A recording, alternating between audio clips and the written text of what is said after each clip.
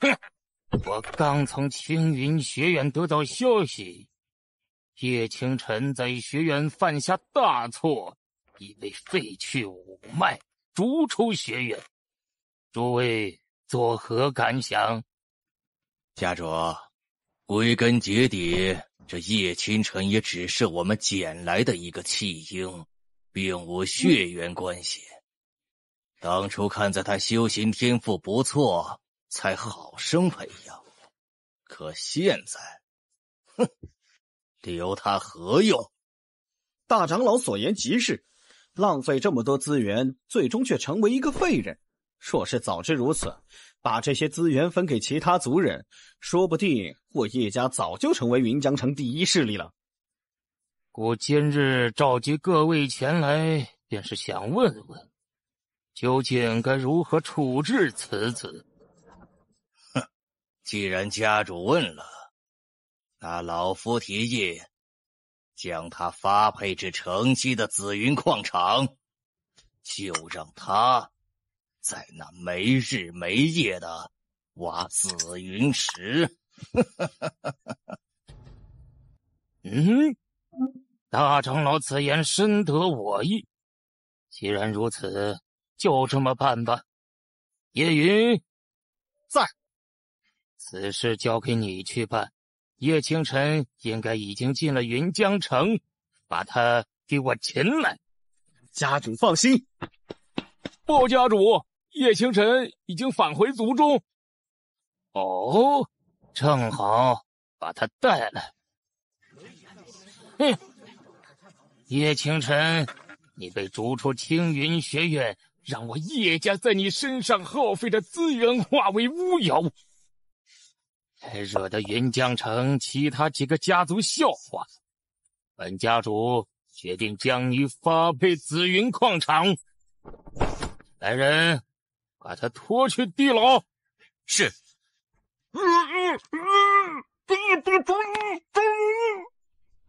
另外，诸位长老，本家主还有一件事要宣布。伊尔昨日突破凝真境时，本家主发现他觉醒了元灵五脉。什么？那可是先天五脉，能让人60岁之前就晋级玄阴境。等到那时候，我叶家岂不是能成为燕云国的超级势力？各长老们神色各异。须知武道之路从纳气境、凝真境、归元境到最后的地灵境，共有10个境界。而在燕云国内，只有传说中的超级势力才会拥有玄隐境这等强者坐镇。既然我儿有如此天赋，那今后叶家的资源全部往伊儿倾斜，务必让伊儿在1个月后的云江比武上夺下前3名，争取让青云学院的人找伊儿入院。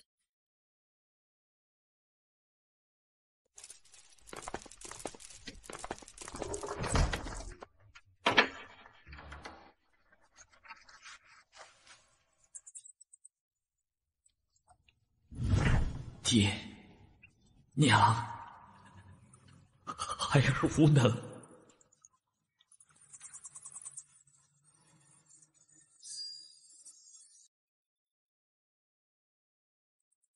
1万年过去了，终于有人再一次来到这里了。哎，就是你开启了月苍剑，天赋还算不错啊。谁在说话？小子，眼神不错啊，看得出来你的内心有着无比强烈的仇恨。你可愿接受我的剑道传承，获得复仇的力量吗？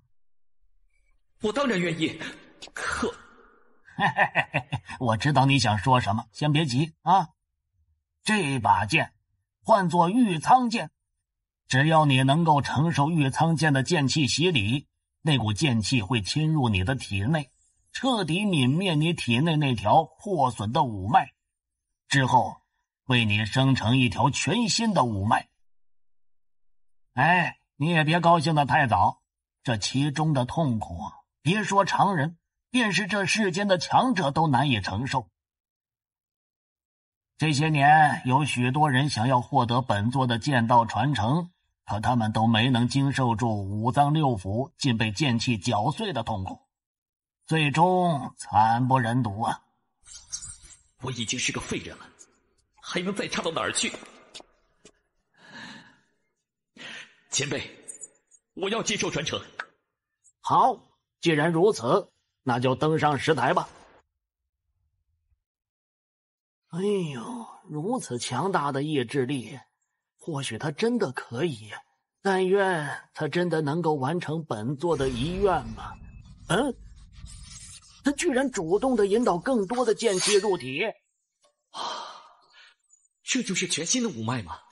就连修为都恢复到了纳气5级。你体内的五脉唤作玉苍剑脉，内含无尽剑气，可自主淬炼所吸收的真气，让你的真气可以远超同级。另外，你拥有了玉苍剑脉，便可以修炼本座独创的玉苍天剑经。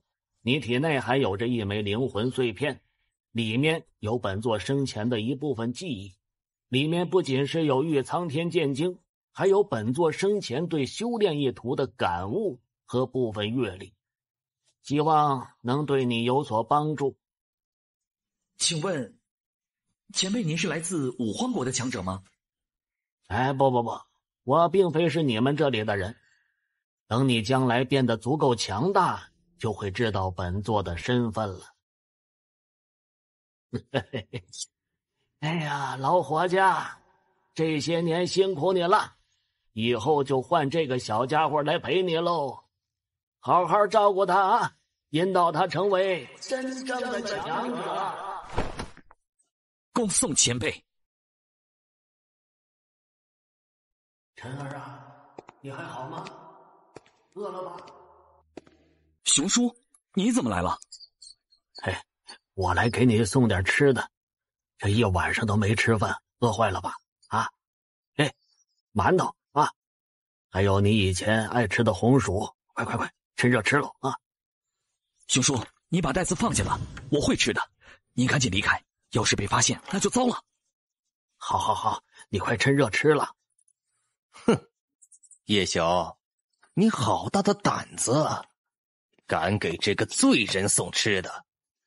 叶庄，执事大人，您怎么在这儿啊？哼，你一个下人，也敢叫我的名字？滚！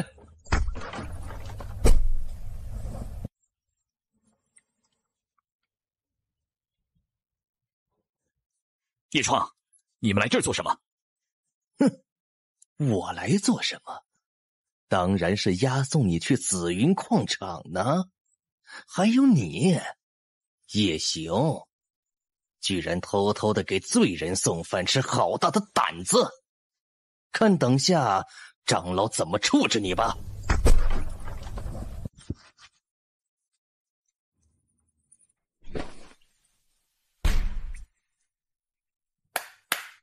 哎呀，住手啊！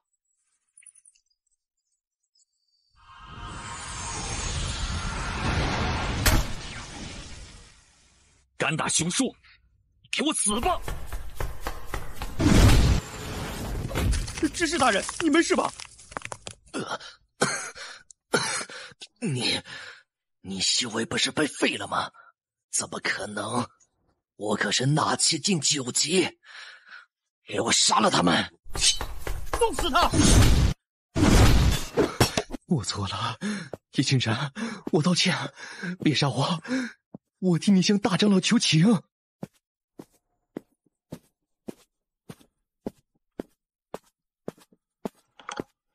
我说了，你今天必死！叶青山，你想想后果，杀了我，你听听。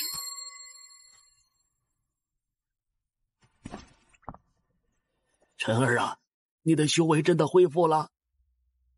熊叔，我的五脉修复了，你没事吧？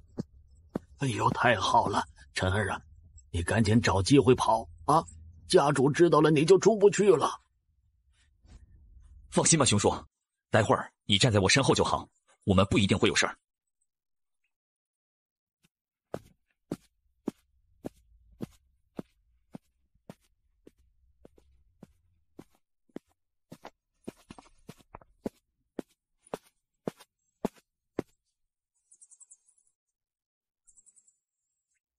你的修为居然是纳气无极！叶家主好眼力。哼，你是如何修复的五脉？快说，不然……大长老，他的五脉是如何修复的，是他的秘密。叶清晨，这些事我就不追究了。既然你的修为恢复了，那不如回我们叶家如何？家主，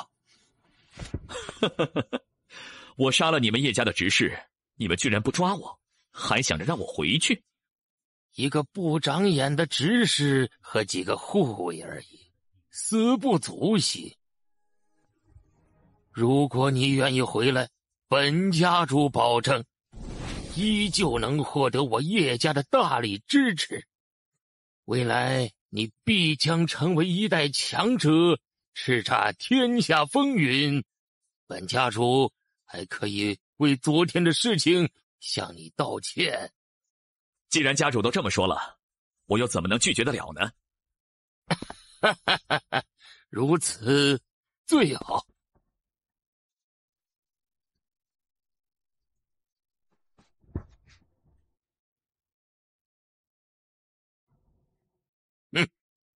一个毛头小子而已，翻不起多大风浪。陈儿啊，今天的事是我连累了你啊。兄叔，你别这么说，要是没有您，我都活不到这么大。你现在还没吃东西吧？我给你做饭去啊，填填肚子。兄叔，这点小事就不劳烦您了。待会儿啊，我去药阁给您拿药，顺便去后厨那儿要几个菜，咱们爷俩一块儿吃。我要一个活血丹。哟，这不是叶家鼎鼎大名的废物吗？有什么资格让我抓药？若你不愿意，那我便自己抓了。哎呦，你想抓药？来，从我腿下爬过去，就让你抓药。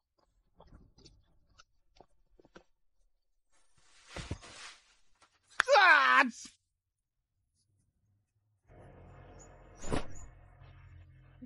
叶清晨，我要宰了你！哼，不给你点教训，你真当我好欺负了？你想干什么？别过来啊！我可是少家主的人，动了我，少家主必然不会放过你的。接下来的几天，你就在上面当吉祥物吧。回到小院，叶清晨给叶雄服下了活血丹。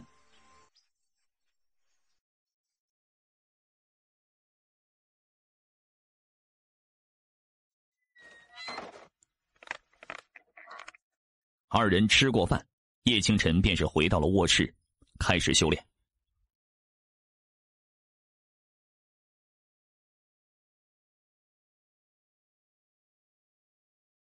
叶清晨闭上了眼睛，进入到了御剑空间。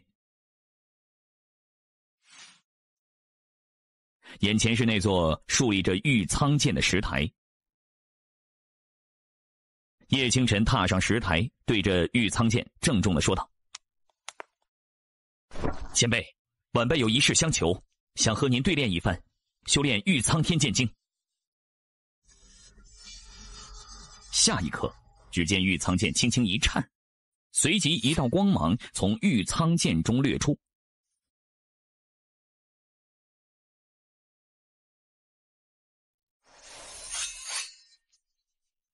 啊，看来这对练可有苦头吃了。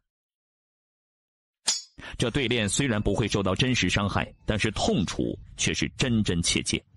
你是说叶清晨不但修为恢复，还羞辱了一番叶邓云，把他钉在了药阁的墙壁上？是，属下亲眼所见，绝无半句虚言。看来父亲说的不错，那家伙真的恢复了修为。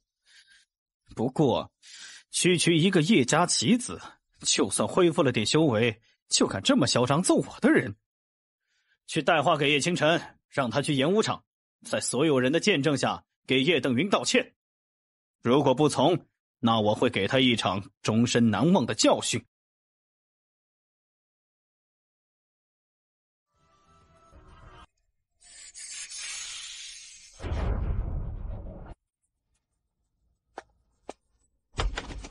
叶清晨，你怎么从那出来了？我刚查过那间屋子呀，根本没人呐。叶厉，你来这儿做什么？凶手呢？哼，我奉少家主之命，要让你去演武场给叶等云道歉。方才我们没有找到你，便将那个下人给请了过去。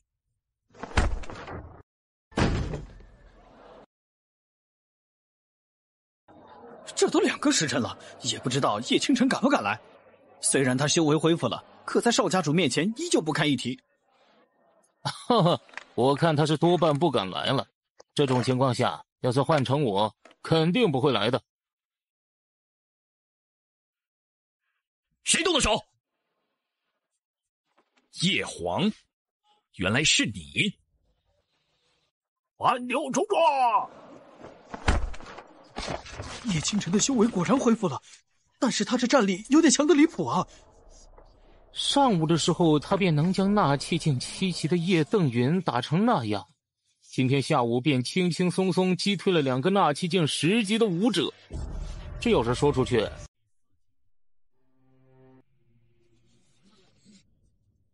好，你等着，1个月后，我定要将你打得跪地求饶！你们都散了吧。父亲大人，今天的事是我冲动了。父亲大人，我知道此事是我有错在先，但我实在不能看着他那般目中无人，肆意的在我面前大摇大摆。行了，你能有这般心性，也是因为我太过骄纵你而导致的。如果不是我平日里疏于对你多加管教，今天的事情也就不会发生了。一儿，我先前说的话，你可真的听进去了？孩儿听进去了。那就好。不过既然你与他定下了1个月后的约战，那么到最后你们还是要大打出手的。既然如此，那为父便帮你一把吧。你要知道，他的天赋虽然比不上你，但也绝对不可小觑。我能感觉得到，他的气息似乎隐约变强了一些。这样吧，这1个月的时间，我不但将叶家所有资源都倾斜给你，顺便再想办法获得一些高级灵药给你使用，尽量加快你的修炼速度。这样一来，你能赢下他的几率便又大了一些。真的吗，父亲大人？你毕竟是我的儿子，我又怎么可能眼睁睁的看着你输给他？虽然你输掉的概率很小，可一旦万一发生，那不光丢的是你的脸面，还有我叶成章以及叶家的脸面。所以我必须要杜绝任何的可能。更何况他先前那般出言顶撞，分明是仗着我对他的器重。若不给他点教训，怕是无法无天了。在清晨小院，为叶雄服下药过后，叶清晨将他哄睡了过去。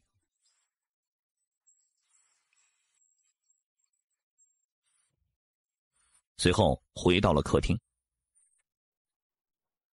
坐在椅子上，叶清晨梳理着今天发生的所有事情。敢伤熊叔，哪怕你是叶家少家主，我也定要让你付出惨痛的代价。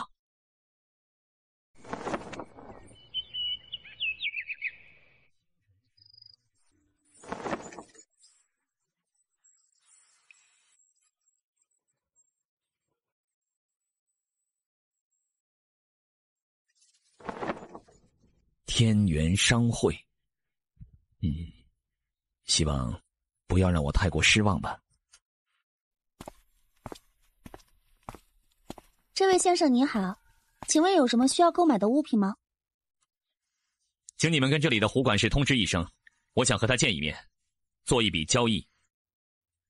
我们管事忙得很，根本没有时间见你这么一个小人物。我劝你啊，最好从哪儿来的就给我滚哪儿去，不然的话，你今天怕是不能完整的离开这里了。怎么，这难道就是你们天元商会的待客之道吗？是又如何？识相的话就赶紧给我滚出去，省得脏了这里的地。怎么回事？又有人想在天元商会这儿闹事了？哼，也不知道天元商会是不是不出手太多年了，以至于让一些人都忘记了天元商会的恐怖了。哎，这据说前几年有人曾在天元商会闹事啊，后来直接被天元商会打断四肢啊，伸到云江城外的雾星山脉为魔兽去了。哎呦，这么狠呐！看来这人的下场多半也不会好到哪儿去啊。哼，若我硬是要见一见你们的管事呢？站住！来人，将他给我拿下！既然你们不讲道理，那我也没必要对你们客气了。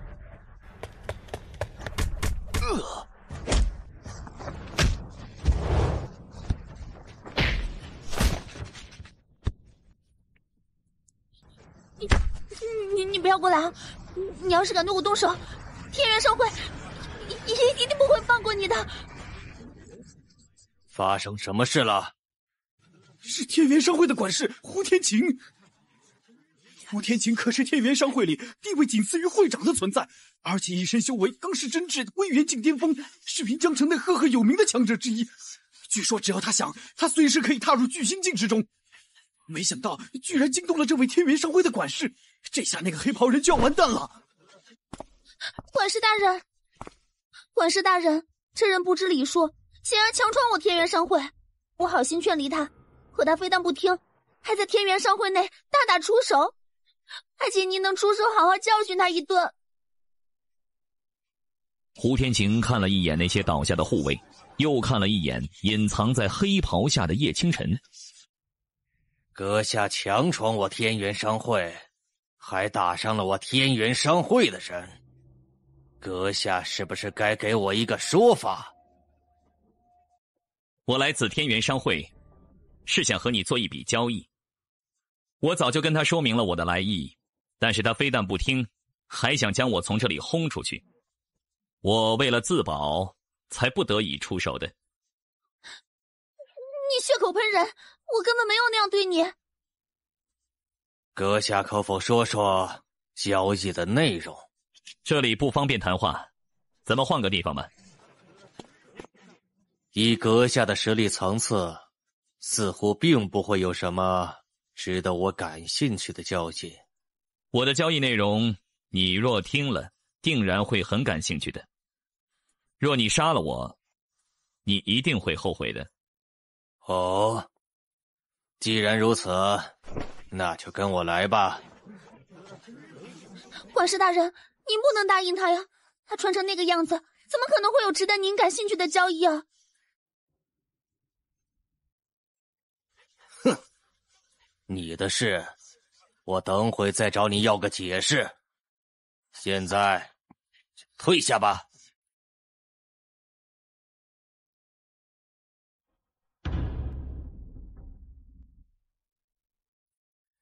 这里是用来招待我天元商会贵客的地方，只有成为天元商会的贵客，才有资格来这里。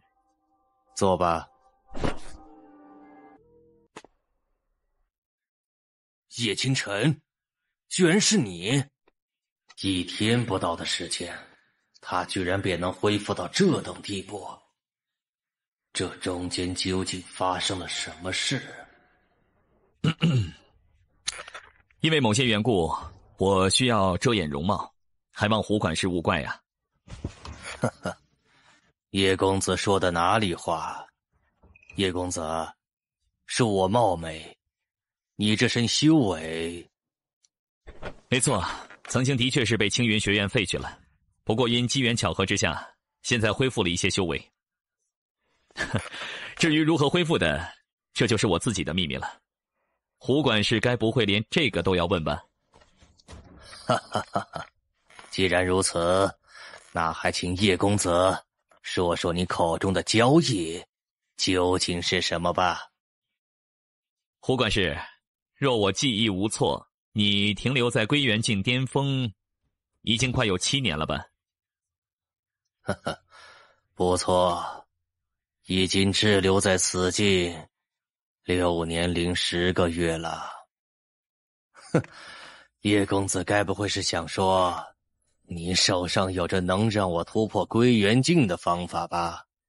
不错，我手上的确有着能让你突破归元境的方法。我如何相信你所说的话？你之所以迟迟无法突破，并非是因为你资质不够，而是因为你体内有着一股暗伤。每当你想突破之时，你体内那处暗伤便会剧烈发作，导致你不敢强行突破。即便是能突破，那处暗伤也会随之爆发，极有可能会在你的体内留下终生隐患。叶家清晨小院，避开了叶家护卫的所有眼线，叶清晨安然无恙地回到了小院之中，脱去黑袍，伸手在桌子上一晃，一个青黑色的方形盒子便出现在了桌面上。打开了方盒，一股极其浓郁的药香顿时散发了出来。这居然是玄灵丹。玄灵丹乃是一种能够在纳气境提升修炼速度的丹药，服下一颗玄灵丹便能提升2至4成的修炼速度，即便是在叶家之中也绝对不多见。然而胡天晴却是一口气送了12颗给他。看来胡天晴是铁了心的要与自己交好啊！有了这些玄灵丹，1个月之后，他的实力必然会呈现飞跃式的增长。就在叶清晨想要引导这些药力滋润五脉的时候，五脉之中突然发生了一些变故。只见到五脉之中原本正在淬炼着真气的那些剑气，忽然一分为2。一股剑气依旧在淬炼着真气，而另外一股剑气则盯上了这一药力。这是什么情况？那股药力之中似乎有些什么驳杂的东西被剔除了出去。那些杂质刚一被剔除出去，便被那无尽剑气泯灭成虚无。随后那些剑气包裹着似乎更加精纯的药力进入五脉之中。叶清晨顿时感觉到自己五脉吸收真气的速度霎时间便提升了4成，刚好是玄灵丹所能达到的最大效用。哇，这玉苍剑脉居然还有这种作用！有玉苍剑脉的自主提炼，他服下丹药后所受到的效果将直接超越别人一大截儿。这样一来，1个月后的云江无比，我就更有信心击败那叶晨毅了。叶家，叶晨毅，准备好承受我的怒火吧。时间缓缓地流逝而过，1个月的时间转瞬即逝。这一日，云江城内的气氛已变得空前热闹起来。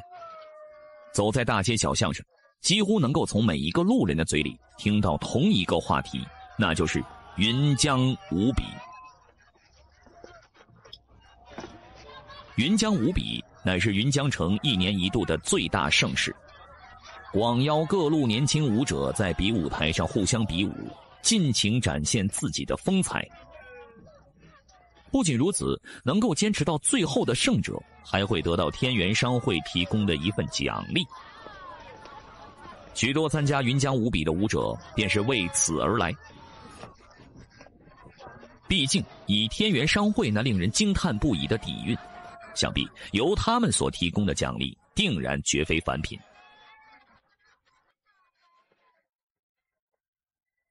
除了这令人心动的奖励之外，最后能够脱颖而出的胜者，更是有可能会得到在场的青云学院之人的青睐。云江无比当日，叶家清晨小院。此刻叶清晨正在院内练剑，他的手中正握持着一把漆黑长剑，在他的挥舞之下挥出了道道剑锋。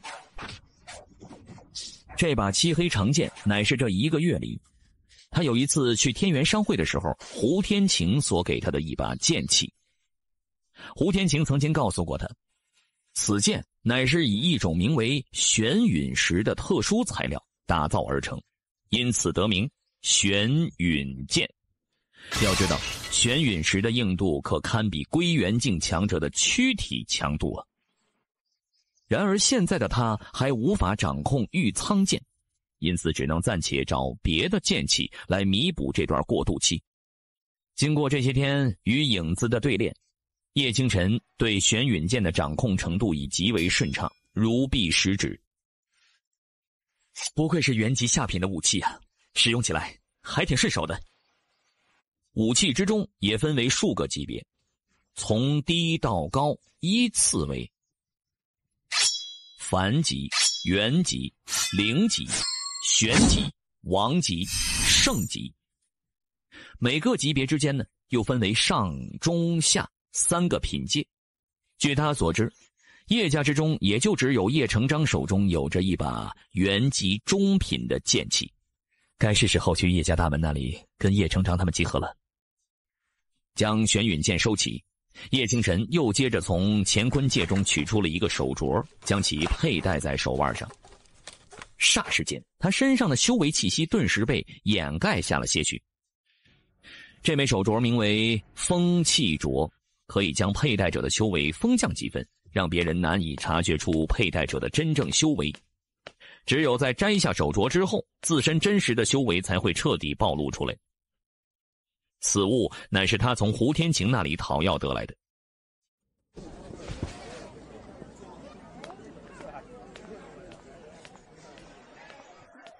怎么这么慢？你难道不知道今天是云江比武召开的日子吗？还让我们等你这么久？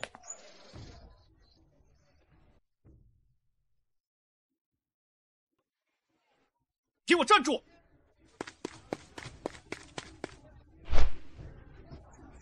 叶晨义，你若是想着急送死，可以等到武比开始之后，我定然会满足你的。算了，随他去吧。等你在比武台上击败了他之后，他自然就会收敛的。如此狂傲之人，到最后一般都不会有好下场的。等叶儿将来成为了一方强者，就该到了你下跪求饶的时候。哎，你们说，这次云江比武的优胜者会是哪位啊？如果放在半年前，可能还不好说，但现在根据叶家放出的消息，最后的优胜者估计就是叶家的少爷叶晨义了吧？真没想到叶家居然会出现这等天才，觉醒了元灵五脉，便预示着他将来极有可能会成为一名隐师强者。哎呦，隐师啊，那可是在整个燕云国内只有超级势力才能拥有的绝世强者呀！看来这一次青云学院必然会选中叶成义，并将他带走了。唉，叶家可真是好福气，不仅出过一个叶清晨，现在又出了一个叶晨义。叶清晨，哎，他就算了吧，他早在1个月前就被青云学院废了五脉，直接给驱逐出去了。现在他在叶家里边，也多半好不到哪儿去。他的五脉已经被废，跟废物没什么两样。叶家若是还留着他，那只能说叶家太心善了。你们快看，叶家的人到了！哈哈哈哈哈哈！叶家主，许久不见，近来可好呀？承蒙胡管事关心，一切都好。他的儿子现在可是云江城内的第一天才，能不好吗？江家主，好久不见。不过看你的脸色，似乎近来过得不好啊。哈哈哈哈哈！这说到叶家主的儿子呀，叶少爷，最近云江城内关于你的传言可是越传越盛了呢，都在说你是云江城内年轻一辈最为杰出的天才，不知你有何感想呀？叶晨义见过胡管事、蒋家主，那些传闻都有些过于夸大了，我自身有几斤几两，我还是很清楚的。哈哈哈哈哈！秦城主，今天怎么来的稍微晚了些呀？这可不像你的作风啊！方才招待一位贵客花了点时间，这才匆匆来迟，还望诸位莫怪啊。哈哈哈哈！秦城主说的哪里话，只是稍微多等了一段时间而已，不足挂齿。不过话说回来，若我所料不错的话，这位便是秦城主口中的贵客了吧？不错，这位便是来自青云学院的外院长老李环长老。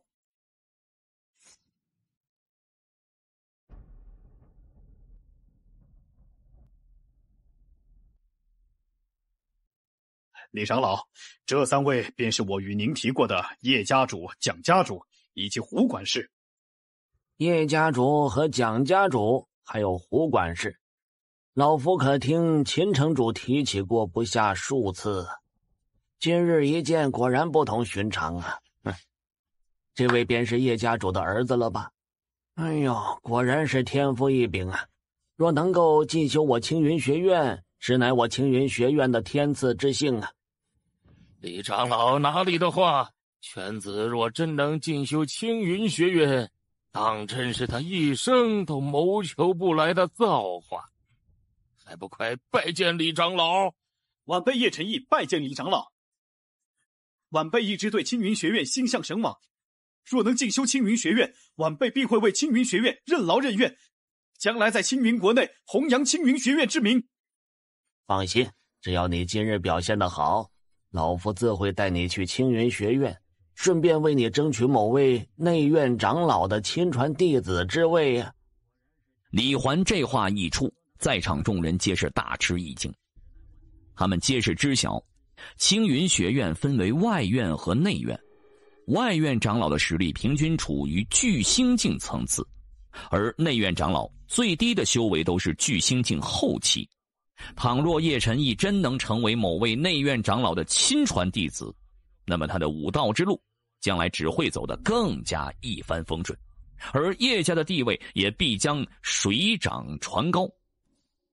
叶某在此替犬子先谢过李长老，到时若能事成，本家主定要开席摆宴，好好请李长老喝上一回。不必如此，为青云学院吸纳这等人才，本就是老夫的分内之事。看来叶家今后就将鱼跃龙门，成为云江城的第一势力了。秦某在此先祝贺叶家主，希望叶家主以后能够多多照应下我们呢。哈哈哈哈！多谢各位。叶家今后若真能从此一飞冲天，定然要请各位到府上好好聚一聚。李长老，舞比开始的时间就快要到了，您这边请。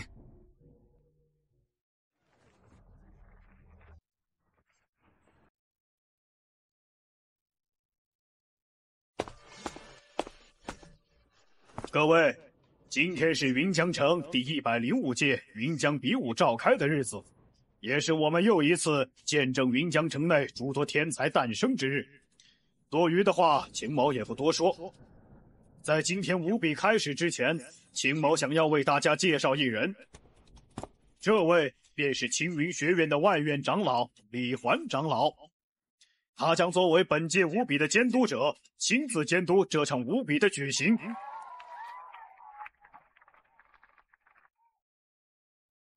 这个李环他见过，这个青云学院的外院长老曾在他五脉被废那天对外大肆宣扬他想要对齐皓月用强，不仅让他受尽了污蔑，在广域城中更是被无数人指责谩骂。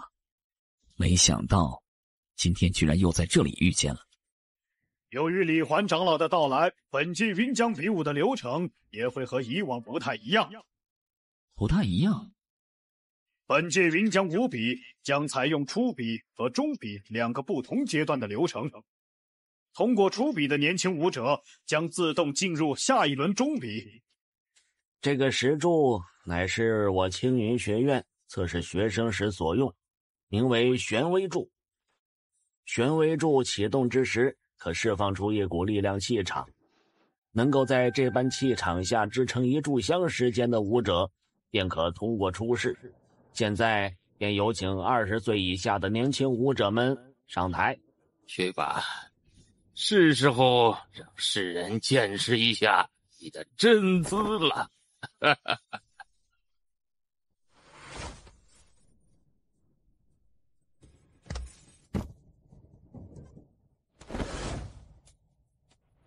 各位请准备，现在初比开始。李环话音落下，玄威柱顿时响起了一道沉闷的低鸣声。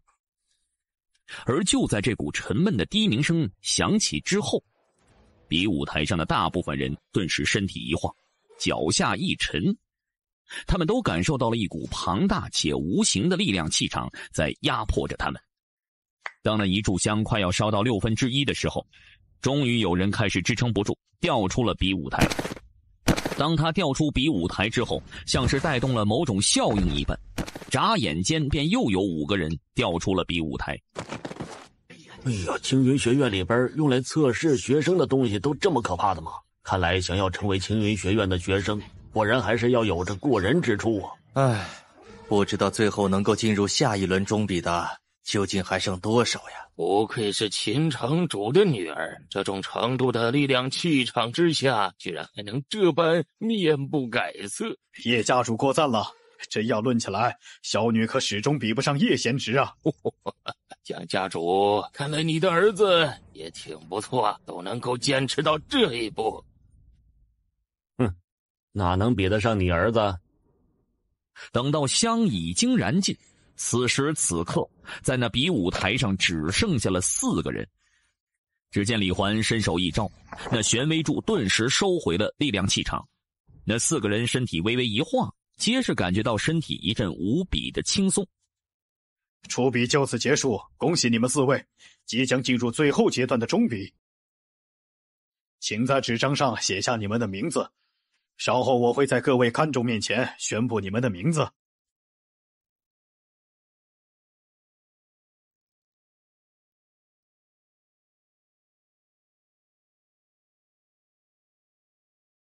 各位，我手中的便是进入中比之人的名单，请大家仔细听清楚了，可千万不要忘记他们的名字。首先是叶家少爷叶晨义。话音刚落，场外便是爆发了一阵欢呼，而叶晨义的脸上呢，也满是自豪之情。但当他不经意看到那名黑袍少年的脸庞时，脸上的表情顿时凝固在了那里。城主府千金秦千柔，蒋家少爷蒋应龙，最后一位叶清晨。当叶清晨的名字被宣读出来之后，整个比武场都是为之一寂，随后便是爆发出了一阵诧异的惊呼。哎，叶清晨，他怎么会出现在这儿啊？不是说他已经被青云学院废止五脉，彻底沦为一个废物了吗？叶家居然没有把他给处理掉。叶家主，这是怎么回事？他在回到我叶家那天之后的第2天，便莫名修复了五脉，也恢复了些许修为。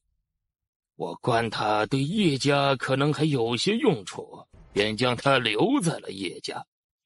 后来因为一些小事发生了摩擦，他与叶儿约好一战，定在了今日这届云江五比上。叶成章这话并没有特意放低，足够被台下的看众们听得清清楚楚。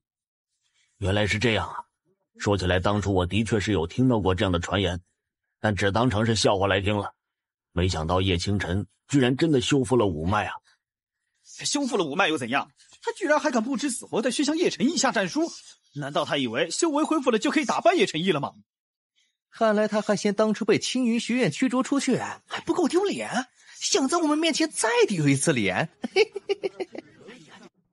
哈哈哈，估计是当初被逐出去后脑子出了问题。叶成章话音落下，李环便传音问道：他是如何修复五脉的？五脉被废便不可能再被修复，纵然是他们青云学院也无法改变这真理。而且以叶清晨的天赋，既然修复了五脉，便定然能在未来成为一方强者。以他们之间的仇恨，叶清晨必然不会放过他们青云学院。不迟，等今日比武结束后，我便会将他囚禁于叶家，用一些手段逼问出来，然后也会告知你。另外，这家伙对我叶家有大用，还请李长老尽量为我弄到一种能让他无条件服从我叶家的方法。只要叶清晨以后不会成为我青云学院的敌人，老夫自然是可以答应你的。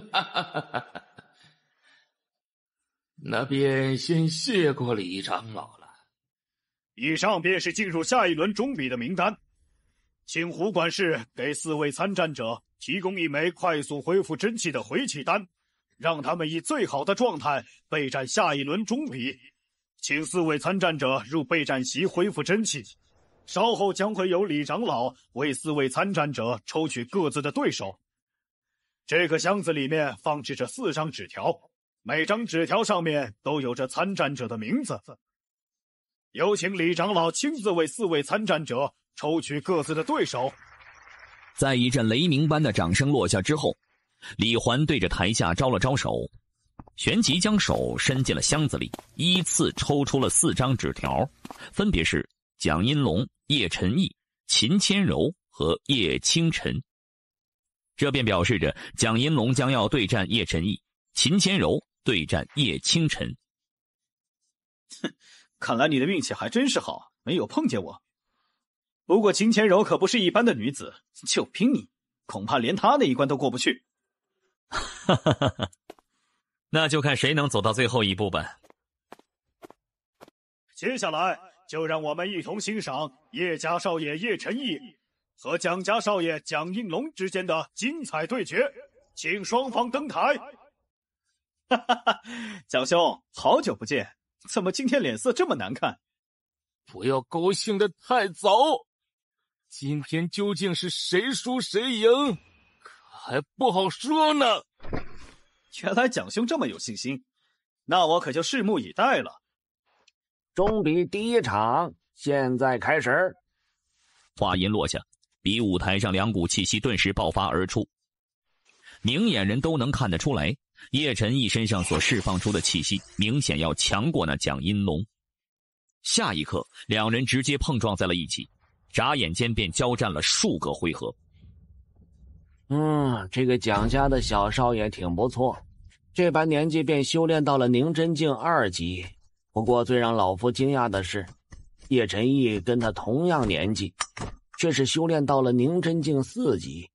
这等天赋不愧是元灵五脉呀！等叶晨毅入了我青云学院，假以时日必能够成为一方强者呀。那就承李长老吉言了，等叶儿进了青云学院，还要请李长老多加提携。听到叶成章和李环的交谈，蒋浩云的脸色更加难看了几分。砰的一声，在一阵沉闷的碰撞声中，叶晨毅和蒋阴龙的身影各自退后。他们2人之间孰强孰弱，已见分晓。这才打了没多久，难道蒋兄这就要撑不住了？哼，现在下结论，也未免太早了些。我倒要看看你这所谓的云江城第一天才能否接得下我这续龙枪。他手中的剑名为李玉，和蒋阴龙手中的续龙枪同为凡级上品。不愧是闻名全城的旭日枪法。蒋少爷虽然将这枪法才修至登堂入室的程度，却也能使得这般出神入化。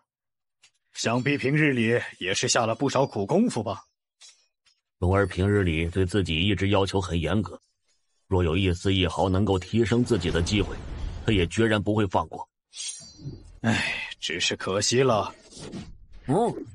要分出胜负了。巨龙奇遇斩，武器脱手，这便意味着输了。眼神茫然地望着续龙枪飞落的地方。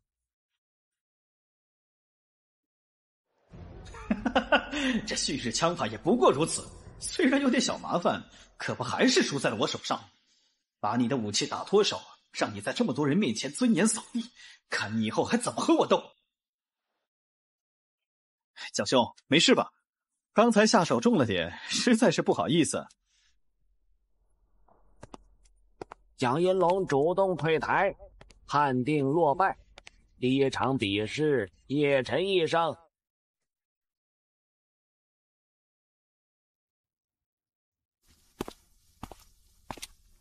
我忽然改主意了，我希望你最好能赢下这场比试。若你能赢下这场比试，那么等你遇上我的时候，我会让你知道，在众目睽睽之下被我狠狠羞辱是什么样的一种感觉。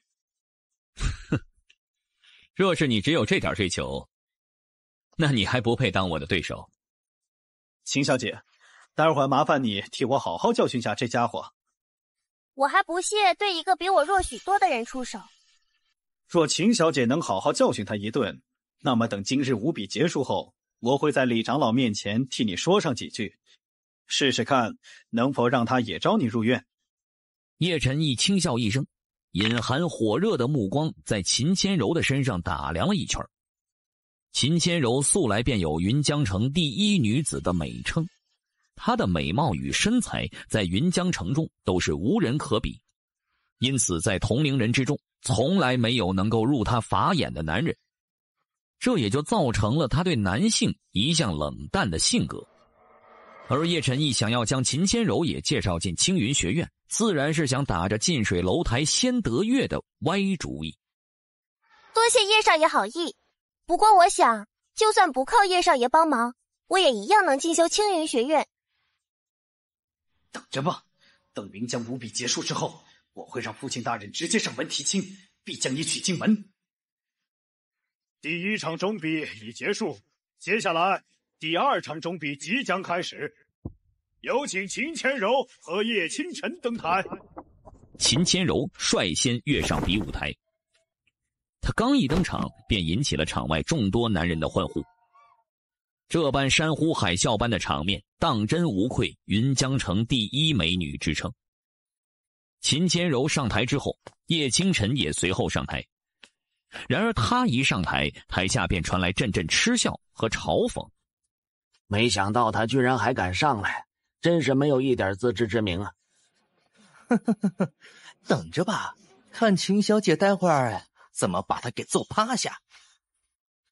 就算通过第一轮出比，到最后也只有被揍的份儿。纳气境8级，的确是纳气境8级。不过李长老莫要惊讶，他在恢复修为那天便是纳气境5级，过了这么1个月后，方才修炼到了纳气境8级。虽然他的天赋也同样不俗，但已无法追上一儿。第二场中比现在开始。话音刚落，台上二人的气息同时爆发。秦千柔那凝真境2级的气息瞬间将叶清晨那纳气境8级的气息全面压下。我素来不喜与男人近身交战，所以换出你的武器吧。这把水蓝色细剑便是他的武器，名唤寒芒，为凡级上品。我也向来不喜欢在和女人战斗上占便宜，便直接用双拳和你战斗吧。同时，这也是对秦小姐刚才拒绝那家伙的一点谢礼。这家伙是脑子出问题了吗？明明比秦小姐弱那么多，居然还想着只用拳头跟他对战。真不知道他怎么撑过第一轮出比的，这般目中无人的姿态，怕是等会儿下场好不到哪儿去啊。他对我本就另有想法，拒绝他自然是理所应当。只见他身形如飞碟般骤然掠出，剑锋直刺，带起一股锐利至极的寒风。面对这股锐利的剑锋，叶清晨低喝一声，不退反进，涌动着真气的双拳在所有人的目光当中竟是直接迎上了寒芒剑。他疯了，他的双手居然没有一丝伤痕。叶成章等人也都注意到了这一幕，心中震撼不已。一个纳气境8级的武者抵挡下一个凝真境2级武者的一剑，却竟然毫发无损。看台之上，唯有胡天晴脸色不变，双眸之中微微浮现出一抹笑意。他知道叶清晨身上有着锋利镯，因此真实实力定然不会只有表面上展现出来的这些。秦千柔想要击败叶清晨，怕是有些困难呢。比武台上，作为叶清晨对手的秦千柔心中已犹如掀起了滔天巨浪。刚才的那一剑，他分明感觉像是劈在了某种坚硬的精铁之上。他的护体真气竟能强悍到这种程度？不可能，他不过才纳气境，真气强度不可能会达到这种程度。这是他们城主府特有的身法武技幻身9重影，可变出9道幻影，以假乱真，做到出其不意的效果。以他目前的修为，只能修炼至3重影之境，但对他来讲已然足够了。见到了这一幕，叶清晨眉头微皱，腿上速度骤增，迅速脱离了秦千柔的封锁范围。然而秦千柔却是面色不变，宛若鬼魅一般，3道幻影紧紧相随，冰冷刺骨的寒气始终包围着叶清晨。一段时间不见，没想到贵千金竟能将幻身9重影修炼到这种地步。虽只是3重影之境，但也足够在同境之中难寻敌手了。看来秦城主玉女有方啊！多谢叶家主夸奖。虽然那小家伙的真气强度有点怪异，可一旦对上柔儿的幻身9重影，想来应该是输多胜少了。就在两人交谈之间，秦千柔已经将叶清晨逼至了比武台边缘。回头望了一眼比武台边缘，叶清晨忽然面露微笑，眸中精芒一闪而过。随后他竟然不顾另外2道幻影的围攻，一拳直接击中了正面的秦千柔。怎么可能？他居然看穿了柔儿的幻身9重影！在这一刻，所有人的脸色都变了。你是如何看穿我的真身的？这门武技你修炼的还不够熟练，真身与幻影之间的气息区别依旧很大。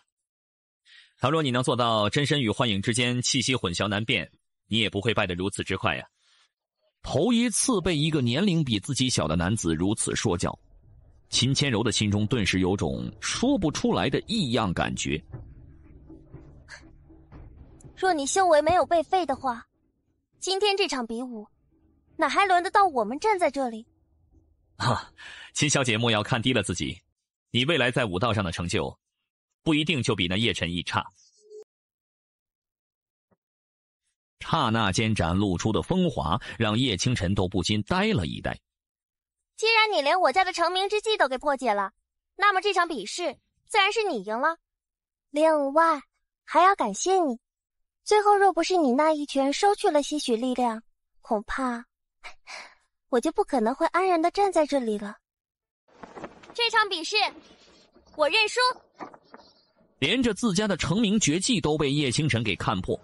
秦千柔即便还能继续战斗，但是要败给叶清晨不过是迟早的事情。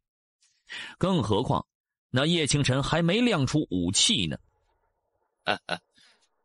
秦城主不必为此落寞，叶清晨不过是好运，侥幸识破了贵千金的身法武技而已。等到叶儿与他一战，自会为贵千金一雪前耻。不必了，输掉这场比试本就是柔儿技不如人，也正好让柔儿认识到何为天外有天，人外有人。没想到这家伙经历了五脉被废一事之后，居然还能再度重现当初峥嵘，不愧是曾经闻名于全城的第一天才啊！秦城主对他的评价也未免太高了点。秦城主的这番评价，我倒是觉得合适的很。我很期待接下来你儿子和他的最后一战，究竟结果会如何呢？难不成蒋家主以为那小子仅凭这点实力能打败叶儿？那可就不好说了，毕竟比武台上一切皆有可能。也没准天上忽然降下来一道雷，把你儿子给劈死了呢。最后究竟会是什么结果？战后自然见分晓。望着站在台上的叶清晨，胡天晴微微一笑，衣袖一挥，一枚回气丹便落入了叶清晨的手中，同时一缕真气传音传进了叶清晨的耳中。我知道今日无比，你要做出一些惊天动地的大事，不过我希望你能把控好其中分寸，毕竟那青云学院也不是省油的灯。为了彰显无比的公正性，在场所有人自然是要等到叶清晨恢复至巅峰状态。终于准备好上去丢人现眼了吗？等过了今天，我看你还怎么继续嚣张。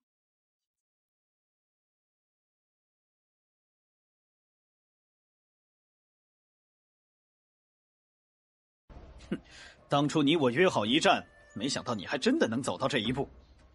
不过光只是较量一场，也未免太无趣。哦，那你说说看，你想怎么样啊？带点彩头如何？若是我赢了，你必须当着在场所有人的面发誓成为我叶家的奴仆，并且永生永世都不得背叛叶家。若违之，必被我叶家挫骨扬灰。好啊，可以。那若是我赢了呢？你能在我手里赢下这场比试？倘若我赢了，那我便打断你的四肢，让你在熊叔面前磕头道歉。疯了，他绝对是疯了。叶清晨，你要清楚你是什么身份。叶儿是我叶家未来的家主，而你只不过是我叶家的工具，也敢对未来的叶家之主说出这种话。我有一句话也想送给叶家主，也请叶家主好好的弄清楚，这里是举行云江五比的地方，不是你叶家。叶家主此举也未免太偏袒了点啊。哈哈哈，这话说的不错，叶家主，这里可是举行云江五比的地方，不是你叶家。你若想在这里行偏袒之举，是不是把这云江比武当成儿戏了？再者，凭什么你儿子就能让别人发图示，却不能在让别人赢了比试后打断你儿子的四肢？父亲大人请尽管放心，哪怕他就是放出再多的狠话，我也不会放在心上。一个纳气境8级的废物而已，也只会耍耍嘴皮子功夫罢了。好，既然如此，那便接下吧。我倒要看看你到底有没有那种实力。最后一场终比之战，现在开始。既然你敢当着这么多人的面放出这般狠话，那么我便先撕了你的嘴，看你以后还怎么嚣张。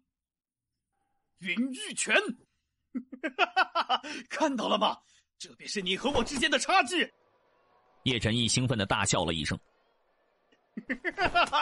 很快你就会认识到，和我作对究竟会落得什么样的下场。他迅速将手中的手镯摘了下来，身上的气息骤然暴涨。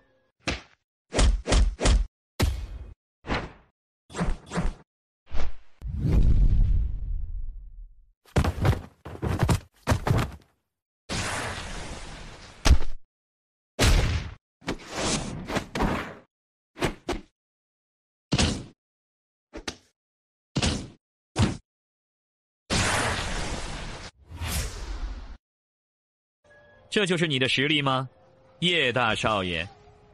啊，宁真镜！难道叶家之中有人在暗中给了他不少修炼资源？一旁的胡天晴微微一笑，他点了点头。这小子可真是有意思，看来当初选择和他做交易，正是最正确的决定。你怎么可能有这么恐怖的修炼速度？是谁在帮你？无可奉告。烈风爪！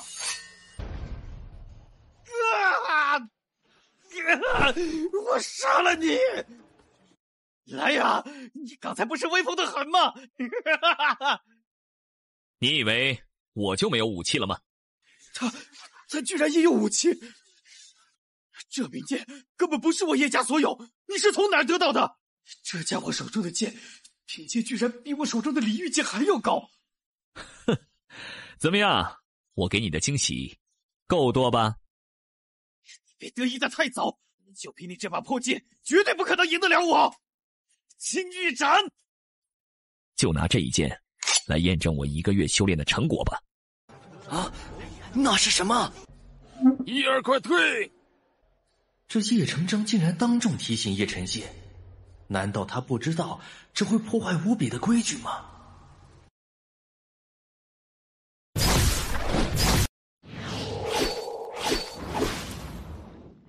覆苍斩！这是怎么回事啊？叶晨毅怎么会伤得这么重啊？啊，这太可怕了！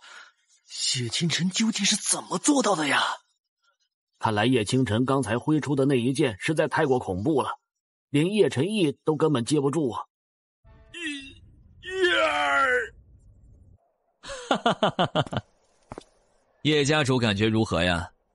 这是我特意为你献上的大礼，还望你能笑纳。混账！你竟敢下如此毒手，给我死来！哼！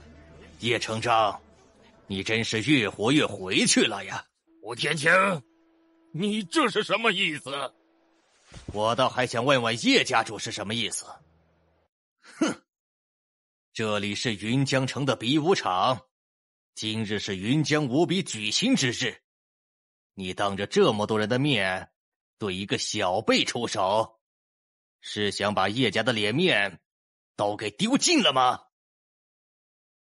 叶清晨，你若还想让那个叫叶雄的活着，就给我滚出来，否则我待会儿可直接传音大长老，让他出手杀了那叶雄。话音刚落，叶清晨已是面露冷笑。他知道叶清晨对叶雄极为看重，方才震怒之下差点忘记，到了此刻才想起自己原来还有着这样一张王牌呢。然而叶清晨却并未如他所预料的那样主动走出，而是冷笑一声说道：哈哈，叶家主的脑子还真是不太好使啊！你该不会以为我会一点准备都没有就敢在今天对你儿子下手吧？叶成章一怔，旋即暴怒的目光陡然转向了胡天晴。胡天晴淡笑一声说道：哈哈哈哈，那位名叫叶雄的客人现在早已被安排在我天元商会的一处贵宾招待室里。你想要对他下手，已经迟了。叶成章气得全身都在哆嗦。好，这个混账，他到底给了你们天元商会什么好处？他能给的，我叶家给你双倍。他所给出的条件，你叶家给不起，更别说双倍了。胡天晴摇头一笑，也不管叶成章相不相信。不说这些废话了，今天这人我是保定了。你要是想接着试试，尽管来便是。我可是有的是时间在这里跟你耗。不过，胡天晴扫了一眼周围的看众，淡淡笑道：“呵呵，就怕你叶家的名声经不起那般折腾了。”闻言，叶成章更是几乎咬齿欲碎。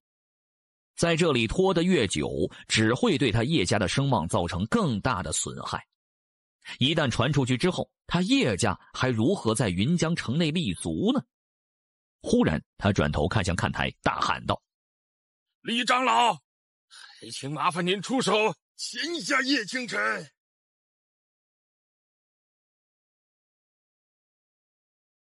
胡天晴，你少跟我扯这些废话。他对我儿下这般毒手，今日我必须要他死。哼，一个宁真境1级的小辈，能对你儿子下什么毒手？你找理由，也要找个好点的吧。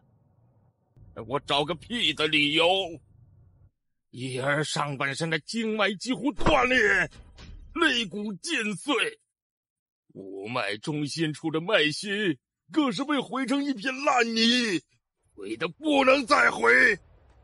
你若是不信，大可亲自去探。居然会给他造成如此重创，这小家伙还真是一头小怪物呀！哈哈哈，叶家主，比武台上向来刀剑无眼，身受重伤，那是很常见的事儿。你的儿子实力不济，这又能怪得了谁呢？混账！好歹也是叶家之人，对我儿下如此毒手，你就不怕遭报应吗？报应？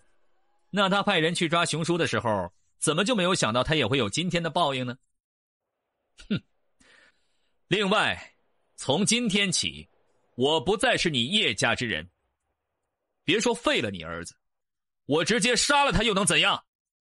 你，虽然我不知道你是怎么跟胡天晴勾搭到一块儿去的，但就凭他还没那能力护着你，给我拿命来！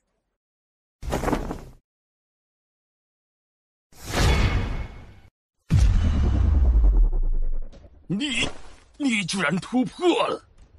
哼，前几日侥幸突破，今日才算彻底巩固下来。现在，你还认为我保不下他吗？叶晨毅现在已然变成了一个废人，对我青云学院而言，完全没有任何的吸引力。老夫帮你出手，可是有些不值当啊。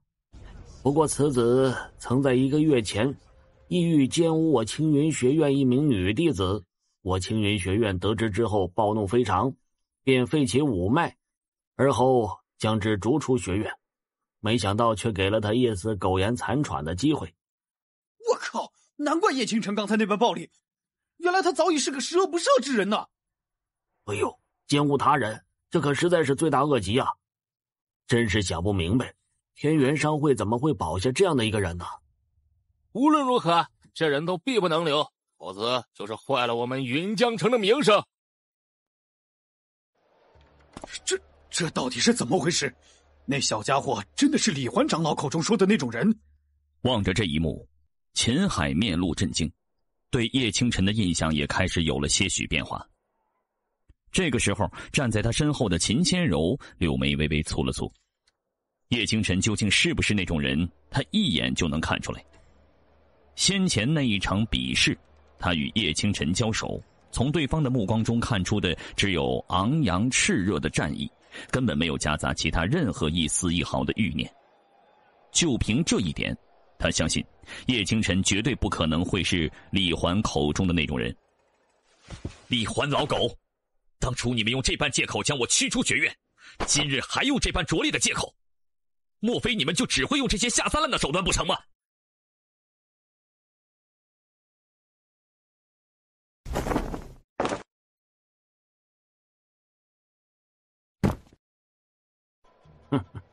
没想到1个月前将你驱逐之后，你非但没有丝毫的悔改之意，反而愈发嚣张。看来修为恢复之后，加上有天元商会的相助，你也是有了一些底气，敢直接和老夫叫板。不过，若你以为凭借一个才刚踏足巨星境的胡天晴，便能够抗衡老夫，那你可真的是太过天真了一些。巨星境6级。李恒长老，你当着这么多人的面对一个小辈出手，若是传出去的话，怕是会有损青云学院的名声吧？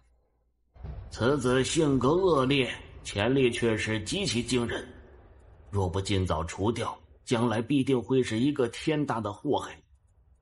哪怕此事传出去有损我青云学院的名声，老夫也必须亲手出阵。李环长老所言极是，此子不能再留。胡天晴，老夫可以给你一个机会，只要你迅速离去，老夫可以当作什么都没有发生，也不会对你背后的天元商会下手。胡管事，你能拖住那条老狗一会儿吗？我顶多只能拖住他半炷香的时间。足够了。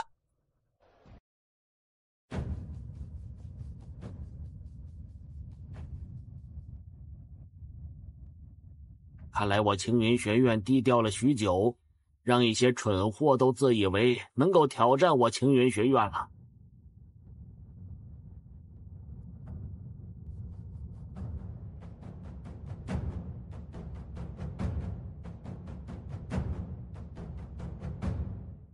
你这孽畜，给我去死！哼，叶老狗，该去死的是你！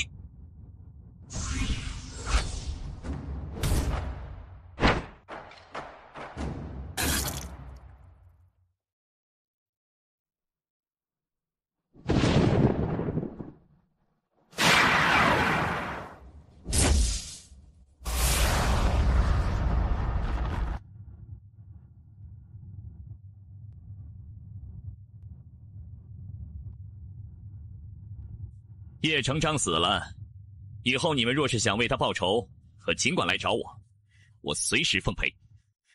不，我们再也不敢了，以后我们绝对不会再找你麻烦了。叶清晨，你想干什么？我想干什么？李老狗，我们俩之间的恩怨，你该不会这么快就忘得一干二净了吧？站住！你若不想天元商会遭遇大难，就给老夫站住！看来李长老还是弄不清楚自己到底处于什么样的状况之中啊！你给老夫等着，老夫定要让你不得好死！这个小家伙居然有着这么可怕的底牌，看来从今往后，叶家将要不复存在了。你没事吧？没事，就是有点力竭罢了。玉苍剑脉的剑气一旦引出，的确会为他消弭一切危机，但是引出之后，他便会陷入极为虚弱的状态之中。这个时候，就算是一个初入武道没多久的毛头小子，也能够轻易的要了他的命。你刚才使出的那道剑气，就是你最后的底牌。看来效果还算不错。何止还算不错呀？叶志云，今日之事，你应该明白该怎么做吧？明白，我当然明白。等过几天，我定会亲自协礼登门向叶清晨谢罪。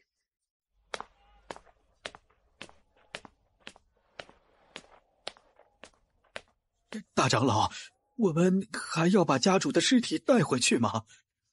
哼，等会叫几个下人把这尸体带回去。还有他那不成器的儿子，招惹这么一个煞星，死了也是活该。哼！3天之后，天元商会。晨儿啊，你醒了？你终于醒了。你现在还好吗？饿不饿呀？要不要我给你做几个吃的？兄叔，我好着呢，我现在也不饿，只需要休息一会儿就好了。那就好，那就好啊。哼，你可算是醒了。你都不知道3天前你突然倒在商会门口，把叶兄老哥吓成什么样了。我竟然昏迷了3天啊！兄叔，让您担心了。没事，你毕竟是我的晨儿啊。也给你们添麻烦了。没什么麻烦不麻烦的，这本就是你我的一场交易而已。胡天晴微笑道，旋即看了一眼叶雄。兄叔，我突然有点饿了，你帮我去外面找些吃的好吗？你这孩子，怎么又突然说饿了？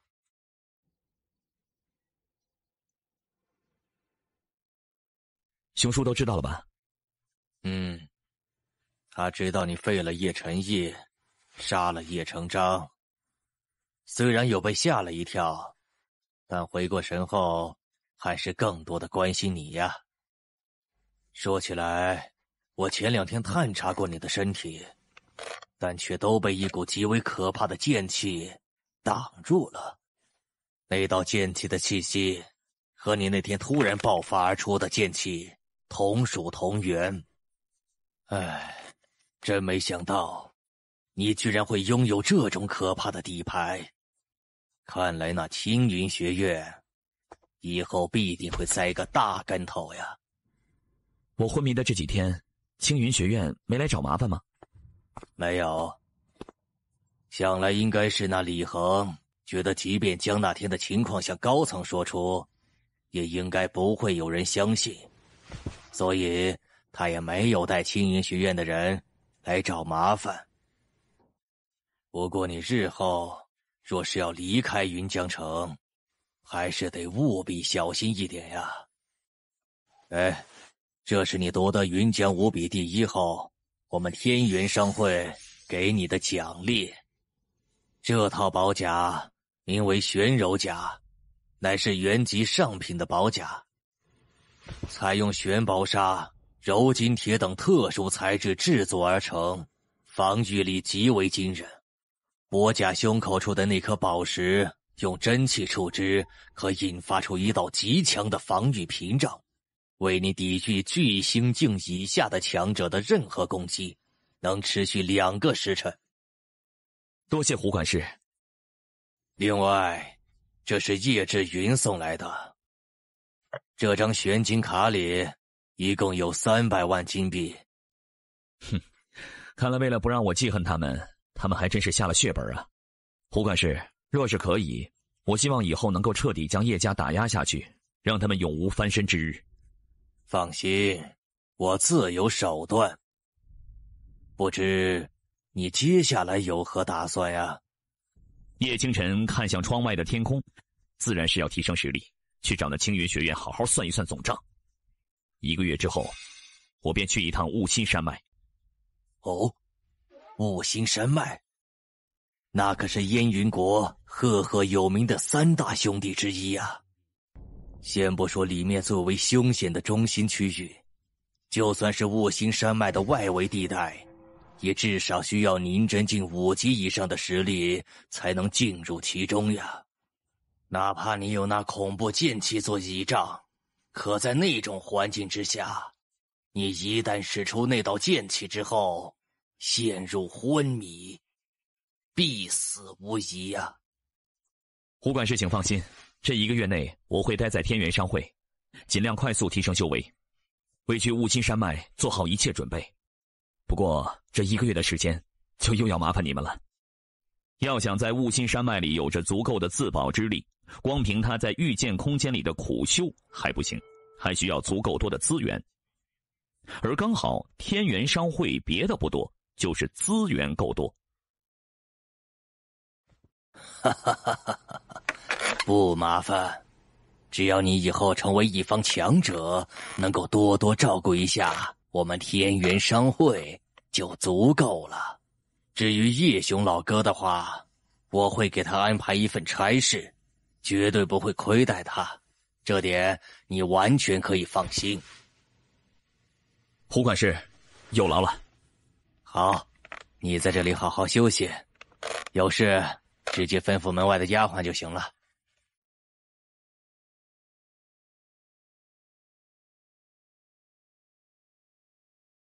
席皓月，青云学院，再过不久，我一定会让你们付出惨痛的代价的。1个月的时间眨眼即过，这1个月内，云江城内的格局发生了一番大变化。在天元商会的打压之下，许多人都不愿意或者不敢再和叶家合作。这样的叶家要沦为平凡家族，也只不过是时间问题了。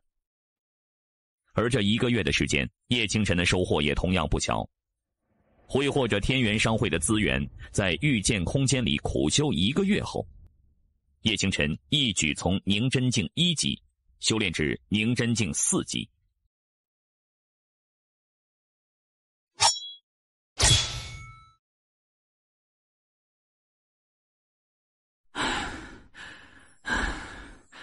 如今我已是能够将玉苍天剑经的第1剑彻底掌握了，而且修炼到现在，第1剑所需要的消耗的真气也不像以前那么恐怖了。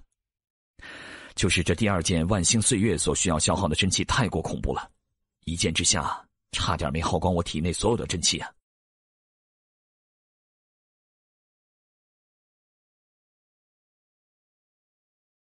晨儿啊，你真的今天就要走了吗？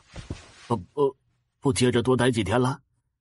我问过胡管事了，就连他都说什么雾心山脉很危险，我实在放心不下你啊。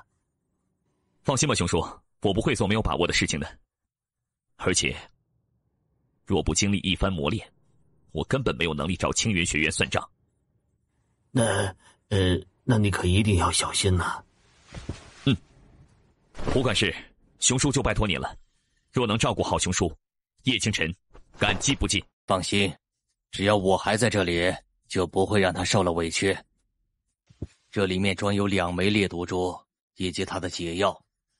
烈毒珠里的毒气极为霸道，记得按下按钮后便立马丢出，击中敌人后便会立刻爆炸，里面的毒气会瞬间进入对方的5脏6腑，足可以在短时间内毒死一个凝真境10级的武者，甚至都能给归元境初期的武者造成不小的麻烦。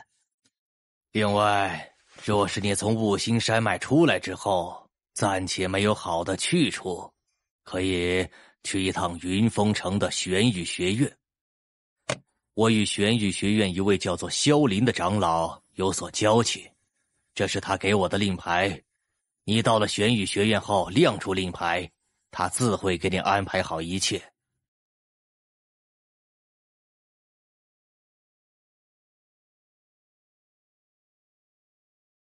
在半个月后，雾心山脉的外围地带，这里便是雾心山脉吗？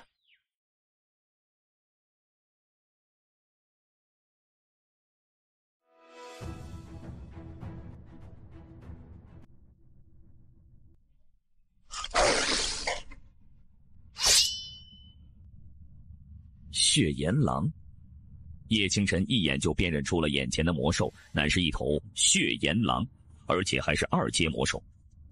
魔兽当中自然也有高低之分，共分为1至9阶，分别对应着人类的9个武道境界。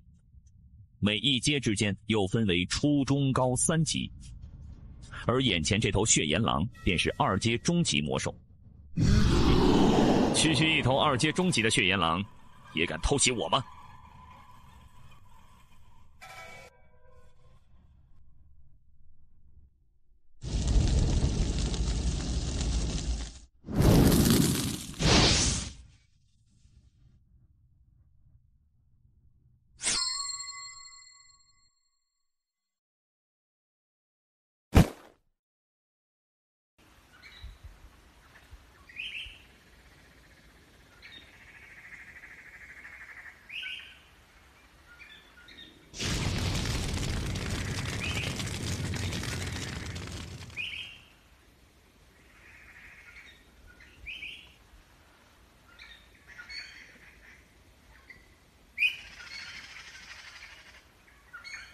看来这片区域应该主要是2阶终极魔兽的地盘，倒是可以好好在这里待上一段时间，熟悉一下跟魔兽战斗的过程，然后再向更深的区域出发。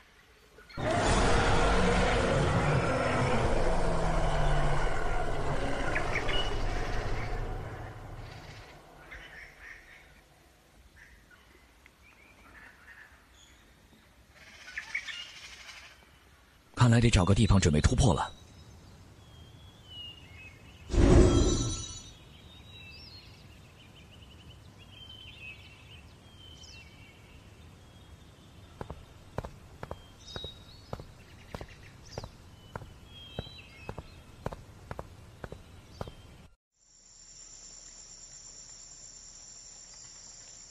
莫山，我宁家与你阴血佣兵团无怨无仇，你们为何要突然袭击我们？受人之托，忠人之事，我们也是迫不得已呀。你们这样做，若被我爹知道，你们绝对不得好死。放心好了，你爹那边自会有人去应付。我们要做的就是把你抓起来，然后带回去。你们果然是有人想要下手对付我宁家。既然知道，那就趁早放弃挣扎吧。毕竟无论再怎么挣扎，你们都是逃不出我的手掌心的。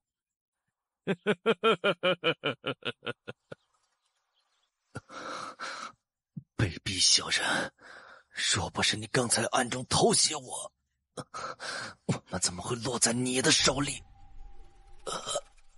谁让你的警戒性太低了点呢？在这雾心山脉，不时刻处处提防，可是很容易被人一网打尽的。好了，再给你们最后1刻钟的时间，是乖乖的跟我们走，还是要接着做一番无谓的挣扎？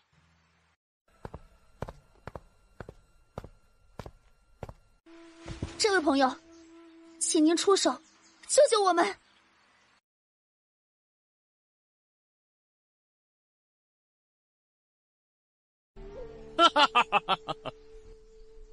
看来连老天都不站在你们那一边。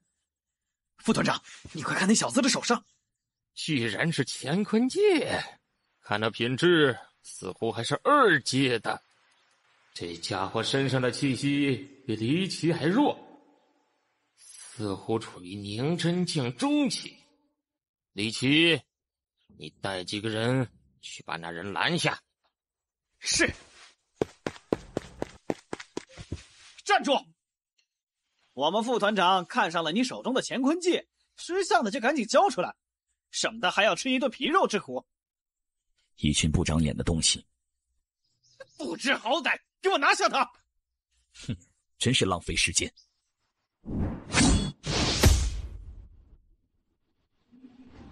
你究竟是谁？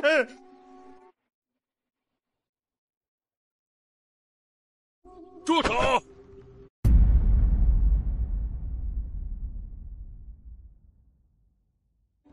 小子，不能留！他居然能将墨山击退！那个人到底是谁？小子，将你手中的乾坤戒乖乖交出来，本大爷可以放你一马。想要，那就自己来拿呀。看来你真是不见棺材不掉泪。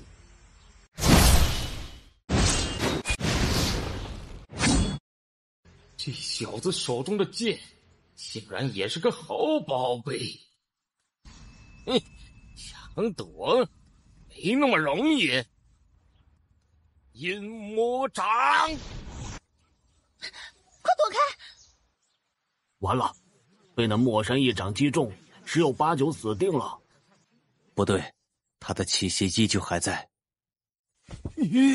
你怎么可能没事？呵呵，打了我一掌还想走吗？哪有这么便宜的事儿？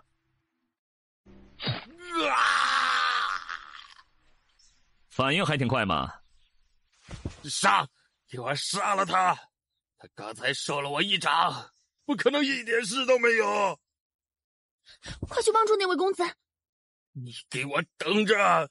我们阴血佣兵团不会放过你的！想逃，经过我的允许了吗？覆苍斩！哇！居然杀死了莫山！副团长死了，逃！快逃啊！这是复原丹，能快速巩固伤势。多谢。我叫宁素颜，多谢公子方才出手击退那些贼人。不知公子如何称呼？我姓叶。原来是叶公子啊！叶公子来这雾星山脉，也是为了历练提升自己吧？叶公子当真是实力强横，作战经验也极为丰富，远非寻常年真境武者可比。如此年纪，可谓是潜力无穷。叶公子也许有所不知，方才被你杀死的，乃是阴血佣兵团的副团长莫山。阴血佣兵团是扎根在雾星山脉附近的一群佣兵，有团长莫月和副团长莫山2名归元境强者，以及不少数量的明真境。副团长莫山是归元境1级，而团长莫月则是归元境3级。然而他们假扮佣兵，实则真实身份为落口山贼。这些年来，已不知有多少人遭了他们的毒手。现在他们的胆子也是越来越大了，都开始打到我云峰城宁家的头上来了。叶公子现在已是与阴血佣兵团彻底结下梁子，素颜建议叶公子还是放弃这次历练，尽早离开雾星山脉，否则那墨月是绝对不会放过叶公子的。叶公子若是实在没有去处，也可以来我宁家，我宁家上下定将叶公子视为贵客，以最高规格接待叶公子。不必。想要拉拢这种潜力极大但性情孤傲的年轻人，可是很难的呀。不过下次若是能遇见，我定会让他感受到我们宁家的诚意。现在迅速整顿，动身回城。我倒要看看，究竟是谁敢对我宁家动手。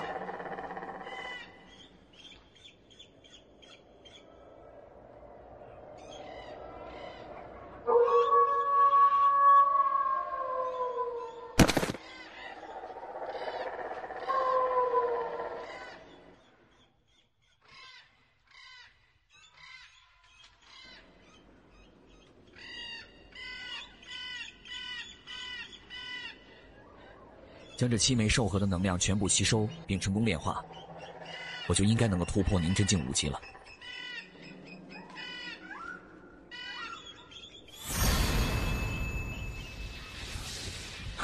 凝真境5级。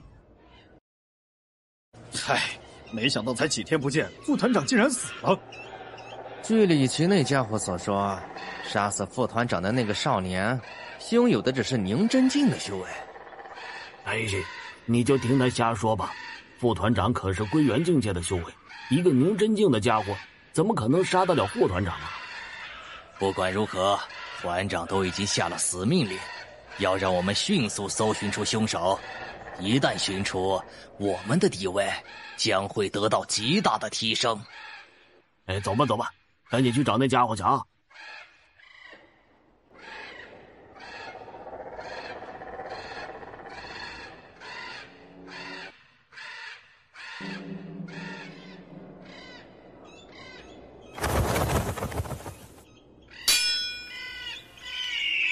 是他，是画像上的那名凶手，真是到位！快发信号！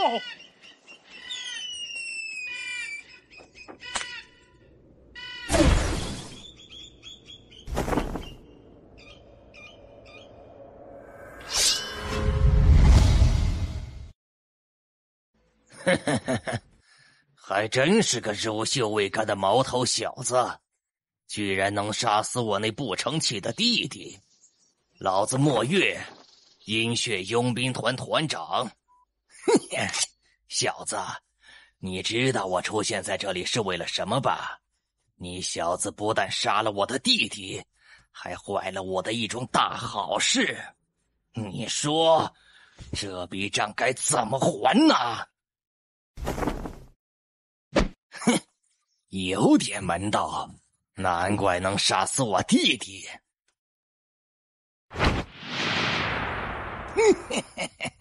小子，拿命来！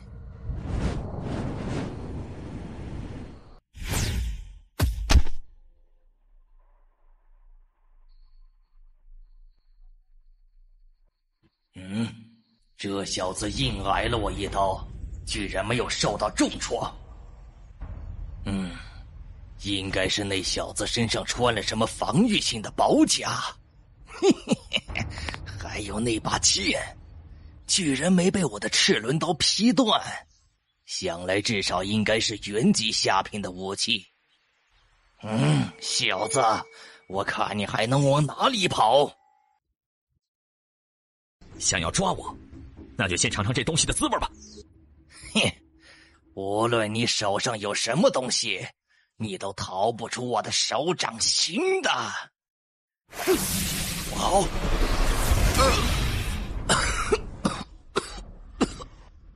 猎毒蛛居然都奈何不了这家伙吗？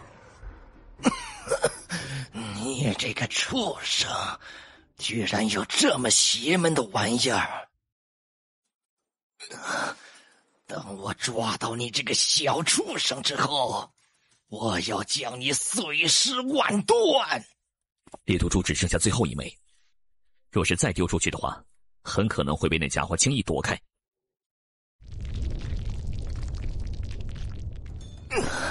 该死！迷雾怎么会有这种暴动？该死的，今天怎么能这么倒霉啊？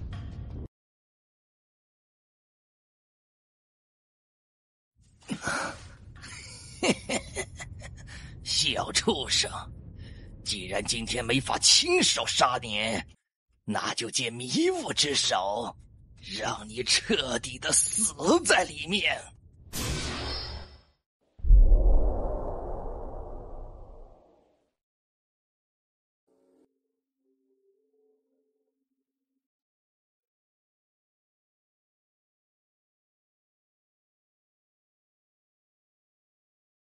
这里是雾间山脉的迷雾区域吗？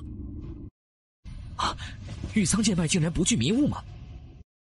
墨月，等我离开这片鬼地方之后，便是你阴血佣兵团覆灭之日。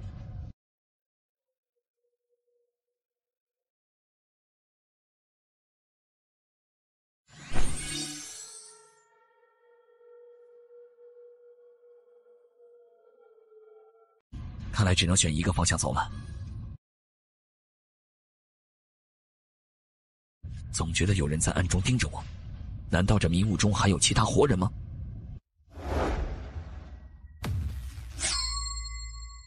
竟敢偷袭我，找死！什么？不是活人？他们是从迷雾中诞生的。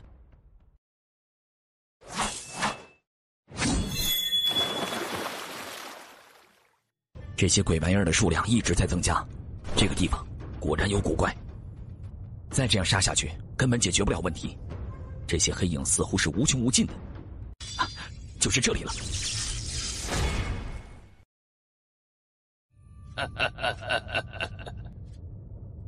果然是玉苍剑脉的气息，难怪能使出玉苍天剑经中的第2剑万星岁月。谁？小家伙，你不必害怕。如今的我只是一道残魂而已，也不会对你做出任何伤害之举。那请问你是？吾乃鬼物神蛟。鬼物神蛟？没想到玉苍剑脉和玉苍天剑经竟能出现在你的身上，看来你便是那位大人所留之传承的继承者，那也就意味着他最终还是消失了。小家伙，既然你能来到此处，说明你与我也算有缘。刚才你所见到的那些黑影，是雾教试炼中第一关鬼灵雾阵所产生的雾影战士。我方才见你竟能无视迷雾中蕴含的霸道力量，便心中好奇，暗中招你进入雾教试炼，用这鬼灵雾阵来试探你的能耐。没想到你不但身怀玉苍剑脉，更是拥有着独特的观察力和判断力，让你发现了雾阵的阵眼，并将之打破。这份能耐倒是不算辱没了那位大人所留给你的传承之力。那位前辈既然选择了我，我自当不会辜负他的期望。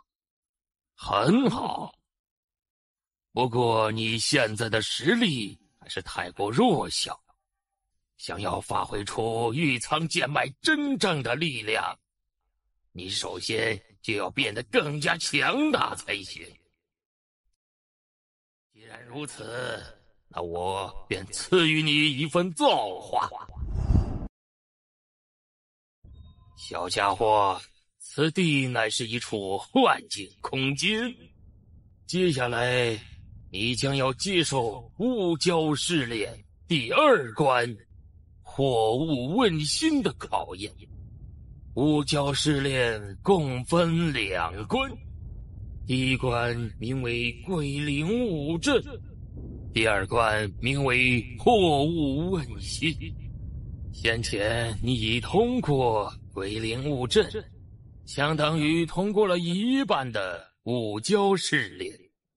若你能通过货物问心，那么你便会得到一份造化。但我首先要提醒你，货物问心不同于鬼灵雾阵，它会营造出一场幻境，让心智不坚之人容易沉沦在幻境之中，直至死亡。若你没有把握通过这最后的考验，那么便趁早提出，我会将你送出雾心山脉。但那样的话，我也会试图剥夺你身上的玉苍剑脉，重新为你塑造另一条新的五脉，然后让玉苍剑脉静待下一个更适合他的人出现。既然都已经走到这一步了，那怎能不试一试呢？我就不信这所谓的雾教试炼能够把我难倒。这份心血的确不错，也难怪那位大人会选择你。接下来就让我看看身怀玉苍剑脉的你究竟有何不凡之处吧。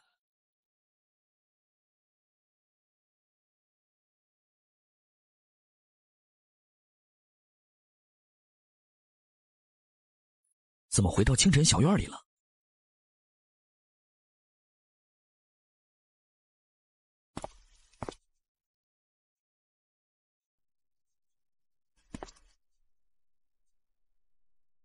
熊叔，晨儿啊，你离开我是不是想要抛弃我，觉得我是累赘啊？不是的，熊叔，我不是想要抛弃您。哎，我知道我留在你身边就是个累赘，你想要离开我也是理所应当。熊叔，您不要这么想，我真的没有觉得您是累赘，相反，您一直都是我想要保护的人呢。啊，真的吗？那你能不能留下来陪陪我，保护我呀？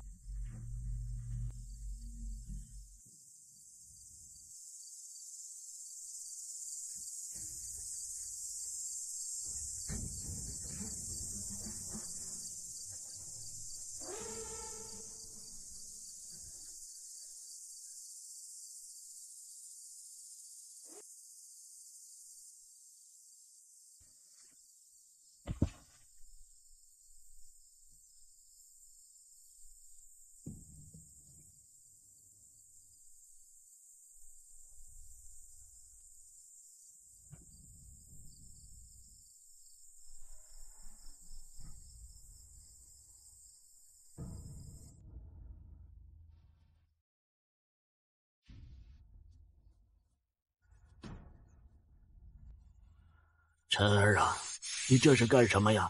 要离开我了吗？兄说，有时候离开是为了更好的相聚。而且，我若想要保护您，保护我想要保护的任何人，就必须要获得强大的力量。一直待在您的身边，我无法真正的强大起来呀。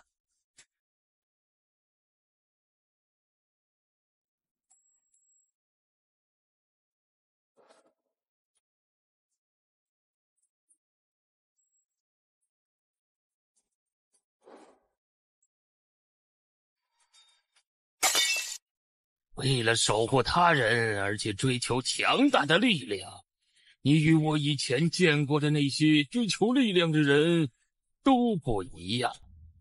恭喜你，通过了雾蛟试炼第2关破雾问心的考验。这是我雾蛟一族自古流传而下的功法，名为雾蛟化神典。我雾蛟一族虽没有龙神一族那般强横至极的躯体，但却有着连龙神一族都远远不及的诡异能力。除此之外，我还会将一部分力量传承于你，带着我的力量去尽情的守护你想守护的人。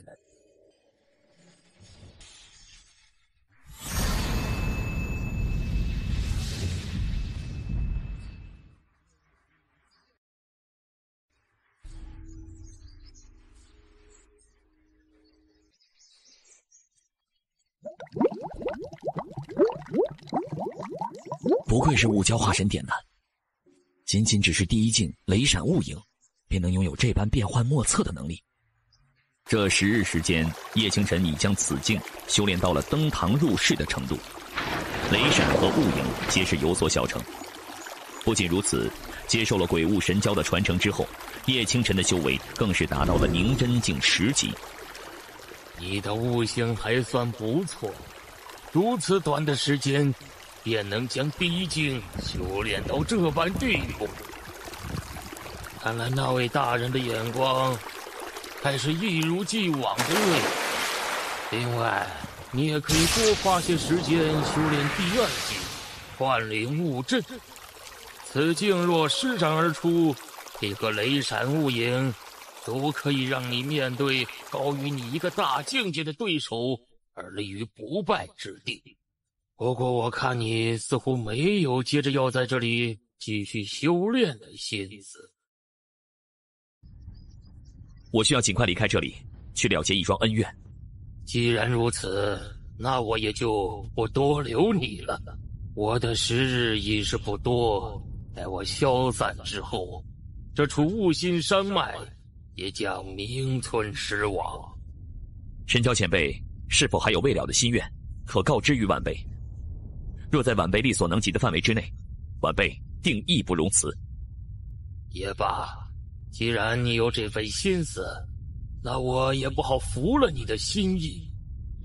你既身怀玉苍剑脉，迟早有一天会去往那个世界。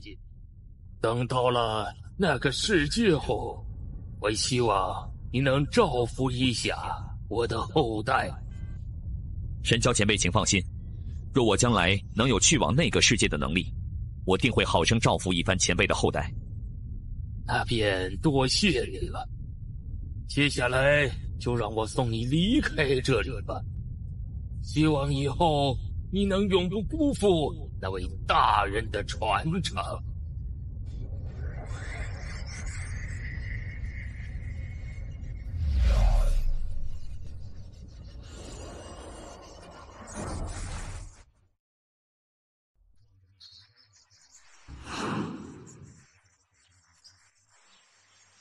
前辈恩泽，叶清晨永世难忘。阴血佣兵团，今天就是你们的覆灭之日。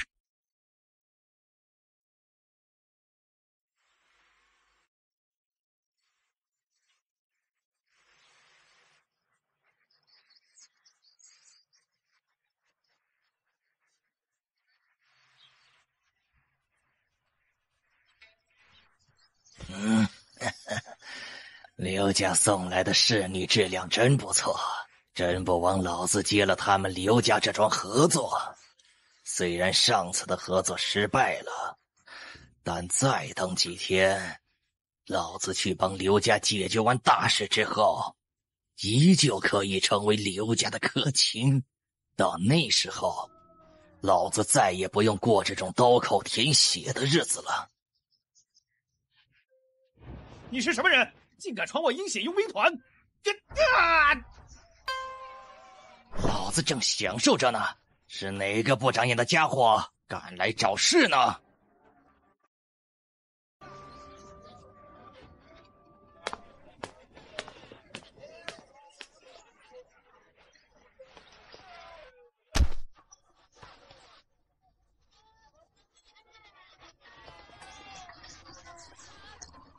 波月团长，好久不见了，近来可好啊？是你？你怎么可能还活着？哼，看来莫月团长见到我很是惊讶嘛。就算你从迷雾中活了下来，你也不该急着来这里送死。哼！不过既然来了，那就永远的留在这里。臭小子，老子这就来送你上路。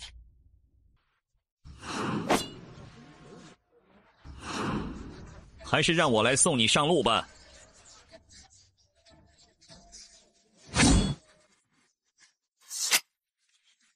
反应倒是不错。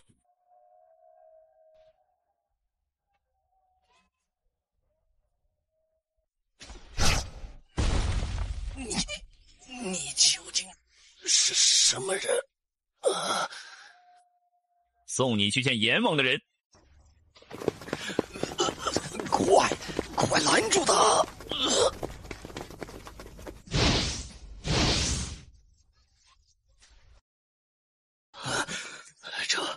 这小子到底是什么怪物？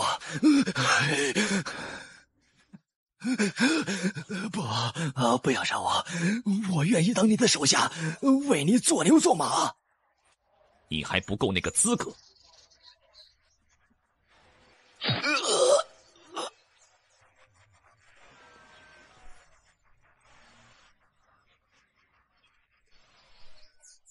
你们几个，今后若是让我再看到你们为非作歹，他的下场就是你们的下场。大哥放心，我们保证不会了。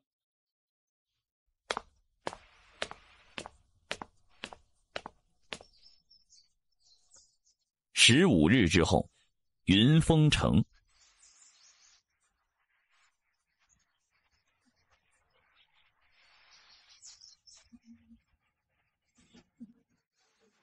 刘旭，你带这么多人堵着我们，是什么意思？嗨嗨，娘大小姐别误会，我们家二少爷对你可是想念的紧，所以便让我们来请你去我们刘家坐一坐。还是让他死了这条心吧，我宁素颜绝对不会委身于你们家的那个混蛋。嘿嘿，看来娘大小姐对我们家二少爷有很深的误会啊。不过也没关系，只要你随我们走一趟，一切误会便能迎刃而解了。做梦！哎，宁家真是一天不如一天了。刘家现在都敢当众请宁家的小姐去他们的地盘上走一趟了。哼，刘家亏去宁家，可不是一天两天了。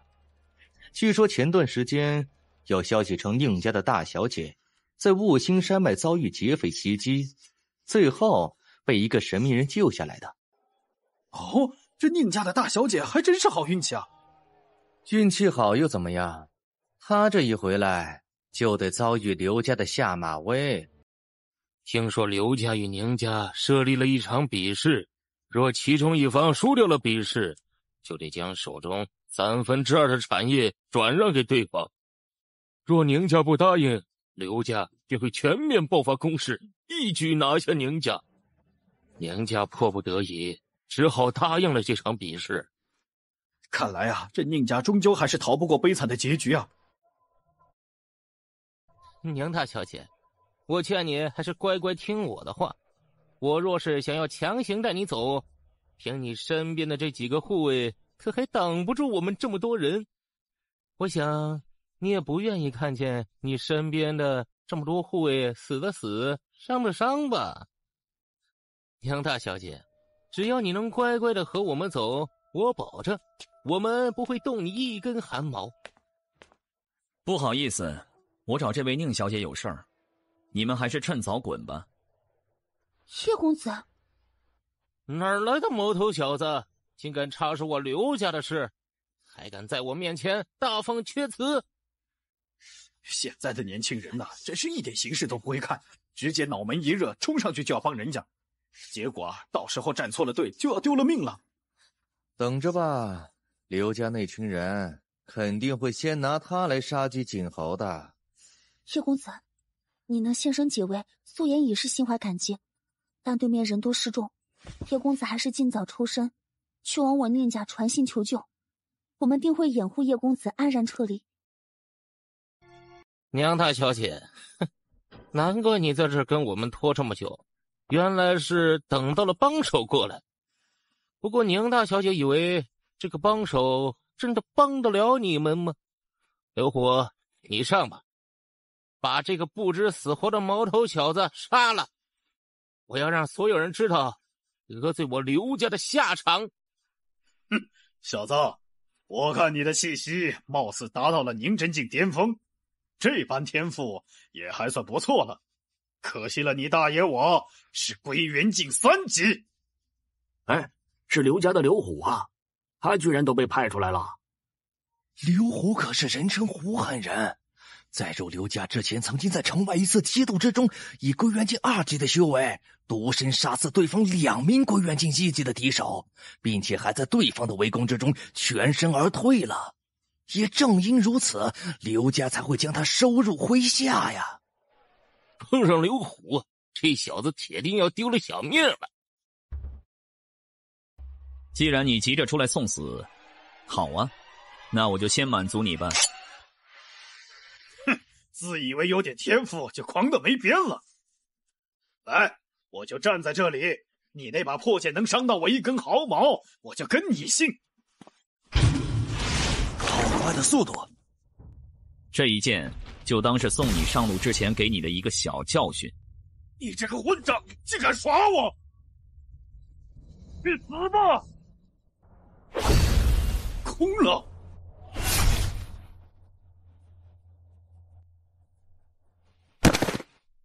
接下来就轮到你们了。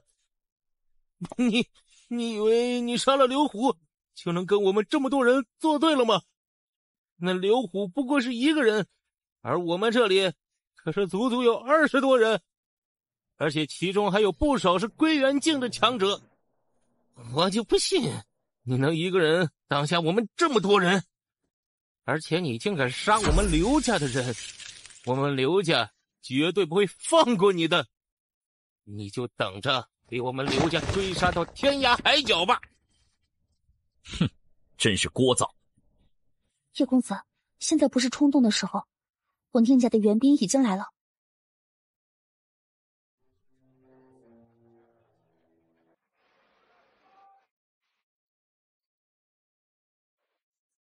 刘旭，你这个混账！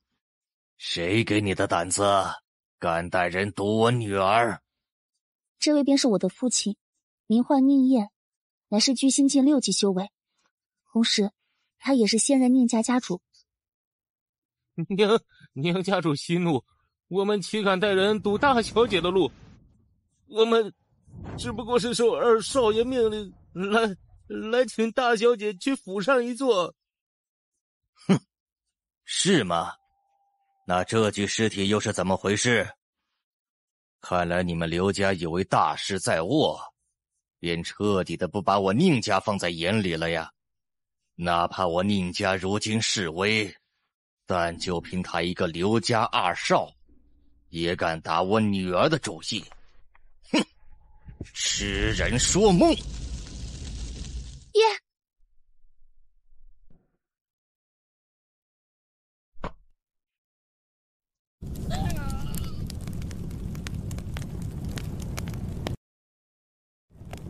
这是我给你们的一个小小的教训，若再有下次，可就不会那么好运了。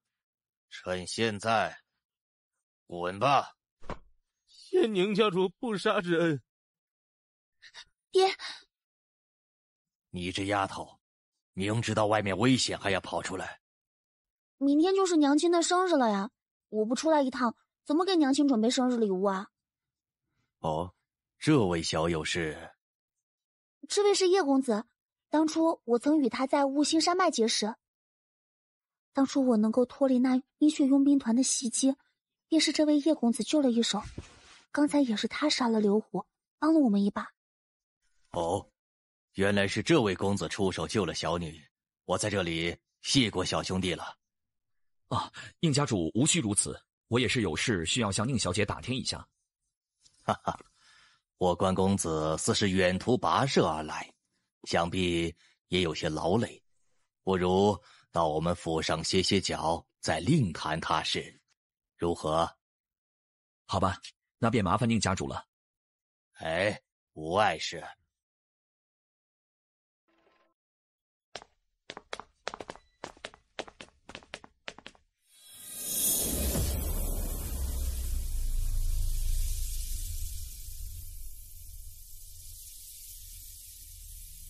这是四爪真龙像，里面蕴含着我宁家的防护大阵，一旦触发，可护我宁家10天10夜。原来如此啊！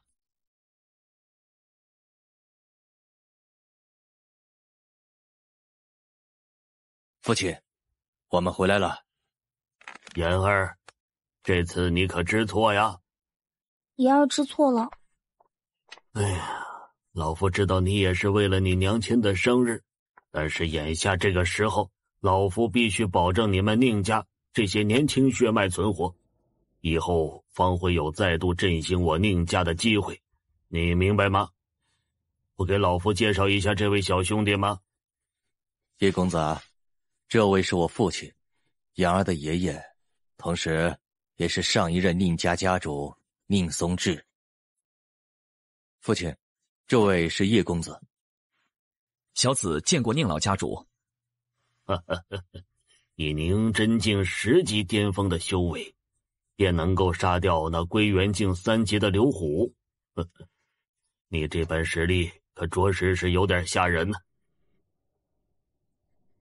这不知叶公子此次来云峰城寻言儿，所为何事？我这次来是要去一趟玄宇学院，只是不知道他坐落在云峰城的何处，因此才会想要找宁小姐问上一问。怎么了？哈哈，没什么，只是以为叶公子来寻找言儿是遇到了什么难题，没想到原来是这事。玄宇学院位于云峰城的中心地域，其实力地位当属云峰城第一学院。不知小友前往玄宇学院是为何事呢？我想去玄宇学院寻一处足够安静，能满足我需求的修炼之所。玄宇学院的确是很适合小友啊，而且里面修行资源众多，想必也能够满足小友所需。这样吧，今日天色已晚，小友不如就在府上住上一晚，明日我再让人带小友前往玄宇学院。那就多谢宁老家主了。言儿啊，你先带小友去参观一番我宁家吧，来者是客，可要好生招待啊。是，爷爷。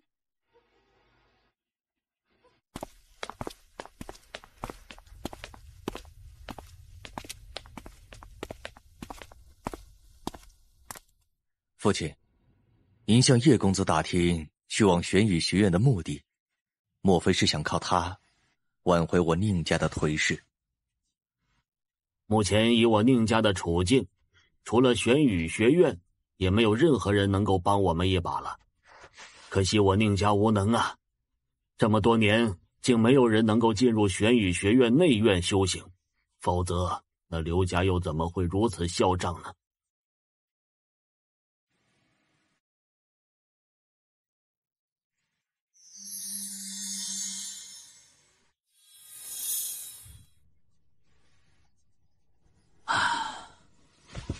体内的真气终于彻底稳固了下来，强度也再次得到了提升。不知道现在的我，究竟能否和归元境后期的对手一战呢？叶公子，这么晚了还没睡吗？我方才正在修炼，宁小姐若是有什么事儿，可以进来说说。那便叨扰了。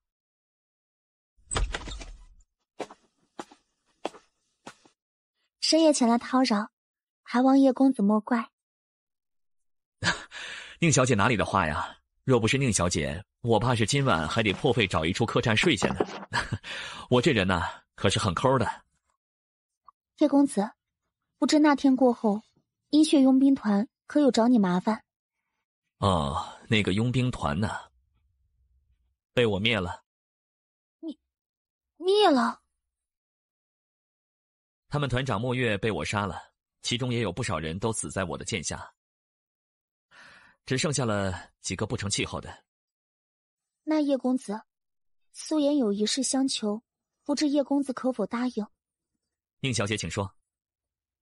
我想请你出手帮帮我们宁家。为何？因为你的实力远超表面，连那刘虎都死在了你的手中。说你能帮助我们宁家一把，我们宁家必定能脱离目前的困境。到那时，我宁家上下必定会对叶公子感恩戴德。先不说我只有宁真境的修为，即便你再怎么高看我，我也没有那种影响局面的能力啊。不，你绝对有。叶公子先请听我说，我宁家目前与刘家设立了一场比试，两方共下了赌注，若有一方输掉比试，便要将麾下2/3的产业拱手让给对方。而比试双方派出的人选共有5个，且都必须在22岁以下。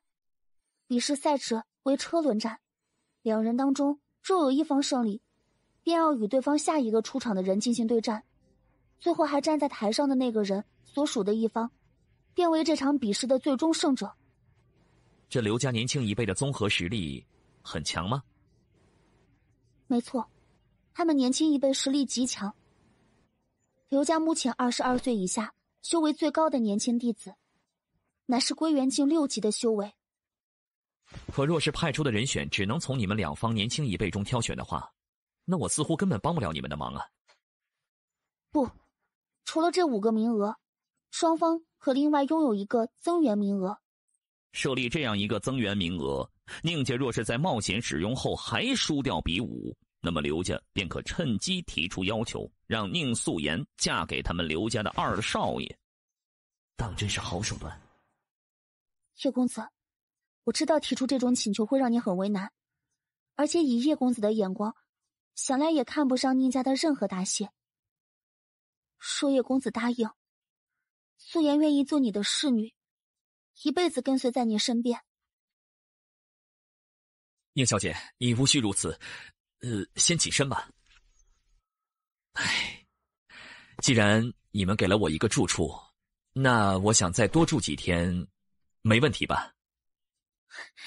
当然没问题。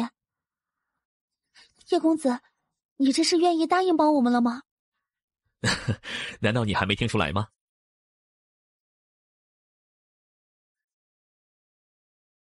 不好意思啊，刚才失态了，让叶公子见笑了。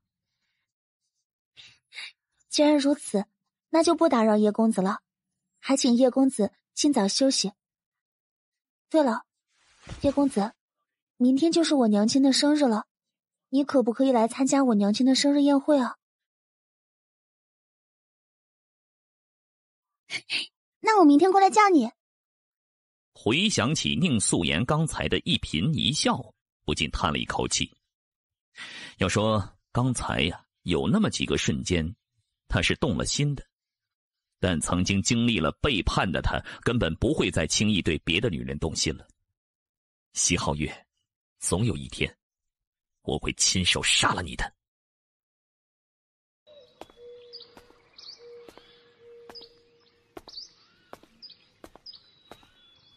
待会儿见到我娘亲，你别太紧张，放松就好。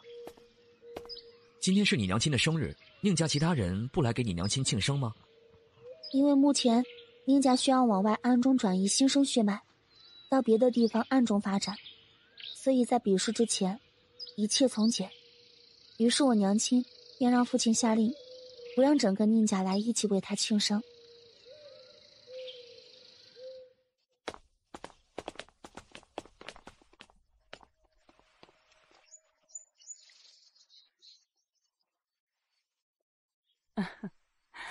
这位便是最近言儿一直跟我提起的叶公子吧？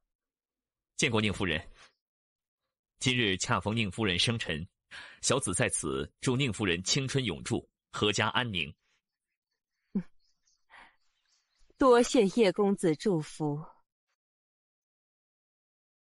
我曾听言儿提起，他遭遇过2次危机，若不是叶公子出手相救，怕是我们母女再难相见了。我们本该以宁家最高规格的宴会好好感谢你一番，但因目前处境特殊，不能举办宴会，还望叶公子海涵呢。宁夫人哪里的话呀？宁小姐也曾经帮助过我，我出手相救也是应该的。昨晚听闻叶公子会随言儿来为我庆生，于是我便亲自下厨了一番，还请叶公子随意享用呀。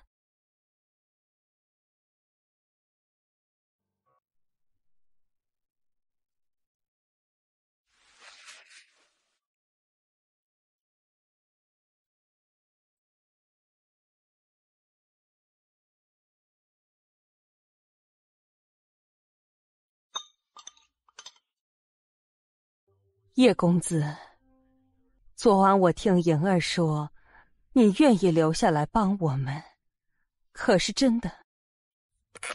我准备再住一段时间，帮你们一把。那就先谢过叶公子了。无论最终结果如何，我们宁家上下都必对叶公子感恩戴德。宁夫人无需如此，我与宁小姐已经成为了朋友，现在宁家有难，我自不会视而不见的。哈哈哈哈！看来杨儿真是有福气，交到了叶公子这么一个好朋友啊。父亲，这下你也该放心了吧？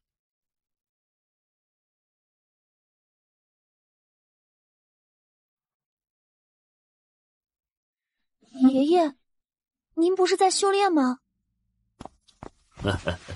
昨天晚上听言儿说起，老夫尚还有些怀疑啊。如今倒是对叶公子只剩下满心的感激了。言儿啊，老夫这次还是要感谢你呀，你为我们宁家找到了一根救命稻草啊。叶公子，老夫有一事需要请求你。宁老家主请说。若4天后比试最终还是落败，老夫希望你能够带着言儿走，去玄羽学院。爷爷，叶公子，我知道这般请求可能会让你为难，但我们知道，即便比试落败，我们暗中转移了新生血液，但那刘家必定不会轻易放过我们，依旧会对我们赶尽杀绝。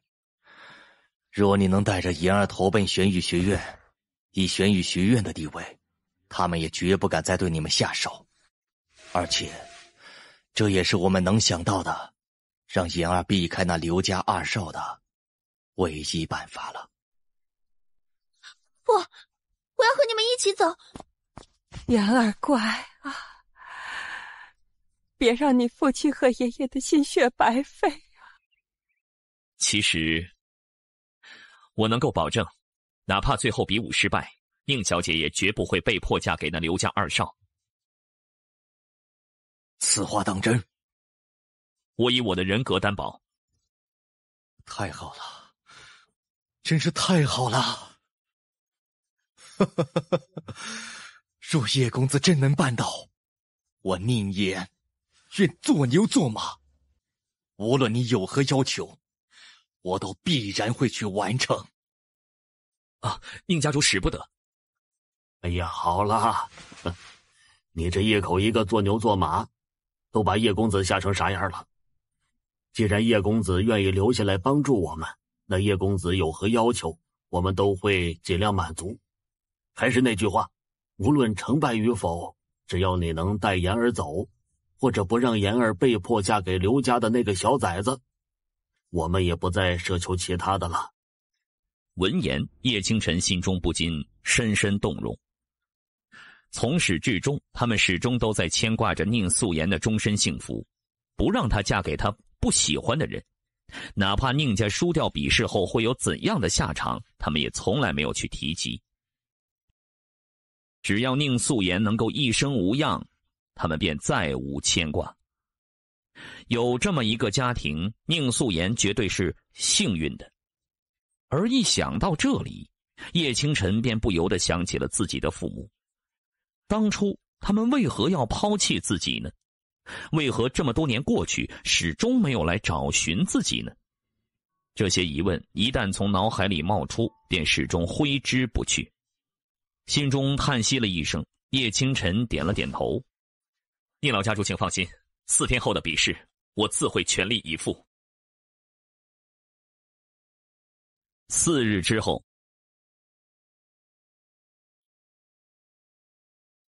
哼，这群混账！往日见到我们都是屁颠屁颠的跑来奉承，今日却像全都约好了一样，来这看我们宁家笑话。闭嘴吧！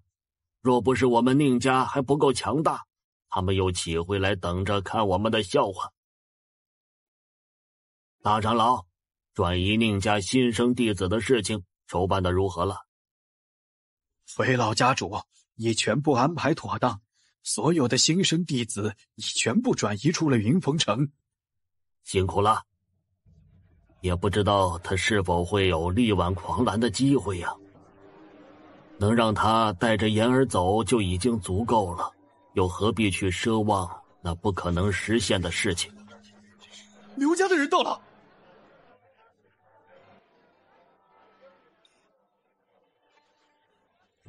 宁燕，你们的战利品可都准备好了？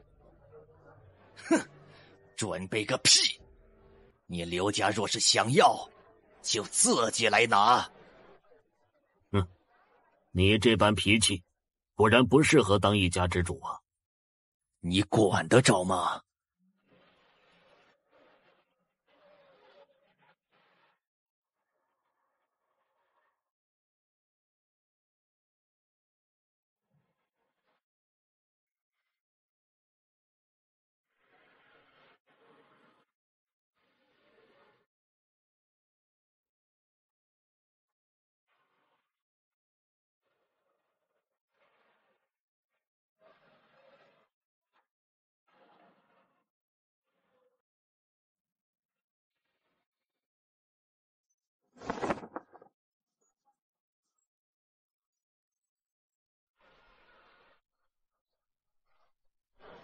哪来的混账，竟敢碰我的女人！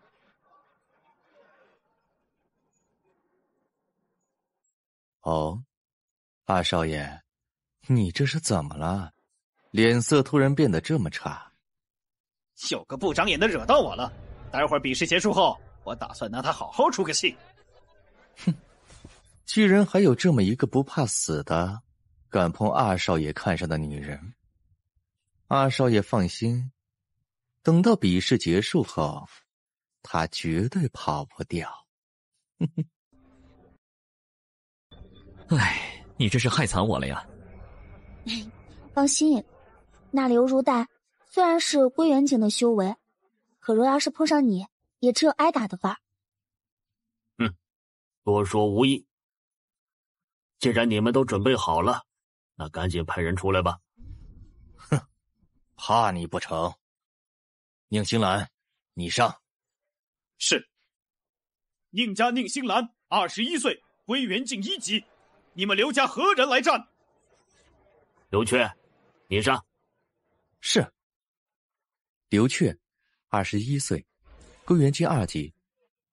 同样是21岁，居然相差一个小境界，那宁星兰真是可惜了。是啊，归元境可不同于凝真境和纳气境，到了此境之后，一个小境界之间的差距可就没那么容易跨越了。谁说的？前几天我还听到一桩传闻，说那归元境3级的刘虎就被一个只有凝真境修为的少年给杀了。切，都说了那是传闻，这你也信？你是打算认输，还是被我打得鼻青脸肿之后，再把你丢出去？哼，我宁家可没有不战而降的孬种，哪怕今日我必败无疑，我也要把你给拖下去。哼，跳梁小丑的无能狂怒罢了。第一场对战开始。青灵剑法，凌鸾鸣。哼，看我破了你这剑法。梦魇劈，给我破！仅仅只是使出4分力，便能让你招架不住。哼，若是我使出6分力，恐怕你就得从这里滚下去了吧？哼，你的废话真多。而且究竟是谁从这里滚下去，可还不一定呢。看来不把你打得跪地求饶是不行了呀！加油，加油啊！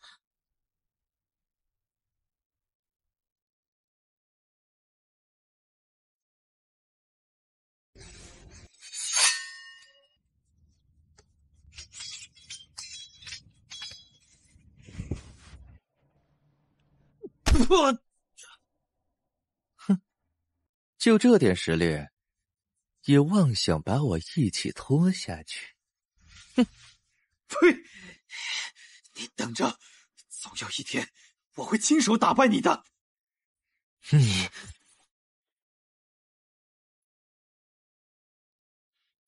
你个混蛋，不想要命了吗？宁燕，接下来你们又该派谁出来了？楚风，是。宁家宁凡风前来讨教。砍死他！快砍死他呀！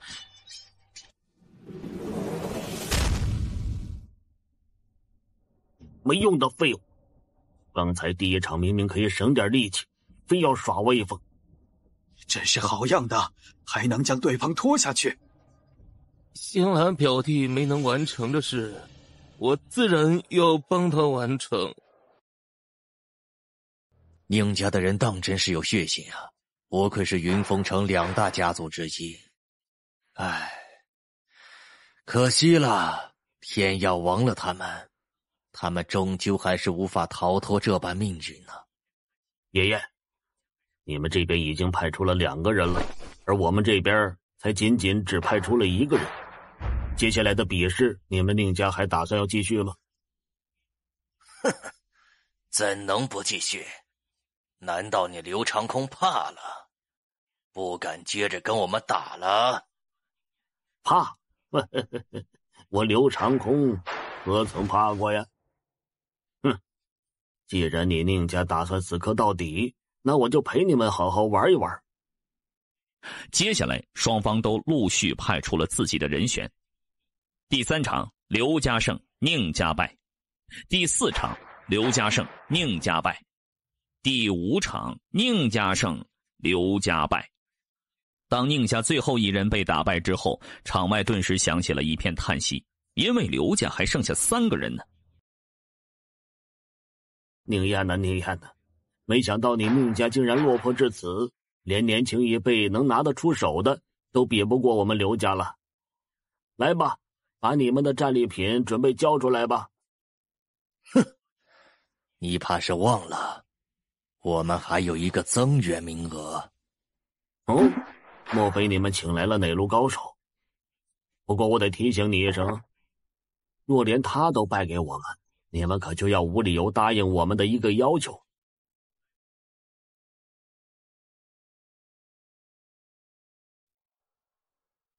哼，这个我们自然没忘，就怕最后你会栽个大跟头。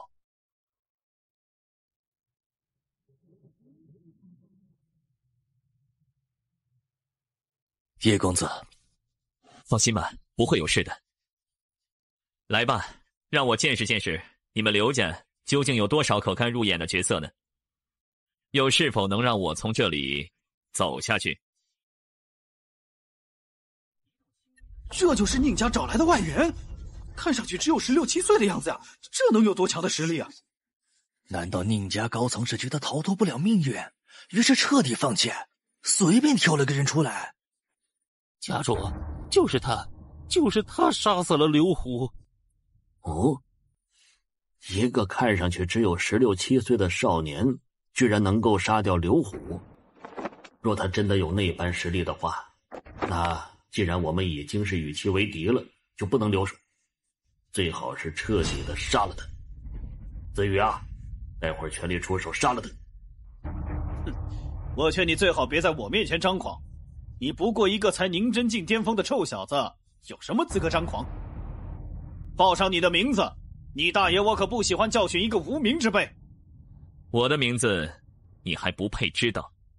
看来你是敬酒不吃吃罚酒，既然这样，待会儿我便让你知道什么叫做生不如死。他的里面穿了一件宝甲。哼，先前那么嚣张，结果到头来却只不过是一头只会叫嚣的小狗啊！他所爆发出来的力量，竟还要远远超过我。反应尚可，就是力量差了点儿。看来这就是你的极限了。手枪烈云，步苍斩。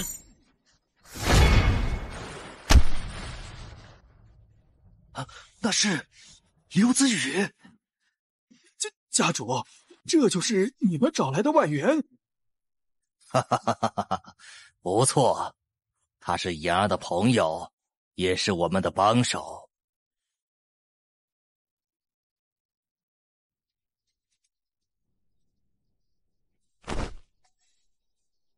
这小子居然真的如刘旭所说的那样，有着如此恐怖的实力。既然如此，那就更不能放过这小子了。启海，你上。是，刘家刘启海，22岁，归元境6级。哦，难道这人便是宁小姐那晚说起的刘家之中22岁以下修为最高的年轻弟子吗？你很强，所以我也不会留手。剑名幽海，希望能与你手中的剑分个高下。好，仪式开始。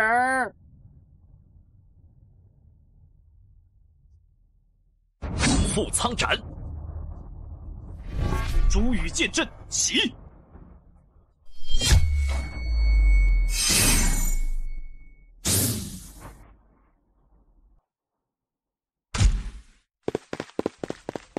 这是什么招数？妍儿啊，你以前有见过叶公子使出过这种武技吗？没有。那道残影身上的气息竟与你本体一模一样，毫无虚伪。你这一招很强。对付你，自然要使出足够强大的招数，否则谈何打败你呢？那么接下来，可就轮到我了。这是残影。姬海兄，接下来你可要小心了。幽海寂灭，幽海寂灭。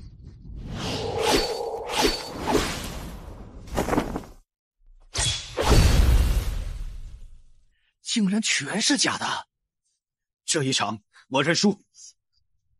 姬海兄，你的实力果然非同凡响，假以时日，必能成为9天之龙啊！可那又怎样？还是打不过你。多谢你先前收力，不然我的幽海剑怕是会脱手飞出。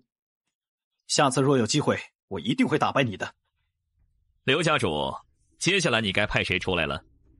你这小子少在那张狂！哦，那这么说，你是要准备上来教训我一番了？退下，少在那儿给我们丢人现眼。宁家主真的是好运气，都能够找到这样的帮手的。哈哈哈哈，过奖过奖。这位小友啊，我不知道宁家提出了什么样的条件来让你帮他们一手，但如果你愿意来我们刘家做我刘家的客卿，那我刘长空在此保证，他们宁家能给你的，我刘家同样能给你；他们宁家不能给你的，我刘家依旧能给你。不仅如此，我还答应今日就此退去，不再找宁家的麻烦。不知这样的条件可否入得了小友的眼呢？爹，哼，刘长空，你这个混账，你这个不要脸的东西，竟然当众挖我宁家的人！像小友这样百年都难得一遇的天才，只有在我刘家才会得到最好的发展。以我刘家的手段和小友的天赋，我们可以将他送入到玄羽学院，为他博得最好的地位以及足够多的资源，让他的修炼之途一路畅通无阻。而这些，你们宁家给得了吗？很显然你们给不了啊。若是小友继续留在你们宁家，只会让这颗明珠蒙上尘埃。唯有我刘家才能够让他在这燕云国内声名鹊起，成为绝世强者。现在便是小友该做出选择的时候了。没想到堂堂一家之主竟也会这般不要脸呢，当众挖别人墙角，这得有多不要脸才会干出这种事儿啊。不得不说，你做了一个非常愚蠢的决定。哈哈哈哈，我可不这么认为啊。哈哈哈哈哈哈！没想到你刘长空也有被拒绝的一天呐！哈哈哈哈哈哈！刘家主，那些毫无用处的废话就不必多说了，还请刘家主将那5个人选中剩下的最后一个派出来吧。哈哈哈哈！对，将剩下的最后一个赶紧早点派出来，我们也好赶时间。也高兴得太早啊！你以为刘长空不会留后手吗？没想到一个不知道从哪冒出来的毛头小子，竟然能够将我刘家逼到这般地步。我刘家5个名额中，剩下的最后一位并不如刘奇海，所以这一场我便带他直接认输。不过我刘家也同样有一个增援的名额。张小兄弟，今天要挽回这局面，或许还得依靠你了。呵呵呵，刘叔，无需如此。哼，我本就是奉刘大哥之命前来帮助刘叔一把。哼，二少爷，你想怎么让我对付他呀？当然是要狠狠打烂他的脸。呵呵呵呵，没问题。不得不说，你这份天赋，若是放在玄羽学院内，想来也有不小的可能，能进入内院，在那里夺得一席之地。可惜呀，今天你碰上了我。哼哼，我会将你的骨头一根一根的敲碎，然后把你那张脸毁得稀巴烂。对了，顺便告诉你一下我的名字，我叫张狂相，22岁，玄羽学院内院弟子。居然是玄羽学院的内门弟子，刘家居然能请来这种层次的帮手，真不愧是刘家呀！听他先前所说，似乎是听了刘长空的大儿子的命令前来帮助刘家。哎，这刘长空真是有福气呀，有这么一个出类拔萃的儿子。相比之下，宁家真的是烂泥扶不上墙啊！看来今天宁家依旧还是无法挽回最后的局面。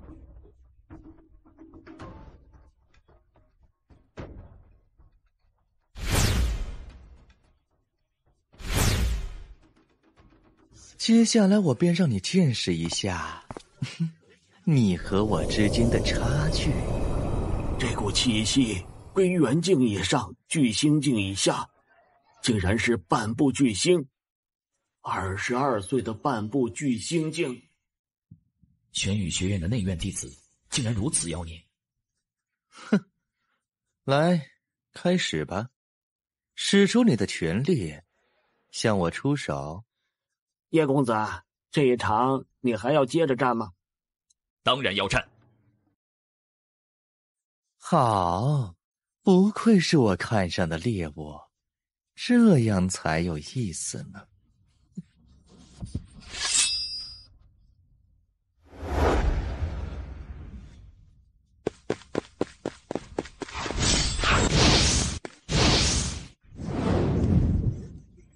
哼，这招式虽然诡异，可对我没用。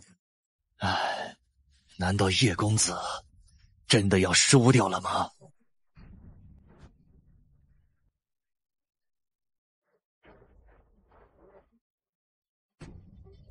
哼，接着来呀，我就站在这里不动，看你能不能伤到我一根毫毛。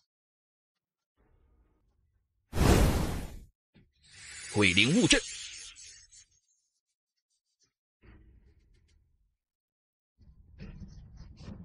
这是什么？哦，这难道就是你最后的招数吗？哼，当然，这鬼灵物阵便是雾蛟化神典中的第2境。一旦开展此阵，被笼罩进此阵范围内的敌人，其灵觉、移速等各个方面都会大受影响。而作为开展此阵的主人，叶清晨的任何方面的能力都会得到增强。这便是他这4天以来所领悟出的底牌之一。张狂相，欢迎你来到我的领域。仅仅只是一个破阵法而已，居然能让你这么张狂。哼，那就让你看看我怎么破了它。雷落灭天，这种气息是那个张狂相。怎么回事？竟然偷袭我！你有本事就给我滚出来！藏头藏尾的，还算不算男人？这里是我的地盘，你想破坏这里，还得先问我答不答应。混账！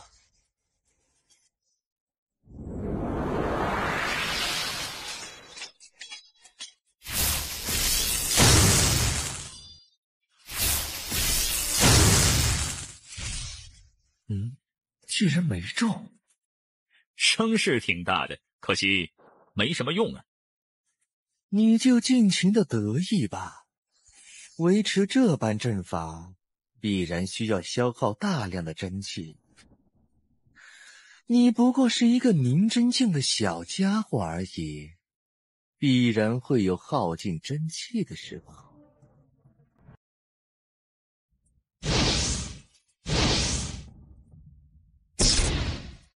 哼，这招对我可没用。哼，抓到你了！雾苍雷影剑。什么？这是叶清晨所领悟出的第2张底牌，以玉苍剑脉的力量将雾影的特性融入其中，造就了这一招覆苍雷影剑。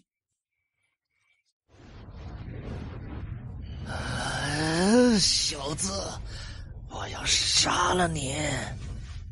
哼，给我去死吧！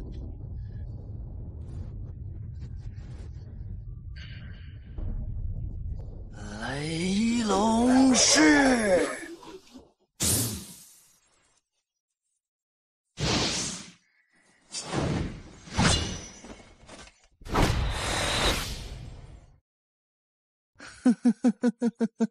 又是这招，看来你也就这点能耐了。哼，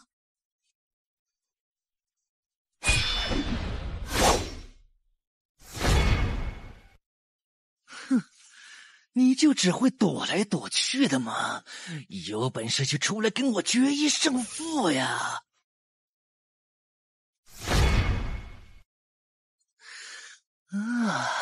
去死吧！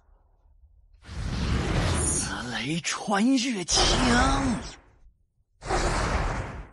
没用的，我这一招可是能直接锁定你的。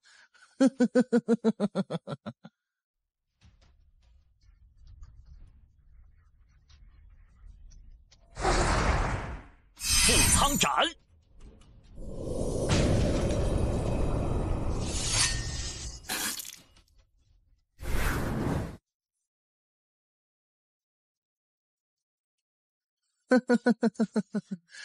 被这一枪击中，你就是不死也得惨。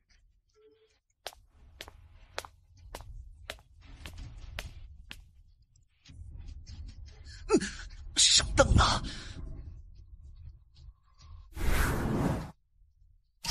万星岁月。也不知道叶公子究竟能否对付得了那张狂相。我相信叶公子，其人自有天相，即便胜不了那张狂相，也一定不会轻易的输掉。希望如此吧。哼，我看到刘长空那张臭脸，我就想抽他。刘长空便似是胜券在握般，脸上挂着极度自信的笑容。简直笑话！若是以半步巨星的实力都搞不定一个宁真境10级的小子，那张狂相这内院弟子的身份岂不是要成为一个笑话了吗？然而就在他这么想着的时候，一道人影突然从雾域中飞出。张狂相，怎么是你啊？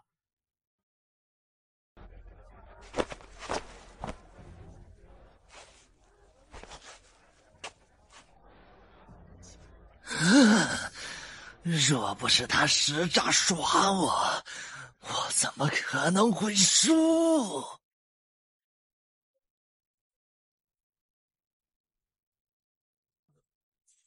哼，是你自己没脑子，中了我设下的圈套，还好意思找理由掩饰自己的落败吗？你给我去死！哼，你这个混账，输掉比试，竟还敢在我宁家的地盘放肆！莫要以为你是玄宇学院的内院弟子，便可以在我宁家的地盘随意放肆。哼！如今你输掉了比试，还试图偷袭叶公子，莫非你是要彻底把玄宇学院的脸给丢光吗？此刻，比武场外的确有着数道目光朝他投射而来，其中的意味不言而喻。玄宇学院对名声看得极重，若是他这事儿被传出去，并被玄宇学院得知的话，回去过后，他必然会受到玄宇学院的重罚。哼，算了，看在你是玄宇学院内院弟子的份上，本家主也就不追究你了。趁现在，赶快离开吧。接下来，我宣布，本次比试的最终获胜者是叶公子。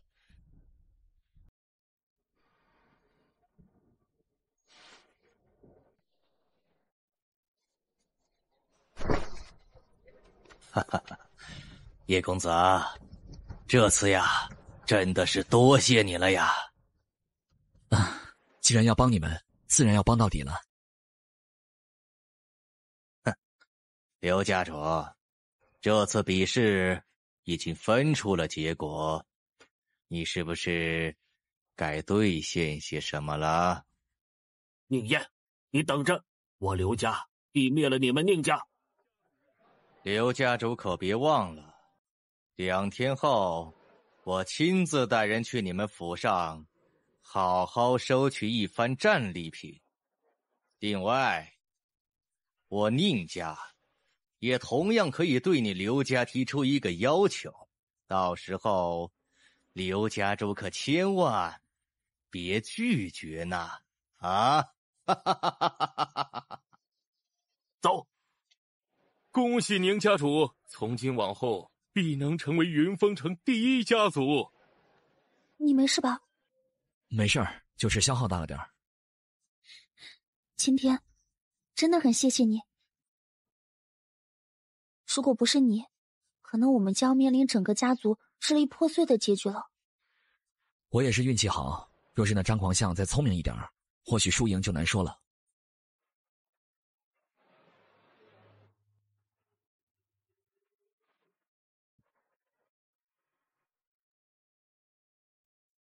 宁素颜被他这番话逗得扑哧一笑，所露出的刹那风华让叶清晨的心神不禁荡了一荡。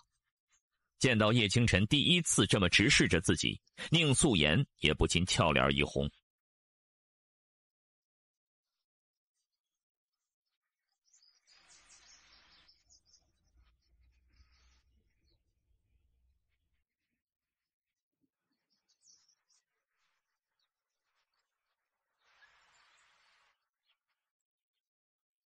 这是我给你的报答，你可要好好记着。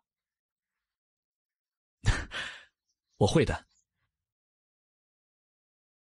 3日后，宁家大门。叶公子，这次实在是多亏有你啊，我们宁家才能幸免于难呢。如果不是你啊，我们恐怕现在就已经在前往洛阳城的路上了。宁家主无需客气，我是素颜的朋友，自然不能让他为这事儿而伤心。哈哈哈！雅儿有你这么一个朋友，是他的福气。哦，对了，你前天托我们打听着青云学院的事情，我们已经查到了。早在前天，叶清晨便已主动向他们暴露了自己的身份，并拜托他们调查一下青云学院最近的动向。宁燕等人这才知道，原来叶清晨曾是被青云学院驱逐出去的弟子。而据叶清晨短暂的透露，他曾被青云学院一个女弟子诬陷，青云学院为给那女弟子撑腰，便将叶清晨给驱逐了出去。因此，叶清晨跟青云学院的梁子算是彻底的结下了。宁燕等人得知之后，非但没有和叶清晨撇开关系，反而答应帮助叶清晨调查了一番青云学院近日的动向。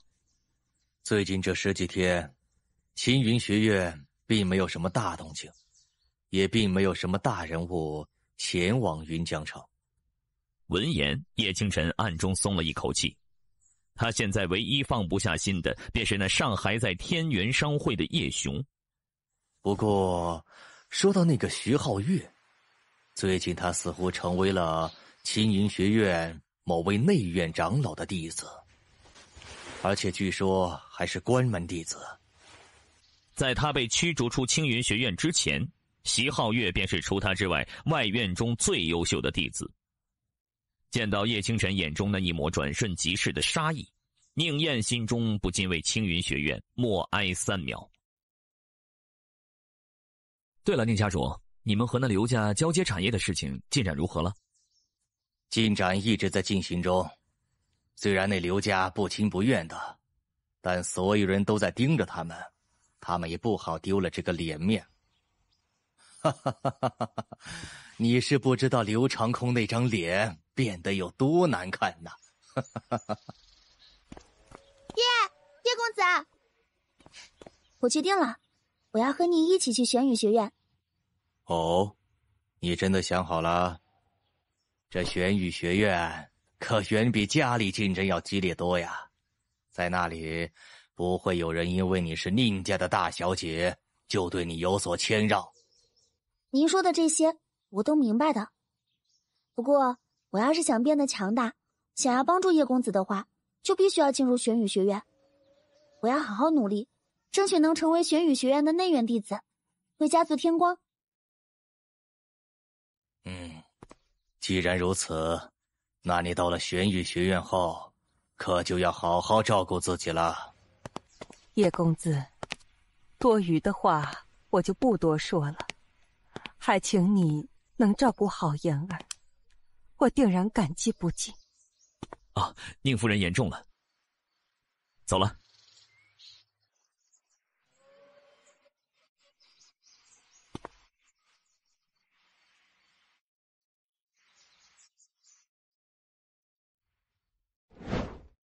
这就是玄羽学院吗？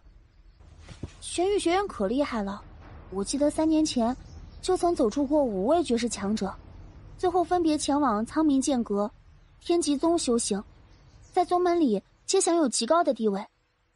苍冥剑阁和天极宗，那可皆是位列燕云国4大势力之2啊。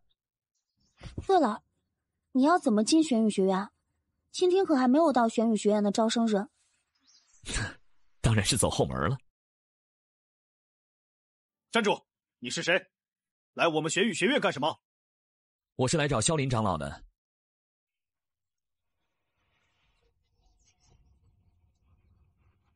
这的确是萧林长老的令牌。他知道这个名叫萧林的长老，他乃是玄羽学院内院的10大内院长老之一，名列第8，其实力深不可测，比起他父亲宁燕都要高出一筹。叶清晨是从哪儿弄到的这枚令牌啊？请2位稍等，我先去通报一声。不知哪位是这块令牌的主人？是我。我是萧林，内院第8长老。不知你是如何弄到这块令牌的？叶清晨便将胡天晴的事儿说了出来。果然是他，也只有他才有我这枚备用令牌。既然是好友来拜托我做事，那么我自不会服了他的面子。从今天起，2位便进入外院修行吧。以2位如今的年纪和修为，想来在外院的晋升之路必然会一路畅通无阻。本长老保证，1年之后你们必能进入内院。我们不能进入内院吗？以你们的年纪，配上这宁真境巅峰的修为，即便是放在外院之中，也称得上出类拔萃。再说，凡事都要求一个脚踏实地，不要好高骛远，不然的话会落得一个很不好的结局。萧长老，在下叶清晨，这位是宁家千金宁素颜小姐。我们这次来呢是宁家的宁素颜，你姓叶，你是3天前打败了张狂相的那个姓叶的少年啊？正是在下。居然真的是你！当那天的事情传到他们玄羽学院的时候，他们玄羽学院上下都为之震惊了许久。他们都没有想到，一个才只有宁真境巅峰修为的小家伙，竟能几乎跨越整个大境界，打败了张狂相。要知道，那张狂相即便是放在内院里，也是一个绝对不容小觑的天才弟子啊！能够跨一个大境界，打败他们内院所培养的一名天才弟子，这无疑说明对方的天赋之高，潜力之强，定然要远超他们的想象。玄羽学院的内院长老都想着去宁家收那位少年为亲传弟子，但是尴尬的是，他们都与宁家不熟，也不好上门。可没想到，这才几天过去，这家伙便自己找上门来了，而且还找的是他萧林。一时之间，萧林恨不得马上传信给胡天晴，请他去云峰城最贵的酒楼畅饮一番。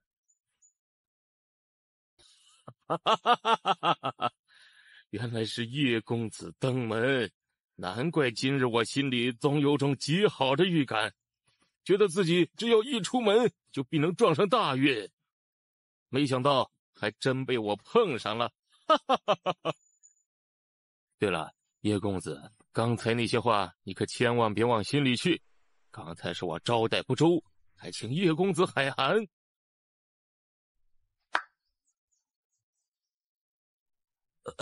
没事的，萧长老，这都是一场误会。既然误会解除，那我是不是能？你当然能进内院修行。简直是笑话。以叶清晨那恐怖绝伦的战力和举世罕见的潜力，萧林要是不把他招入内院，恐怕院长都要找他好好算一算账了。不过呢，要进入内院，我有一个小小的要求。我希望你能成为我的弟子，而且是唯一的亲传弟子。如果我做了你的弟子，我能有什么好处啊？你若能当我的亲传弟子，内院的一切资源我都会为你调取。除此之外，我还会带你前往内院的兵器阁，亲自为你挑选兵器，带你进入武技阁的5楼，给你挑选顶级武技。你若对武器不满意，我可以用最好的材料，托手艺最好的锻造大师为你打造一把。你若对武技阁的武技不满意，我便将我手中的一门不传之秘亲自传承给你。如何？这下你可答应？不得不说，萧林所提出的这些，若是换作其他任何人，怕不是立马如捣蒜般疯狂点头答应。然而叶清晨却不同。兵器，他即将踏入归元境，达到使用玉苍剑的最低要求。有了玉苍剑这般凌驾于世间所有兵器的存在，他又怎么可能瞧得上其他兵器呢？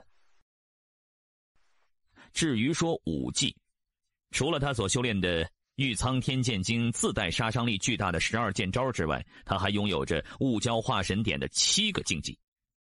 诚然，以叶清晨目前的修为，还无法全部修炼成功，但假以时日，等他踏足武道巅峰之时，这些必然会成为他最常用也是最强大的对敌手段。萧林长老，我听说您在10大内院长老中排名第8，那么这个名次是否会对调取资源的权限有所影响呢？当然，以我这第8长老的排名，所能调取到的资源自然是不如前面7位长老的。不过如果你成为了我的弟子，又在1个月后的玄羽排位战上取得了第8名之前的名次，我的排名也会随之晋升，所能调动资源的权限也会更高。到时候你想要多少资源，我都会为你调取过来。这玄羽排位战乃是玄羽学院的高层为激发内院弟子竞争之心而开设的一场比试。内院里开设有一个排行榜，总共有100个名次。入了排行榜上的内院弟子便可拥有一定调取资源的权限。同时，武技阁和兵器阁3层之上的楼阁也将为他们开放。而入了排行榜前10的内院弟子，不但拥有如上权限，还会拥有一个进入迎星池的名额，同时也可挑选任意内院长老为师。而若是以任长老为师的前10名内院弟子，若能在前10名次中排名上升，那么收其为弟子的内院长老排名也会随之上升。而正好，如今10大内院长老就只剩下萧林和第10长老没有收取弟子了。既然如此，那我便答应吧。你答应了？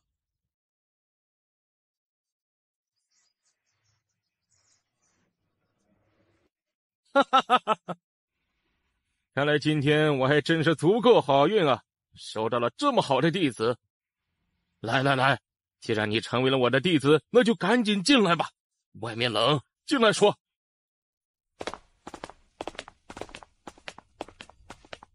没想到堂堂一个萧凌长老，竟也会如此讨好一个后辈。刚才你们看见的所有事情，一个字也不要说出去，否则……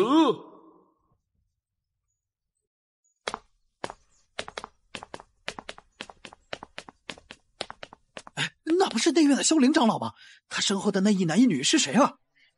那男的不知道是谁，不过那女的我有点印象，好像是宁家的千金大小姐。宁家？是那个没有一个人能进入内院的宁家？是啊，就是不知道为什么宁家的大小姐会出现在这里，而且看上去好像还认识萧凌长老。这估计是通过什么门道认识了萧灵章。他们那种大家族呀，想搞到这种门道，简直不要太简单。在玄宇学院内走后门，哼，还真是厚脸皮。你不生气吗？我为什么要生气啊？和这些不入眼的小角色生气，对我有什么好处啊？萧林，你带来的这2位是？其中一个是我刚收的弟子，另外一个是他的朋友。萧林，你这么多年从未收过1名内院弟子，结果现在却收了1名外人当弟子，你可知道你这是什么意思吗？我当然知道，但这又如何？学院难道有规定不能收学院之外的人做弟子？那些外院长老都有不少人能从外面吸纳人才，并直接收为弟子，为何我就不行？算了，反正你到时候会后悔的。不过，你的弟子可以随你进去，那另外一个可不能进去。我可以去认那内院第10长老为师，求他收我做弟子。放肆！你以为内院长老是谁都可以随随便便认识的吗？这位前辈，他是我的朋友，若您担心他将来对学院不利，我可以保证绝对不会发生此事。老齐，人是我带来的，将来若是出了什么问题，我一律担之。你，算了，既然你都这么说了，那便好自为之吧。好了，进去吧。叶公子，真的谢谢你。你是我朋友，我自然要帮你。对了，以后啊，你还是直接喊我名字吧，公子什么的，我还是有点不太适应。好，那我以后就叫你名字了。这里的灵气居然如此充盈，若是在这里修炼一段时间之后，必然会有极大的进步。想来这里定然是有着某种能够聚拢天地灵气的宝贝。连玄宇学院内院的修炼环境都如此之好，那青云学院的内院也定然差不了多少。难怪那席皓月无论如何都想把我干掉，夺走外院第1的名号，估计是想借此想在内院里获得足够好的修炼环境吧。一念至此，叶清晨总算是明白那女人为何会那么对待自己了。这里便是我玄宇学院的内院，在这里修炼可远比在外面修炼要快上数倍。那边有着一座迎星池，乃是我玄宇学院的禁地，同时也是一处秘境。若是归元境巅峰的弟子进入其中进行淬体，有60%的可能能直接进入聚星境。你们若是想要进入其中修炼，那就可要好好努力，争取在玄宇排位战上夺得前10的名次了。接下来先去10长老那里吧。既然你说出了刚才那番话，就要对自己负责。你明白我的意思吗？我明白的。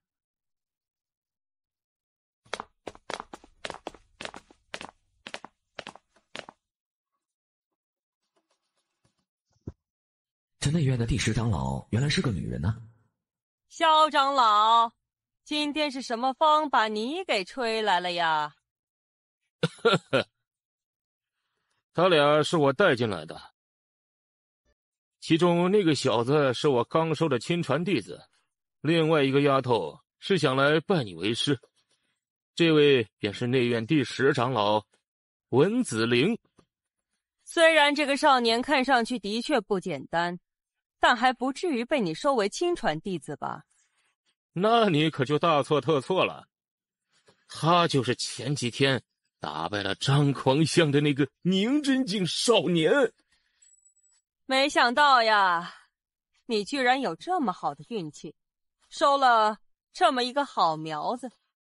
文长老，我想当您的弟子，无论您的要求有多么严格，我都一定会努力完成的，请您一定要收我为弟子。他看得出来，这个女孩明显是家境优渥，并未经历过多么激烈的竞争，但她却能够说出这番话，说明她的心中必然是有了一个需要努力靠近的目标。温子玲不由得看了一眼叶清晨，心中顿时了然。既然你有这番心性，那我若是再拒绝了你，好像显得我太过冷酷了。也罢，连萧凌这家伙都有了弟子，那我也该是时候收一个弟子了。真的吗？您愿意收我做您的弟子吗？当然，不仅如此，从今往后，你还会是我唯一的亲传弟子。我成功了，我也和你一样成为亲传弟子了。恭喜你了，以后我们就要一起努力了。那我就不打扰你们了，我还得给这小子做个身份令牌去。以后这里就是你睡觉和修炼的地方了。好，那我就先去修炼了。这小子还真是有够着急的。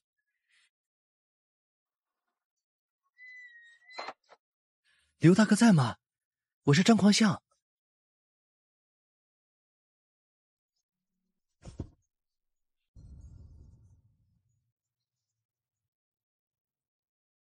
有事直说。大哥，我看到那个把我打败的小子进内院了，好像还进了萧林长老那边的住处。看样子，他好像是成为了萧林长老的弟子了。还真是冤家路窄呢。对外放话出去，3天后，我刘觉峰要和萧林长老的弟子一决高下。我要把他给逼出来，然后像踩死一只蚂蚁一样踩死他。5日之后，叶清晨正在盘腿而坐，他紧紧闭着眼睛，身上的气息也在涨升当中。最终，随着他体内传来一声突破桎梏般的声响，那正在暴涨的气息也逐渐的稳定了下来。终于突破了。现在的他乃是归元境1级的修为。现在的我，就算再次对上那个张狂相，哪怕不动用困灵物阵，我也绝对能打败他。这几天过去，也不知道宁素颜现在怎么样了。萧长老，不是，师傅早啊。终于突破了，这是你的身份令牌，凭借这个令牌，你可以随意出入内外院，接取一些内院任务时，也可以用这个令牌登记。师傅，你平常写字的时候，是不是很丑啊？你懂什么？这叫艺术。算了，不说这事了。对了，前2天内院忽然发生了一件大事，这件大事正与你有关。与我有关？第7长老的亲传弟子刘杰峰放出风声，点名说要亲自挑战你。虽然我以你还在闭关为由，暂时回绝了他，但他并没有放弃，说要等你出来一决高下。刘杰峰是刘长公的长子吗？终于还是要和这刘家的长子彻底对上了吗？现在内院里到处都在传这些事，连一些长老都来了兴趣，要看看我收的弟子到底如何。哼，想借此来看我当众出丑，门都没有。哼，那师傅觉得我应该去吗？虽然我对你很有信心，但那刘觉峰可不是个软柿子。他现在已是巨星境3级，随时都可以突破，迈入巨星境4级的级别。你现在才归元境1级，按你能够打败张狂相的表现来看，即便你能几乎跨一个大境界对战，你依然不是他的对手。所以为师的建议是不去。他的目的显然是为了给刘家报仇，而想要报复你。如果你前去应战，却败在了他的手中，那么你的下场必然会好不到哪去。哪怕内院里明文规定弟子之间不得相互残杀，但在切磋比试中恶意下重手是不管的。万一他在战斗中对你下重手，哪怕是我，也根本无法站出来为你说话。你真的要去，难道就不能忍一忍吗？那家伙一定会在战斗之中对你恶意下重手，万一你被伤到根基，那未来的武道之路说不定就全毁了。别人都蹬鼻子上脸了，这个时候若还是继续沉默下去，只会让别人更加嚣张。有时候必须要展现出自己的实力，才能让别人不敢轻举妄动。更何况到时候他能不能伤得了我，那还是两说呢。哎，算了，那就随你吧。走吧，我带你一起去会一会那小子。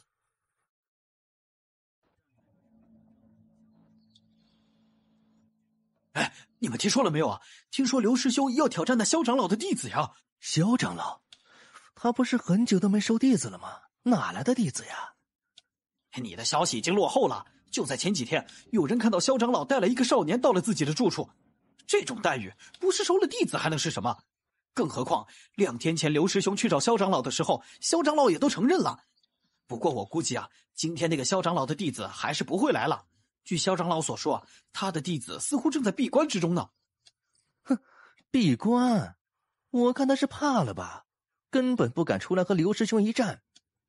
也不知道刘师兄为什么会突然针对一个不知道从哪儿冒出来的家伙。刘大哥，我看那小子应该还是不会来了。张狂相，你真的确定那家伙很强？既然真的很强的话，为何到现在还不敢出来接下刘大哥的挑战？毕竟张狂相曾败在那家伙手中，自然会认为他很强。就像他曾经败在大哥手下，也认为大哥很强一样。不过这强者和强者之间也是有所差别的。被那阴柔男子出言讥讽，张狂相却是敢怒不敢言，因为这二人乃是刘觉峰的左膀右臂。高壮男子名唤严盘，巨星境2级修为，力量奇大无比，同境之中根本无人能够正面扛下他的全力一击。而那名阴柔男子名唤花千树，同样是巨星境2级修为，一身诡异的武技可令他的对手头疼不已。来了。哎，那就是萧长老的弟子，看上去好像也没什么特别的嘛。看他身上的气息，似乎像是才突破到归元境啊。啥？才到归元境？这不是才刚刚满足进入内院的最低要求吗？萧长老怎么会看上这个家伙呢？见过萧长老。刘学峰，我知道你与这家伙有所恩怨，不过待会儿你跟他解决恩怨的时候，我希望你能知晓轻重。他的潜力之大，对我们玄宇学院来说，乃是不可多得的奇才。说不定我玄宇学院也会因为他而在3月后的百院大战上，从青云学院手中夺得第1的名次。如果可以的话，我希望你们2人能化干戈为玉帛。萧长老未免对他看得太重了些。他的潜力是不错，但如果太过张狂的话，说不定哪一天就会突然夭折了呢。毕竟这个世界上可从来不缺少过早夭折的天才。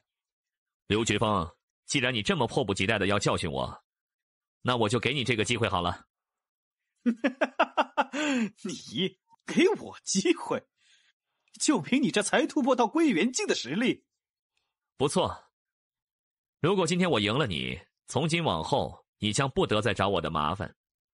不仅如此，还要将你所拥有的修行资源上缴给我6成。如何呀？你敢还是不敢呢？你既然这么有信心，那我又有何不敢？不过若是你输了呢？那我便任你处置。喂，你不会是认真的吧？好，既然你这么说了，那我便陪你好好玩一玩。你让我的家族受到那么大的打击，今天不把你好好教训一顿，我还有何脸面去见我的父亲？你父亲想要一口吃下宁家，被撑死了，不是很正常的事儿吗？你，废话少说，上比试台。我去了。你这家伙，哎，萧林师弟啊，这就是你所收的新弟子啊。虽然的确是潜力不俗，但是这番举动可是太过张狂了。见过温长老。此人便是刘觉峰的师傅，内院第7长老温恒庭。我倒是认为他这是对自己很有信心。年轻人有信心是好事，但如果太过自信，可就变成自负了。等到此间事了，你还是好好的教育一下你这位弟子吧。不用你操心。诚然，叶清晨的潜力的确是举世罕见，但他这番张狂的态度可是很容易为他招惹不少仇敌的，说不定哪天就会突然夭折。既然你这么有信心打败我，那你先出手吧。那我可就先占个大便宜了。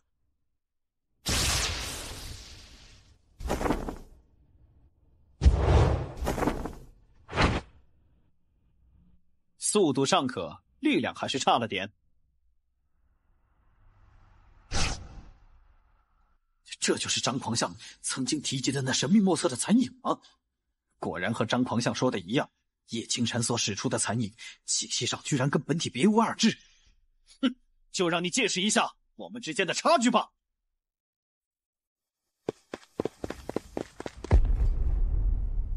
找到你了，居然还是残影！吞金镜！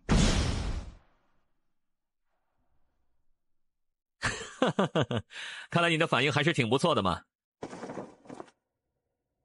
三脚猫手段而已，看我怎么把你给彻底踩死！没想到大哥居然这么早就动用了裘海剑，看来是被气得不轻啊！裘海剑一出，那小子必定会输得很惨。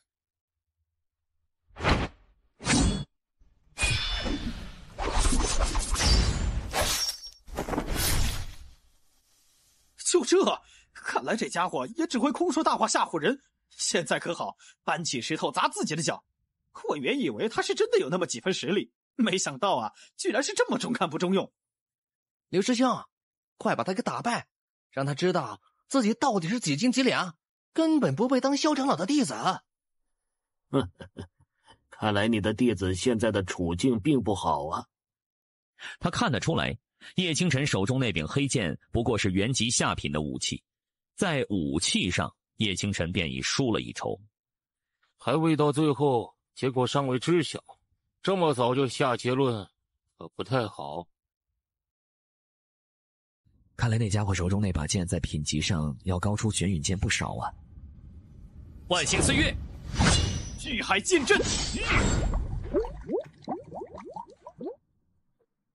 你手中的那把剑在品级上远不如我的裘海剑，这么多次交锋，他也应该要支撑不住了吧？到时候失去了武器的你，又有什么手段能打败我？不得不说，刚才那一剑的威势的确很强，我也只能用我最强的防御手段来进行防御，结果显而易见，依旧无法对我造成太大的麻烦。我想，那也是你能所使出的最强招数了吧？老伙计，好好休息吧，若有时间，我会把你好好修复的。哎，这叶清晨怎么收回武器了？难道他这是打算认输了？嘿嘿，我就说他根本是不自量力，居然还妄图想要打败刘师兄。哼，这家伙是真的不配做萧长老的弟子啊！哼，怎么这就开始打算认输了？刚才你说的不错，方才那一剑的确是我所能使出的最强招数。不过你也应该知道，相同的招数由不同的武器所发挥出来，会呈现出截然不同的威能吧？那又如何？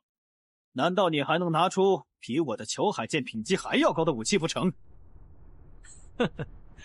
恭喜你，答对了。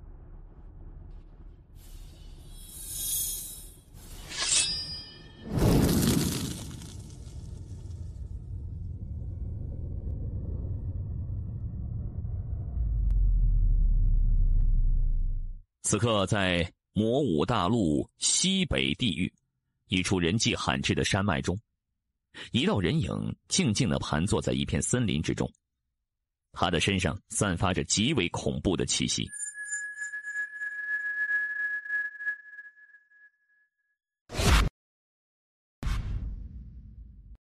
这股气息，难道他还活着？如果他真的还活着，那么他必然受到了很重的伤。如今我唯有先把自己的伤势调养好，才能好好保护他。玄宇学院内院，比试台上，那小子手里的剑到底是什么兵器？这小家伙手里的剑很不简单呢。怪不得那么有自信，原来是手里有着这等底牌。哼，害我白担心一场。比试台上，叶清晨轻轻握住玉苍剑，当握住剑柄的那一刹那，他顿时感应到体内的玉苍剑脉似乎是活过来一般，像是在发出欢呼一样。同时，一股力量畅通的奇异感油然而生。有了玉苍剑，我的实力恐怕将会得到极其恐怖的增幅。刘觉峰，现在你可还敢与我一战吗？他的理智告诉他，若继续打下去，他必输无疑。可若是直接认输，那么从今往后，他在内院之中都将永远抬不起头来。你少在那里嚣张，看我怎么把你打得落花流水！去死吧，玄海之怒！复苍潭。绝风，他发现刘绝风的内伤奇重无比，虽没有伤及武道根基，但想要彻底恢复过来，无疑需要极长的时间。而这段时间里，刘绝风将再也无法参加玄宇排位战，他的排名也将再无法上升，说不定还会下降。小子，你好狠毒的心呢，居然下这么重的手！你这个不要脸的家伙，居然敢对我的弟子动手，真是不把我放在眼里吗？小林，今日他将我弟子伤成这样，若不给我个说法，我定不会善罢甘休。哼，难道你以为今日若是刘绝风赢，他就不会对叶清晨下重手了？哼，他俩之间的恩怨，难道你还会不清楚？我不管，今日这小混蛋，若不断个手脚，难以平息我的怒气。那看来我俩只能打一架了。行了，堂堂两个内院长老，却像个小孩子一样，在内院里大打出手，成何体统？见过院长大人。见过院长大人。原来这苍老声音的主人便是这玄宇学院的院长啊，果然深不可测。哈哈哈哈，这两个小家伙今天的比斗可真是相当精彩啊！温恒庭，你应该知道学院里只有下死手一说，从来没有下重手这个说法。你想要凭借这个借口去找一个后辈的麻烦，可真是丢了我们玄宇学院的脸呐！是我失态了，我这就主动去领罚。算了，念在你也是护徒心切，这责罚就免了。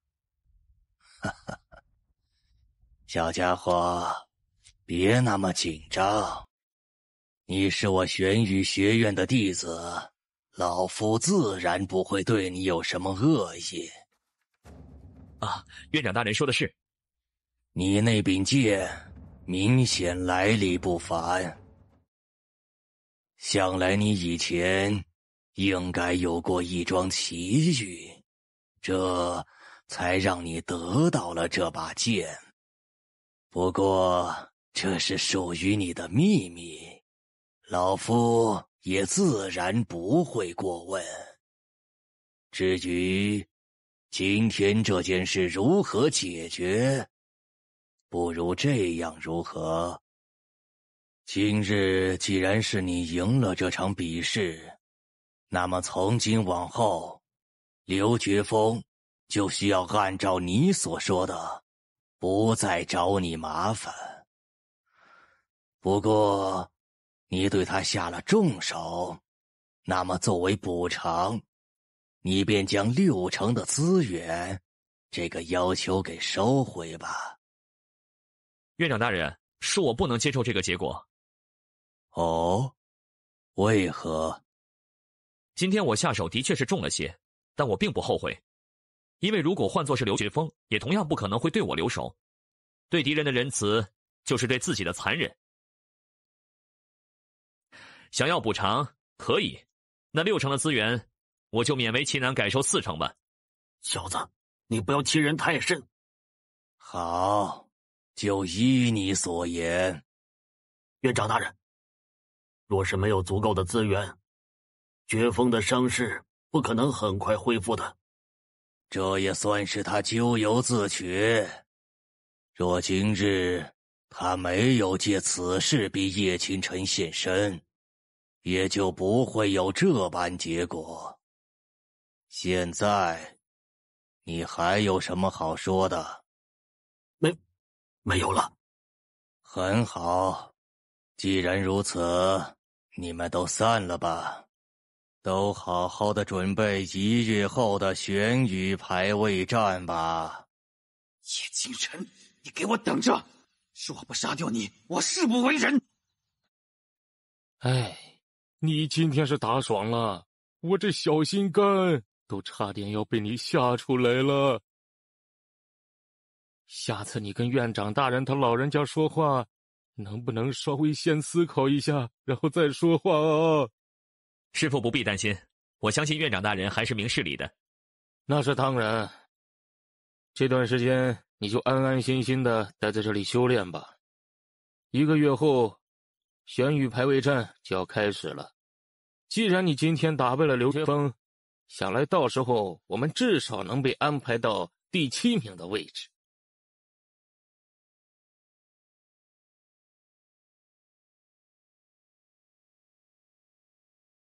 见过七长老。啊，原来是蒙拔呀。蒙拔乃是内院排行榜上第5的弟子，他的师父则是内院的第5长老。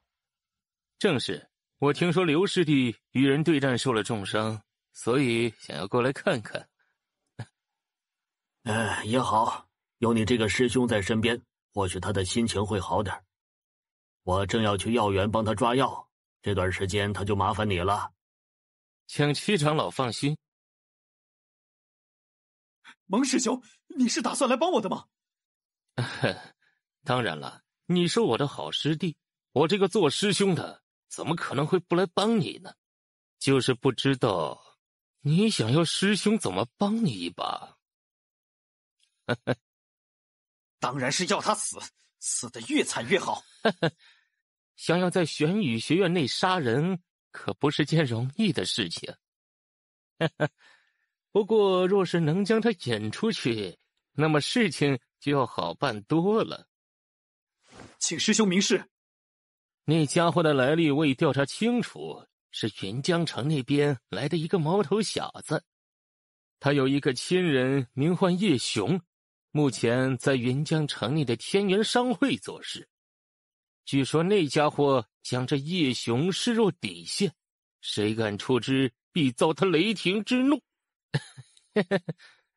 我们只需要放出风声，就说那天元商会遇到了危机。他欣喜叶雄安危，必会离开玄羽学院。到那时，他的生死可就掌握在我们的手里了。还是师兄高明。好了，你就在这里好好休息吧。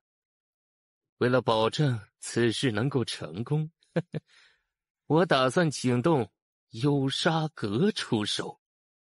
幽沙阁是那个赫赫有名的杀手组织。幽沙阁乃是燕云国内凶名远扬的杀手组织，据说只要是他们盯上的目标，就从未失手过。不错，只要付得起足够的金币，他们就会接下任何单子，无论目标是谁。请幽沙阁出手，也算是看得起那小子了。不愧是师兄。这事成了之后，等我伤势好了，我请师兄去那琼玉楼好好逛上一逛。琼玉楼乃是云峰城中最有名的青楼。哈哈，那我可得好好期待一番了。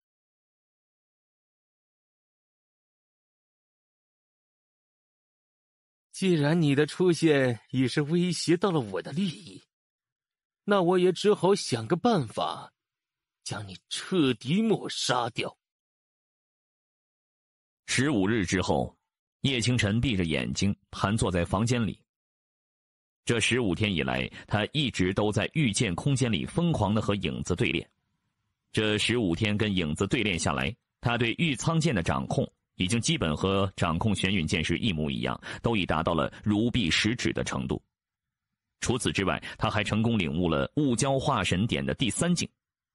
第1境呢，名唤幽雾食魂，乃是一门专门针对灵魂的境技，可用于攻击敌方灵魂，也可强行从对方的灵魂中搜寻记忆，相当的霸道。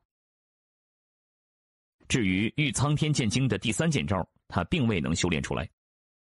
不过依照他对那第3剑招的领悟程度，想必在那玄羽排位战到来之前，他就能够领悟出来了。叶清晨，你出来一下，我有事要和你说。怎么了，师父？前几日我外出了一趟，正好听到了一些关于云江城天元商会那边的消息。天元商会怎么了？有传闻说天元商会似乎遭遇了袭击。什么？袭击？我前段时间试着联系了下胡天晴那家伙，但一直迟迟没有回信。我怀疑那边可能真的出事了。师父，我需要马上回云江城。就知道你会心急成这样。唉，若不是我要和其他诸位长老为迎星池的召开而去做准备，我就不会来打扰你，而是亲自去看一看。这头魔兽名唤风魂豹，是我的契约魔兽，位列4阶下级，在同级别的魔兽中速度可堪称1绝。我会让它载你去往云江城，希望能来得及吧。师父请放心，我一定会赶在玄羽排位战开始之前迅速回来的。没想到你这小家伙还能猜出来我的心思。好了，既然如此，那你就去吧，早去早回，希望不要真的出事才好。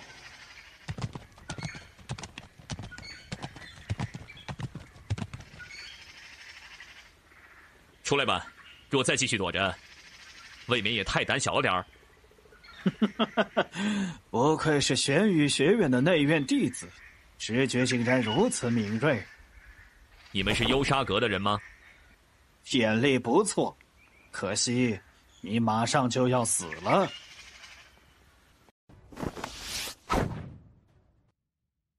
真是无趣，我还以为内院的弟子至少能有点像样的反应。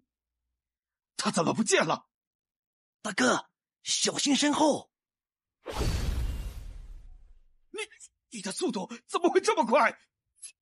看你们这样子，已经是在这里埋伏了很久吧？这么说来，原来是有人设下圈套，等着我往里边钻呢。哼，知道就好。现在你已是插翅难飞了，还是趁早放弃无谓的抵抗，乖乖的死在我们的刀下吧。白袍人和黑袍人同时身上爆发出强大的气息，皆是在巨星境后期。现在我很生气，就用你们的死来平息我的怒火吧。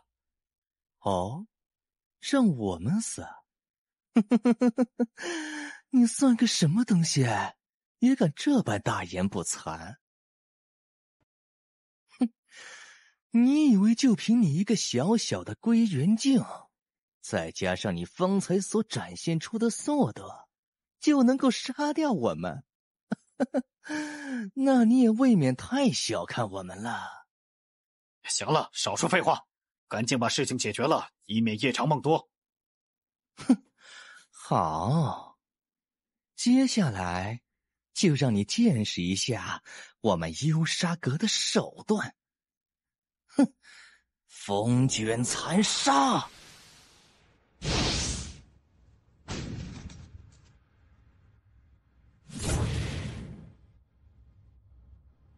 残影，万幸岁月，哼，和风列杖。大哥，这小子的剑招威力好强啊！不过是块难啃的骨头而已，切碎就是。小子，这世上可不是只有你一个人会使残影。就是残影。哼，我所使出的残影跟你们所知道的残影可不一样啊！而且你现在已经落入了我的圈套之中。哼，休伤我大哥！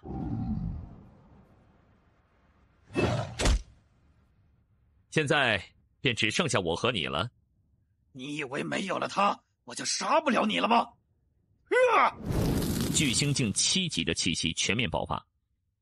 巨星境后期的修为跟他现在归元境1级的修为相比较，差距实在是太大了。这也将会是他一路修炼至今所遇到的一场实力最为悬殊的战斗。叶清晨和黑袍人瞬息之间便交手了上百个回合，两人都极其擅长身法，又精通残影之技，每次得手的刹那击中的都是对方的残影。而随着两人越打越久，叶清晨体内已是气血极度翻涌，好几次一口猩红的鲜血就要涌上喉咙，被他强行给咽了下去。不愧是幽沙阁的杀手，果然强大。这家伙的真气强度几乎都能比得上归元境后期了，再加上那威力强盛的剑招，竟是能将我逼得不得不多次使用残影躲闪，从而失去了好几次下杀手的机会。而且他的身上明显穿着什么宝甲，能够卸去我大部分的力量，否则就凭他那躯体根本承受不住这么多次的碰撞。此子绝对留不得。怎么，没力气了？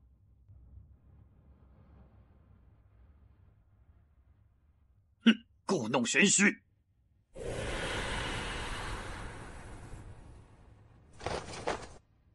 对于现阶段的他来说，使用幽雾石魂果然还是太勉强了。黑袍人的修为毕竟高出他太多了，幽雾石魂的镇魂效果只是持续了那么短短一刹那，他便已是勉强清醒过来。然而他清醒得太迟了。哼，幽沙阁的杀手也不过如此嘛。你等着，我幽沙阁绝不会放过你。不用你提醒，我也自然会找上幽沙阁的。大哥，别急，很快就轮到你了。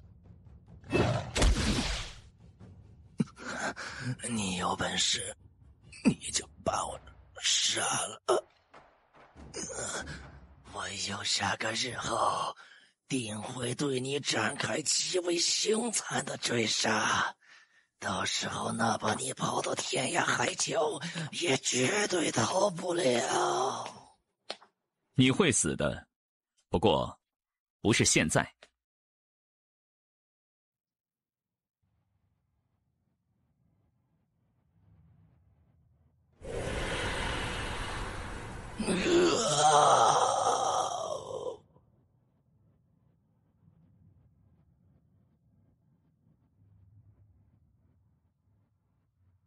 蒙拔，我与你无冤无仇，已经请出杀手来对付我。等到玄羽排位战上，我必要让你付出最惨痛的代价。我跟那蒙拔明明素未谋面，彼此之间也没有仇怨可言，他究竟为何要对我设下这般杀招？说不定是那刘觉峰找他帮忙，让他请出了幽沙阁的杀手来暗杀我。而且就算我和他之间没有任何仇怨，就凭我能够威胁到他的排名，他也一定会想方设法将我清除掉的。这蒙拔当真是阴险无比啊！我只不过是一个才初入内院的新生弟子，他居然就要请幽沙阁的杀手来对付我。若不是当初师父借了封魂豹给我，恐怕今天我就算能逃得掉，也必然要受一身重伤了。从白袍人的记忆中得知，白袍人曾经和蒙拔见过面，蒙拔只说他负责散播天元商会遇袭的消息，诱使他离开玄羽学院，而蒙拔的目的只是要杀掉他，自己并不能出面，也不可能让和自己有关的人去真正的袭击天元商会，否则一旦事情泄露，他很有可能会被玄羽学院驱逐。所以按理来说，天元商会应该是安全的。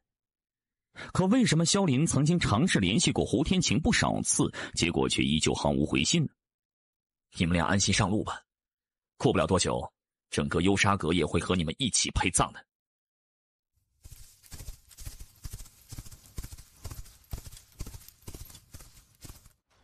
5日之后，云江城的城门上，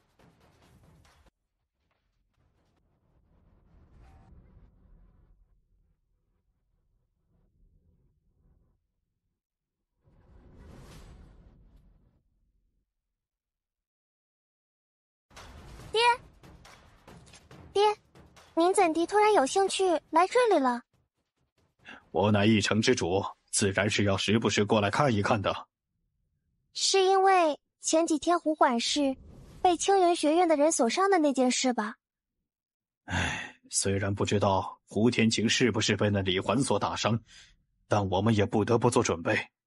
虽然那天我并未出手帮助叶清晨，但以那日李环所展现出来的性格，他很有可能会因此而记恨上我们，甚至连蒋家那边都已有所警惕。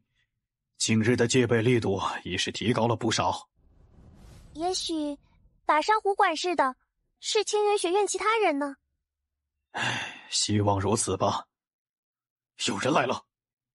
云江城所有城卫听令，准备猎云弩。是。来者何人？速速报上名来。秦城主，是我呀，是我，叶清晨。啊，真的是他！爹，真的是叶清晨！他怎么回来了？开城门，速速放叶公子进来。啊，叶清晨见过秦城主，见过秦小姐。能够将这头封魂豹收为坐骑，想来这小家伙的实力定然有所长进呢。果然不出他的所料，当他把目光锁定在叶清晨身上的时候，他的心里竟是凭空生出了一股危险的感觉。这种感觉让他瞬间明白，现在的叶清晨很有可能能打败自己。不愧是叶公子啊，一段时间不见，实力竟精进至如此地步，连我都要看不透你了呀。秦城主说笑了。请问秦城主刚才弄出这般阵仗，是在防备着什么吗？没什么，没什么，只是在演练啊，对，在演练。爹爹是在防备着青云学院的人。什么？青云学院？他们带人来了？是那个李老狗带过来的吗？啊，不是你想的那样，是因为前几天胡管事曾经外出过一趟，可回来时却是负伤累累。那天我们都赶去天元商会看望了他，结果只是听到他在念叨着青云学院，不久后就昏迷了过去。爹爹以为那个李环怀恨在心，在路上袭击了胡天晴，因此便开始让整个云江城都进入戒备状态，以防李环真的带人杀来。原来如此，怪不得刚才会有那般阵仗。既然如此，那我先去一趟天元商会了，以后若有时间再和秦城主、秦小姐叙旧。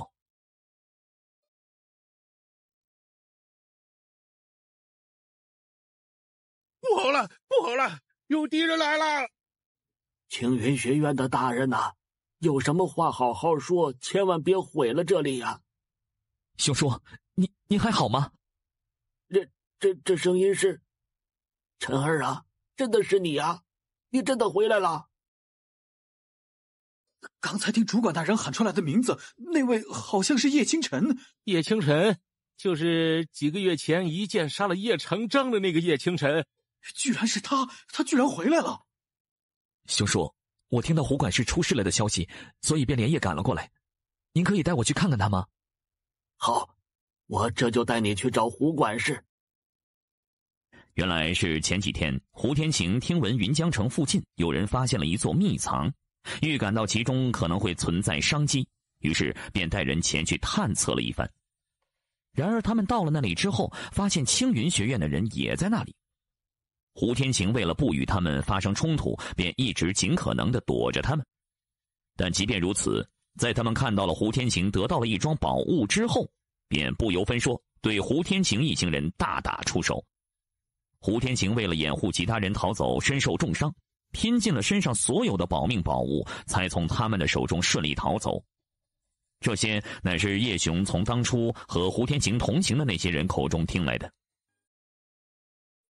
哼，青云学院的人果然都是一丘之貉。现在唯一算得上好事的，那便是胡管事虽然受伤过重，但是并未伤及命源，随时都有苏醒的可能啊。叶清晨，是你吗？胡管事，你得好好休息一段时间啊。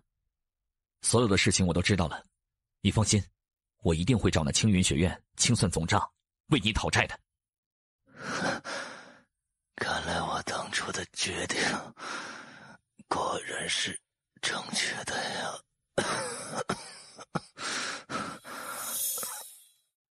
胡管事，你这是？这是我从那处秘藏里带出来的宝贝，以我现在的情况，根本无法使用它，就由你收下它吧。我想，它在你的手里，肯定能发挥出更大的作用。这是悟道石啊，里面所留存的大道感悟，居然是和剑道有关的。他曾经从那位男子留下的记忆碎片中得知，这世间有一种奇异的石头，可以将自己对于自身大道毕生的感悟融入进去，形成一块悟道石。而他手中这块石头正是悟道石，而且里边留存的乃是一位剑道强者对于剑道的毕生感悟。倘若能够吸收其中的剑道感悟，说不定他今天就可以领悟出御苍天剑经的第3剑。胡管事，这宝物太贵重了，行了，我让你收着你就收着吧，就当做是你将来为我报仇的酬金了。胡管事，袭击你的是青云学院的什么人？那人自称是青云学院外院的五长老，名唤齐啸天。齐啸天，原来是他。巨星境5级修为，倒是不如那黑白双煞中的黑煞。之后胡天晴所说的和叶雄所说的基本如出一辙。我明白了，你放心吧，我定会将那齐啸天的项上人头摘下来，见你一见。胡管事，现在你要做的就是好好养伤，然后待在天元商会里，哪儿也不要去。行，听你的。对了，既然你回来了，那就尽早吸收这悟道石里的大道感悟吧。我天元商会的密室，你随便用。多谢了。晨儿啊，你是不是过几天又要离开呀？哎呀，没关系，既然你已经长成了雄鹰，那就注定是要翱翔于9天之上的。我这把老骨头也不可能一直将你留在身边。兄叔，你放心，等我完成复仇的事情之后，就会去寻找我的父母。等找到他们之后，我就带着他们回到这里，和您，咱们一起生活。好，你果然是个孝顺的孩子。叶星辰之所以没有对那对抛弃了他的父母心生怨恨，正是因为叶雄常常教导他要懂得理解父母的一片苦心。那你去修炼吧，啊，我就不打扰你了。青云学院，喜皓月，你们等着吧，距离你们灭亡的那一天，也不会太远了。15天之后，玄羽学院内部，今天乃是玄羽排位战的召开之日。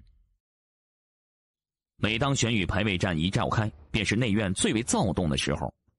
能否将自己的排名提升上去，得到更多的资源，就看今日。叶清晨那家伙怎么还没来啊？该不会是怕了吧，不敢出来了？哎，很有可能。据说那排名第5的蒙拔师兄和刘师兄关系匪浅，很有可能会在排位战上为刘师兄出气，去主动找那家伙麻烦。我早就说过了，他之前那么嚣张，肯定要吃大亏。难道真的来不及了吗？哎，萧师弟，怎么没见你那徒弟出来呀？莫非他是不打算参加玄羽排位战了吗？哼，不劳你关心。那家伙肯定是被杀了，怎么可能还会来参加排位战？叶清晨，这下你总该明白了吧？这就是得罪我的下场。小师弟，你那徒弟是怎么回事？他是不准备参加排位战了吗？不是的，叶清晨他一定会来的。既然他真的会来，那现在时辰已经是快要到了。按照规矩，若他在半炷香之后还没有抵达比试台，便视为自动放弃参战资格。二长老所言极是。其实我们也不必等他了，让台下这么多师弟在这干等着也不太好，提前一点开始，也能趁早结束，岂不是更好？既然如此，那就……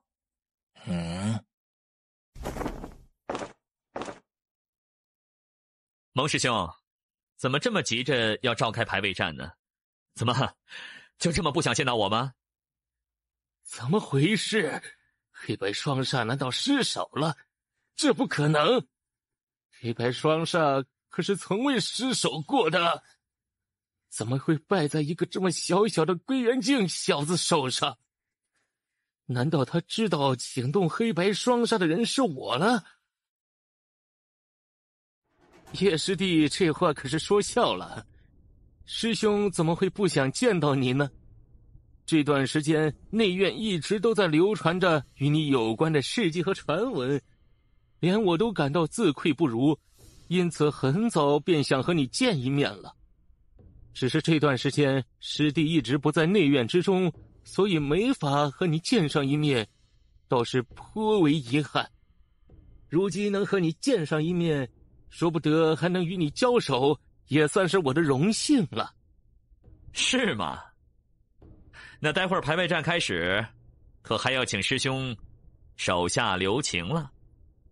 小师弟，列图之前可是与你的徒弟有过过节？没有啊，他俩之前都从未见过面，怎么可能会有过节？行了，既然人已到齐，那么玄羽排位战可以开始了。9位亲传弟子先进备战席，让其余90名参战弟子先行抽签对战。叶清晨，你这段时间都去哪儿了？怎么来得这么迟啊？他身上似乎有着一缕淡淡的奇特体香，掠入了叶清晨的鼻尖。叶清晨心神都不禁摇曳了一瞬，随后笑道：“没什么，云江城那边出了点事儿，我回去一趟，在那儿待了一段时间。话说你这段时间是遇到什么奇遇了吗？你这修为怎么会突然暴涨这么多？”他能够感应得到，宁素颜此刻的气息已然是巨星境初期的层次，一瞬间就将他远远地甩在了身后。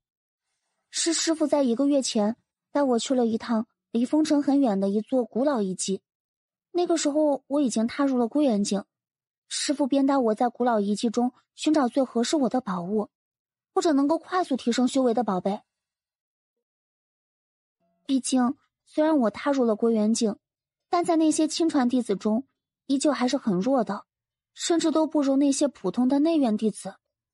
师父在遗迹那里发现了一处传承之地，很适合刚刚破境的我。我刚刚接受传承的时候，师父突然被我吓了一跳。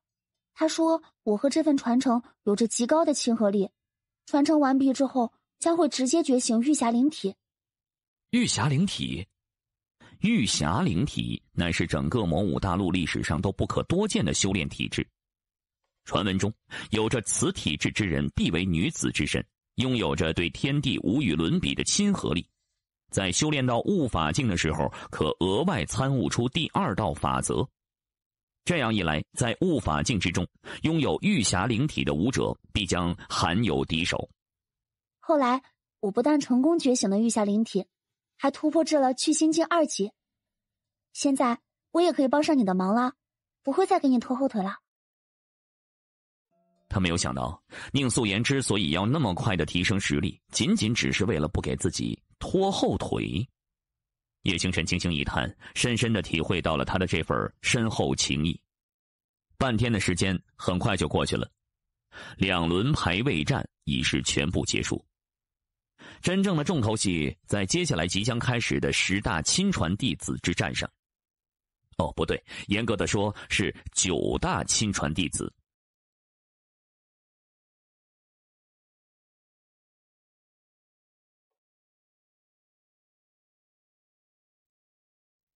接下来便是9位亲传弟子开始排位战的时候了。文师妹，让你的徒弟出场吧。妍儿，你上台吧。是，师父。我想挑战黎师兄。他口中的黎师兄乃是排名第6的黎洛。黎洛可是拥有着巨星境4级的修为。既然宁师妹要挑战我，那我也只好奉陪了。比试开始。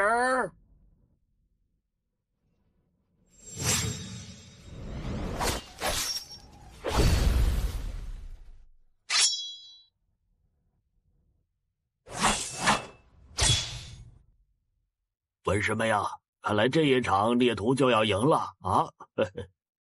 胜负还未分出呢，师兄可别高兴得太早。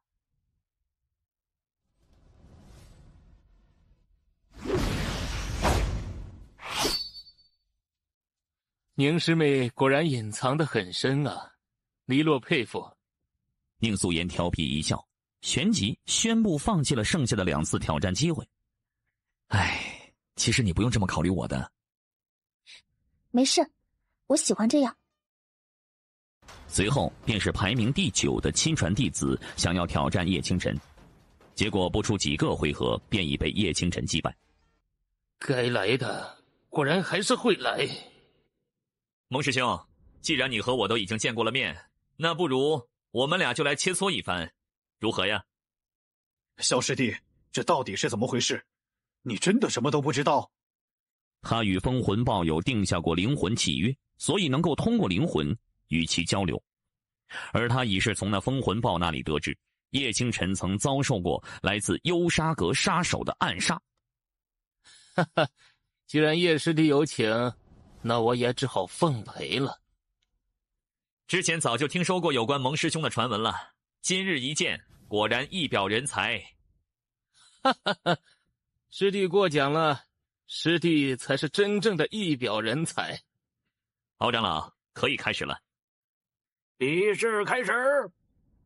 那就是这小子手中那把很奇异的剑吗？看上去果然不凡。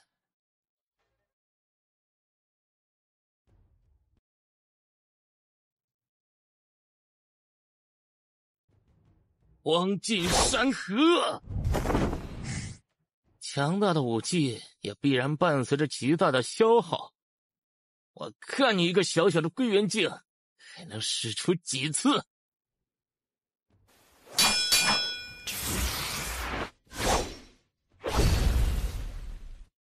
这家伙的肉体居然这么强！哦，那小家伙手中的那把剑竟如此了得，竟能将修炼了熔岩骨体的蒙拔伤成这样。这熔岩骨体乃是他们玄宇学院一门极为强大的炼体武技。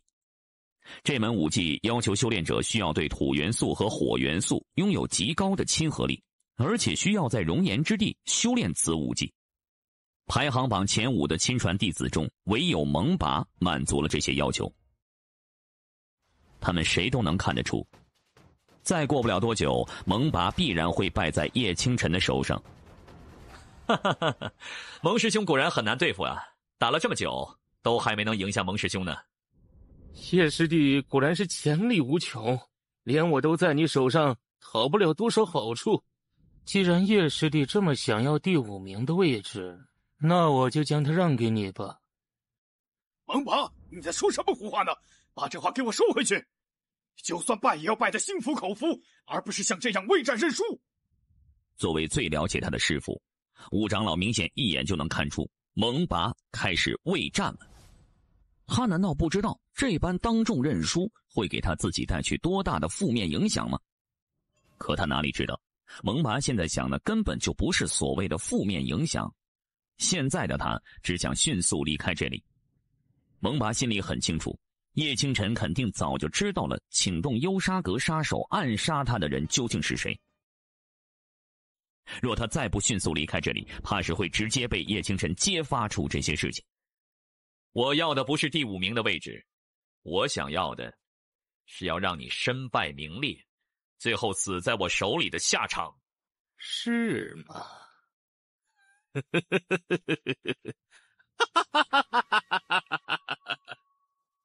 既然如此，那你就先去死吧！一个深藏在枪身之中的狂暴灵魂苏醒了。不好，他竟然强行唤醒了古元枪中的那一缕狂暴元灵。蒙拔手中的长枪名唤古元枪，乃是一把灵级上品的武器，里面留存着一缕力量极为狂暴的元灵。原本他想让蒙拔达到了悟法境，掌握一丝法则之力后，再强行掌控这一缕元灵。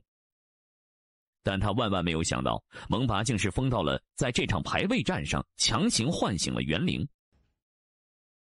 叶清晨，本来你若不逼我，我还不会自损精血使出这一招。可既然你非要把我往绝路上逼，那你就准备为你愚蠢的行为付出代价吧！去死吧！我有一剑，可斩天穹，此剑名为斩天一剑。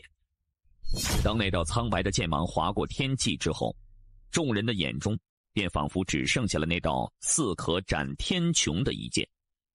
那一剑之风采绝伦，让他们心中惊惧的同时更生惊艳之感。那一种直刺要将天穹斩灭的气势，更是让他们的心中产生了些许明悟，对自身大道的理解更加深了几分。修行之途的终点，不就是要将天穹斩灭吗？天若压我，我便斩天。没想到那小家伙所展出的一剑，竟能有如此惊艳的风采。连那缕狂暴元灵都没能够将这一剑的威势哪怕消减掉半分，实在是可怕呀！叶清晨能够使出如此惊艳的一剑，便能说明他的潜力之大，恐怕要远超他们的想象。一旦将他培养好了，将来必能够成为玄宇学院最强的顶梁柱。还好，他那一剑只是对着元灵而去，并未波及到蒙拔。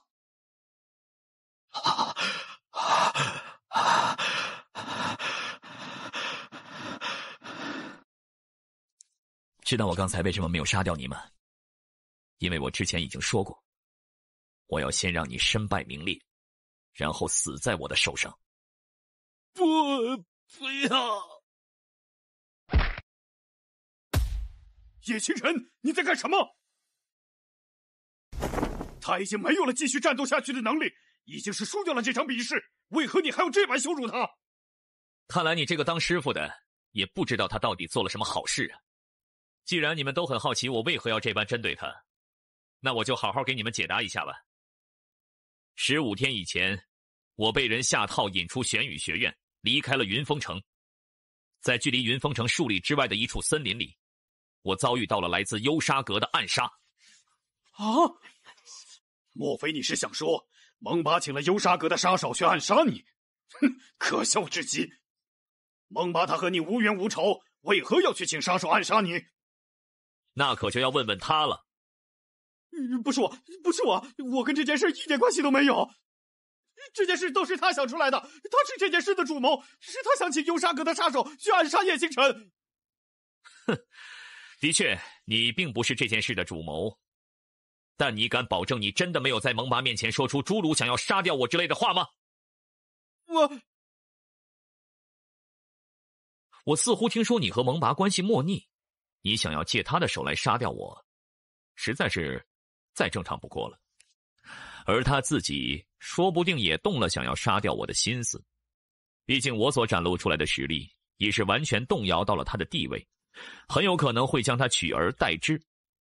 这种情况下，他将我视为眼中钉，想要将我除掉，更是合乎情理啊。等等，这些都只是你的一面之词，根本没有实质性的证据。你若不拿出足够的证据，那你就是在污蔑我的徒儿。既然大家都不相信我，那不如请大长老来对蒙拔进行搜魂看看。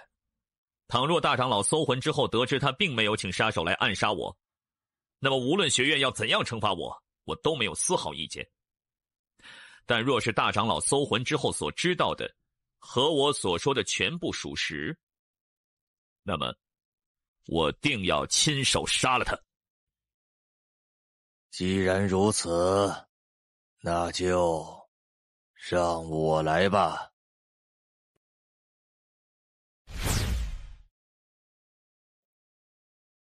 拜见院长。哈哈哈哈，小家伙，你今天的表现很不错，方才那一剑，连我这把老骨头都佩服不已啊！啊，院长大人过奖了，弟子只是在赌命一搏而已。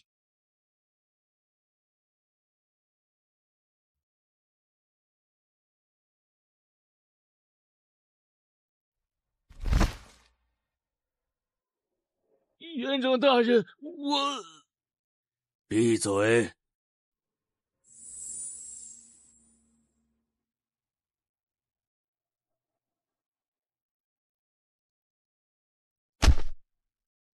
从今天起，蒙拔将不再是我玄羽学院的弟子了。至于你想要亲手杀死蒙拔的要求，我不同意。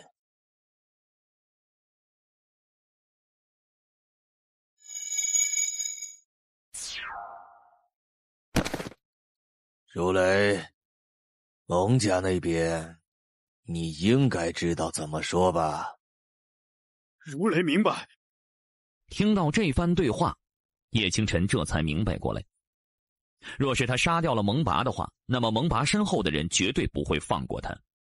可若换成是玄羽学院的院长亲手处决了蒙拔，那他们绝对是一个屁都不敢放。另外，刘觉峰虽不是此事主谋，却也包藏着暗害同门之心。我以院长身份宣布，剥夺刘觉峰亲传弟子的身份，降级为普通的内院弟子，同时将剔除出内院排行榜。院长大人，我知道错了，求您收回成命。我一定不会再对叶师弟有任何想法了，我一定会。温老切，你该知道怎么处理他了吧？院长请放心，我会将他关入思过崖，让他在其中闭关思过3个月。同时我也会进入其中，在里面好好思过为何自己会教出来这样一个徒儿。知道就好。好了，既然这场闹剧结束了，那玄羽排位战便照常进行吧。恭送院长。因为真气几乎消耗一空的原因，叶清晨也同样放弃了剩下的2次挑战机会，但他的排名已经是从第8名升至了第5名。甚至所有人都觉得，如果不是因为那一件消耗太大的原因，他甚至都有可能冲击到第2名的宝座。至于第1名，他们更是想都不敢想。时至傍晚，排位战已是进行到了排名第2的亲传弟子和排名第1的亲传弟子的对决。他们2人，一个名叫沈墨，乃是2长老的亲传弟子，拥有巨星境9级的修为；一个名叫云娇，是大长老的亲传弟子，乃是巨星境10级的修为。而且他还有一个外号，名唤武痴。最终沈墨还是败了。叶师弟，我想和你切磋一把。啊，承蒙云娇兄盛情相邀，我自然不会推辞。不过我今日消耗实在太大，不如改日再相约一战。好，若我到时输了，这内院排行榜的第1名，便拱手让给你。哎呀，大师兄啊，你家徒儿可是把内院第1名的宝座当成筹码了，你就没有半点表示吗？我能有什么意见呀？他说出去的话，就是让我把他打个半死，他也不会收回的。不过这样的他，才配得上做我的亲传弟子。玄羽排位战就这样落幕了。内院排行榜上最大的变化便要数前10名中的后5名了。原本屈居第8名的叶清晨直接升至了第5名，宁素颜更是直接从默默无闻的状态一下子荣登到了第6名。而那刘觉峰已是被剥夺了亲传弟子的身份，降级为普通的内院弟子。内院排行榜上已再无他的名字。玄羽排位战结束之后，将要迎来的便是3天之后的迎星池淬炼。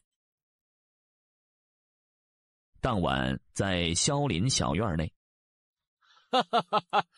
今天可是好久没喝得这么痛快了。你还是少喝点吧，省得待会儿被人看见了你这般丑态。唉，我都有点替叶清晨感到不值了。他这么出色，却摊上了你这么一个酒鬼师傅，真是不幸。咋的？你这话意思是，我这做师傅的配不上他这徒弟了呗？那不然呢？文师伯言重了，我一直都很庆幸我有这样的一个师傅。倘若不是师傅，我和宁素颜根本进不了内院，也无法有今天的地位啊！所以我还得感谢师傅啊！我也要谢谢萧师伯，若不是萧师伯出言为我争取到了进内院的机会，我也不可能遇见师傅，更不可能拥有如今的成就和地位。这一杯，素颜敬你。好，好。我说，你小子啥时候才能察觉到人家姑娘对你的一份心意啊？可别到时候人家不要你了，你又后悔了啊！哼，你这家伙又在说胡话啊！3天后就是解开迎星池封印的时候了，你要是就这么一副醉醺醺的样子出现在那里，到时候看院长会不会出来把你揍一顿。差点把这事给忘了。说完，他连忙聚集真气，化解掉了体内的酒力。师傅，萧师伯，请问3天后的迎星池淬炼到底是什么？迎星池淬炼，便是要让你们10个亲传弟子进入迎星池中接受淬炼。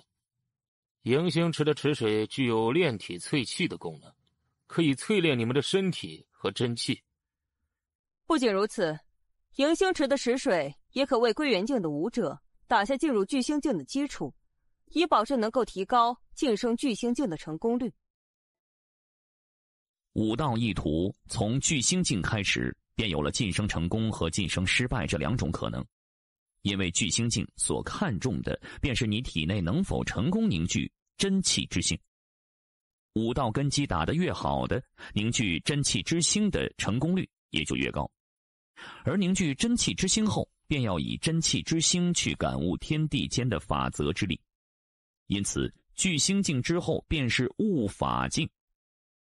实际上，悟法镜共有20个小境界，其中前10个小境界并没有腾空之力，只有到了10个小境界之后，才会拥有腾空之力，翱翔于天空之上。因此，后10个小境界也被统称为腾空境。只有将法则彻底悟成，掌控法则之力后，才可进入玄隐境。玄隐境又被称之为玄隐境，意为引动天地法则之力。故而达到此境的武者都会拥有一个共同的称号——隐师。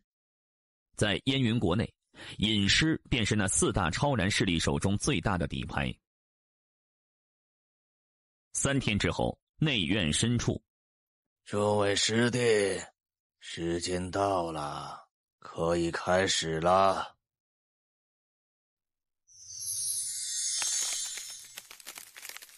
好精纯的能量气息啊！趁现在，你们速速进池。迎星池里的能量最多只够你们10人吸收1个月。1个月之后，我们将会打开封印，你们必须立刻出来。明白。也不知道这一次他们能有着怎样的进步啊！我猜呀，进步最大的肯定有2个，一个是云娇，另一个便是叶清晨。云娇此前便已经是在聚星境10级停留了许久，此次迎星池淬炼，他应该是能够借此感悟到法则之力，一举突破，正式踏入悟法境啊！难啊！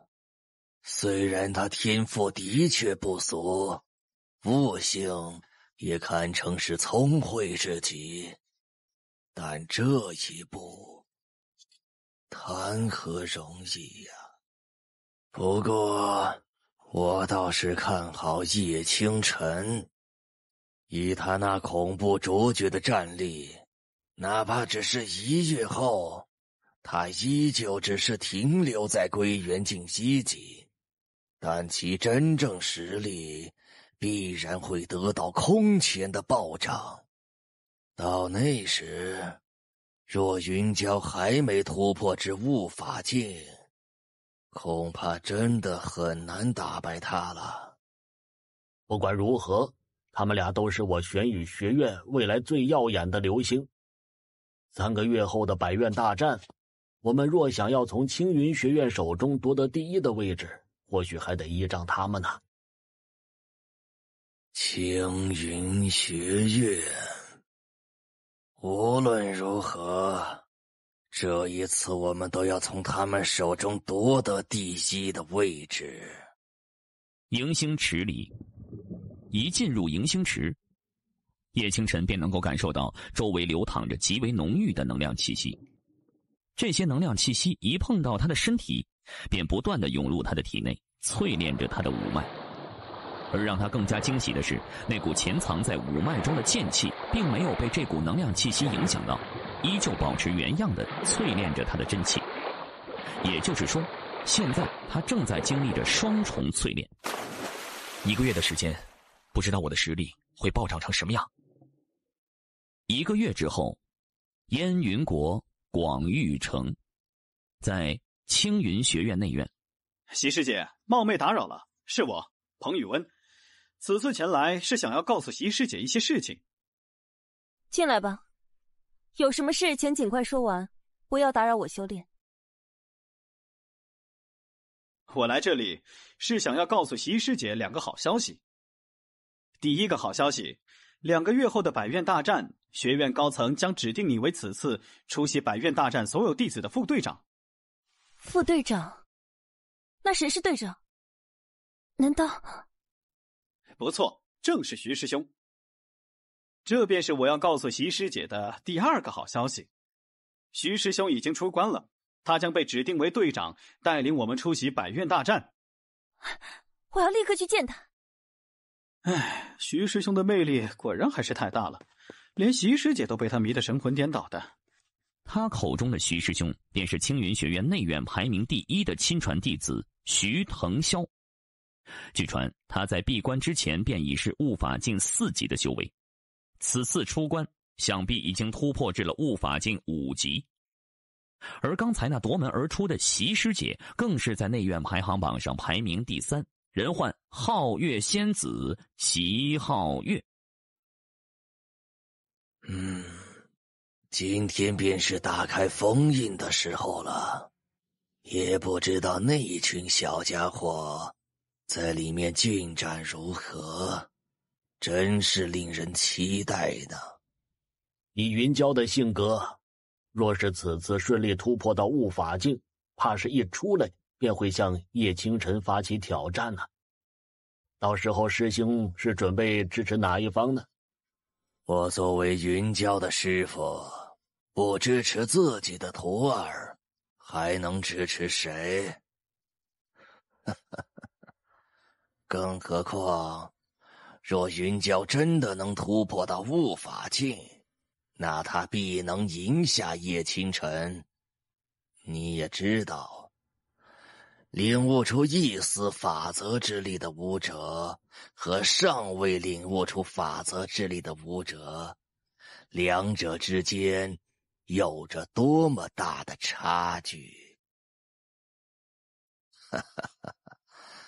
好了，不瞎聊了，该准备准备，到了该打开封印的时候了。诸位师弟，随我出手，一同解开封印。是。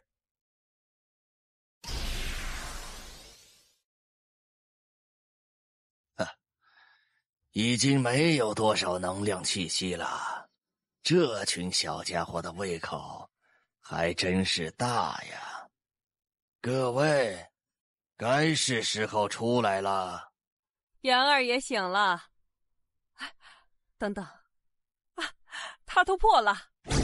此刻的他已是巨星境3级。他还没醒过来吗？不但成功突破，而且气息已近圆满，随时都可以再次突破。元儿，你做得不错呀，给了为师一个很大的惊喜呀。不知道他醒过来之后，实力会有多大的进步。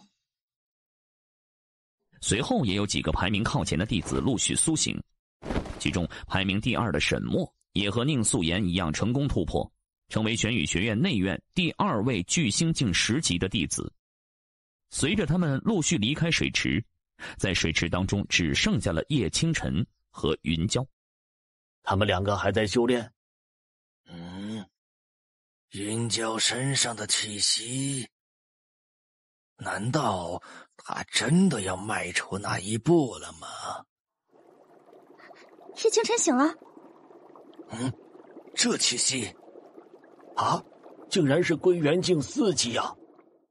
果然变强了很多呢。他是要踏出那一步了吗？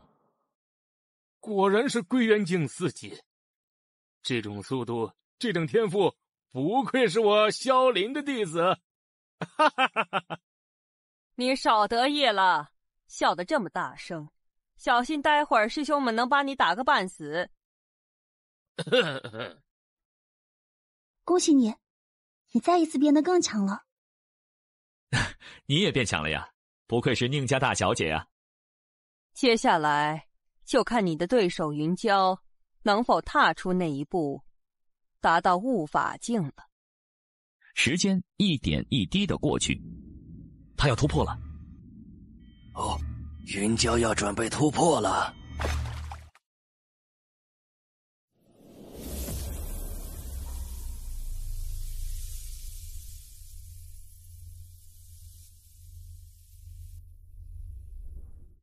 以战起势，以战势悟法则。他这是要领悟出一个新的法则吗？在魔武大陆上，每个武者所领悟出的法则有大不相同的，也有相同的。最常见的法则便是以自然元素为引所悟出的自然元素法则，那些与之不相同的，便是以自身大道为引所悟出的新生法则。一定是，他肯定是领悟了一个新的法则，而这个法则将由他亲自来命名，也将由他亲自发扬光大。他的确会是一个很可怕的对手。这便是我所领悟出的法则吗？那我便将其命名为狂战吧。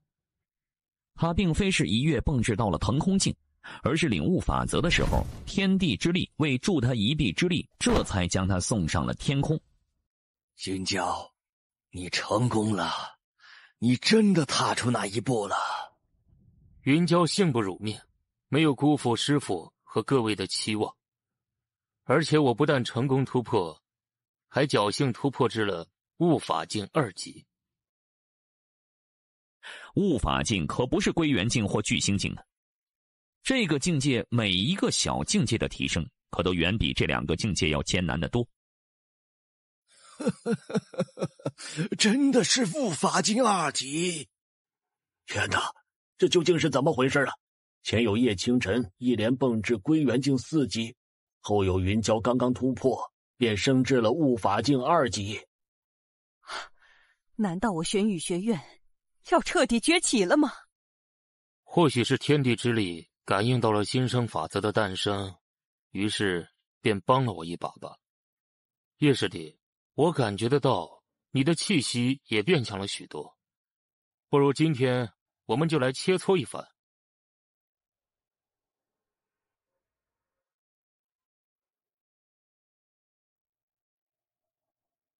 清晨啊，要不这场切磋就算了吧。能够成为云霄兄的对手，叶清晨深感荣幸。不过，若是能够和云霄兄痛快一战的话，叶清晨求之不得。好，那便在比试台上一见。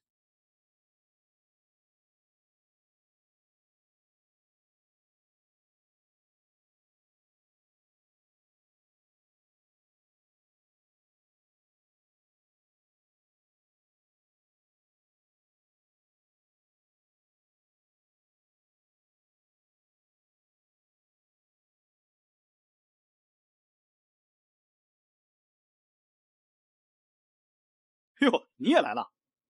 那当然，这种难得一见的大场面，我怎么可能不来？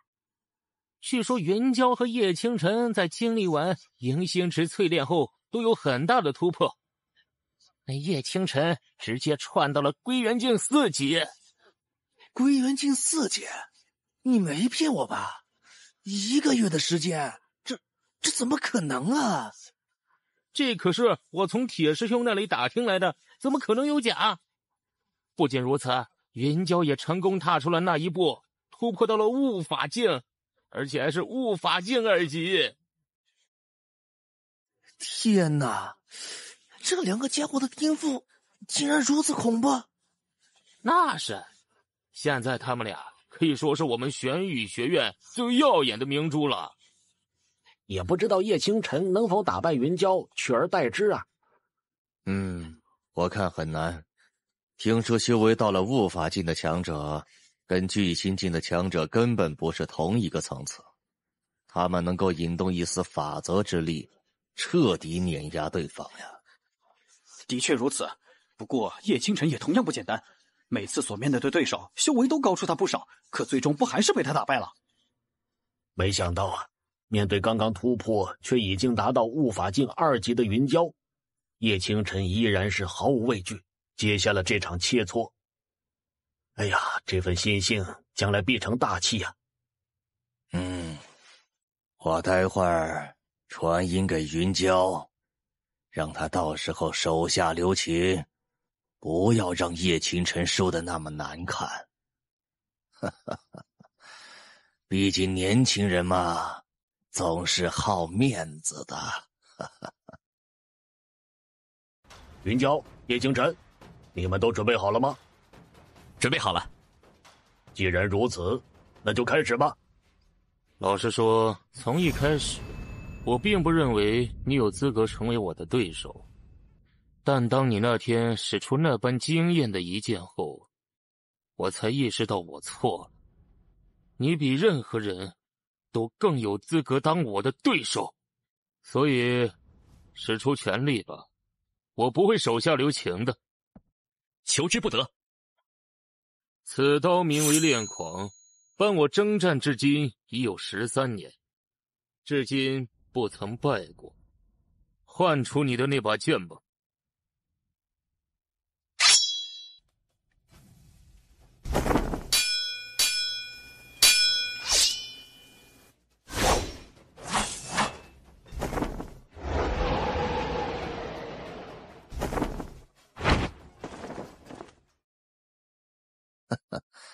布下结界吧，他俩这样打下去，怕是要误伤到别的弟子了。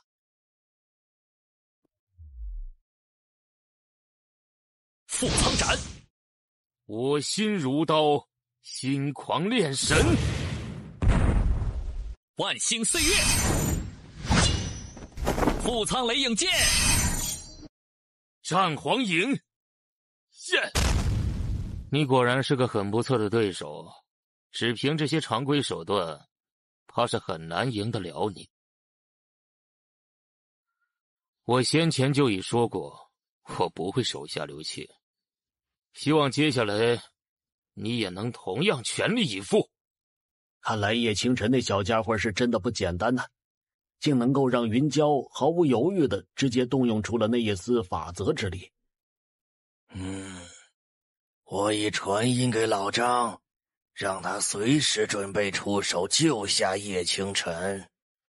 哎呀，不知道云娇所领悟的法则会是怎么样的呢？不是强行拔升修为，而是对自己的真气强度进行增幅吗？可是为什么他所领悟出的狂战法则却是新生法则呢？难道还有另外的特殊之处吗？哦，增强自身的法则吗？这种类型的法则好像并不少见呢。可是为什么天地之力会判定它为新生法则呢？接着看吧，你待会儿就能明白了。悟法境的武者，皆是只能掌控一丝法则之力。随着修为的提升，感悟愈发加深，所掌控的法则之力便会越强。等到能够完整掌控法则的时候，便是踏足玄隐境之时。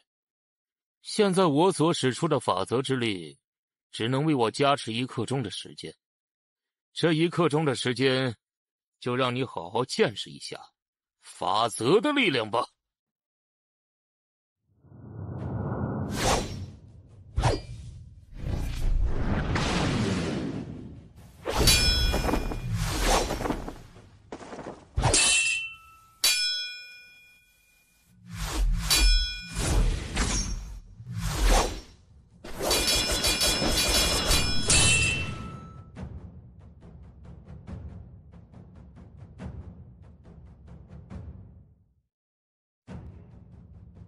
这增幅自身的法则的确不少见，但这些法则都有一个共同点，那便是增幅自身之后，气息强度只会固定在增幅后的上限，随后便会随着时间的推移而逐渐变弱。当然了，若是到达玄隐境，则并不会出现这种情况。然而云娇却并不一样，她越是战斗，所得到的增幅便会越强，他的战斗力就会变得更加恐怖。这种越战越勇的法则，当真无愧于狂战之名。如此恐怖的法则，真不愧是我的好徒儿。师傅，萧师伯，叶清晨他还有赢的可能吗？云娇所领悟出的法则太强了，要是他领悟出的法则是什么自然元素法则，或者是其他常见的增幅法则，清晨怕是都不至于如此被动。而且云娇先前就已说过，他身上的法则之力将会持续1刻钟的时间。这1刻钟的时间里，他会变得越来越强，而清晨的消耗将会变得愈发剧烈。此消彼长之下，恐怕很难逆转整个局面了。你打我干嘛？你这个做师傅的，难道对自己的徒儿就一点信心都没有吗？那不然咋办嘛？做人总得要客观一点嘛。我相信他，我相信他一定能赢。除了对战黑煞的那一次战斗之外，他还是第一次经历如此高强度的战斗，而且他所承受的每一次轰击都要比上一次变强不少。可即便如此，他终究还是没有倒下。哪怕那督战长老传音让他出手救下他，代替他认输，他也没有同意，依旧手持玉苍剑，一次次地扛下云娇的每一次轰击。真是个令人惊叹的对手。此战过后，无论输赢，我都想和你交个朋友。能够与云娇兄为友，是我的荣幸。不过云娇兄，你这1刻钟的时间也快要到了吧？你手中的那把剑当真不凡，若我修的是剑道，恐怕就要窥去你手中的那把剑了。不过我喜欢战斗，喜欢战斗中身上所散发出来的霸道气息，所以我选择了同样极为霸道的刀道。接下来，我会将剩余的法则之力全部注入进我手中的炼狂刀中。若你能接下我接下来的这一刀，便算你赢。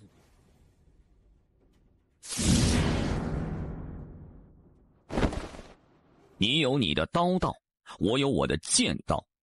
修刀道者勇往无前，一夫当关，万夫莫开。然而修剑道者则是锋芒毕露，无坚不摧，无物不斩。即便是那天地间所产生的法则，我也要将之一剑斩灭。就用这一剑来展开你所领悟的法则吧。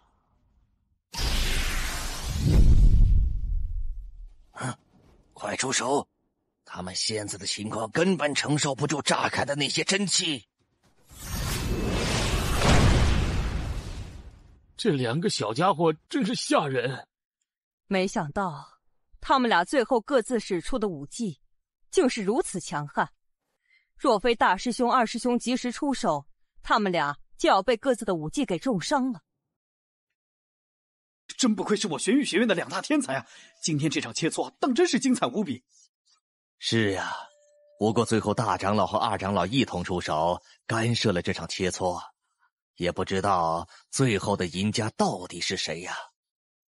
我猜啊，大长老应该会判平手，毕竟2个人，一个是他的徒儿，一个是学院的超级黑马，2个人的面子肯定都要照顾到啊。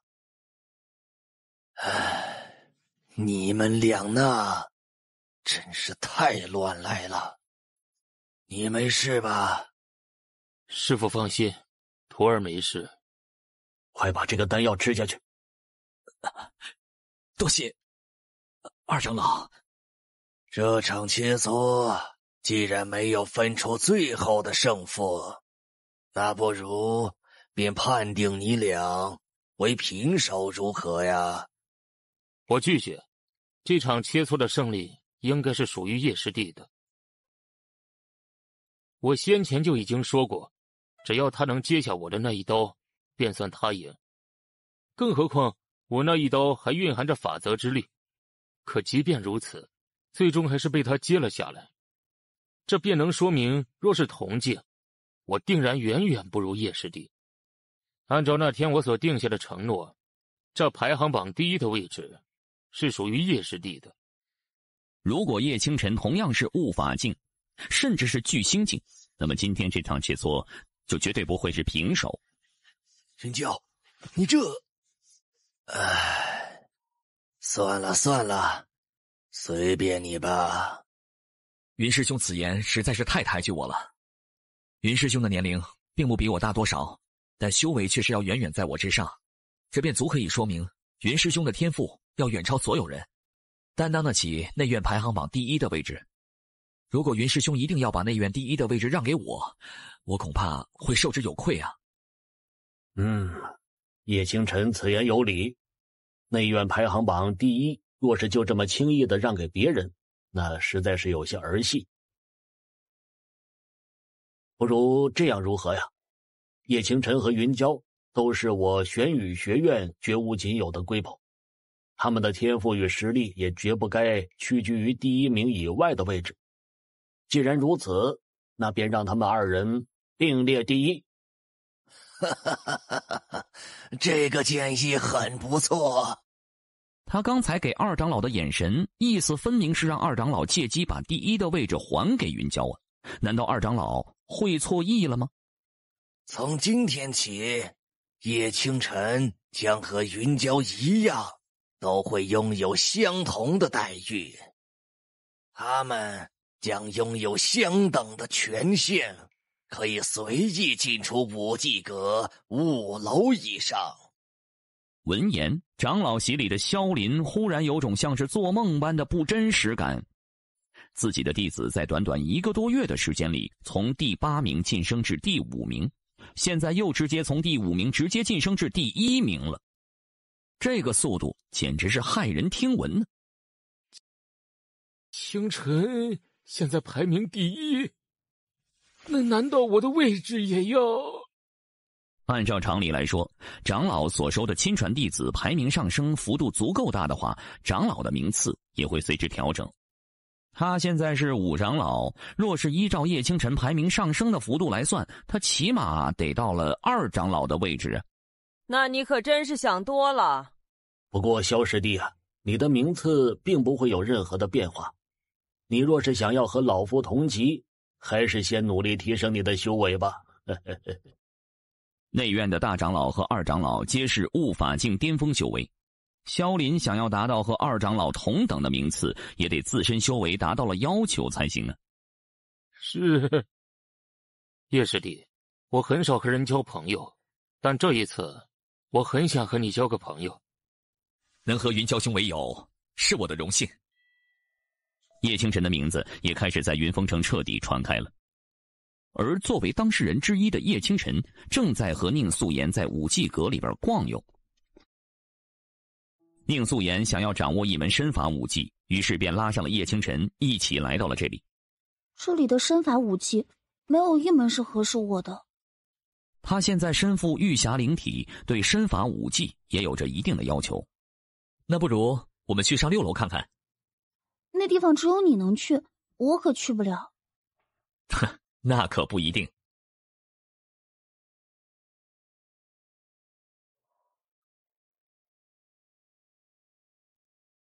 叶清晨，你可以进去了，但你身旁的那位不能进去。老爷子，您要不稍稍通融一下呗？怎么说，我好歹也是内院排行第1的弟子啊，也应该有一点小小特权吧？算了，你俩进去吧。这么容易就答应了吗？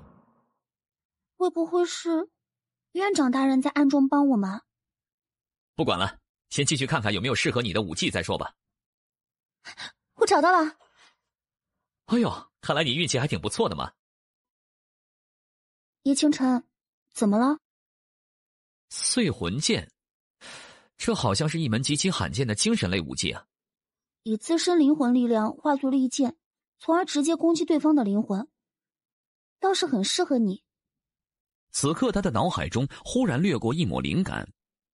对于叶清晨而言，他的身上便有一个精神类的攻击性武技，那就是雾蛟化神典中的幽雾蚀魂。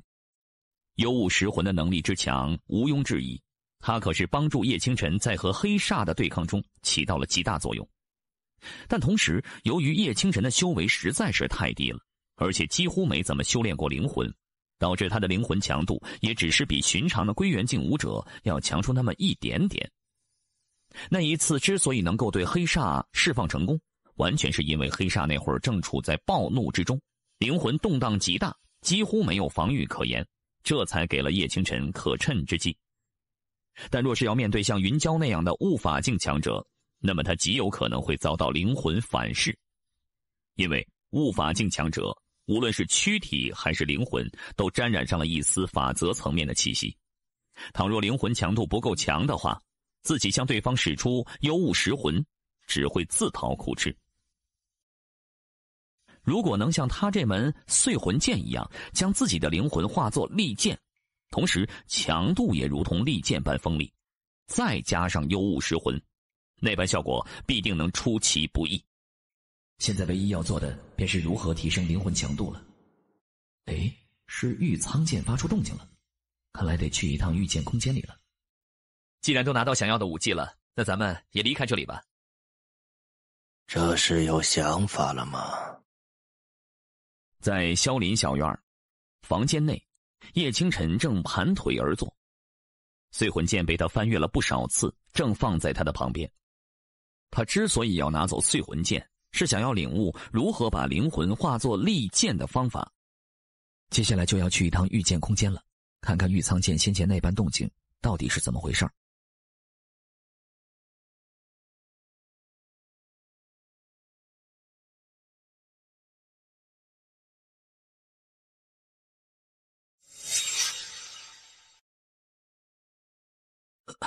这是玉苍剑的一缕剑魂吗？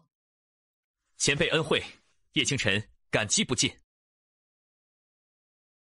把这两个进行融合，再加上我的灵魂，必能创造出远比碎魂剑更加厉害的精神类武器。15天之后，这小子怎么还没出来？难不成闭关闭傻了？算了，估计是突然间有什么感悟了，可能还得再继续闭关一段时间。把这种情况告诉给院长吧，相信他老人家应该会愿意多等一段时间的。这种灵魂强度，他是怎么做到的？这闭关也闭得太恐怖了点。终于成功了！这门武技就唤作苍蛟魂剑诀吧。哎，师傅好像在外面等着了，不知道发生什么事儿了。师傅，您怎么了？最近是学院里发生什么大事了吗？清晨，你这15天也没有做出什么突破，为何灵魂强度却提升的这么夸张？因为我最近有了些许小感悟，是关于灵魂方面的。我从武技阁6楼一门叫做碎魂剑的武技上面得到了启发，想要强化自己的灵魂，并掌握一种可以攻击灵魂的手段。幸好我运气还算不错，侥幸掌握了这门手段，而且比碎魂剑还要强大呢。比碎魂剑还要强大？你这小子总是能给我整出一些不一样的惊喜。走吧，院长大人他说有事需要见见你。啊，院长大人？叶清晨，这里。拜见院长。玄宇学院的院长梅笑寒，起来吧，你们都是我玄宇学院现在的顶梁柱和未来的顶梁柱，倒也不必次次都行大礼。哈哈哈哈，在外面那群小家伙面前做做样子就行了，在这里个子都放开点啊！哈哈哈。院长大人，今日不知是什么事，需要把我们叫过来。小家伙，你最近的进步挺大的嘛。院长大人果然是慧眼如炬啊。最近云峰城和广域城之间的那处泉火山脉，忽然有了些许能量波动。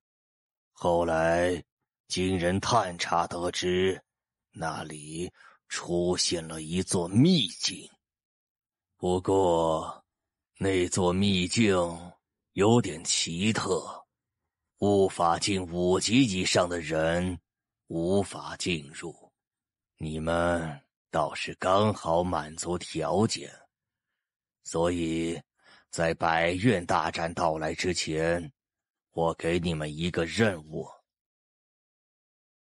你们10个人要前往秘境，找到掌控秘境的方法，将这处秘境带回我玄羽学院。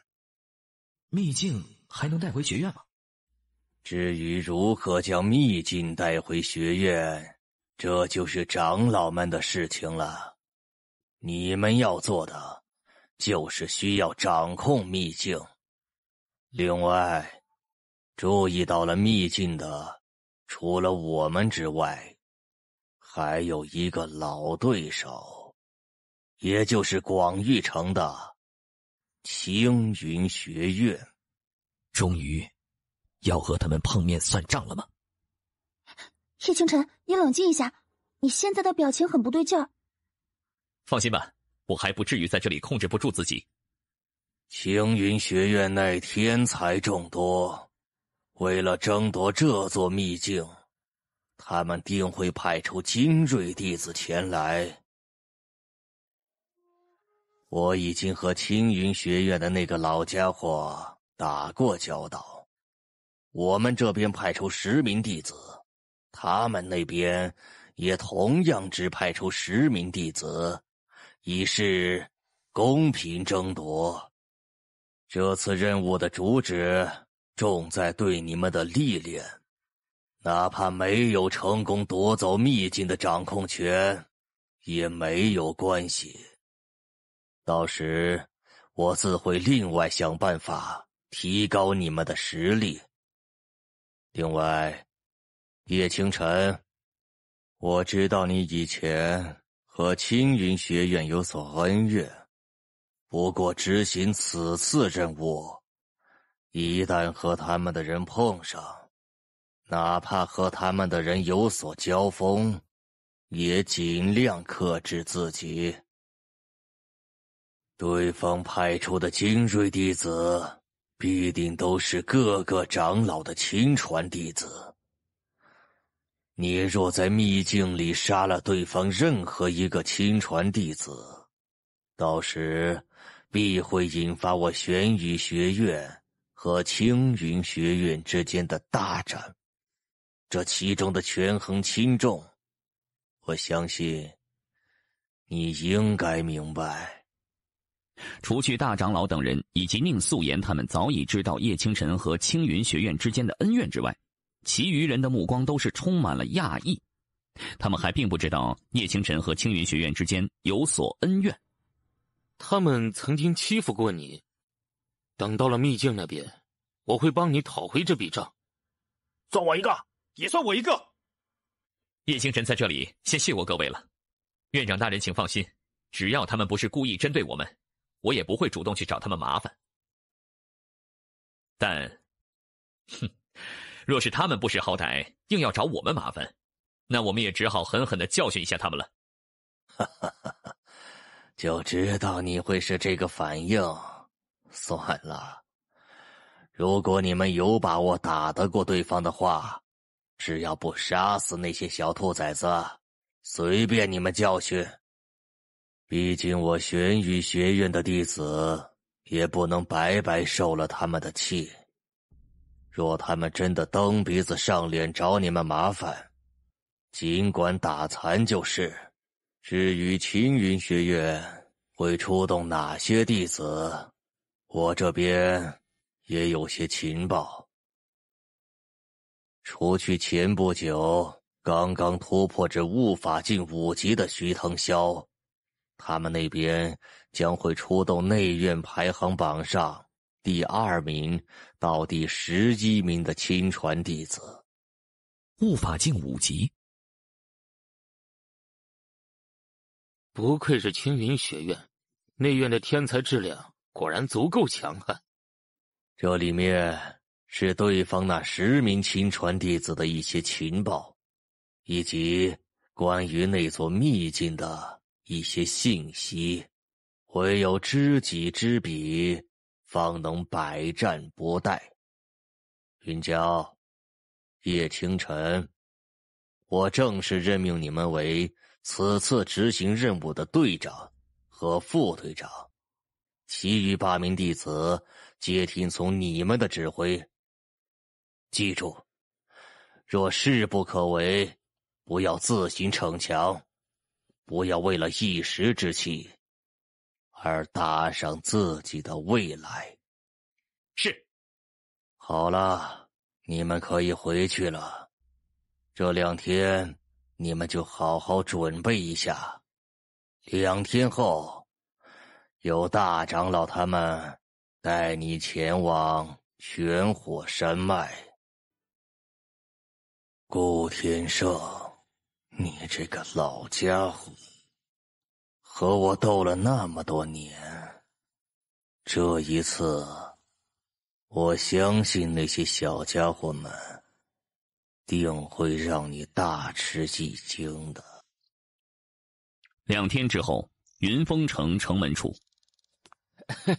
文师妹，你说那些青云学院的小兔崽子们见到叶清晨他们，会不会被吓一大跳？如果是云娇言儿他们，或许都会引起青云学院弟子们的重视。不过你家徒儿的表面修为实在是太低了，很可能会让他们的心里面产生轻视。哼，但若真如此，他们定会狠狠地尝到轻视叶清晨的下场。哈哈哈，要的就是这个效果，就是要让他们知道轻视我玄羽弟子会有怎样的下场。时至傍晚时分，全火山脉，这里是一处位于云峰城和广域城之间的山脉。山脉之中地形错综复杂，魔兽横行，也会生长出罕见的灵花灵草。这一段路，你们可以先结成一个团体，若遇见魔兽袭击，就一起联手击杀。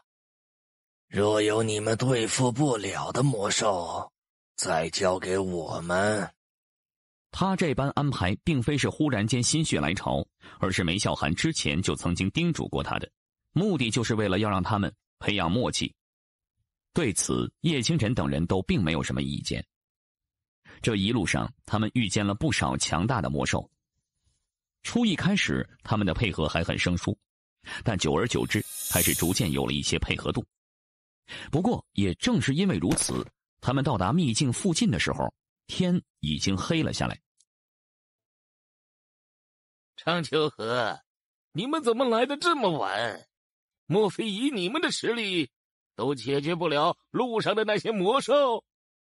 哼，你们来的这么早，又有什么用？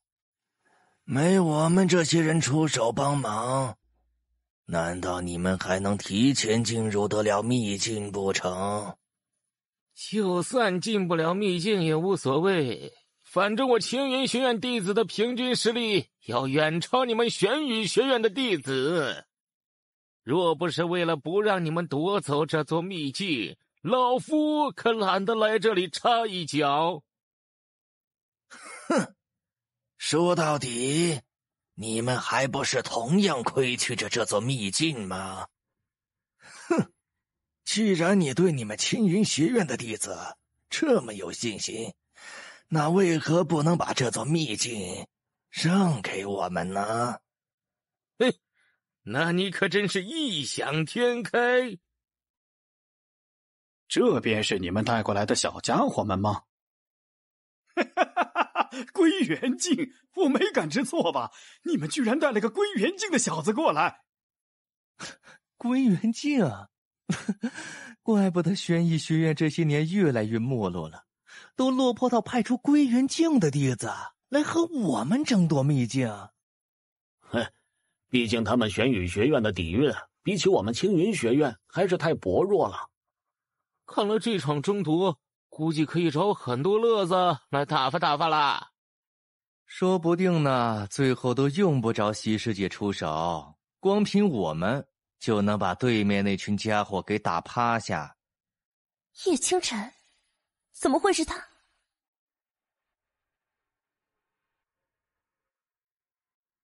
哼，被无视了呀。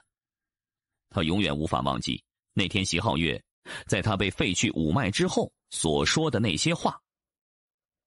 你只不过是一个云江城出身的野小子罢了，根本就配不上我，还不如将你早早牺牲掉，让内院的目光全都集中在我身上，让我顺利进入内院。你这样的人，只配沦为我的工具。叶倾城，你还好吧？哼，就算是归元境又如何？他的实力可绝不是你们所能想象的。一个归元境的小家伙而已，就算他的实力再逆天，又能夸张到哪儿去？呵呵，既然你们这么相信这个小家伙，那待会儿就要看看他的表现究竟如何了。时间不早了，尽快开启秘境吧。若不是你们来的那么晚，哪还用得等到这时候？你们都准备好，待会儿我们会和那些烦人的老家伙们一同联手开启秘境。你们进入秘境后，会被随机分配到不同的位置。确认自身方位之后，就尽快循着自己手上的符令找到同门的位置。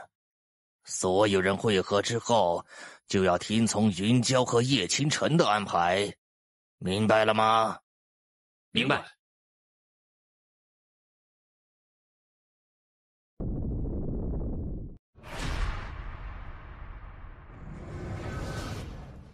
这便是秘境入口吗？既然是我们先到了这里，那就让我们的人先进，你们应该没意见吧？哼，要滚就快点滚进去，我可没心思在这里跟你浪费时间。你们也进去吧。啊，看来还是对我有所怀疑呀。放心，等出来之后，自会给你们一个天大的惊喜的。里面的时间流速和外界不同，我们就待在这里，等他们出来吧。那个唯一达到了悟法境的小家伙，应该不会成为唯一的变数吧？不出意外的话，那个应该就是玄宇学院内院排行榜第一的云娇。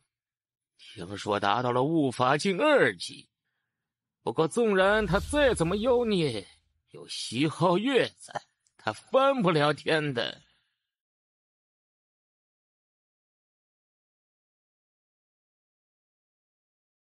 这就是秘境里的空间了吗？这好精纯的灵气啊！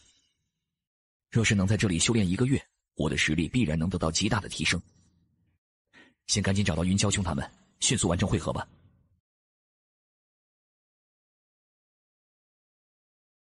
这是冰心雪莲。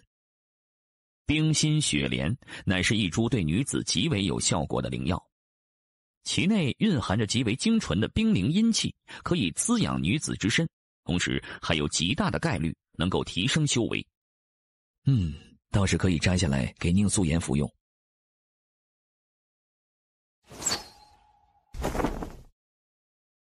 哟，不错嘛，一个小小的归元境，竟能将我的剑给挡下来。今天我心情好，不想过多为难你，赶紧滚吧，别再出现在我的视线里。他已是打定了主意，要将这株雪莲献给席皓月。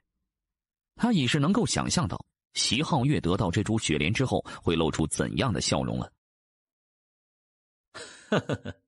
原来是青云学院的狗啊！你刚才说了什么？给你个胆子，把刚才那句话再给我说一遍。你们青云学院的人就这么喜欢被人骂成狗吗？怎么还要我再复述一遍？很好，很好。看来不给你一点教训，你是不知道该怎么尊重别人了。对于青云学院的狗，我可没必要给予你们所谓的尊重。一炷香的时间之后，他根本没法想象，自己明明拥有巨星境9级的修为，为何竟在他的手中都撑不过几招呢？这么说，席皓月在内院里的追求者还挺多呀。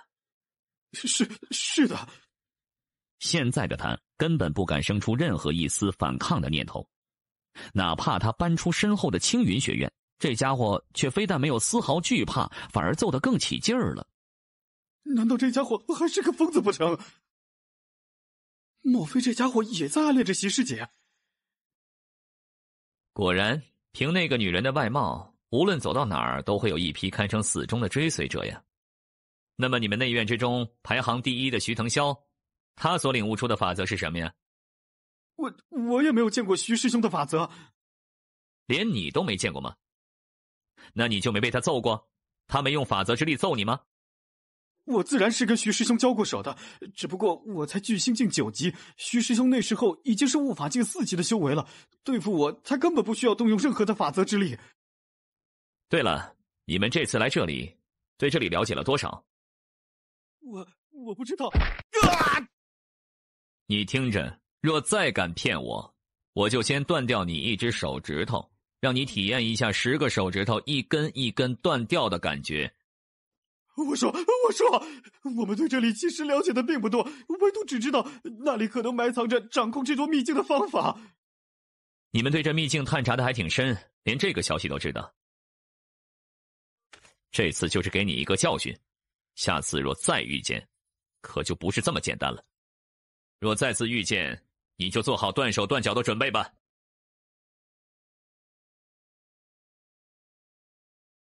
疯子，这个疯子！啊，终于找到你们了！你们这2名弟子叶清晨都认识，受伤的叫做柳萧，另外一个叫做冷峻明。叶师兄，好好躺着，不要动。是青云学院的人干的吗？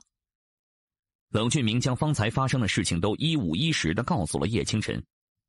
原来他们进入秘境之后，发现彼此之间的距离都离得很近，便不约而同朝着对方的方向走去。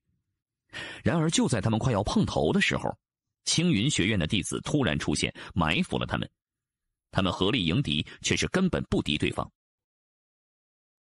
柳萧为了保护实力较弱的冷峻明，受到了对方众多攻击，身上才会出现如此之多的伤势。而他们想要向青云学院的弟子讨一个说法时，所换来的却是对方的大声嘲笑。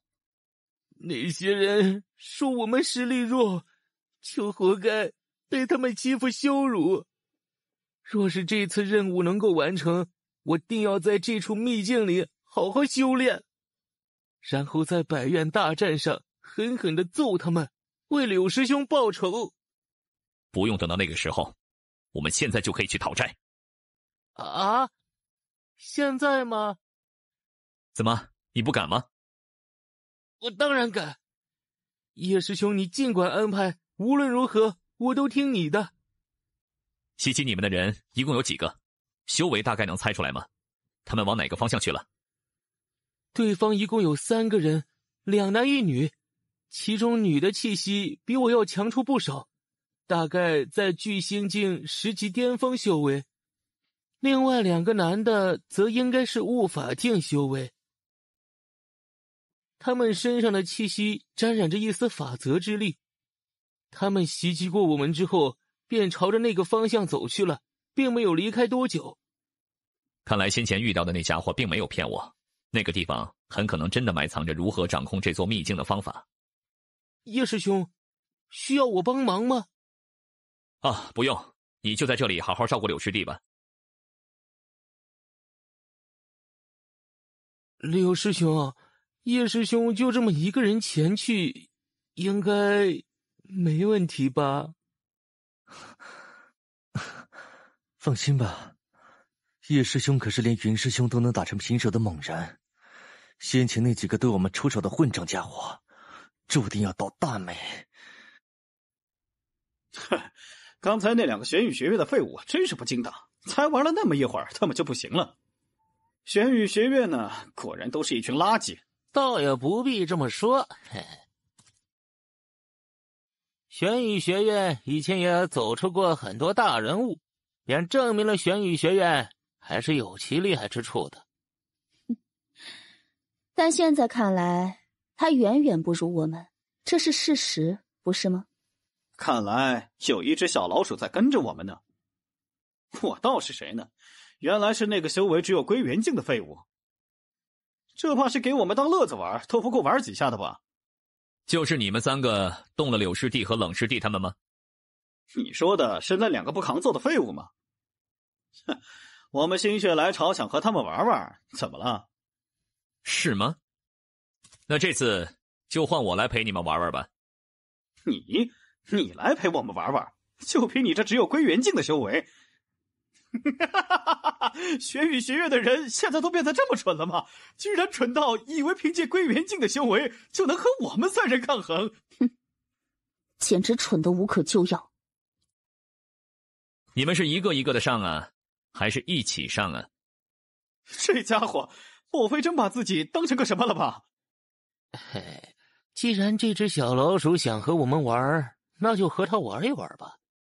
皇上，你去调戏一下这条小老鼠吧。切，调戏小老鼠能有多好玩？来，让我看看你有什么花样，值不值得我和你玩上这么一回？哼，就怕你会后悔。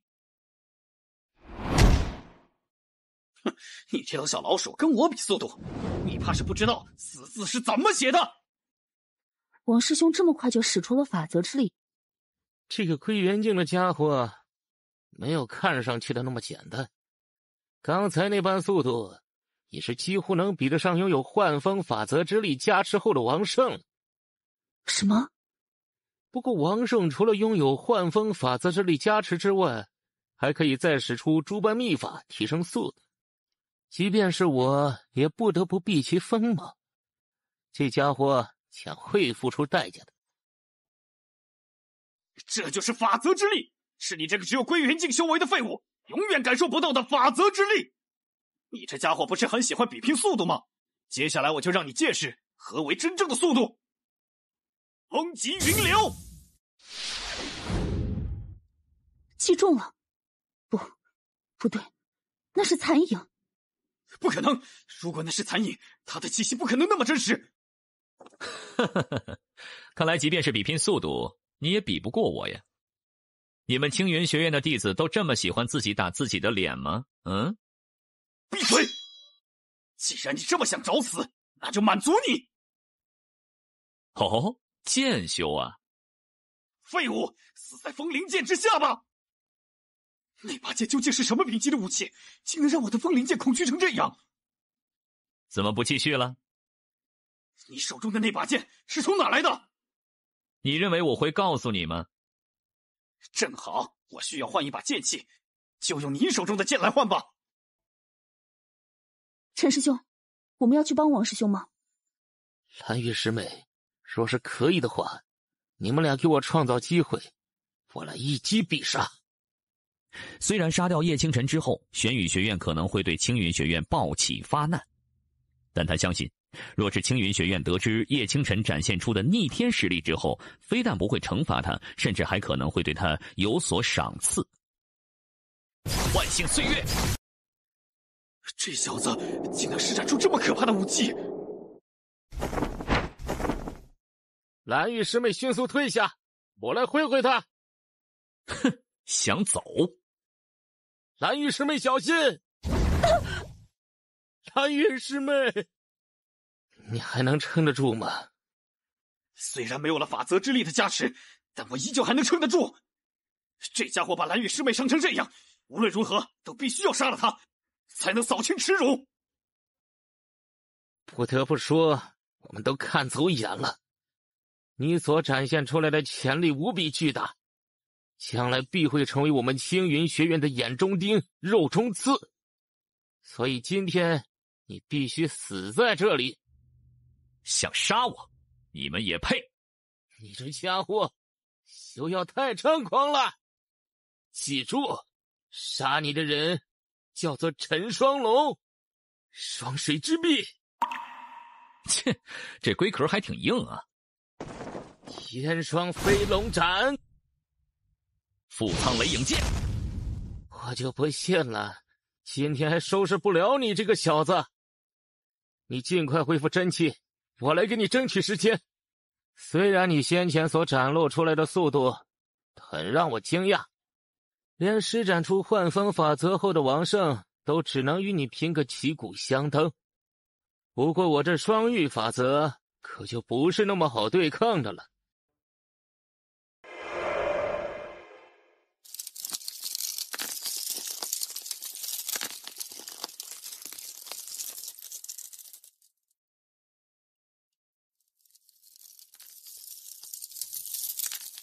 没用的，这里是一处草地，生长着无数野草，场面之下的水元素能量极为充足，完全可以为我所用。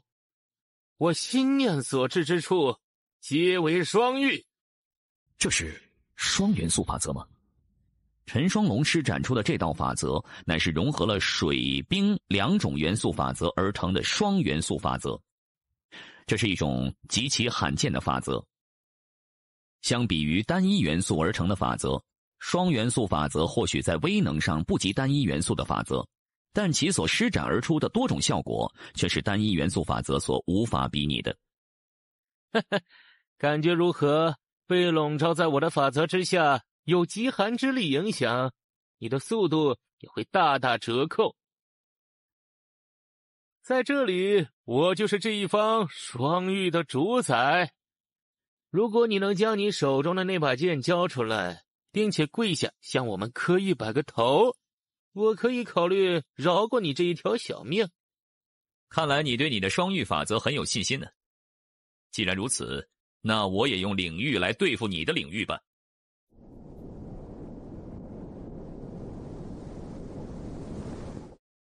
这是法则之力？不对，这雾气之中并没有蕴含法则的气息，说明这并不是法则之力。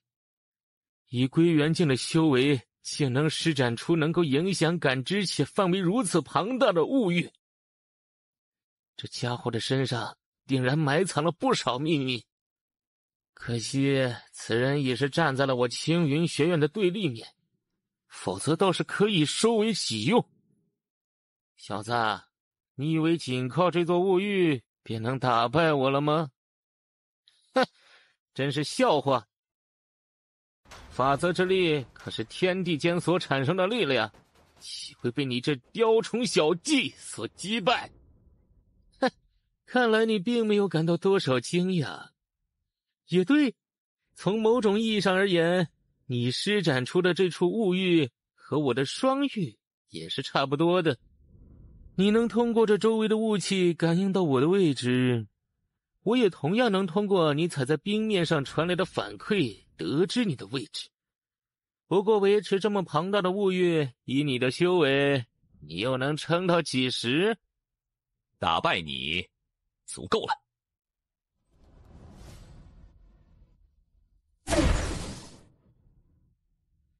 又是先前迷惑王胜的那一招吗？先前能够对王胜凑效，对我可就不一定凑效。全都是真的，怎么可能？竟全都是假的！这一刻，陈双龙这才想起王胜之前说出的那一句话：不可能！如果那是残影，他的气息不可能那么真实。苍蛟魂剑诀，这家伙当真是隐藏的够深。还好，陈师兄的法则远比我要强得多，哪怕他跟我一样同处在雾法境1级，也绝对不是那个家伙所能打败的。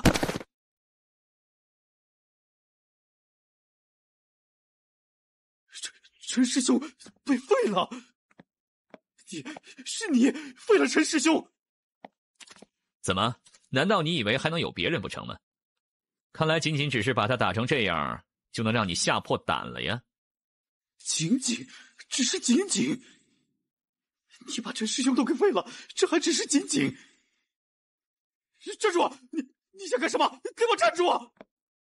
怎么被吓破胆了？你们刚才威风的样子跑哪儿去了？怎么不接着叫嚣了？你这样做，难道就不怕我青云学院向你们玄羽学院发难吗？陈师兄乃是我青云学院内院5长老的亲传弟子，你废了他，就等同于在打我青云学院的脸。我和你们青云学院本就有所仇怨，你们的脸，我当然是打得越狠越好了。哦，对了，说起来，我还没有向你们介绍过我自己呢。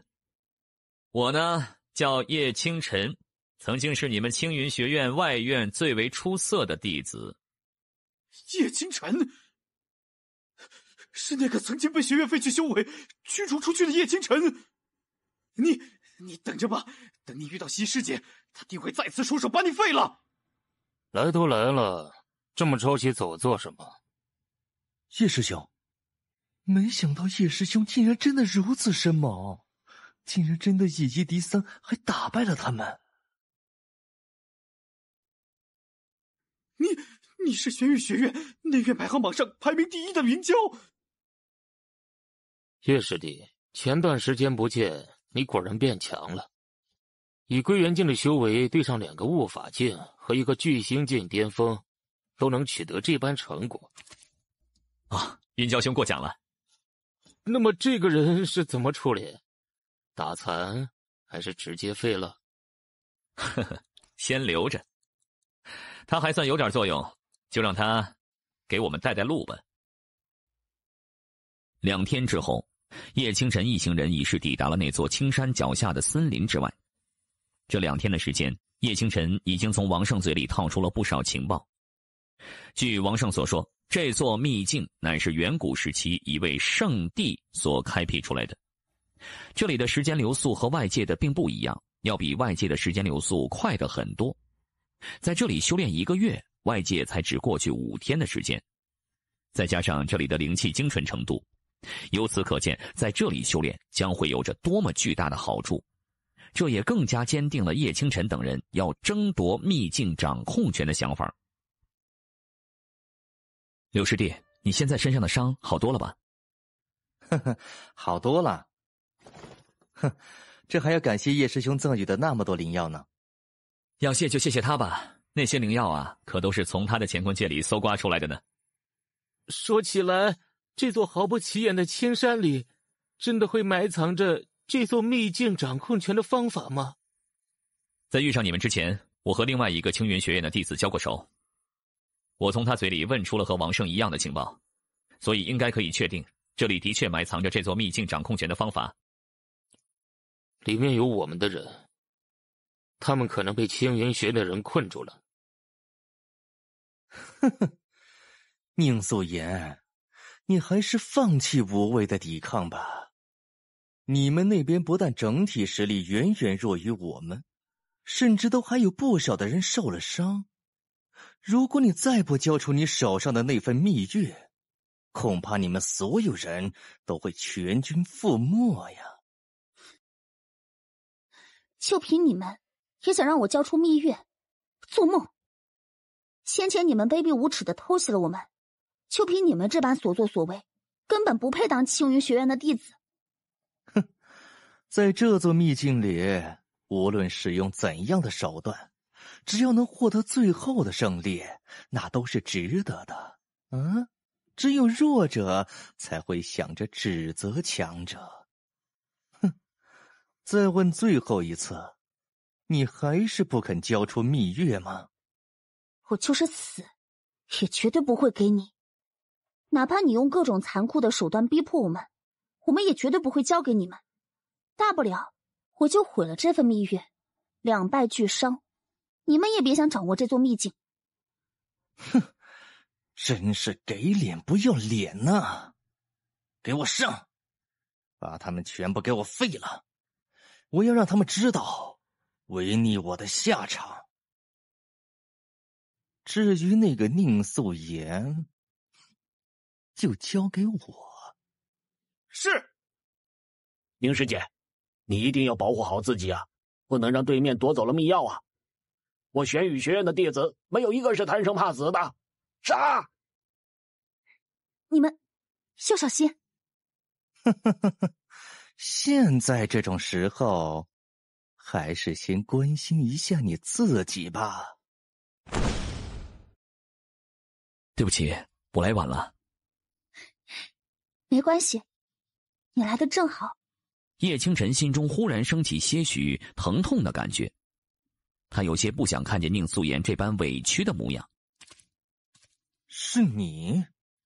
只有归元境修为的那个家伙，难道他在隐藏着自己？就是你带着这么多人袭击了我玄宇学院的师弟们吗？难道你还看不出来吗？皇上，你怎么在他们那边？陈师弟怎么了？他被我废了。哼，你觉得这种玩笑我会信吗？彭师兄，是真的，真的是这个家伙废了陈师兄。哼，看来我们都看走眼了，你才是玄羽学院里天赋最强的弟子。哼，不过可惜呀，也只是天赋最强而已。彭宇温冷声落下，悟法境3级的气息全面铺开，他的修为竟是比云霄还要高出一个小境界。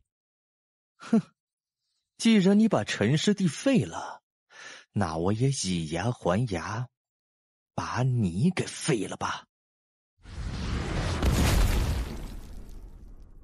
你的对手是我。所有青云弟子听令，全力对那个归元境的家伙出手。别想跑！啊！你们就算抓住我又有什么用？你们依旧难逃败局。除去叶清晨、云霄等4个人之外，宁素颜和另外5个弟子皆是受到不同程度的伤势，而对面的青云弟子们呢，却是没有一个受伤的。王胜的回归更是壮大了他们的整体实力。叶师兄，我们现在怎么办？这是我先前在秘境里找到的秘月。根据那彭宇温的说法，想要掌控秘境，就必须要找到2把秘月。那个叫席皓月的女人手中已有1把，现在正在青山上，似乎是在找寻能够和秘月互相匹配的某种事物。你赶紧拿着这份秘月去青山上面和那席皓月争夺秘境的掌控权。至于这些人，我来挡下。身为玄羽学院的弟子，我怎么可以将你们抛弃在这里呢？可是对面这么多人，你很有可能打不过他们的。以前无论什么时候，你都会那么的相信我，怎么现在就不相信我了？放心吧，我依旧会和以前一样，不会让你失望的。是啊，为何就不能再相信他一次呢？这一次，他也一定会和以前一样，一剑之间化解所有的危机。叶星辰，你还是趁早交出那份秘月吧，否则这次你必死无疑。怎么？有这么多人在背后给你撑腰，你又觉得你行了？既然你还这么嘴硬，那就准备受死吧！青云弟子，听我号令，结阵！是。他身上的气息也在节节攀升，只是眨眼之间便突破了悟法境1级，达到了悟法境2级的层次。这座阵法乃是以那些青云弟子为阵眼，将自身的真气汇聚在一起，最后输送进王胜的体内，助他暂时性提升实力。叶清晨，这次我看你还怎么狂！借我一刀！这回我用刀来对付你，看你那把剑还如何压制我！看来你的极限也就到此为止了。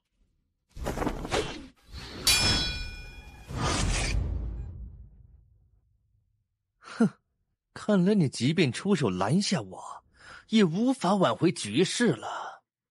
放心，最后挽回局势的不是我，而是他。叶师兄，放心，他很快就要跪在你们面前了。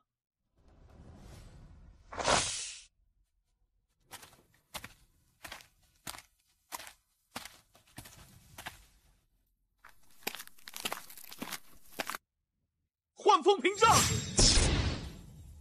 哇！赢了！我们居然赢了！哈哈哈哈！我们赢了！如何？我没骗你吧？我果然还是要相信你才行。你这法则之力，究竟是什么法则？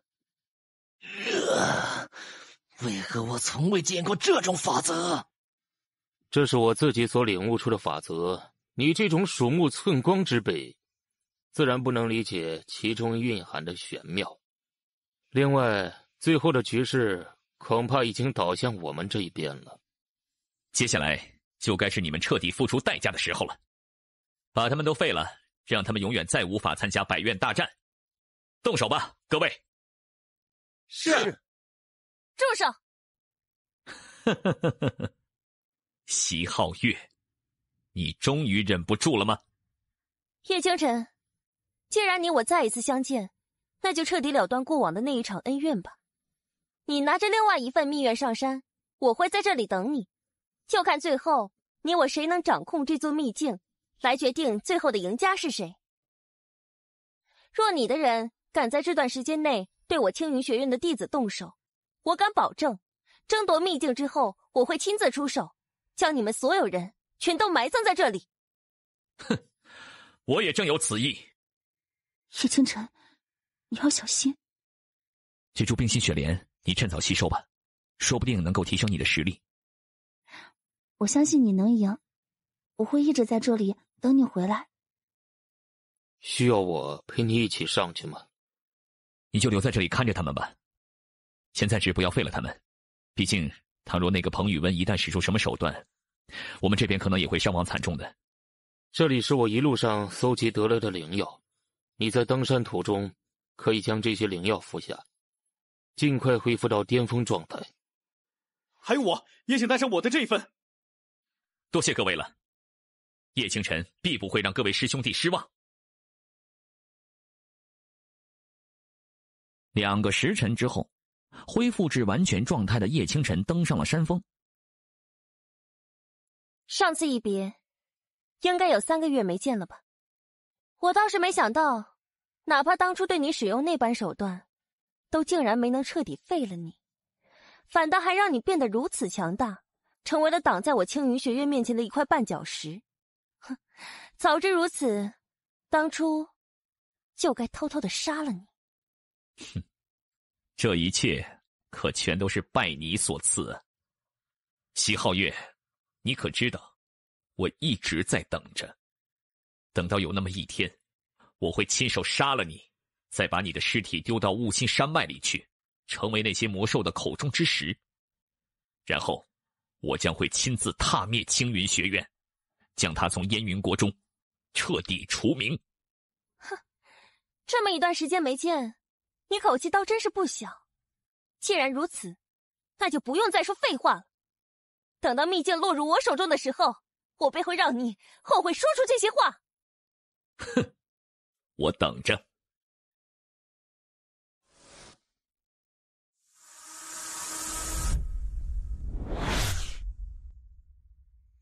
这里是秘境里的内蕴空间吗？我的修为怎么消失了？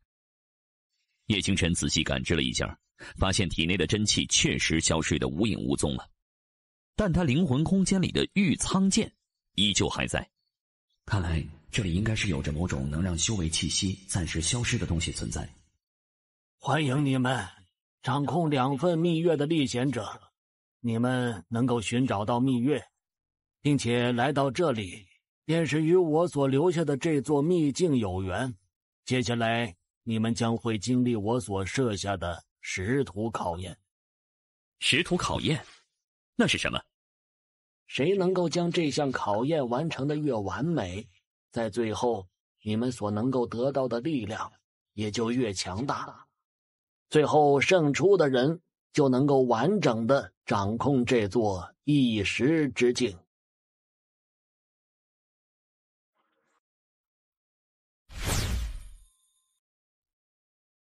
这一天，年仅8岁的叶清晨并没有展现出过人的武道天赋，因此也没有成为叶家的重点培养对象，而是一直跟在叶雄身后生活着。这样的生活虽然清苦，但他很开心。就这样，他一直走到了寿命的尽头，依旧没有走出叶家，走出云江城。这就是我没有任何武道天赋之后所经历的人生吗？他似乎有些明白了。这所谓的识途，便是让人经历着自己在不同时间线上所开展的人生。虽然这样的生活很好，但总归是有着诸多遗憾。归根结底，他喜欢这样的生活，但却不是他应该经历的人生。心中有了这般明悟之后，叶清晨忽然间感觉到自己的体内出现了一股精纯的真气，在最后，你们所能得到的力量也就越强大。看来，这就是那道身影所说的力量了。就是不知道到了最后的关键时刻，会发挥出怎样的作用。这一天，叶清晨浑身浴血，满脸愤怒地看着前方的人影。这是一次青云学院派出任务时，叶清晨和席皓月结伴执行任务，但在途中却被席皓月暗中偷袭，落入死境之中。叶清晨，你要记住，你始终都只是一个出身卑贱的下民，永远不可能配得上出身高贵的我。记得下辈子找个好点的人家投胎吧。就这样，这一条时间线的人生也已结束。这一条时间线改变了他被青云学院驱逐的结局，但却是直接死在了席皓月的手中。虽然这一条时间线上的我被杀，但无论如何，现在的我依旧还活着。站在这里，还有机会去向席皓月复仇。只要活着，就有无限的可能。不一会儿，他的体内那一股精纯的真气气息再次暴涨，此刻已然长至到了归元境的层次。就这样，在这处黑暗的空间中，叶清晨不知进入了多少的光幕，亲身经历了不知道多少不同的人生。在那些光幕中，他见过自己被仇敌屠杀，见到了自己的亲生父母全无遗憾，但唯独没有一条时间线是他踏足于武道之巅，凌驾于整个魔武大陆上的结局。想要守护自己身边的人，就必须要有足够的力量，如若不然，依旧只会落得凄惨的下场。这时，他的体内忽然发出阵阵沉闷的响声，一股股精纯强大的气息游走在他的全身。叶清晨从未觉得自己如此强大过，他能够感觉得到，这些真气仿佛就像是自己所修炼出来的一般，让人不禁想要沉沦在其中。但很快，叶清晨清醒了过来。这些真气虽然可以让我强大一时，但终究只是虚幻的。唯有自己修炼出来的强大，方才是真正的强大呀。叶清晨话音落下，他身上的气息猛然再次暴涨一阶。此刻他的气息已然达到了玄隐境的巅峰，乃是处于整个燕云国的武道之巅。看来该是时候回去和那个女人一较高下了。不知道那个女人能够达到何种层次。他的脸上不禁浮现出了痴迷之色。这么多年以来，他为了踩下所有竞争对手，使出了不知道多少的手段。最终的目标不就是为了到达这一步吗？虽然他也知道这般强大的现象很可能是虚幻的，但为了这片刻的强大，他愿意沉沦在其中。叶清晨那家伙怎么还没出来？该不会迷失在里面了吧？迷失在里面最好，也省得我要动手教训那家伙，到时候反而还脏了我的手。哼，莫非你是怕了我们，就这么希望我迷失在里面吗？我有什么好怕的？倒是你，在里面待了那么久，可有什么收获吗？可别告诉我，你在里面待了那么长的时间，到最后却是一无所获。在这里，双方似乎都无法感觉出对方身上的气息，因此席皓月自然认为叶清晨会在师徒之中毫无收获。放心吧，我会用实际行动告诉你的。哼，看来你在里面的收获也不小嘛，不然也不会让你有这么大的口气。不过，若你以为这就能向我复仇，可就太天真了。这便是玄隐境的力量，是属于隐士层次的强大。这是你永远都不可能拥有的力量。是吗？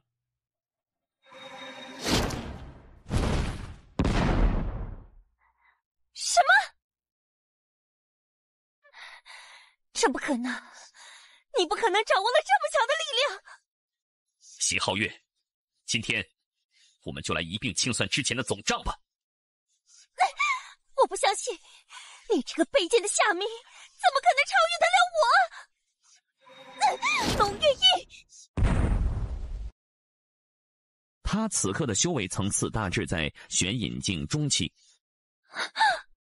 不可能！这不可能！你究竟做了什么，才会拥有这么强大的力量？想知道？试着打败我再说吧。你别以为你拥有这么强大的力量，就能彻底压制得了我。这是属于他自己所领悟出的法则——血月法则。叶清晨，你先前不过只是归元境修为，不可能拥有法则之力，而我却拥有着法则之力。这便是以玄隐境修为所施展而出的法则领域。寻常武者所领域出的法则之力，都是只能加持于己身，唯有到达玄隐境之后，方才能够施展出以法则之力为基础的法则领域。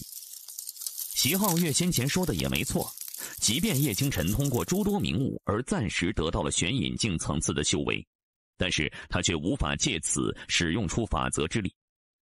法则之力是基于自己本身和天地间的共鸣而衍生的，叶清晨自然不可能凭借着自己体内并不属于自己的修为而衍生出法则之力。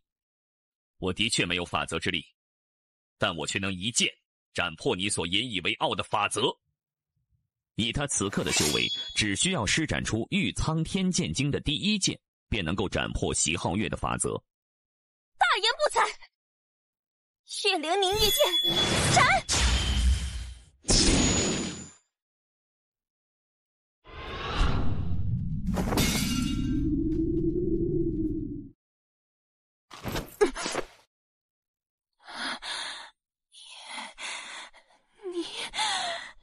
你居然连法则之力都能破掉！看来你也没什么招数可以使出来了。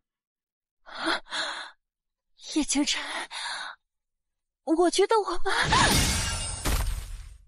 怎么？你还想试着在我面前求饶吗？你什么时候变得这么愚蠢了？你以为我走到今天这一步，就是为了听你在我面前求饶，然后我会回心转意，再像以前那样对待你吗？叶清晨，你饶过我好吗？我真的错了，我真的知道我以前犯下了多么大的错误，我不该诬陷你，让你平白遭受那么大的谩骂和惩罚，你就饶过我吧，好吗？你只有以死相报，才能赎罪。看来最后的较量已经分出了胜负。不，我的真气，我的修为。虚幻的东西终究只是虚幻的，唯有自己亲手得到的东西才是真实的。连这一点都无法明白，也无怪乎你会在这最后的较量中失败。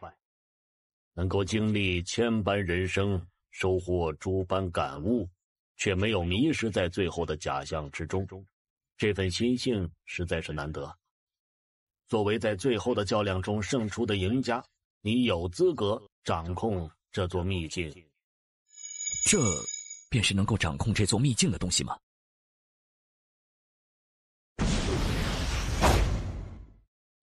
看在你能来到这里，便是与此地有缘的份上，我便不出手灭杀你，你还是速速离开此地吧。没能够在这里亲手杀了席皓月，等到百院大战的时候，他必然会成为自己的对手之一。随着他按照模糊身影的指示，将自己的血液滴在令牌上，令牌轻轻一震，旋即化作一道流光，沉入了叶清晨的掌心里。一种掌控着这座秘境的感觉顿时油然而生。秘境外，青山山峰上，彭师兄，西师姐一定能成功掌控这座秘境吧？哼，那是必然。西师姐的实力我们有目共睹，可远不是那个只有归元境的小子可比的。等到西师姐掌控这座秘境之后，哼，我要那个云娇跪在地上给我磕头！怎么回事？难道这座山要塌了吗？秘境里的灵气不再毫无规律的流动了，而是全部朝着这个空洞里面流入了。难道是叶清晨或者席皓月其中一人成功掌控了秘境？难道是叶清晨掌握了秘境吗？亦或者是青云学院的席皓月？西师姐，怎么回事啊？西师姐怎么变成这样了？难道争夺秘境的掌控权失败了？西师姐，此刻他身上气息极度混乱，实力尚不足全盛时期的1/10，恐怕连宁素颜都能轻而易举地战胜他。叶清晨，你给我等着！百院大战上，我必让你生不如死！西师姐，我们这是要逃离这里？这个石头乃是他们遇到无法化解的危机时，方才可以施展出来的保命手段。现在不走，难道等叶清晨回来把我们全杀了吗？那个石头好像是极为罕见的缩空石，听说将其捏碎，能够借此逃脱出一方封闭的空间。哼，没想到他们竟然还留了这一手。不过他们现在用掉了这缩空石，岂不是意味着叶师兄争夺秘境成功了？难道真的是叶清晨成功了？看来很可能是了。太好了，我们玄玉学院终于赢过他们青云学院了！叶师兄万岁！叶师兄出来了！叶清晨，你怎么样了？在里面没受伤吧？我能有什么事儿啊？难不成你们先前没看到那个女人狼狈不堪的模样吗？哎，他们人呢？他们似乎用掉了极为珍贵的缩空石，早已离开了这里。你真的成功掌控了这座秘境，为什么我没感觉出你身上有什么变化？叶清晨微微一笑，右手抬起，掌心之中忽然出现一道古朴的令牌。随着这道令牌的出现，云霄等人忽然感觉到这秘境中的灵气正在疯狂地朝着他们的体内汇聚而去。云霄等人面露这些灵气你们都可以随便吸收，也正好能帮你稳定体内那株雪莲所散发的剩余药力啊。那就多谢你了。你我之间还说这些干什么呀？不过现在还不是时候，我们完成了任务，接下来要面对的就是青云学院那群老东西了。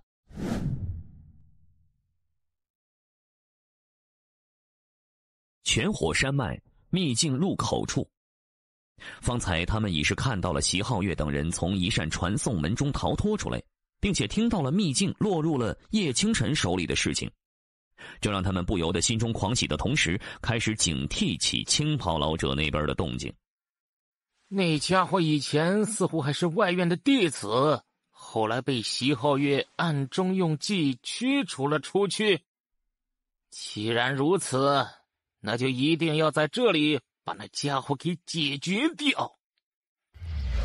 叶清晨，你们所有人都快过来！哼，混账！你若敢对他们下手，我玄玉学院必不会放过你。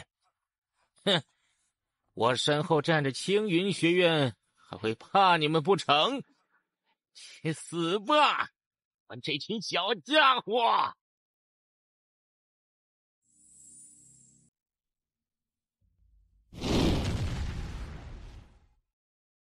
老东西，你今天是没吃饱饭吗？怎么连一点力气都没有啊？这家伙果真掌控了秘境。连沁，你真是越活越回去了。哼，你居然连这张老脸都不要了，也要对一群后辈出手。哼，等我回去后，必将此事大肆宣扬，让世人都知道你连沁究竟是多么的不要脸。你别太嚣张，我就不信你能一辈子都待在这龟壳里不出来。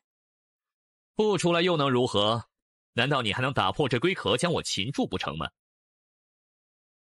你在他的感知中，这道屏障的强度已是达到了玄隐境的层次，哪怕换成他们青云学院的院长亲临，怕是都没有多少可能能够打破这道屏障。你等着，等我传信回青云学院，院长大人必会亲自带人前来。无论你这道龟壳有多么坚硬，以院长大人的手段，都必有可破之法。到那时候，你要交出的，可就不只是秘境的掌控权那么简单了。也或者，你可以不出来，只不过你就要眼睁睁的看着他们死在我们手里。师傅，不要着急，会有人来救我们的。哼，就算我们全死在这里又如何？我们的宝贝徒儿将来定会为我们报仇的。看来你是准备见死不救了。上，把他们全给我杀了！谁？鄙人梅星空。听说就是你刚才要杀死我玄宇学院的长老们？你究竟是谁？我们可是青云学院的人，身后站着青云道宫。你若敢对我们出手，便是等同于挑战青云学院和青云道宫。青云道宫？那地方我都去过好几次了。你们想要拿青云道宫来威胁我，可是有些不太现实啊。他们马上明白了过来，这个红衣男子很有可能是来自4大超然势力之一的大人物，否则断不可能在听到青云道宫这几个字之后还能如此冷静。等等，梅星空，我想起来了，他是梅小寒的弟弟，曾拜入过苍冥剑阁门下。苍冥剑阁，这可是能与青云道宫齐平的4大超然势力之一呀！阁下是误会了，方才那只是我一气之下才脱口而出的气话，根本当不得真。我们青云学院和玄宇学院素来交好，即使偶有争斗，也从未闹大过。哦，是吗？可就算是气话，也多多少少暴露了你内心最真实的想法吧。这样吧，我也不为难你们，我出3剑，你们所有人一起出手，能够挡下我这3剑，便放你们走。若是挡不下，那你们就给那群小家伙，还有我玄宇学院的长老们磕个头吧。好，希望阁下不会出尔反尔。放心，至少不会和你们一样。嘿嘿。那么，准备好了吗？第1剑，剑腕星河。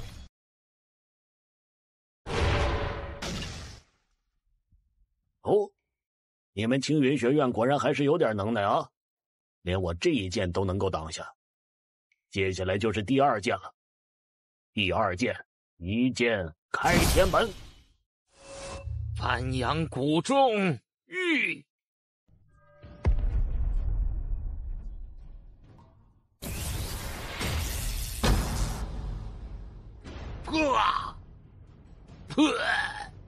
这才是真正的剑道之力吗？范阳谷中，这可是极为少见的元级法器，你们手里居然会有？看来你们院长在青云道宫里边的地位想必不低，不然也不会把这么贵重的东西拿来给你们用。既然如此，那阁下可否看在我们院长的面子上，放我等离开？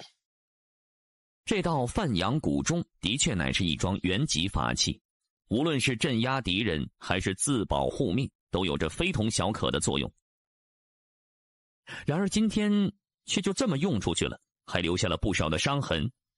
即便以后能够修复，所能发挥出的威能也定然远不如前。他们几乎可以预想得到院长大人对他们发怒的可怕样子了。我这人呢，可从来没有说话不算话的坏习惯。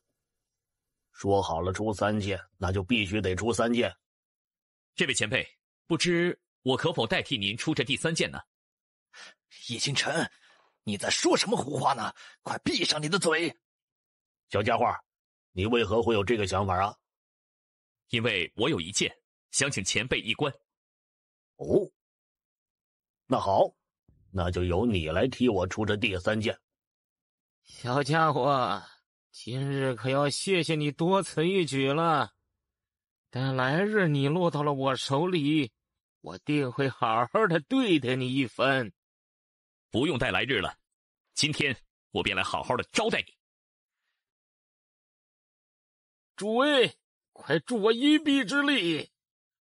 我有一剑，可斩天穹。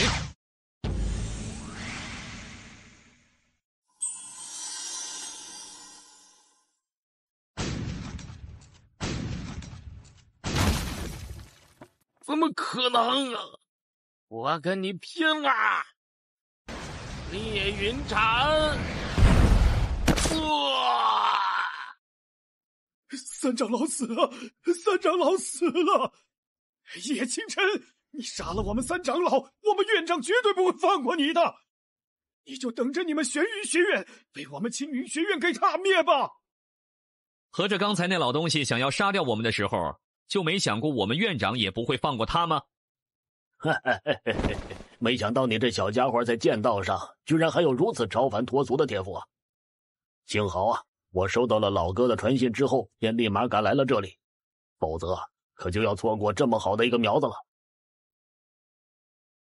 小家伙，你的剑道天赋很不错，可有兴趣加入我苍冥剑阁呀？在这4大势力之中，青云道宫弟子最多，整体实力地位亦是位于4大势力之首。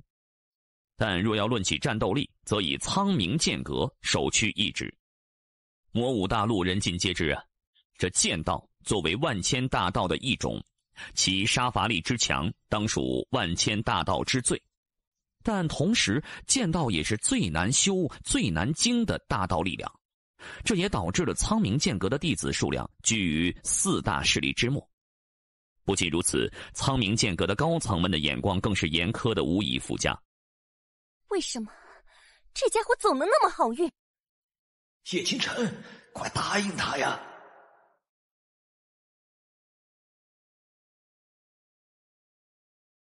抱歉，梅前辈，我想我暂时还不能加入苍冥剑阁。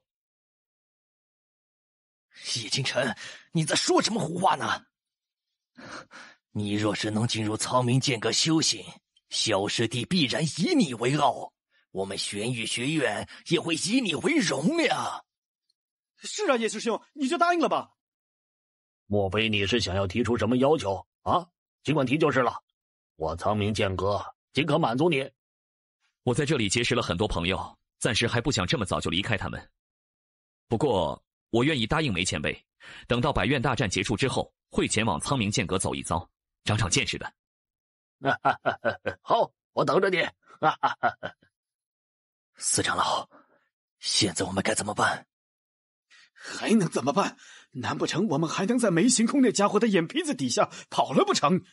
至于那个小兔崽子，既然他脑子这么蠢，拒绝了梅行空的邀请，那就别怪我们不给他活路了。无论如何，都一定要在他加入苍冥剑阁之前彻底解决掉他。百院大战便是我们唯一的机会。虽然这第3剑是由这个小家伙代替我出的，不过既然我都答应了，那自然是不会说话不算数。现在你们可以滚了，给我滚得越远越好。哼，这群老家伙，挖苦别人的时候嘴可没少停过，跑路倒是比谁都快。这老家伙身上没啥好东西，只有这么一个范阳古钟，倒还算是有点用处。你若是想要这玩意儿呢，我可以把它带回到苍冥剑阁，找人修复一下，然后再托人送给你。这种元气法器也能被人力修复吗？当然可以啊，只要有材料，我们剑阁的那些老家伙们都能够修复。好了，既然小麻烦解决完了，那我也该干正事了。那是什么？那便是用来挪移秘境的纳灵藤衣符，可以探测秘境是否可以挪移，并将之吸纳，随后挪移到别的地方去。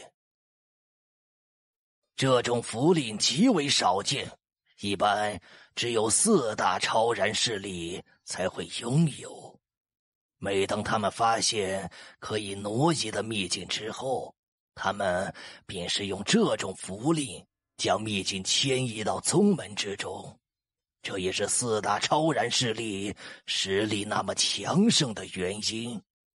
他感觉得到，存在于灵魂空间中的古卜令牌似乎是有着些许灵性，像是在抵触一般。那是秘境之中所运生出的些许灵性在抵触。不过，你身为秘境的掌控者，只需要稍稍安抚一下他，别再让他发什么乱子就行了。以往我们收纳秘境的时候，也有遇见过这种情况。你们院长之所以把你们派来争夺秘境的掌控权，就是这个原因了。好了，打道回府。这是我的契约魔兽暴风猎鹰，来，让你们也体验一下飞上天的感觉。在广域城青云学院内院大厅。所以你们这次不但任务失败，还折损了2名亲传弟子以及1名长老。都怪那个叶清晨，如果没有他，我们这次的任务不可能失败。失败了就是失败了，没有任何借口可以掩饰你们的无能。院长，我错了，我愿意自行领罚。等百院大战后，你便去做外院的长老吧。邢皓月，听说那个叶清晨以前曾经是我外院的弟子，而且曾被誉为外院第1弟子，可有此事？确有此事。我还听说你与他曾结为伴侣，结果却到处宣扬他想强行奸污你，导致刑法堂长老毁去他的五脉，将他驱逐出院。是，那时弟子利欲熏心，只想着借他为踏脚石，以此进入内院修行。有点心计，可惜目光太短浅了。他在那时就已展现出了不俗的天赋，你想着的居然不是彻底的留住他，而是毁了他。不仅如此，你做事还不够心狠手辣，没有直接暗中将他杀掉，否则也就不会出现今天这种破事。你这般愚蠢的行为，不仅为青云学院招致了一个未来的大敌，更是害得我们损失惨重。你说我该怎么惩罚你？院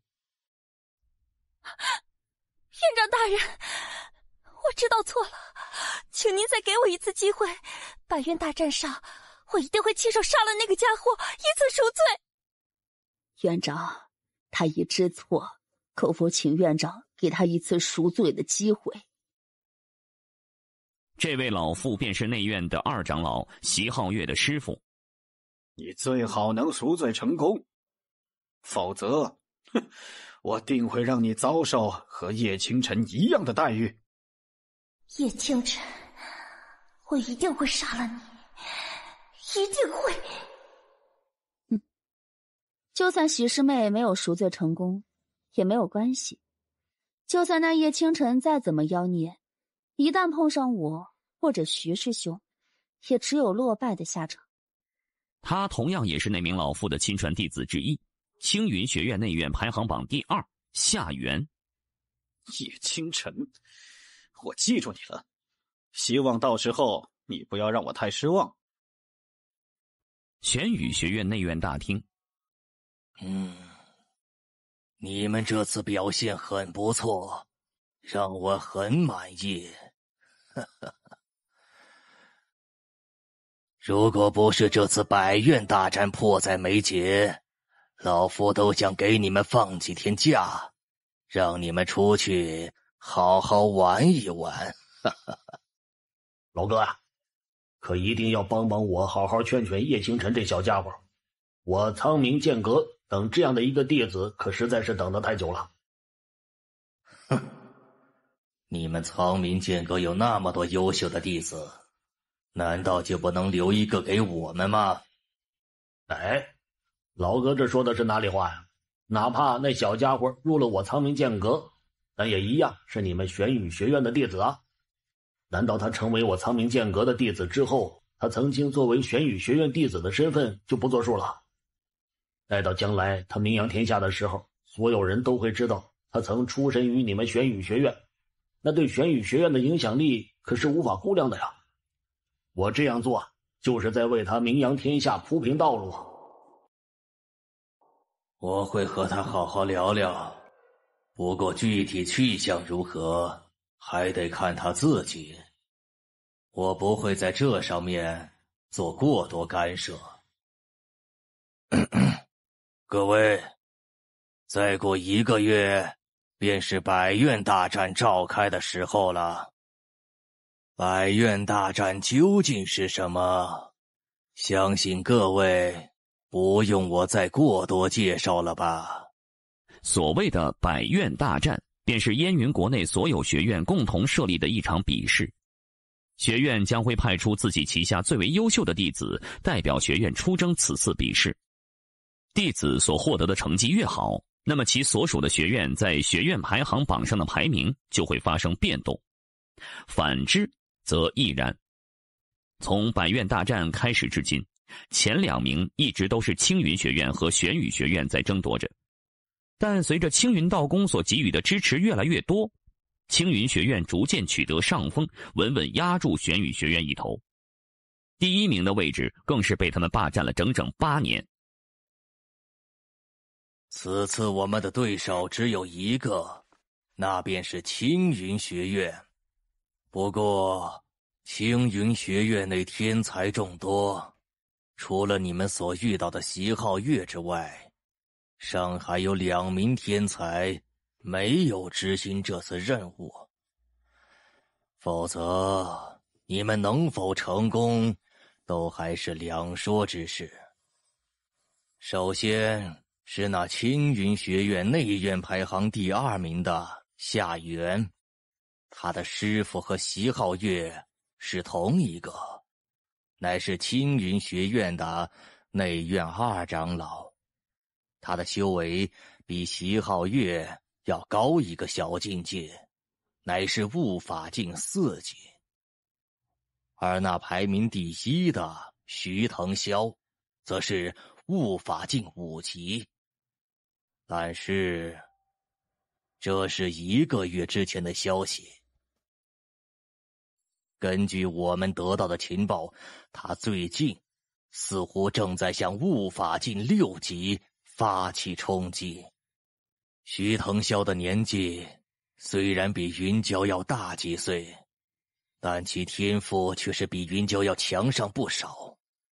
以青云学院的资源，加上徐腾霄的天赋，这1个月的时间，他冲击悟法境6级成功的概率会很高。我们必须要做好万全的准备啊！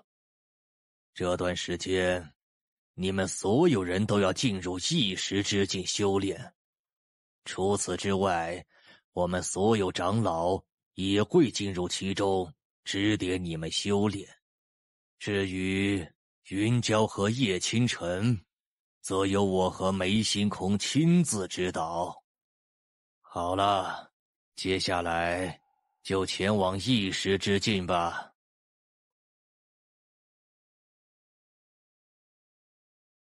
秘境内，这里的灵气比起内院的灵气，果然要精纯得多呀。不愧是远古时期的强者所留下的手笔。这里的时间流速与外界的时间流速比例是多少？这里过去2个月，外界才过去1个月的时间。哦，2个月嘛，足够了。第3名到第10名的亲传弟子，就麻烦由众位长老教导了。定不负院长所托。清晨，你可要好好听星侯前辈的话。我希望2个月之后，你能够超越我这个做师傅的。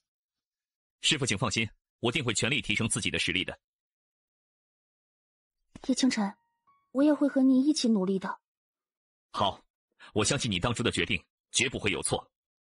将来你一定能够成为宁家最坚固的顶梁柱。我们也该找合适的地方去修炼了。我们就不用找了，毕竟修炼剑道对环境的要求并不高。不过你来探查情况的时候得注意一点，可别被我的剑气给伤到了。哼，这几年在苍冥剑阁修炼，胆子都变大了不少嘛，都敢和你哥这么说话了。嘿嘿嘿，不敢不敢。小家伙，接下来就是我们俩的独处时间了。他总有种感觉，自己这2个月的时间过得可能不会是很好啊。2个月后，这家伙的悟性也太好了点吧？怎么样，把我教给你的那2道剑招都完善好了吗？这2个月的时间里，梅星空一直都在以苍冥剑阁所传授的剑招教导叶清晨，而叶清晨对其中的2道剑招有着相当浓厚的兴趣。一道剑招名唤星斗天移，另一招则名唤五欲剑山。星斗天移是一道极为奇异的剑招，施展出这一剑可将对方的招数反轰回去，而五欲剑山则是能够演化出5重剑山，挡在自己的身前，抵御来自敌人的所有攻击。都已完善好了。哦，快施展给我看看。前辈，等到百院大战开始的时候，您自然就会见到了。难得看到你也有这么束手无策的时候呀！这气息，你居然在这2个月的时间内突破到了归元境10级，这有啥好惊讶的呀？这小子的天赋本就强得离谱，再加上这座秘境由他来掌控，里面有不少的灵药都被他抓来直接服用掉了，自然而然就突破到了归元境10层。这天赋，看来萧林当初收你进我玄羽学院，真是一个再正确不过的决定。院长大人过奖了。看来这2个月的时间里，云娇兄在院长大人的栽培下，提升也很大呀。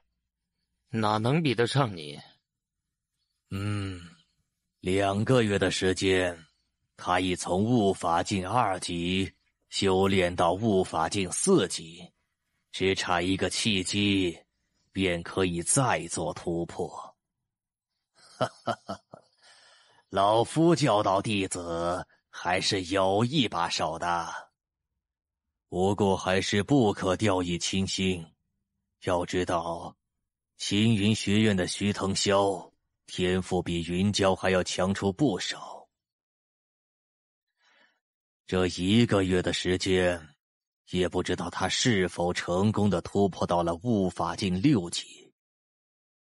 所以哪怕这次修炼结束，你们也要抓紧所有能够利用的时间来提升自己。是。1刻钟之后，叶清晨，看来你这2个月的时间也有不小的提升啊。那是自然。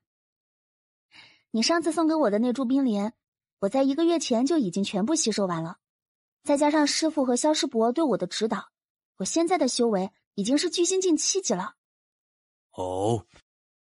从聚心境2级修炼到聚心境7级，这样的进步不可谓不小了。回院长，杨二基本是这8名亲传弟子中提升最大的一个。是吗？看来下一届内院排位战，这排行榜上的名次又要变一变喽。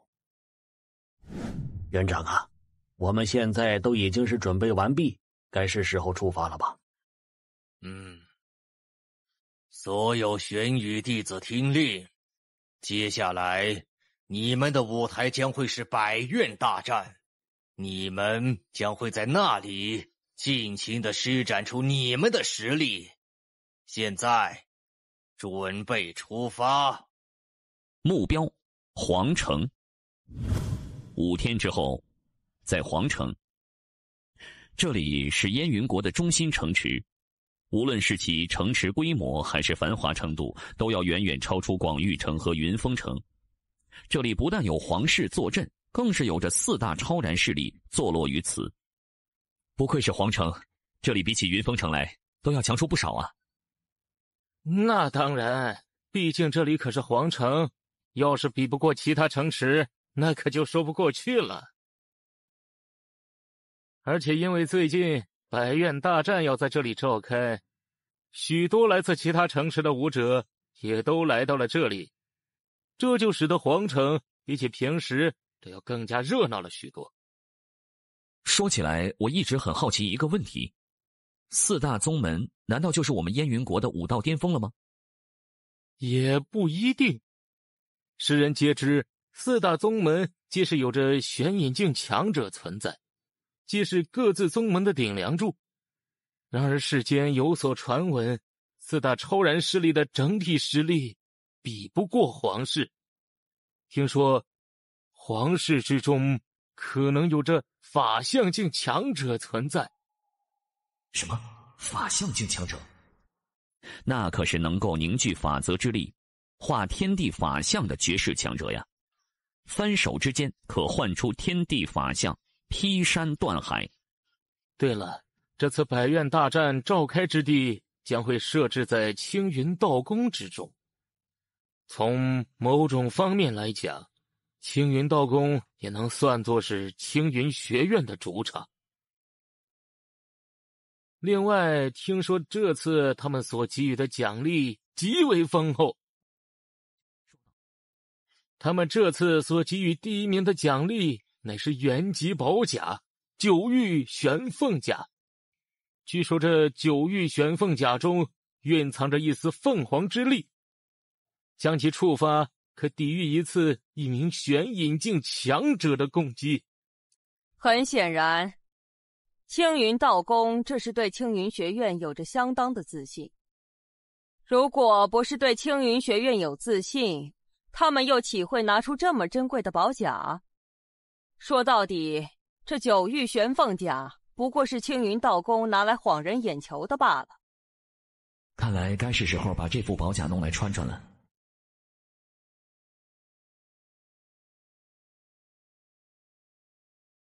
这就是4大宗门之一的青云道宫吗？哈哈哈哈！小家伙，你以后要去的苍冥剑阁，可比这震撼多了。青云道宫只不过是弟子数量众多，但若是要论质量，可还比不上苍冥剑阁呢。梅前辈什么时候到？等到开幕战开始的时候，他自然会来的。各位，那里的论道台，就是你们将要和别人进行比试的舞台了。我们的专属看台在那边。梅老头，多年不见，别来无恙啊。哦，顾天胜呢？这么多年了，你的修为还是没有一点长进呢。无所谓，只要你还没超过我就行。这些小家伙们就是你玄玉学院这次出战的弟子吗？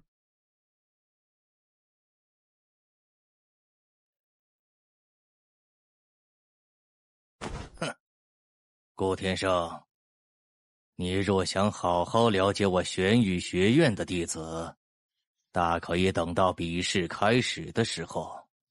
哼，现在就想要试探出我玄玉学院弟子的底子，莫非是心虚了？我可从来没心虚过。也罢，既然你对这群小家伙们这么有自信，那么我会让你知道谁才是真正的栋梁之才。哎呀，这老家伙也未免太嚣张了，以为身后有青云道宫就了不起啊？我们这里可是有叶师兄和云师兄呢，将来他们肯定也能够进入4大宗门之一。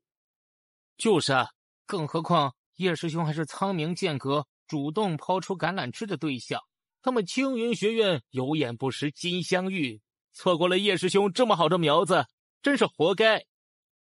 行了，在这里说再多都没用，一切都是要用实力来说话的。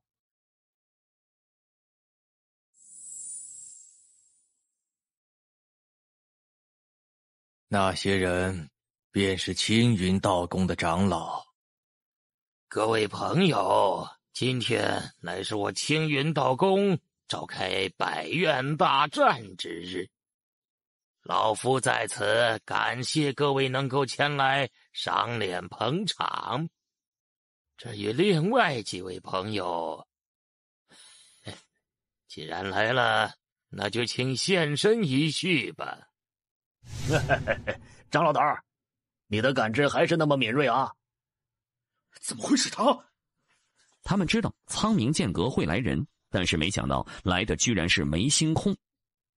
很显然，梅星空的大名他们也早有耳闻。梅星空，你这一次怎么来的这么早？连我天极宗的人都来的没你快。哟，天极宗居然把你们兄弟俩给派过来了？怎么，你们天极宗想抢人了不成啊？抢人这种话可就说的太过分了啊！再说了，抢人这种事才更符合你的行事风格吧？无极道宗的朋友呢，可否出来现身一见？没想到你居然来了。怎么，你都能来，我为何不能来啊？嘿嘿嘿，四大宗门齐聚一堂，快请入座。至此，四大宗门全部现身于此。院长大人，梅前辈是跟那位五极刀宗的前辈有什么过节吗？他们俩的确有些过节。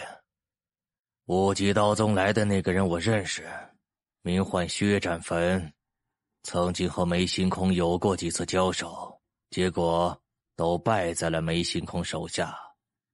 不过后来梅星空跟我提起过这个人的时候，也曾表示过薛斩坟很难对付，他甚至有好几次都差点败在了对方的手中。青云道宫那边名唤张天启，据说拥有着玄隐境初期的修为，是青云道宫的大长老。天极宗的那两位则是一对双胞胎兄弟，左边的是兄长，名唤钟继周，右边的是他弟弟，名唤钟贤良。听说在天极宗分别担任5门正副门主，这两人都是腾空境10级修为，虽然还未达到玄隐境，但若是兄弟联手，足可与玄隐境初期的强者正面相抗衡。至于那位来自五极刀宗的薛斩坟，他的修为跟梅星空一样，皆是玄隐境2级，在五极刀宗中的地位同样不低。那梅前辈在苍冥剑阁里担任什么职位呢？这家伙整天游手好闲，对苍冥剑阁里的琐事毫不关心。剑阁那边也只给了他一个侍奉长老的位置，让他挂着。要知道剑阁那边可是原本打算给他一个大长老的位置的，结果这小子还偏偏不要。哎，算了算了，不提那小子了。各位朋友，老夫名唤屈一言，是本次百院大战的督战长老。本次百院大战规则依旧如以往一般，分为主百赛、积分赛以及淘汰赛。主百赛便是从所有学院的参赛弟子中逐出前100名，积分赛则是将前100名分为2组，一组50名，由青云道宫众位长老抽签安排好每位弟子的对手。组内的每个弟子将会进行单循环对战，以战胜对方获得积分，积分越高则排名越高。随后分别取2组的前16名，一共32名参战弟子进入淘汰赛。经由我青云道宫的众位长老和青云学院的长老们讨论，这一次的区百赛地点将会设在万山境中。万山境那是什么？万山境乃是我青云道宫所掌控的秘境之一，此境之中生长着将近10000余座奇山，内蕴一种奇特气息，可对参战者造成气息压制，对他们的真气运转造成阻滞。我们将其称呼为玄重气。另外，我们将会在设置为终点的山峰上加大玄重气的压制程度，以此更能够考验各位想要冲锋的参战者们的潜能。不过也请各位放心，我们青云道宫的考验也不会太过冷酷。现在我手中的是可以传送出秘境的传送秘符，只要将其捏碎，就可以将自己传送出秘境之外。不过那样的话，也就相当于是你放弃了参战资格。接下来我所喊到的参战学院，请让你们的参战弟子登台，经过测龄时的检验之后，满足23岁以下的参战年龄范围，便可带着传送符进入传送门。雪阳学院请登台，风云学院请登台。随着时间的流逝，取一言所教导的学院越来越多，进入秘境的参战弟子也越来越多，而且他是按照学院排行榜的顺序从低到高依次宣读。南斗学院请登台。此刻举一言宣读的正是学院排行榜第4名的南斗学院。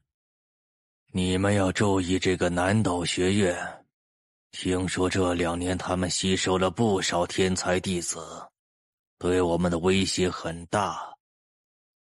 那些弟子当中，很有可能有着无法境的天才存在。玄宇学院请登台。到我们了。去吧，你们的未来注定璀璨夺目。哈哈。5017满足要求，进去吧。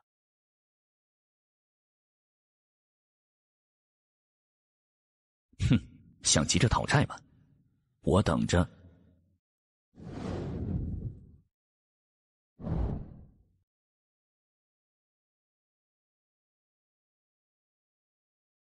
这里便是万山境之中吗？看来是随机传送，不给弟子们抱团的机会啊。这就是那位督战长老所说的玄重气吗？啊，玉苍剑脉竟然能够无视玄重气吗？既然如此，那就火速前进吧。1刻钟之后，都出来吧，继续藏着也没什么意思。哈哈，果真如青云学院的席师姐说的那样，你果然不简单呢。你们见过席皓月吗？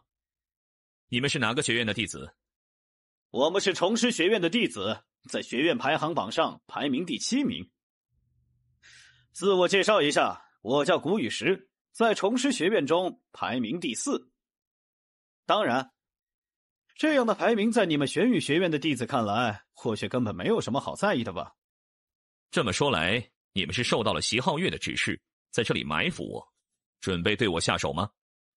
不，能让席师姐如此重视的人，想必实力肯定不容小觑。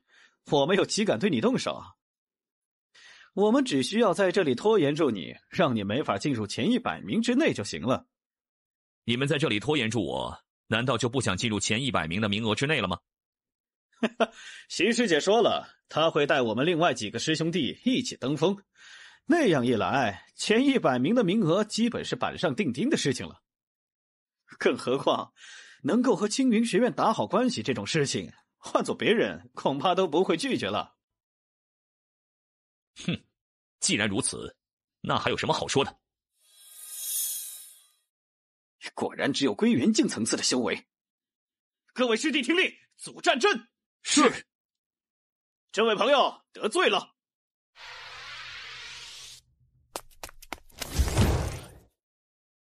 怎么可能？他怎么会这么强？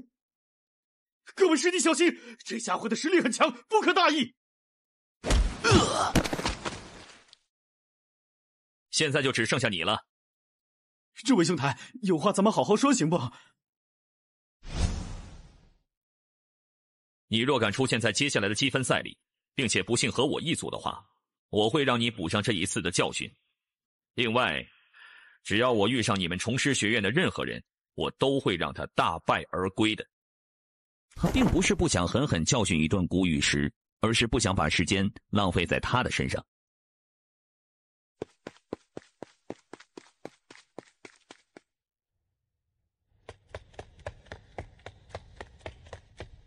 居然跑这么快，这家伙还是人吗？哎，你们看，已经有不少人开始攀登终点那座山峰了。哎呀，看来今年的弟子质量都很不错呀。到达了这座山峰的参战弟子，怕是也快有60多个了吧。若是换作4年前参加百院大战的那一批弟子，能在这么短的时间内到达终点的，恐怕也只有寥寥30余人呢。不过这万山境之中的玄重气还真是挺可怕的啊。比赛刚开始那会儿不久，就有将近10几名弟子直接捏碎了传送秘符，被传送了出来啊。还好我们已经不是他们那种年纪了，用不着受这罪了。叶清晨怎么跟他们打起来了？他知道重师学院定然不敢得罪他们，那么唯一的可能便是青云学院的学员在暗中作祟。这么几个小家伙，果然不是他的对手呢。哎呀，这小家伙真是越干越喜欢，真想把他直接给打晕了，带到玄冥剑阁去。梅老兄，你何故发笑啊？想到了一件开心的事情，但我不告诉你。那个参战弟子是谁啊？好快的速度啊！好像是玄玉学院的弟子。他怎么会这么快？难道那玄重气对他是根本没有用的吗？你们难道没有事先检查过秘境吗？回大长老，我们早就检查过了，那玄重气绝对是存在的，没有出现任何变化。那这么说来，他要么是能无视玄重气，要么就是有着庞大的真气修为作为支撑。等主摆赛结束之后，派人去接触一下这个参战弟子吧。可是这个参战弟子似乎是玄玉学院那边的，据说玄玉学院的院长是梅星空的兄长。如果我们贸然去接触他的话，会不会……算了，我可不想面对那个讨人厌的家伙。叶清晨，你终于到了。现在咱们一共到了多少人啊？算上你，我们一共到了7个人。直到现在，我们都还没有看见另外3个师弟的身影。既然如此，那我们就再多等一会儿吧。如果他们还是没能赶到这里的话，那我们只好带着他们那份努力，一起在这百院大战中走下去了。那女人可真讨厌，那眼神简直恶毒得很。哼，那女人以为她买通了几个参战弟子，就可以成功把我拖到100名以外。现在我出现在这里，她自然气得不轻了。接着，叶清晨将刚才遇到的事情告诉了宁素颜等人。这女人简直太卑鄙了。若是我和她被分到一组，等到和她对战的时候，我会帮你出口气。多谢云娇兄，不过算账这种事儿，当然还是要亲自动手比较好。我跟他之间的仇恨，必须要亲手解决。随着时间的流逝，到达山峰的人越来越多，最终在第100名弟子到达山峰的那一刻，恭喜各位顺利闯入本次主摆赛的前100名，成功晋级下一轮的积分赛。接下来，请前100名参战弟子进入山峰中心开展的传送门，回到论道台上。至于剩下没有登封的参战弟子，很遗憾，你们被淘汰了，可以直接捏碎传送秘符，回到你们所属学院的备战台上。走吧，接下来才是这次百院大战真正的开始。如果我没记错的话，他就是青云学院的徐腾霄吧？不错，听说他是青云学院最为杰出的天才弟子，22岁便已达到了悟法境5级。除去4大宗门之外，整个燕云国年轻一辈无人能出其右。不仅如此，你们刚才也都看到了，他是所有攀登终点山的弟子之中最快登顶的。什么？悟法境5级？真的假的？这个年纪就能够拥有悟法境5级的修为？千真万确，等到积分赛的时候，你们就能亲眼见到了。哎呦，真不愧是青云学院啊，能够培养出如此优秀的天才弟子啊！怎么回事？怎么这么多人都在看我？哦，看来是我在万山境里的表现太过亮眼，引来了这些人的注意啊。哎呀，这小家伙可真了不得呀！竟然是万山境中的玄重器，如同无物呀！我好像记得他之前还跟重师学院的几名弟子打了一架，是吧？那下手动作干脆利落的，战斗经验应该很丰富呀。这么看来，他的修为应该是在悟法境层次，否则绝不可能这么轻松的就通过了这一场主百赛啊！莫非此子身上埋藏着什么能够隐藏境界气息的东西，亦或者他身上有着能无视玄重器的秘宝？大长老，我们要不要测一下他的虚实？看来这个人就是青云学院的徐腾霄了。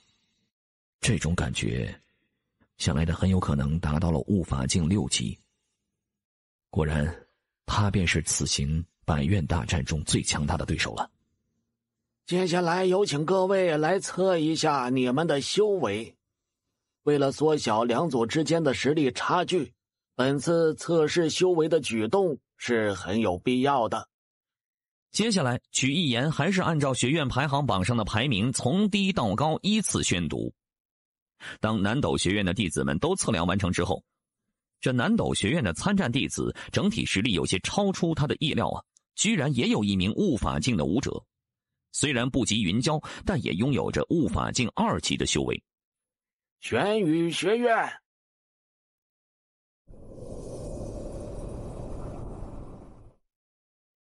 宁素颜巨星境7级，云娇悟法境4级，叶清晨归元境10级。什么？这小家伙才只是归元境的修为？开玩笑的吧？他之前在万山境表现那么亮眼，怎么可能只是归元境10级的修为？会不会是那块侧真石出差错了？应该不会呀，那可是来自青云道宫之手的侧真石啊，质量比起外界肯定是只好不差，不可能会出差错。那照这么说，这小家伙真的只有归元境修为？他可是来自玄宇学院的弟子呀！不理解，实在不理解。莫非玄宇学院是彻底打算放弃了第2名的位置吗？这家伙是认真的吗？只靠着归元境10级的修为，就来参加百院大战了？还以为是多么了不得的对手，原来也只不过是个小虫子而已。你的身上是不是藏着什么能够无视玄重器的秘宝啊？没有。真的？那可否让老夫搜身一番呢？徐长老，老夫可以拿玄宇学院院长的名誉担保，叶清晨身上绝对没有任何能够无视玄重器的秘宝。梅老头，你这所谓的名誉，在这百院大战面前可什么都不是。若是叶清晨身上真的有秘宝帮助他作弊，那这一届百院大战岂不是要成了笑话吗？还请曲长老不要听信他人谗言，请对这小子进行搜身。顾顺天，你好了，不必再做无用的争论了。若他身上真的没有搜出任何秘宝，那自然不会判定他作弊。但若他身上真的搜出了秘宝，便立即剥夺他本届百院大战的参战资格。曲一言，开始吧。叶星辰，想搜我身，可以呀。不过在那之前，我有个要求。我怀疑他身上藏有可以混淆感知的秘宝，也请麻烦曲长老去搜一下他的身，可好啊？哼，可笑的伎俩！你什么意思？我的意思难道说的还不够清楚吗？你们都能怀疑到我身上有秘宝，能够直接无视玄重器的压制，那为何我就不能怀疑他身上藏有能够混淆感知的东西呢？毕竟那么夸张的修为根本不应该出现在一个只有22岁的他身上吧。甚至我也可以怀疑他身上是不是也有着能够无视玄重器压制的秘宝呢？你这是在胡搅蛮缠。我们的测真石和测灵石可以直接无视任何秘宝的混淆与屏蔽，探测出真实的修为。而徐云霄则是真真正正的依靠自己的实力通过了主百赛，你和他又岂能是相提并论？原来如此啊！那我想问曲长老一句，历届百院大战可有禁止参战弟子使用秘宝的情况呢？没有。那么参战弟子身上拥有秘宝，是否也算作他们实力的一部分呢？哼，曲长老可千万不要说不算啊！如果真的不算的话，那请问你在战斗的时候会不使用你所获得的武器吗？算。既然如此，那你们又凭什么怀疑我身上有你们口中所说的所谓秘宝呢？即便我身上真的有，那和你们又有什么关系呢？没有任何证据便想要搜我的身，这便是你们青云道宫的嘴脸吗？你竟敢辱我青云道宫！怎么？难道你想直接在这里杀了我不成？不讲证据就搜身，现在指出你们的错误，反而还想杀人？哼，看来青云道宫的一世英名就要毁在你的手上了呀！你够了！任凭你再怎么巧舌如簧，我们都必须要对你进行搜身，否则这次百院大战的公正性何在？此刻他对青云道宫的一点好感瞬间荡然无存。嘿嘿嘿嘿，小子，刚才你那些话说的可真不错呀！张老头，给我一个面子啊！要不这事儿就这么直接算了吧？张长老，以我之见，不如直接大事化小，小事化了吧。毕竟百院大战可耽搁不得，更何况以前百院大战的确从未出现过禁止参战弟子使用秘宝的情况。即便叶清晨身上真的有秘宝，也不应该以此为由对他进行搜身。实际上，只有极少数的人知道，薛斩坟虽然和梅星空有所过节，但实际上他是个很明事理、性格公正之人。薛阁主此言有理，是老夫欠考虑了。曲一言，你可以继续接下来的流程了。嘿嘿嘿嘿，老薛，以前还没发现你咋这么合我胃口呢？叶清晨，你没事吧？放心，我没事的。他没有想到，身为4大宗门之一的青云道宫，竟会这般无耻啊！今日这桩无中生有的污蔑，他日必将100倍奉还。这场小插曲落幕之后，测试真气迎来了所有人都最为期待的对象——青云学院。苏成生，巨星境7级，席皓月，悟法境4级，夏元，悟法境4级，徐腾霄，悟法境6级。不错，能培养出这么一个苗子，这些年给予青云学院的支持没白费。当他夺下魁首后，就直接宣布将他纳入我青云道宫。果然真的突破到了悟法境6级。不要有太大压力，全力以赴就好了啊！真气测试已完毕，接下来开始分组了。这2组文字便是这前100名参战弟子的名单，每个名字的后面跟着一个0。很显然，这代表着每一位参战弟子所拥有的积分。所有人目光看去，便一眼看清了这2组名单之间的实力差距。这左边一组的参战弟子的确都很强，彼此之间修为差不了多少，想来一组的比赛会精彩不少。确实如此，我都有些迫不及待了呀。相比之下，右边这2组的名单就有些不太好看了。2组的参战弟子修为跟1组相比，差的可就太多了，更别提那个只有归元境10级修为的小家伙也在这里面。看来这2组啊，就算决出了前16名，估计都会被1组的前16名彻底碾压呀。我们这里只有2位师弟和你在2组，其余人都被分配到了1组。看来我们可以在淘汰赛相见了。你们也要多加努力啊！积分赛只要稳妥拿下前16名的位置就行，不必为了拿下胜利而暴露自己的底牌。对了，如果你碰上了席皓月那个女人，不必强行为我出气，无法战胜她的话，就及早认输。我自己的仇就由我自己来报，这是从一开始我给我自己定下的目标。而且他知道你和我是同一个学院的弟子，很可能会对你使出一些意想不到的手段。我并不希望你为此而受伤，所以呢，打不过他的时候就及早认输，好吗？知道了。再说了，我也不见得打不过他。以宁素颜的实力，很可能不会是席皓月的对手，但也的确不见得就打。根据他脑海里的记忆碎片，他对玉匣灵体多多少少有些了解，知晓这等体质有着某种可以爆发出极强力量的特殊手段。但是以宁素颜目前的实力，他还远远不到能够自如使用那些手段的时候。一旦强行动用，只会损害他的武道根基。他并不希望宁素颜为了他而付出这般代价。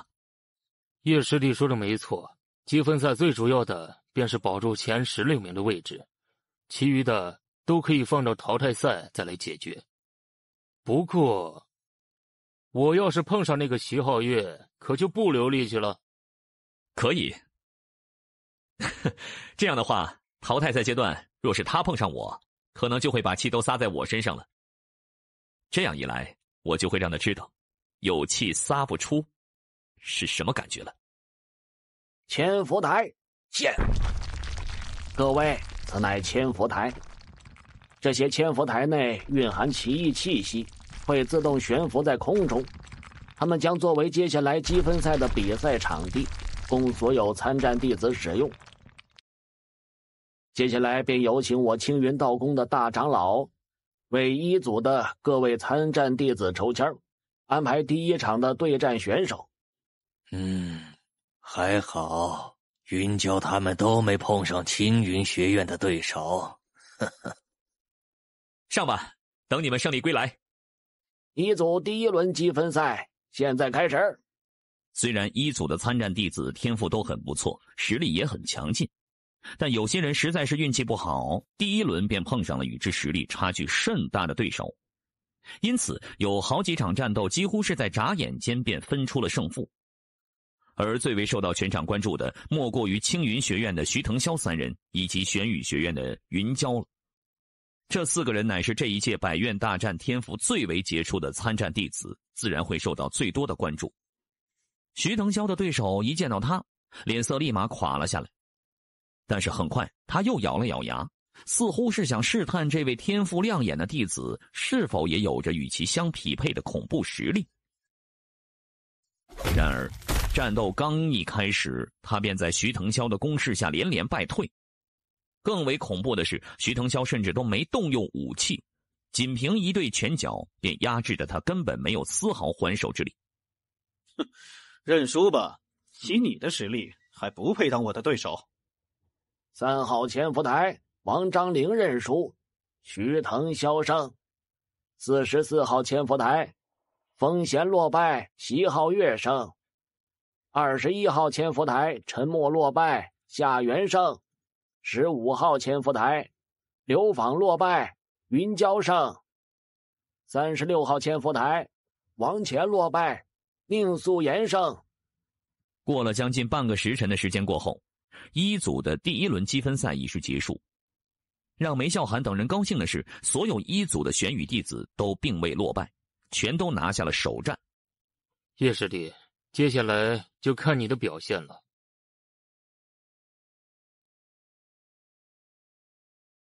我会在下面默默给你加油的。放心吧，我会的。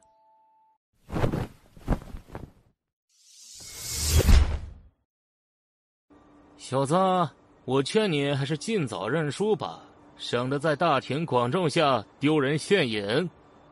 是吗？丢人现眼的到底是谁？这可还不好说呢。小子，太张狂的人一般可是都没有好下场的。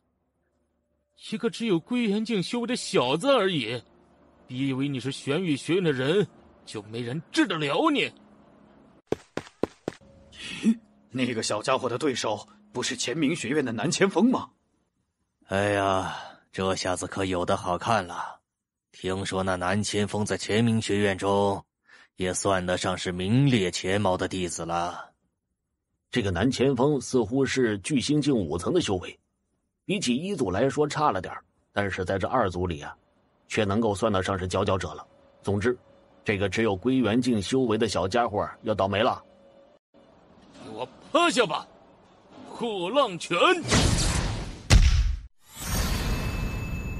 啊！这家伙的肉体怎么会这么强？怎么回事？那南前锋怎么被击飞了？该被打飞出去的不应该是叶倾城吗？屁嘞！那小家伙不但没被打飞，甚至都还好好的站在原地呢。难道是我们都看走眼了？这小家伙的真实实力其实不只是他表面的境界啊。力度尚可，可惜还不足以撼动我。来，继续。水帘震穿掌！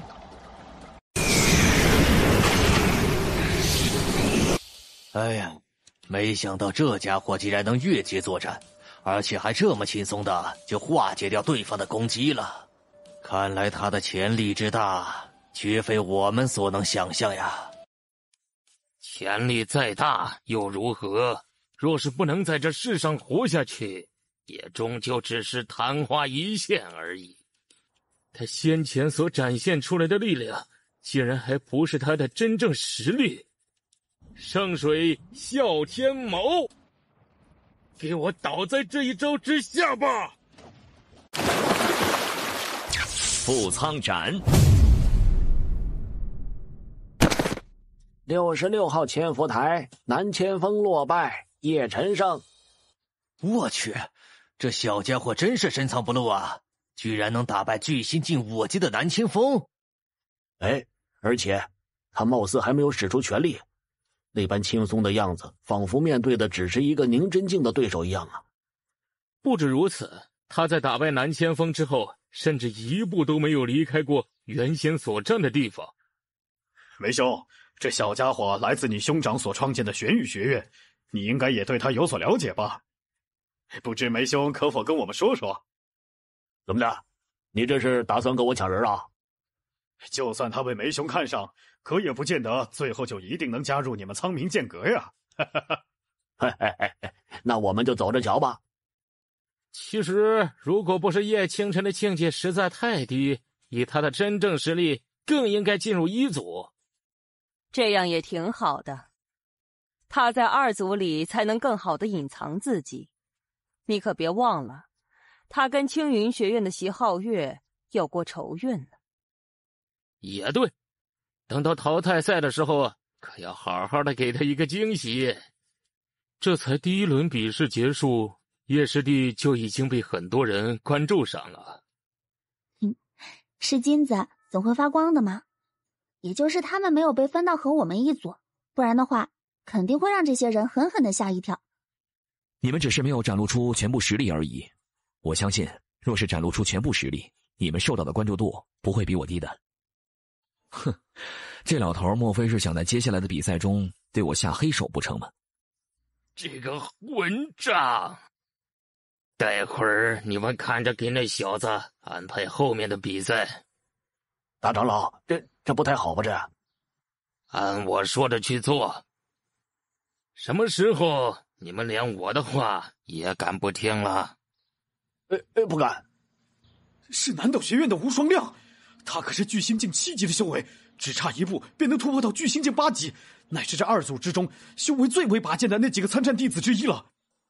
不仅如此呀，截至目前，他可从未尝过一败，而且他的战斗手段堪称惊人，威势极其强大呀。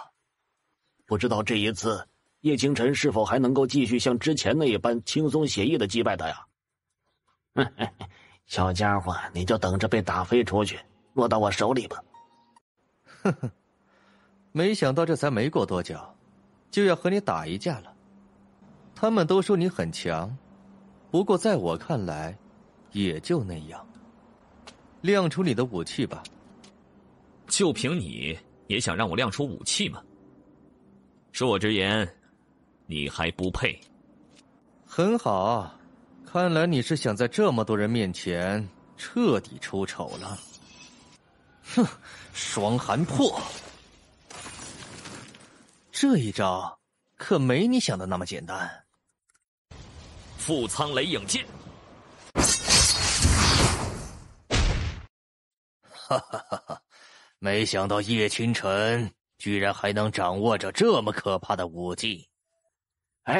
他在剑道上所展现出来的潜力，已经完全有资格加入苍冥剑阁了。在剑道这一条道途上，一个后辈所展现出来的实力，都已是能够超越老夫了。老夫简直自愧不如啊！梅星侯，这一道剑招不会是你们苍冥剑阁的绝学吧？别猜了，我苍冥剑阁要是有这般绝学，我早就偷学了。怎么样，你还能打吗？我可还没认输呢。我可是南斗学院内院的第5弟子，怎么会输给你这样一个只有归元境修为的无名小子？那你就继续坚持下去吧，我很看好你。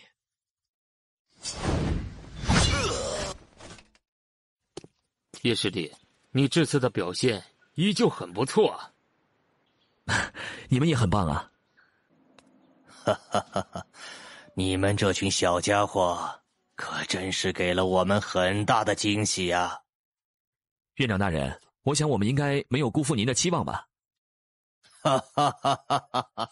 那肯定没有，完全相反，你还让我们这些老家伙们高兴得很呐！哈哈哈哈哈！走吧，该好好休息一会儿了。你们还要备足精神，全力应付明天的比赛。是院长大人。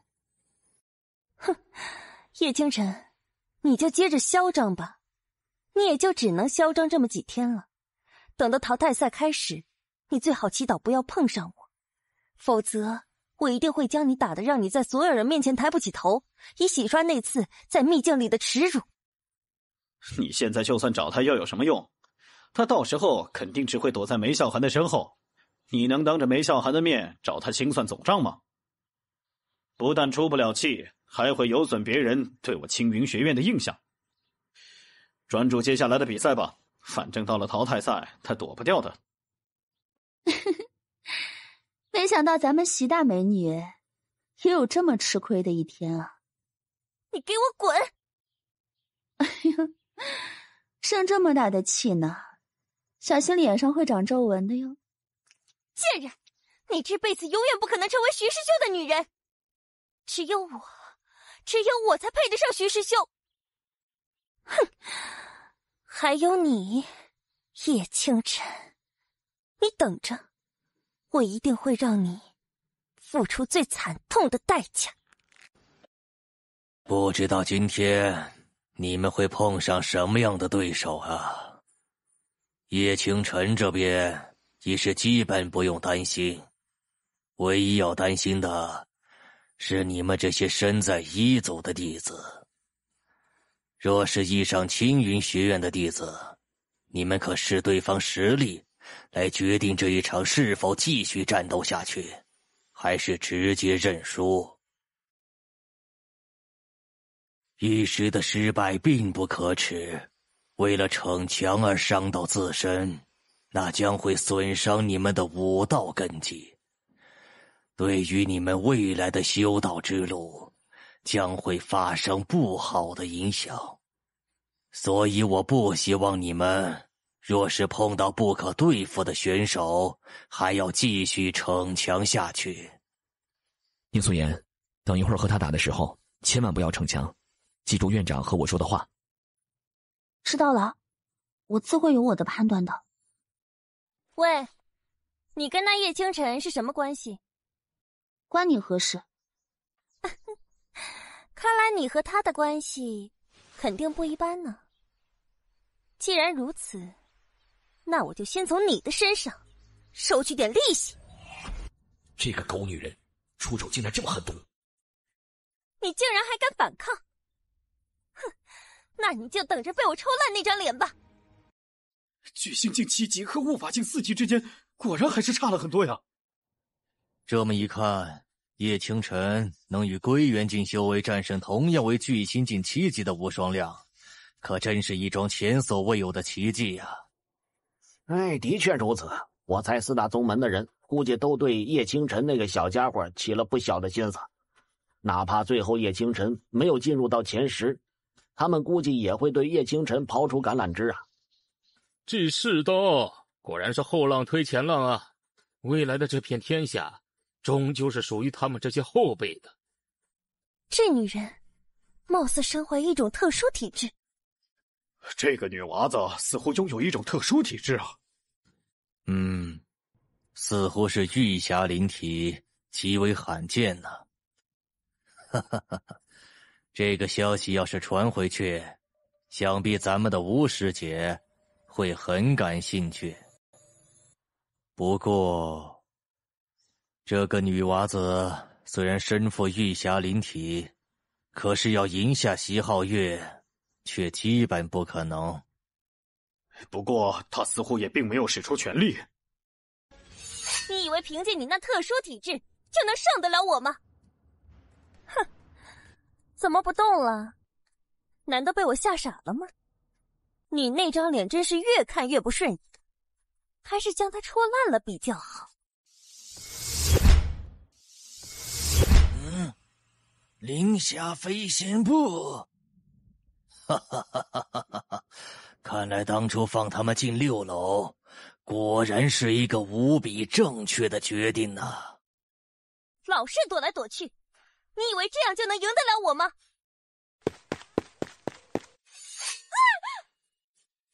好一个讲计就计！宁素颜竟然敢以自身为饵，引诱席皓月出手，最后却反而抓住了破绽，一剑伤到了席皓月。虽然有些取巧，但也足可看出这个女娃子的心性该是多么的坚韧。面对如此强敌，竟还能想出这般妙法。哎呦，真不错啊！这女娃子真不错，要是能够成为我派学院的弟子，那该有多好啊！我的脸，我的脸！你竟然敢毁了我的脸！辱人者，人恒辱之。从你意欲羞辱我的那一刻起，你就该想到会有这么一天。你给我受死吧！住手！席皓月，你若敢对宁素颜下杀手，老夫直接判你落败，并可直接将你逐出本届百院大战。是我冲动了，我不该对他动杀心，试图下杀手。还请各位能够见谅。既然席皓月已经当众认错，我们酌情再三，便不剥夺他的参战资格。不过，为了以示公平，这场战斗的胜利归属将归于宁素颜。如何呀？你们双方可有意见？没有，我也没有。很好，那么37号千佛台，席皓月落败，宁素颜胜。哎，你可真是快要吓死我了。哼，没看出来你还这么关心我呀？怎么说我们也是朋友啊，我当然不希望你为逞一时之强而受伤。知道了，下次我会注意的。明天就是最后一天的积分赛了。二组有叶清晨在，我们不必担心。唯独一组，云娇、宁素颜，你们还未碰上徐腾霄，我估计等到明天，你们就会和他们碰一碰了。我还是那句话，不要逞强。逞一时之强，只会带来更加严重的后果。一旦你们在面对他时使出了压箱底的手段，顶多会给他打个措手不及，但以他的反应速度，很快就能想出应对之法，然后将你们的手段给破解掉。今天宁素颜已是亮出了玉霞灵体和灵霞飞仙步，那么明天一旦宁素颜碰上徐腾霄或者是夏元，都有可能会遭受到克制。云娇，你的狂战法则是你的压箱底手段之一，究竟是让他在积分赛上昙花一现，然后被积极针对，还是打算让他在淘汰赛大展光芒，夺取胜利的那一线可能？我想，你应该会做出自己的选择。这么晚了，你怎么还不睡觉？你不也是没睡着吗？怎么还在纠结院长大人说的事儿吗？我知道在这百院大战上，我不该任由自己乱来，但要我向青云学院的那几个杂种认输，绝不可能。这才对嘛，这才是我所认识的云娇兄。其实今天看到宁素颜和那个女人那一场战斗过后，我想了想，我也不应该和院长大人一样劝诫你们暂时隐忍。身为少年郎，又怎么可能忍得下这口气？心中有气，自当一吐为快。连宁素颜那样的一个娇女子，即便面对席皓月，也依旧不肯低头认输，而且还想出了那般巧妙的方法。我们这些大男人，又怎么能输给一个女人呢？说得对，哪怕明知必输，我也要在那徐腾霄的身上狠狠地砍几刀，不给他砍出个10道20道刀痕，就不姓云。不过，若是院长大人问责起来，又该怎么办？这样吧，我们来许个约定，无论你是输是赢，等到淘汰赛上，一旦我能碰上徐腾霄，我都会帮你彻底战胜他，不惜一切代价战胜青云学院，拿下第一。好。这两个臭屁的男人。各位，今天的赛程安排将会有所变化，经由我们讨论决定，首先将2组剩余的对战进行完毕，随后便开始1组的最后一轮积分赛。让2组先开始吗？也好，那我到时候就在下面看你们尽情的发挥了。准备上去吧，无论如何，我都会遵从自己的本心，做出最好的选择。到时候你要在下面给我加油啊，不然我就打你。唉，不知道云娇会不会将院长的话听进去。唉，云娇是个好孩子，性格也很刚强正直。哪怕他真的违背我所说的话，并且在这一场战斗中提前暴露了自己的底牌，我也不会责怪他的。只是那样一来，或许我们可能就要再一次败在青云学院的手上了。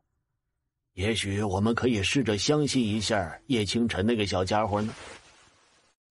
他或许可以，但不是现在。他的潜力我们都有目共睹，但徐腾霄也绝非等闲之辈。想要从徐腾霄的手中夺下本届百院大战的帝玺，很难，很难呐。等再过那么个几年，叶清晨绝对有能力压这些年轻人一倍，但以他现在的修为，还远远不够啊。比我小2岁，修为却能达到木法境4级。不得不说，在天赋这方面，你比我强。如果你跟我处在同一年纪，我可能会不是你的对手。但现在，你远远不是我的对手。哼，是吗？那就走着瞧吧。狂炎斩！这才是云娇真正的实力吗？原来他先前一直都在隐藏实力，只为迎战真正的强敌。不过徐腾霄可是没有那么好对付的呀。唉，两人之间的差距果然还是太大了。不动用狂战法则的话，云娇是不可能赢的。现在就看他会不会动用他的狂战法则了。到了这种时候，都还不打算动用法则之力吗？放心，很快就会让你知道了。是吗？那我可就要好好的期待一下了。居然是罕见的火属性身法武技。哼，这就是云娇的法则之力吗？好狂暴的气势呀！他能够使出火属性的武技，想必修的功法应该也是火属性的。但是看他这般架势，所悟出来的法则却似乎跟火元素之力没有丝毫的相关。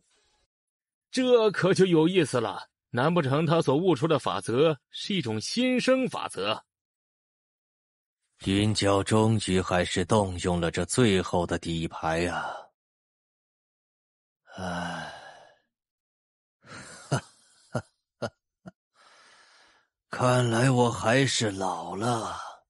对于他们这些年轻人来说，忍一时的失败和屈辱，只会影响到他们的心境。这样也好，或许彻底释放之后，云娇会更进一步呀。这就是你的法则之力吗？不错。你也释放出你的法则之力吧。哼，暂时还不到那种时候。来，你尽管出手，就让我来领教一下你这所谓的法则之力吧。你会后悔的。什么情况？云娇怎么一下子变得这么强了？哎，他所悟出来的法则竟然是个增幅类的法则，难怪会突然变得这么强。我说过，轻视我的法则，你会后悔的。现在，你还打算继续藏着吗？你别得意，增幅类的法则之力都有一定的持续时间。等到持续时间一过，你将会直接任我宰割。到时候，我必然会在你的身上狠狠地戳出几个窟窿。是吗？看来你是不打算动用法则之力了。那我就将你打到使出法则之力为止。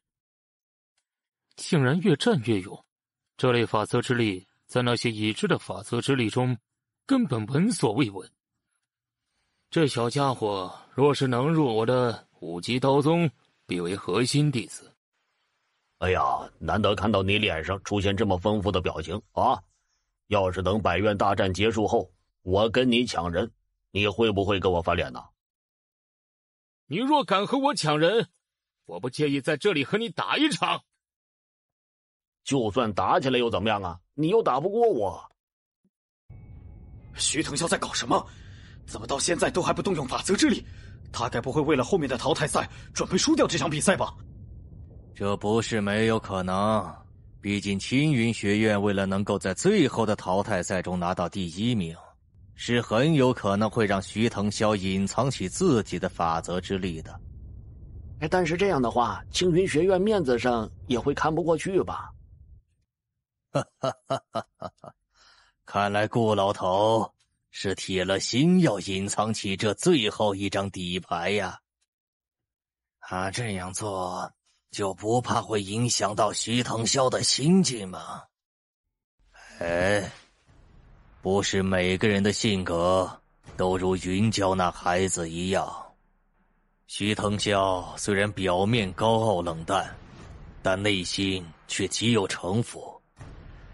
我曾听说过，他在成为青云学院内院亲传弟子前，曾暗中对不少同门师兄弟下过手，也正因此才能有如此的成就。不过心机算得久了，反而在修炼意图上走得不会太远。就像我一直只顾着为让我们拿到第1，没有考虑到那云娇那孩子的感受，便差点毁掉了他的心境啊。院长不必如此自责，相信云娇也定然知晓您的用心良苦的。不多说了，接着看吧。你这家伙，这回我一定会在你的身上狠狠地戳出几个窟窿。看来你为了拿到最后的胜利，甚至不惜败在我的手中。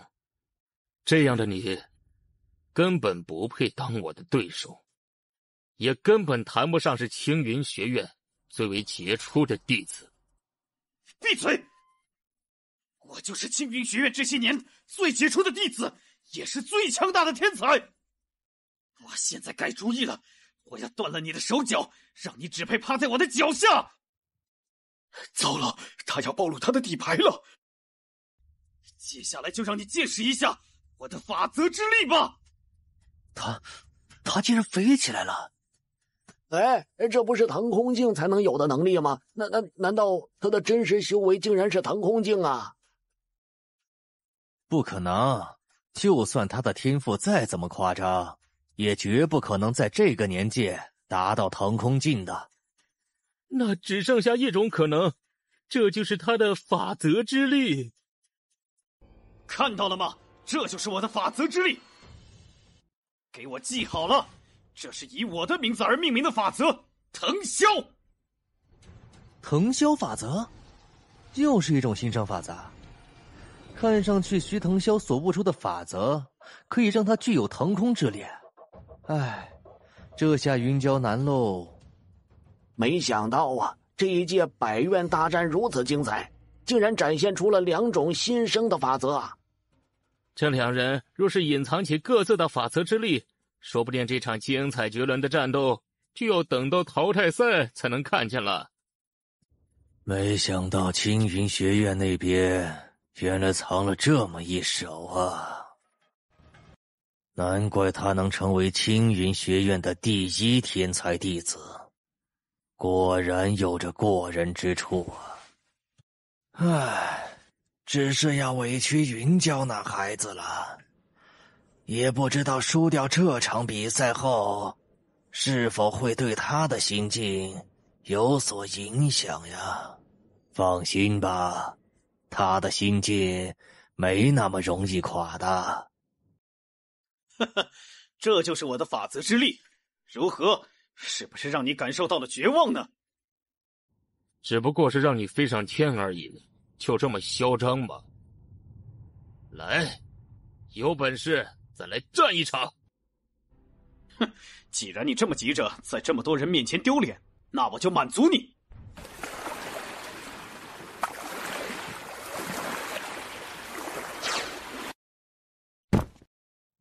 云娇已经丧失了作战能力，这一战徐腾萧胜。虽然云娇输掉了这场比赛，但他那仍不轻易言败的姿态，实在是令人佩服呀。不错，须知在修炼意图上，最怕的不是修炼资源的匮乏，而是没有一颗勇往直前的道心。若有这样一颗勇往直前、不轻易言败的决心，在未来的修炼之路上必然会有所成就啊！这群人都是傻子吗？明明是我赢了，这些掌声都应该奉献给我才对。早知如此，就该先狠狠的羞辱这家伙一番了。不错，不错，这孩子越看越顺眼。不行，绝对不能让他们进了这3个家伙的宗门。尤其是叶倾城，既然也是和他结下了梁子，那就更不能放任他进入苍冥剑阁。否则以苍冥剑阁的资源，他很快就能率领苍冥剑阁狠狠地动摇到我青云道宫的地位。这种情况绝不能发生。接下来就要准备面临淘汰赛了，希望接下来的抽签我们运气能够好点。接下来请2组排名前16的弟子到我这里来进行抽签。你居然明天就要第一个上场，看来运气有点不好呢。第一个上场就第一个上场吧，也正好打完之后能观察后面的对手。哎，你呢？我是2组第4场比赛，暂时还不知道我的对手是谁。我是1组第5场比赛。这么说，我们要提前见面了？很有可能。你可别忘了我们之间的约定。当然，我怎么可能会忘呢？哟，今年这届淘汰赛可是混乱得很呐，2组都有不少学院的核心弟子。1组有云娇、席皓月、叶倾城、玉星城等这些表现比较亮眼的弟子，2组则有徐腾霄、夏元、宁素颜这些同样不俗的天才弟子。这么一看，决赛很大概率还是云娇和徐腾霄啊。我看那叶倾城大概顶多也就只能走到16位战了。1组里只有一个和明学院的弟子是巨星进9级，还刚好和他是同一场比赛。以叶倾城先前所展露出来的实力，应该可以战胜他。但进入16位战后，他将要面对的几乎都是清一色的悟法境弟子，他大概也就只能止步于此了。院长大人，您叫我。叶倾城，你有把握能打败徐腾霄吗？我不敢保证我能打败他，不过我曾答应过云娇兄，无论他在今天的比赛中是输是赢，我都会在淘汰赛中帮他赢回来，不惜一切代价。原来是你劝下了云娇啊，我还以为他是直接违背了我给他设下的禁锢呢。我的劝说只是起到了一部分作用，最关键的还是云娇兄自己啊。好了，你早点去休息吧，明天还要继续比赛呢。别太紧绷着自己，虽然让玄羽学院重回第一是我一直以来的愿望，但相比于此，我还是更希望看见你们这些孩子能够走上最正确、最广阔的道路，将来能够功成名就呢。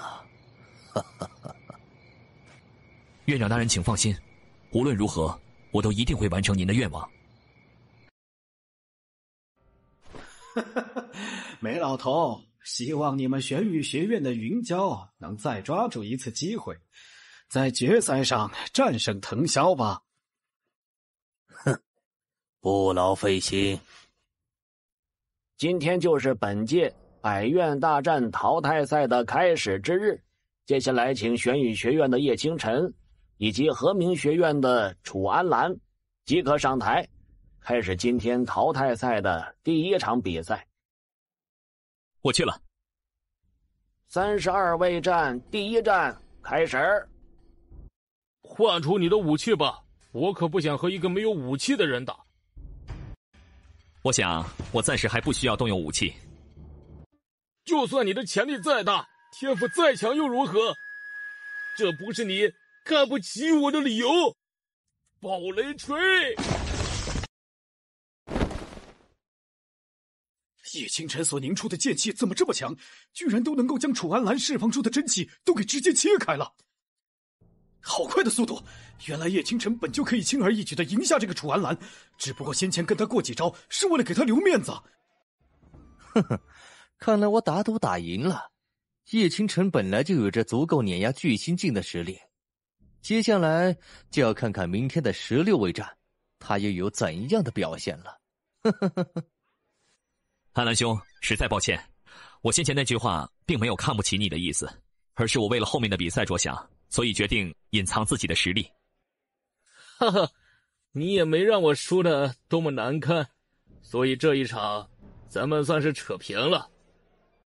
楚安兰主动认输，判定落败。叶清晨赢下32位战第1场，进入明日的16位战。小子，可真有你的，居然还知道给对方留点面子。刚刚和明学院的院长给我传音了，说是很感谢你的所作所为。哈哈哈哈。我和安澜兄又没有什么仇怨，自然没必要跟他把关系弄僵，以防让玄宇学院和和明学院交恶呀。还能考虑到学院的利益，你终于长大了，不再像刚入学院之前那样只考虑着自己的利益了。接下来上场的这个南斗学院的弟子，你要多关注一下。切，叶清晨，明天的比赛你必败无疑。哼，装什么装？以为自己是悟法境就了不起了吗？哎，等着吧，明天的比赛啊，叶师兄肯定会让他自讨苦吃的。南斗学院真以为出了个玉星城，难道就能将我们彻底压下去了不成？玉星城是南斗学院这些年来天赋最好的弟子，他性格高傲，恃才傲物，在南斗学院中的风评很不好，但南斗学院非但没有对他做出严厉管教，反而任由他变本加厉，就是因为他们需要靠他来挤压掉我们的位置。这样的人注定前途有限，不过就算前途有限，他的实力依旧不容小觑。明天的比赛，你依旧还是要小心一点。放心吧，院长大人。叶师弟可要加油啊，把玉星城那个家伙给揍趴下。那家伙可太讨厌了，你一定要把他给揍的亲妈都认不出来。好，我答应你们，我一定会让他尝到轻视我们是怎样的下场。16位战第1战即将开始，请玄宇学院的叶清晨和南斗学院的玉星城上场。你们说这场比赛会是叶清晨继续创造奇迹呢，还是于星城强势碾压对方获胜，晋级下一轮淘汰赛啊？我看好玉星城，毕竟悟法境和巨星境之间的差距可是很大的呀。哎，不错啊，仅仅只是法则之力这一方面，叶清晨就绝无半点胜的可能。看来他这届百院大战之行也就到此为止了。韦老兄，你对这一场战斗怎么看？还能怎么看？坐着看呗。依我看，如果叶清晨手里有足以逆转局面的底牌的话，或许会赢。不过他若是没有，那也只能很遗憾了。这没有什么遗憾不遗憾的，实力不足，本就该早早退场。哼，真没想到，就连你这样的货色也会进入玄宇学院。看来玄宇学院的眼光真是越来越不行了，难怪会一天不如一天。你不觉得你的废话太多了点吗？哼，怎么想早点滚下台回去哭鼻子吗？那我倒是乐意帮你一把。16位战第一战开始。你就睁大眼睛好好看着，你是如何败在我的飓风之下的吧。有点意思，可惜还不够看。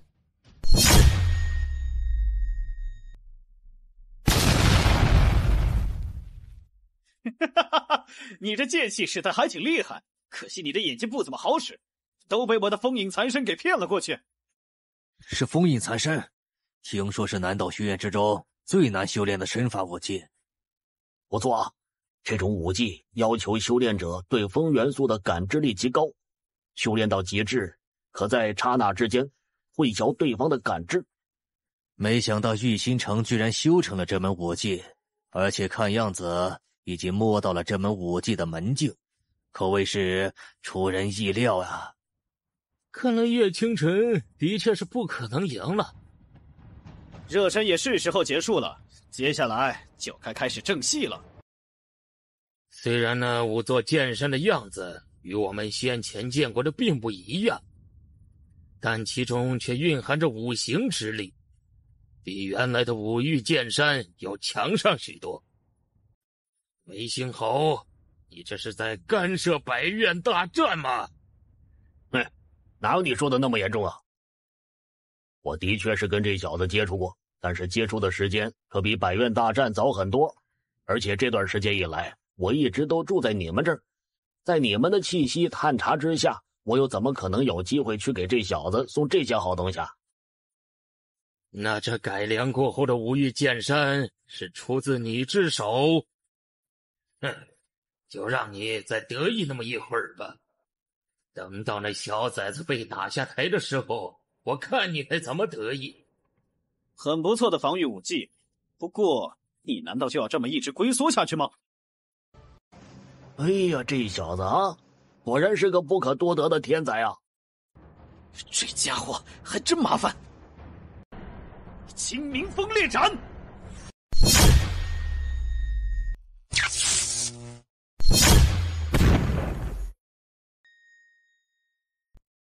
我去，这家伙怎么会有这么恐怖的武技？这一招我记得他先前没有使用出武器的时候使用过，但当时所施展出来的威能跟今天这一剑相比，简直是不可同日而语啊！难道是他手上的那把剑有古怪？是那把剑的原因吗？你那把剑究竟是什么来历？哼，你觉得我会回答你这个问题吗？弄玄虚，看我怎么废掉你那把剑！又是一道先前使用过的武技，可威能却比之前强大了不少啊！看来的确是他那把剑有问题啊！能够造成这般如此之大的增幅，想来那把剑品级相当不一般。莫非又是出自你们苍冥剑阁之手？老实说，如果那把剑真的是出自我苍冥剑阁，我们的阁主又怎么可能会轻易的把这种难得一见的武器赐给一个外人呢？不过呀，就算那把剑不是出自我苍冥剑阁，但是叶晨是我兄长的弟子，他的武器要是被某些人夺走了，我兄长想必会很不高兴，而我呢，也会很生气的。叶清晨，不管你今天再怎么蹦跶，我都要让你身败名裂！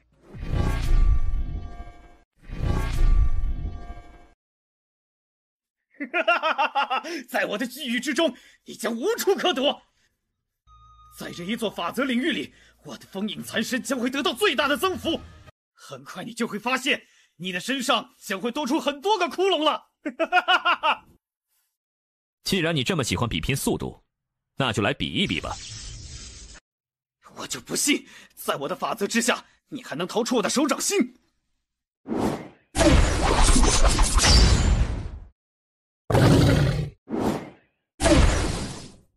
有本事你就是跟我正面一战呐！你这个混蛋！哦，你确定？怎么样，还想继续打吗？你究竟是个什么怪物？技不如人，就不要把别人想象成怪物。我现在还不太习惯你这种样子，麻烦你能恢复一下你昨天在我面前挑衅时那嚣张的模样吗？你有本事你就一剑杀了我！想在这么多人面前羞辱我，这就是你们玄羽学院的作风吗？从你开始故意挑衅我们那一刻起，你就应该想到了今天吧。这就是我给你的教训，滚吧！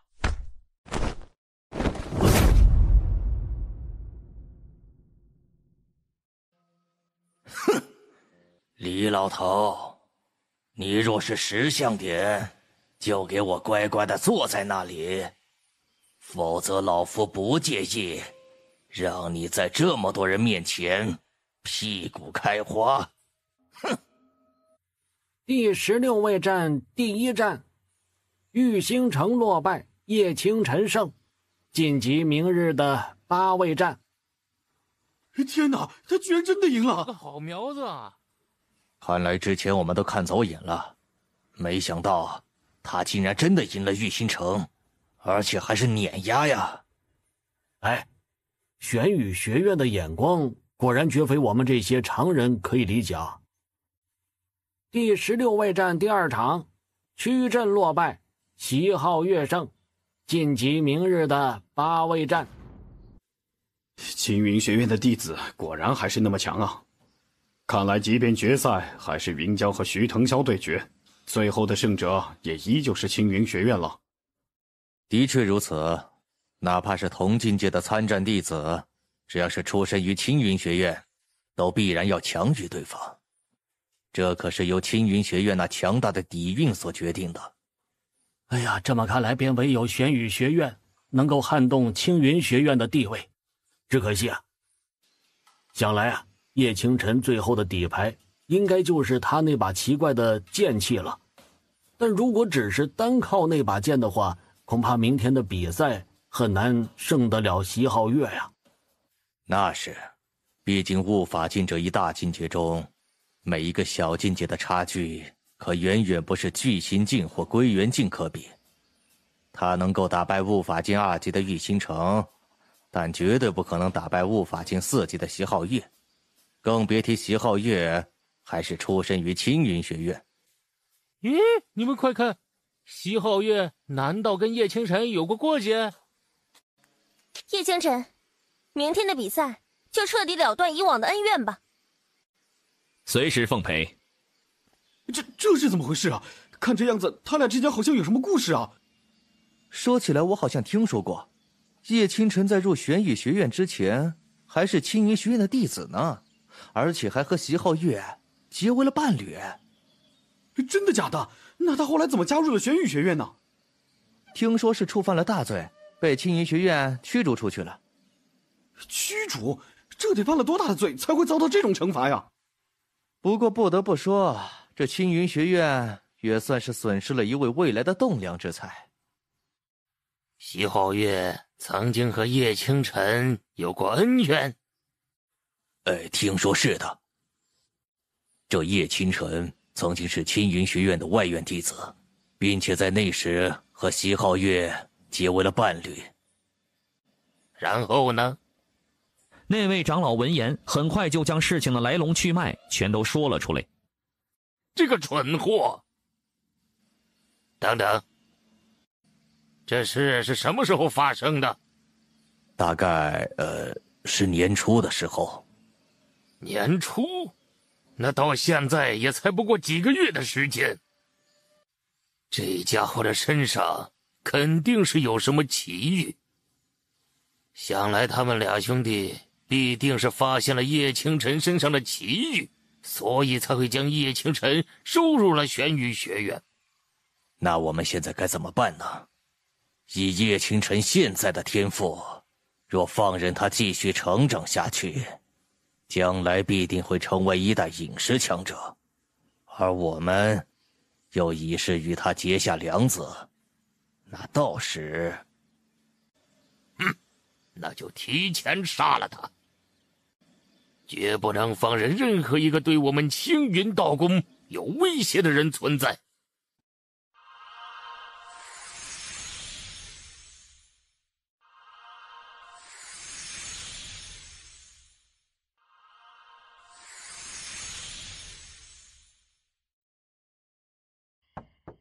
席皓月，是我顾天胜。是院长。院长大人，您怎么来了？我来这里自然是有事情要嘱咐你。明天的比赛，你有信心吗？院长大人请放心，他必然不会是我的对手。上次任务之所以失败，只不过是他一时运气好而已。我也基本笃定你不会输掉这场比赛，但我要的不光是赢，还要彻底的碾压他。院长大人，您这是？这是聚力丹，能够在短时间内短暂提升你的修为。你在上台之前将它含在嘴里，一发现情况不对，便立刻吞了它。院长大人，我觉得我根本用不着这种东西。你知道这聚力丹是谁给我的吗？是青云道宫的长老给的。你应该明白，以叶清晨的天赋，若放任他继续成长下去，未来必会成为一个可怕的敌人。加上因为前几天青云道宫欲对他进行搜身的那件事，让他对青云道宫有了芥蒂，所以青云道宫并不希望他还能继续存活下去，并加入苍冥剑阁门下。一旦他加入苍冥剑阁门下，那么你觉得他成为苍冥剑阁门下弟子后所做的第一件事是什么？我明白了。很好。顺便一提，如果在明日的比赛中不小心或者失手杀死了叶清晨，那么你在青云道宫中将会直接进入五道峰之一修行，并破格成为其峰主的亲传弟子。那万一我被另外3大宗门的大人物发现了怎么办？放心，他们发现不了的。这枚聚力丹在制作的时候加入了一种能够隐蔽气息的材料，服用之后，它的气息并不会有半分的泄露，自然也不可能会被另外3大宗门的大人物察觉。他们顶多只会认为你使用了某种秘法而已，而在百院大战中，秘法是可以被允许使用的。好好准备吧，未来能否成为青云道宫最耀眼的弟子之一，就看你明天的表现了。叶师兄，加油啊！一定要打赢那个贱婊子！叶师兄，干脆利落的结束这场恩怨吧。不过这是属于你的恩怨，自当由你来了断。用你们剑修的话来形容，就是一剑泯恩仇。一剑泯恩仇。哈哈哈哈哈！自当如此。叶清晨，加油！我相信你。你上次能打败他夺回秘境，这次一定也能赢了他。说得不错，我没有任何理由输给他。徐师妹，你可千万不要输给那小家伙哟！闭上你的臭嘴！行了，上去吧，别耽搁了赛程。你们猜这场比赛要过多久结束？呵呵，我猜也就10分钟左右吧。嗨，那你也太高看那家伙了。我猜呀，可能不到6分钟。没想到才短短几个月不见，你竟然恢复并且成长到了这种地步。当初我果然就不应该放你走。哼，在秘境里你也是这么说的。你要是后悔的话，可以等下去了地府再去后悔。找死！8位战第1场，席皓月对战叶清晨，开始。哼，这青云道宫的督战长老简直太无耻了，根本不给叶清晨一点的反应时间。呵呵，这点小把戏，可还无法给叶清晨造成多大的麻烦。冷月翼，血碎雨。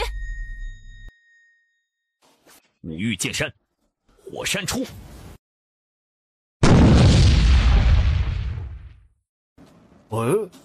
改良后的五欲剑山还能这么玩啊？就凭这点火，可还烧不毁我的冰？冰月斩，覆苍斩。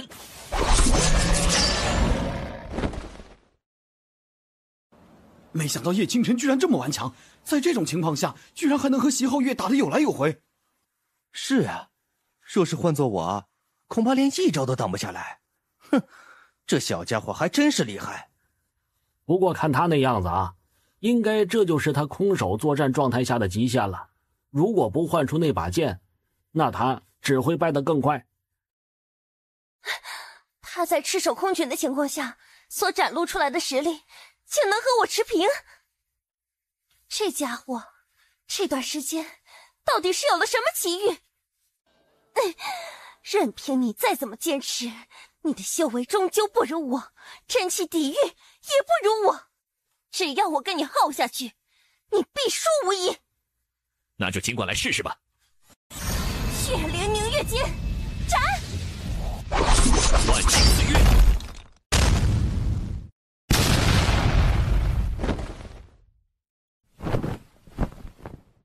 你这家伙真是越来越讨人厌。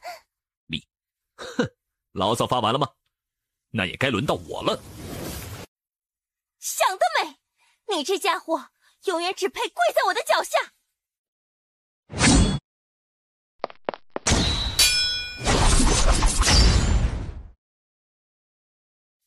这家伙的剑果真有古怪。今天我必须要赢了你。怎么回事？他的气息怎么变强了这么多？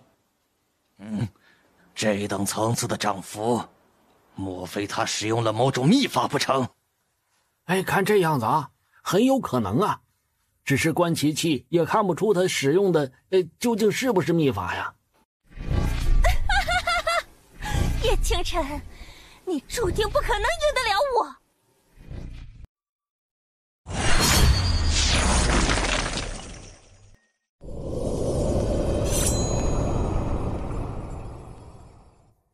这一次，看你还怎么破我寒玉囚牢！万星岁月，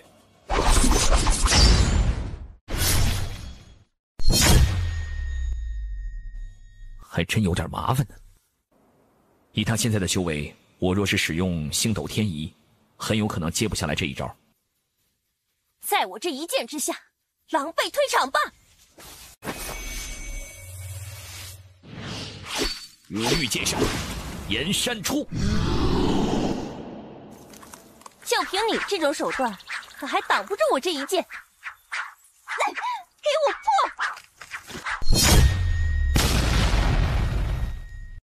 席皓月这一招简直太恐怖了。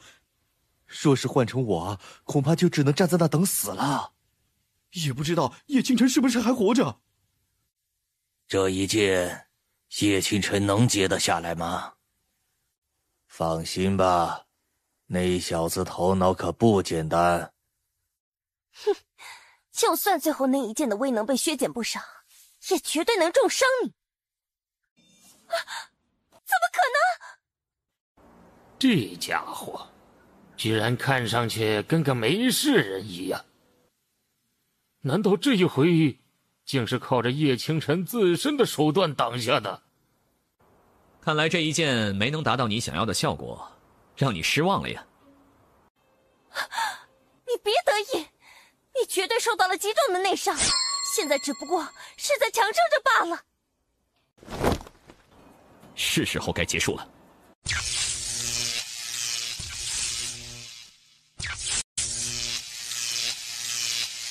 大举卡给本心的结局！怎么回事？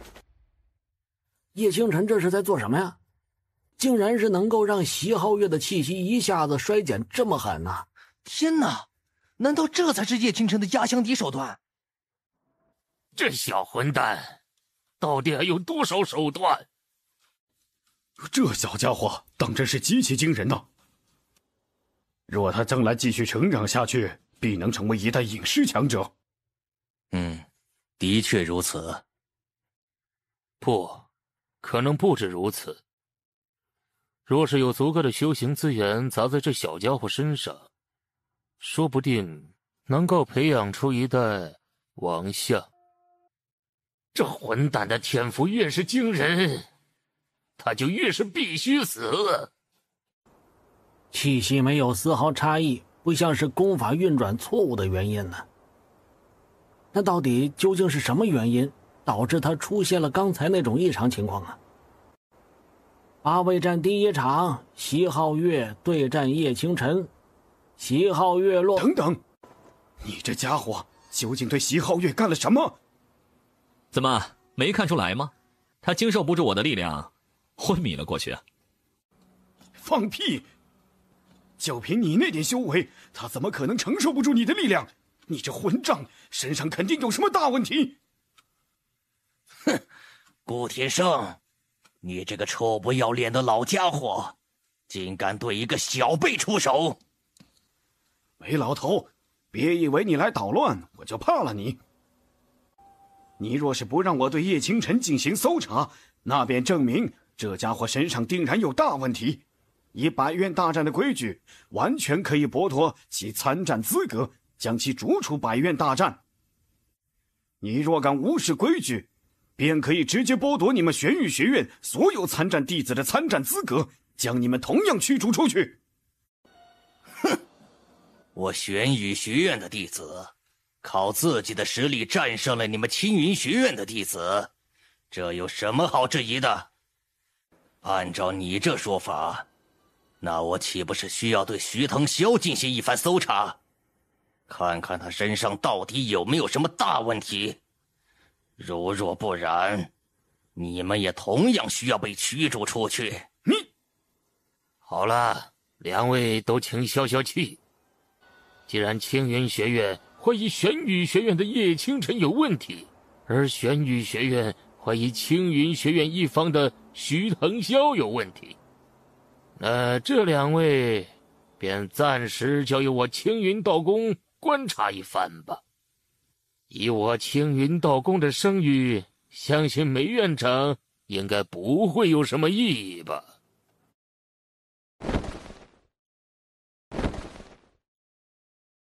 哎呀呀，我说张老头啊，你是不是把我晾在一边了？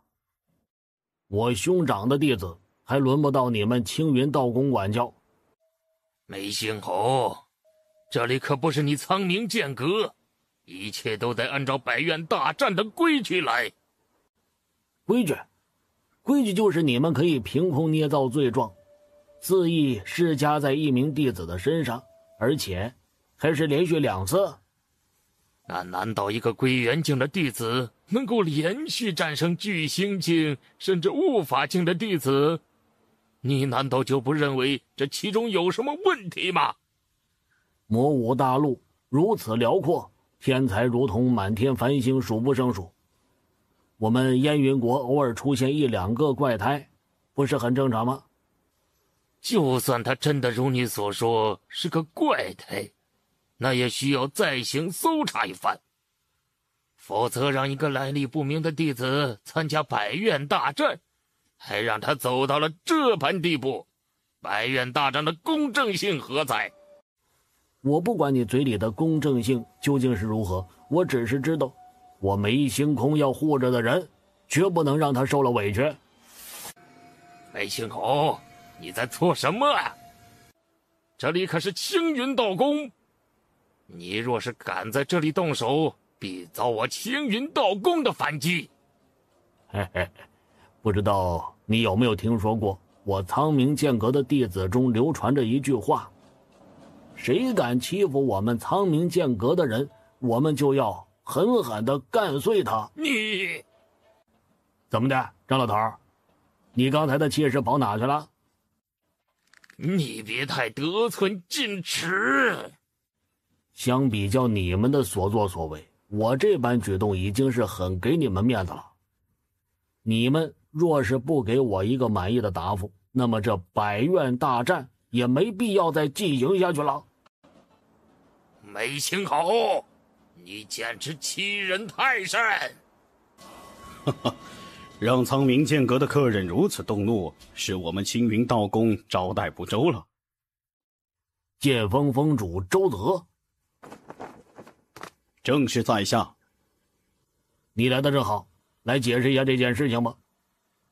周峰主，这件事分明就是梅星侯他欺人太甚。我们欲对叶清晨那家伙进行搜查，完全是为了保证百院大战的公正性。他却直接插手进来，意图在这里动手，简直根本不把我青云道宫放在眼里。大长老，我们既然身为4大宗门的第一宗门，又怎能逾矩规矩随意行事？周峰主，你知道你这是在做什么吗？我当然知道，我这是在维护我青云道宫的形象。真是不好意思了，让你见笑了。耽搁了大家的时间，又让各位看到了这么一出闹剧，也同样让各位见笑了。这人好强啊！本届百院大战精彩纷呈，各种天才奇才数不胜数，所使出的各种精彩手段也是让人目不暇接，实在是让我感慨良多。不仅如此，我们的公主大人也一直在持续关注着这里，并特意嘱咐我在必要时可以现身维持秩序。既然这样，那我也就不好再继续闹下去了。来，继续看比赛吧。比赛就照常进行吧。至于这一场比赛，就判定叶清晨赢吧。8位战第一场战，叶清晨胜，晋级明日的半决赛。谢周峰主，还我公正。小家伙，你的剑道天赋很不错，若有兴趣，可以来我剑锋修行。继续进行接下来的比赛吧，我就不打扰你们了。今天呢，真的是极其刺激的一天呢。咦，居然敢当众和我苍冥剑阁抢人！要不是看在你给了我苍冥剑阁面子的份上，说什么我也绝对不能放过你。张老头，快点继续进行接下来的比赛啊，可别耽误大家时间呐。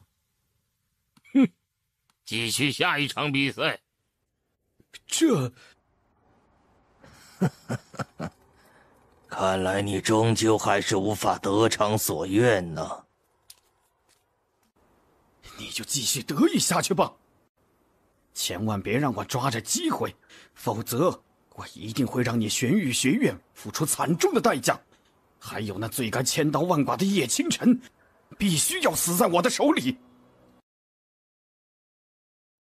督战长老，我代替夏元决定放弃明日的决赛。老夫也同样代替云娇，决定放弃明日的比赛。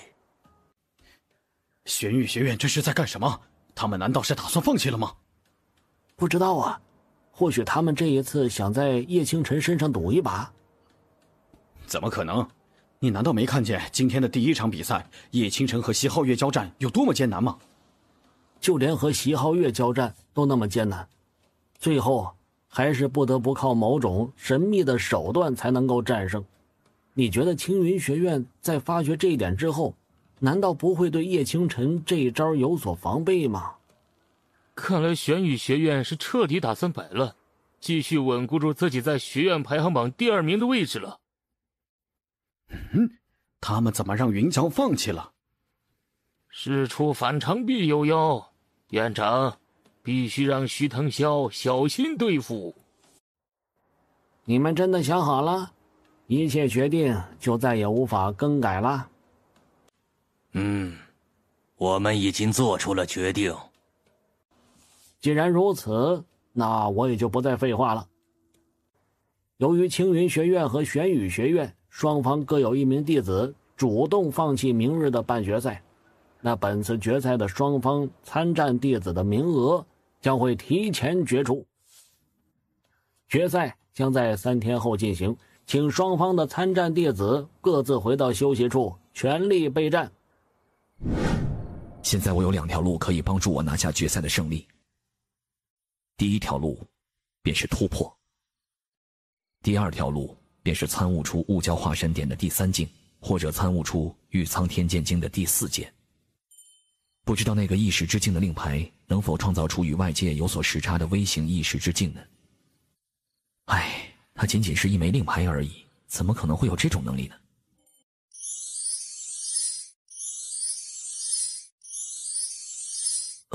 你是说你能够帮我吗？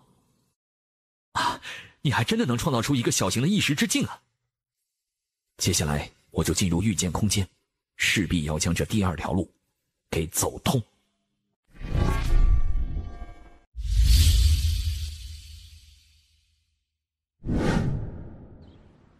今天玄羽学院忽然放弃让云霄晋级决赛，转而让叶清晨上场，这要是说其中没什么猫腻，我可不信。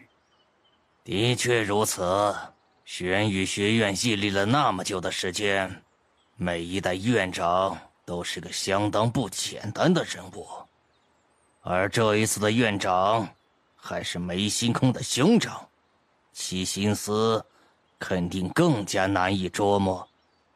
依我看呐，叶清晨此子身上必当是有大问题，否则那玄羽学院的院长不可能这么毫无犹豫的就将决赛的名额让给他呀。去把徐腾霄给我带到这里来。大长老，这样不好吧？我们之前以事去找过了一次顾天胜，现在又这样私下去找徐腾霄，若是被别人发现，可是会严重影响我青云道宫的声誉啊！况且，就连公主大人都很有可能在看着我们这里。怕什么？难道你们以为公主大人就没发现我之前跟顾天胜之间的交易？若公主大人不允许我们这样做，早在那时候，公主大人就已经现身阻止我们了。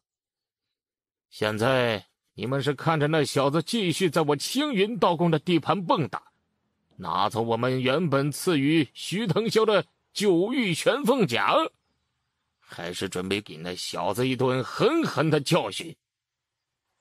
我同意大长老这么做。哎，我也赞同。大长老此言有理，我们绝不能让一个毛头小子在我们的地盘上拿走我们的东西，还在那里耀武扬威。既然如此，那就传徐腾霄进来。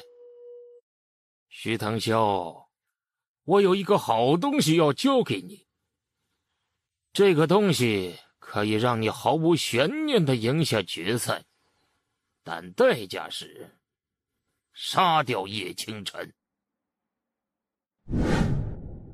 决赛要开始了呀，徐腾霄，青云学院，这一次就瞪大你们的狗眼，好好看着吧，好好的看着我将如何颠覆你们的神话。看来今天这一场战斗必将声名远扬啊！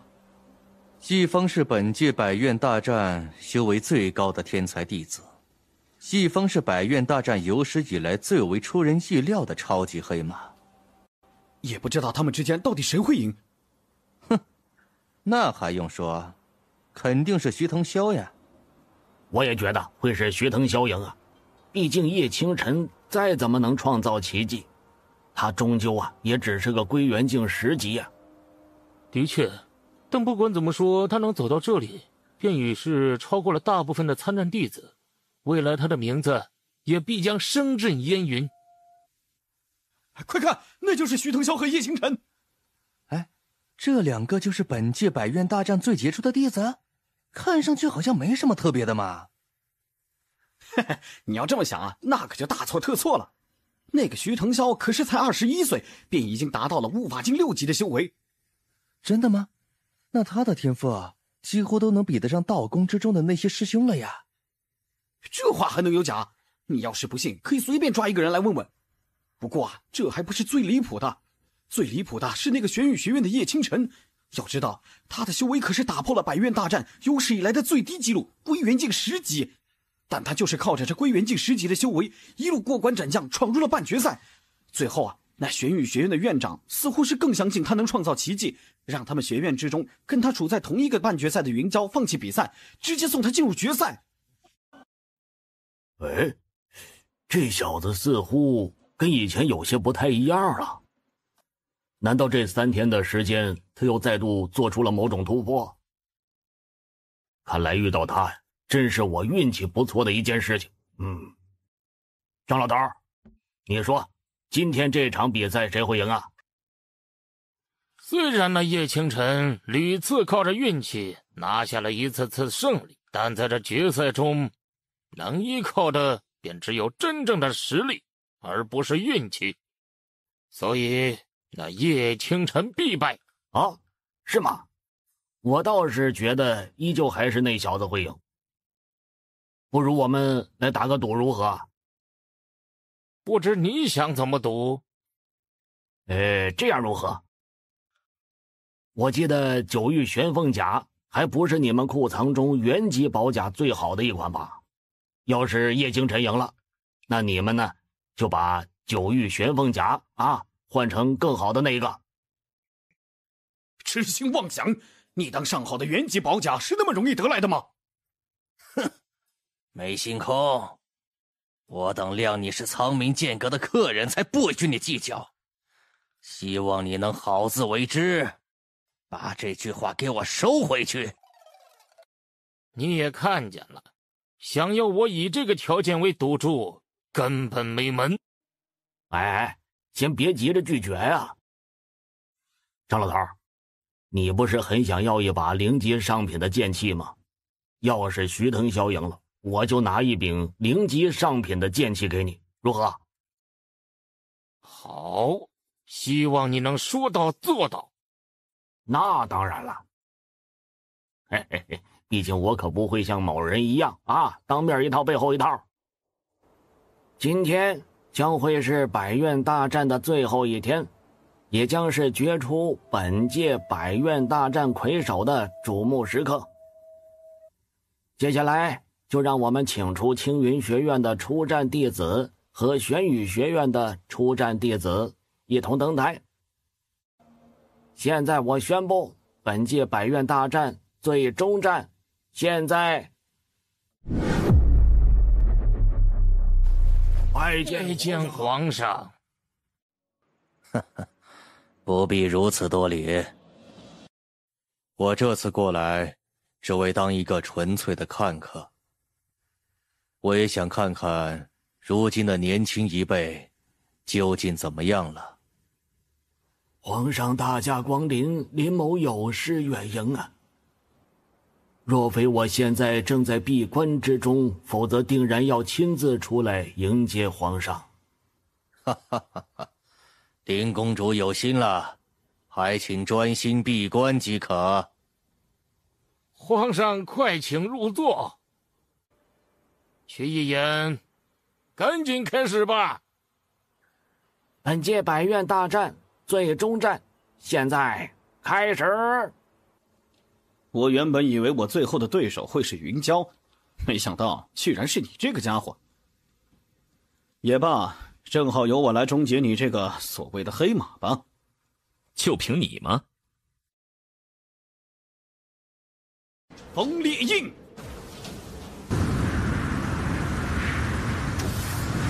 覆苍斩。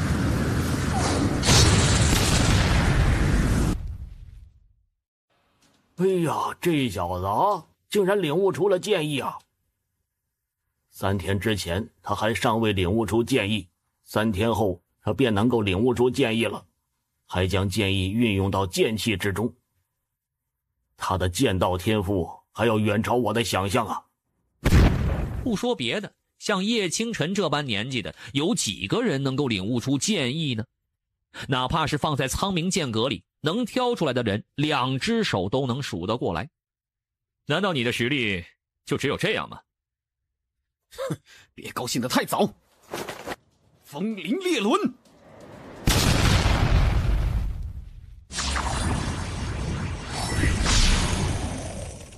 你果然麻烦得很。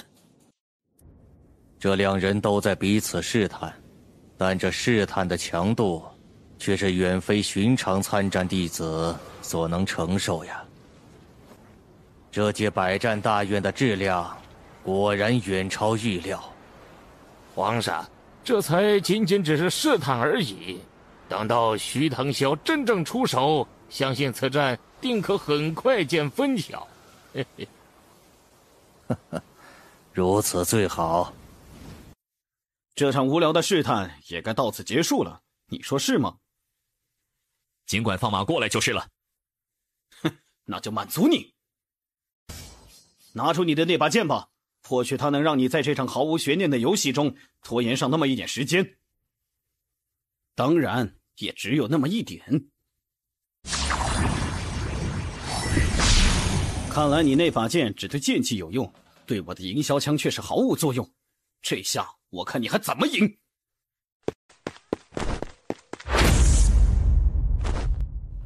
风云魔杀枪！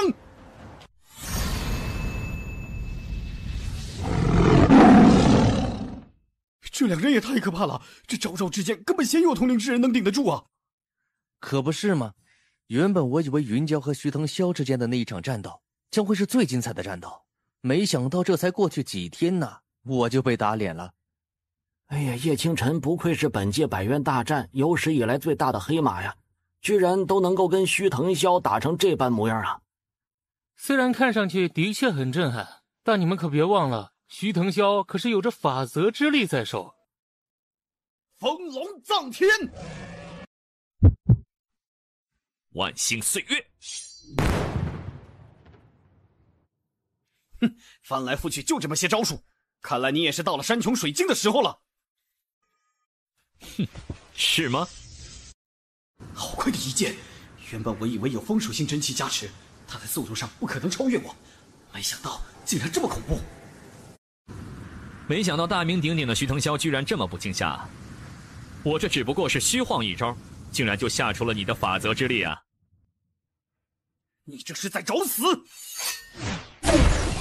这残忍的气息竟能做到如此真假难辨的地步。哼，看来这就是你最后的保命手段了吧？哈哈哈哈，可还不止这些呢。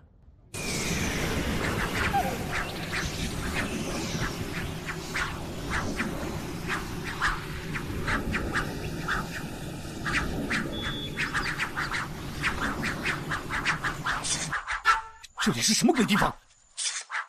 你若是能成功闯出去，我就会告诉你这是什么地方。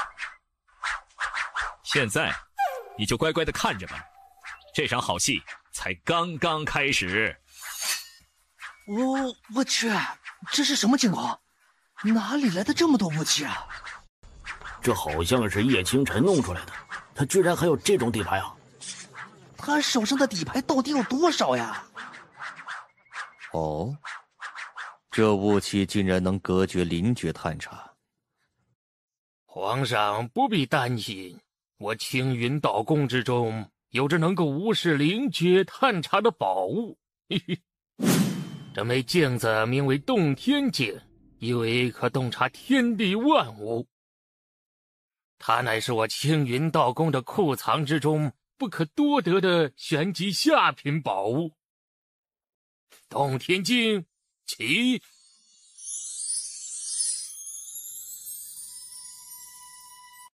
嘿，不愧是青云道宫呢，这一出手就能让我们看到里面的情况了。专心看比赛吧，也不知道叶清晨弄出这么大的阵仗，到底能不能赢得了徐腾霄啊？叶清晨，有本事我们就来一场堂堂正正的对决，是这种见不得台面的手段，你还算是个男人吗？我们现在不正在对决当中吗？至于所谓什么见不得台面的手段，呵呵，你好歹也是青云学院最为杰出的弟子，连这种话也说得出口吗？既然你这么想和我死磕，那我就奉陪到底。我倒想看看，就凭你这归元境的修为，能支撑多长时间？那就不劳你关心了。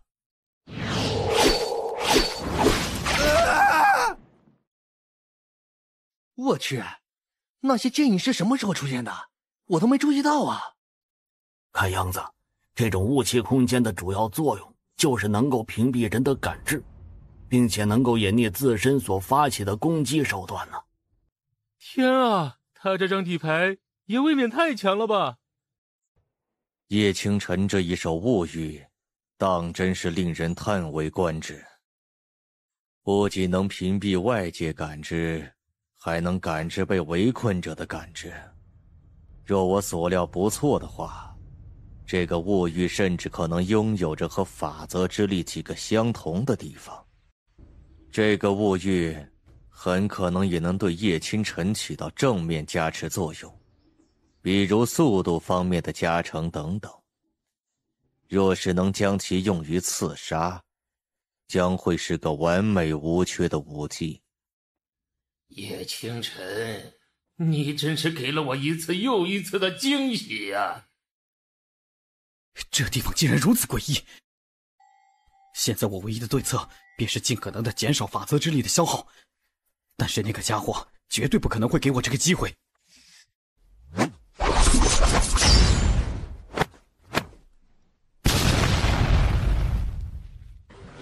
干得漂亮，真不愧是我青云学院最杰出的弟子。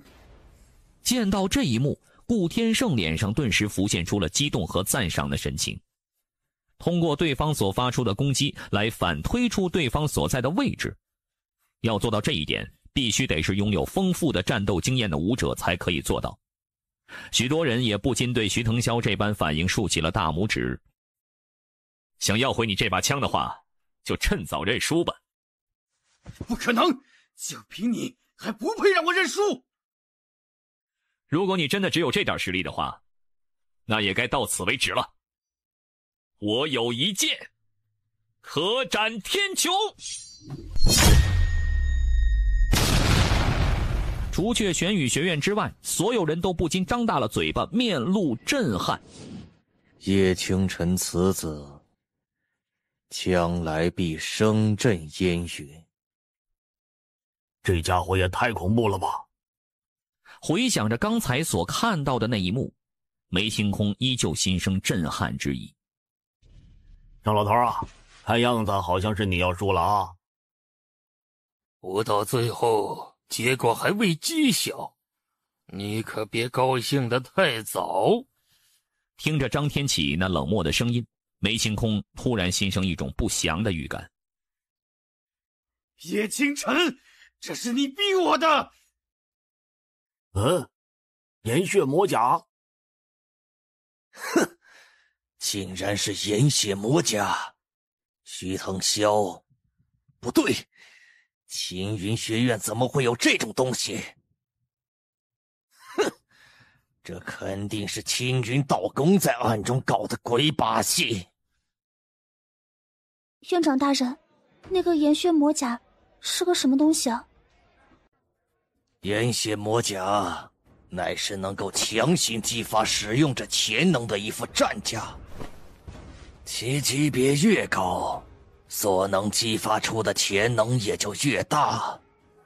方才我看那徐腾霄身上所穿的岩血魔甲，应当是属于玄级上品的层次。哼，也就是说，等徐腾霄触发岩血魔甲之后，他的修为至少也将会暴涨到无法境10级。不仅如此，触发岩血魔甲之后，使用者的意识将会被暴怒、嗜杀等负面情绪代替，从而变得无法控制自己。不行，必须要终止这场比赛，不然的话，徐腾霄很有可能会杀了叶清晨。没用的，青云道宫既然给了徐腾霄这副岩血魔甲，便说明他们对叶清晨起了杀心。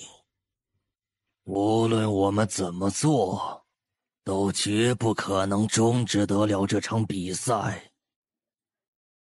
院长大人，难道我们就没有一点办法了吗？要么让我那不争气的弟弟出手，强行终止这一场比赛，要么一切都只能靠他自己。上天启，你们青云道宫真的是卑鄙无耻！哼，A 先生这话可真是难听得很。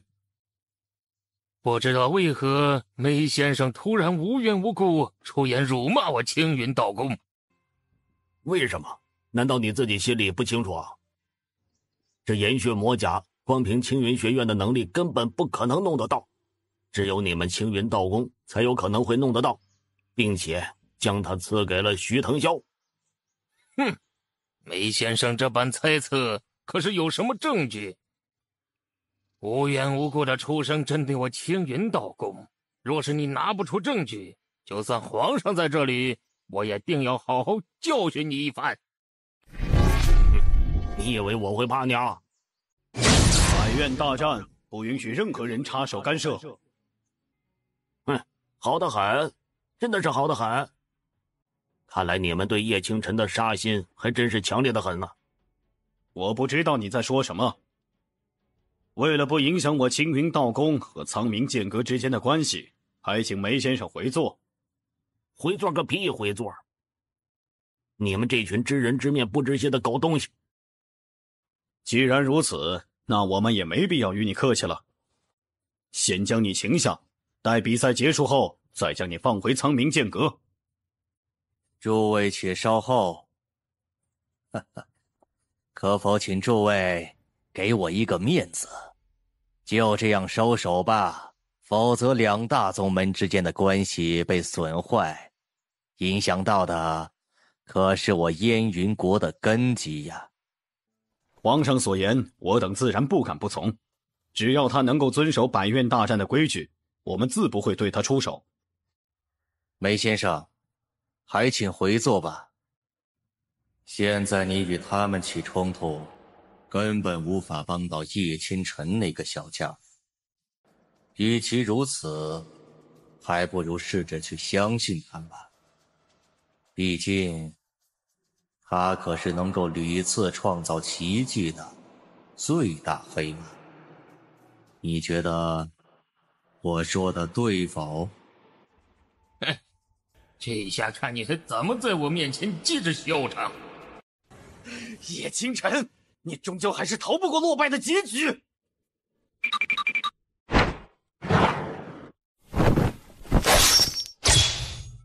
不过这样也好，这样一来，这场游戏就可以坚持的稍微久一点了。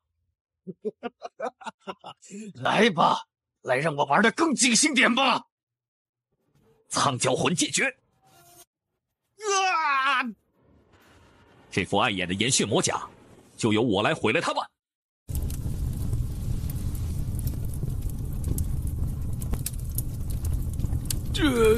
这是什么？这等狂暴至极的真气波动，难道这是叶清晨的又一张底牌？虚张声势，看我怎么破了你这招！接我这一剑，赤阳！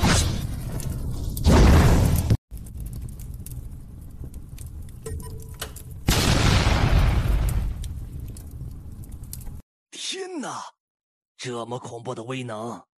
这家伙简直就是一个怪物呀！没想到他的底牌竟然是层出不穷，而且个个都是无比的恐怖啊！现在我敢断定，除去四大宗门之外，整个燕云国的年轻一辈都绝对找不出一个比他更有潜力的了。这个时代果然是他们这些年轻一辈的天下呀，真是后生可畏啊！这不可能！他怎么可能还有如此恐怖的底牌？这小子到底要给我多少惊喜才肯罢休啊？啊，张老头啊，看来你要提前把你说好的东西给准备好了啊！现在就定下结论，可还为时尚早。难怪大长老将岩血魔甲给了徐腾霄，还要让他在比赛中失手杀了他。若是放任这种怪胎继续成长下去，必定会成为青云道宫的心腹大患呢。督战长老，该是时候宣布我的胜利了吧？那个督战长老去判断徐腾霄是否失去了战斗能力，看来这场比赛胜局已定呢。太好了，我就知道他一定会做到的。看来能跟叶师弟交朋友，果然是我这一生中最正确的决定。云娇也是微微一笑。就在众人都认为曲一言该宣布叶清晨胜利的时候，原本探查徐腾霄伤势的曲一言眼神一变，探在徐腾霄手腕上的右手悄悄地输送了一股真气进去。徐腾霄的脸色很快便红润了起来，原本模糊暗淡的眼神也变得略微有神了起来。杀死叶清晨，这是你的任务。徐腾霄尚有一战之力，比赛继续。张天启，是不是你刚才传音让曲一言对徐腾霄动了什么手脚啊？哼，无凭无据，可别诬赖老夫。梅星空猜得不错，的确是他在暗中传音，让他输送一股真气给徐腾霄。他就不信现在的徐腾霄还杀不死个叶清晨吗？你叶清晨，这一次你必须死！叶清晨，这里可是青云道宫的地盘，是我们的地盘。你叶清晨就算再怎么天赋异禀，也得给我乖乖趴着。叶清晨，临终之前可还有什么遗言要说吗？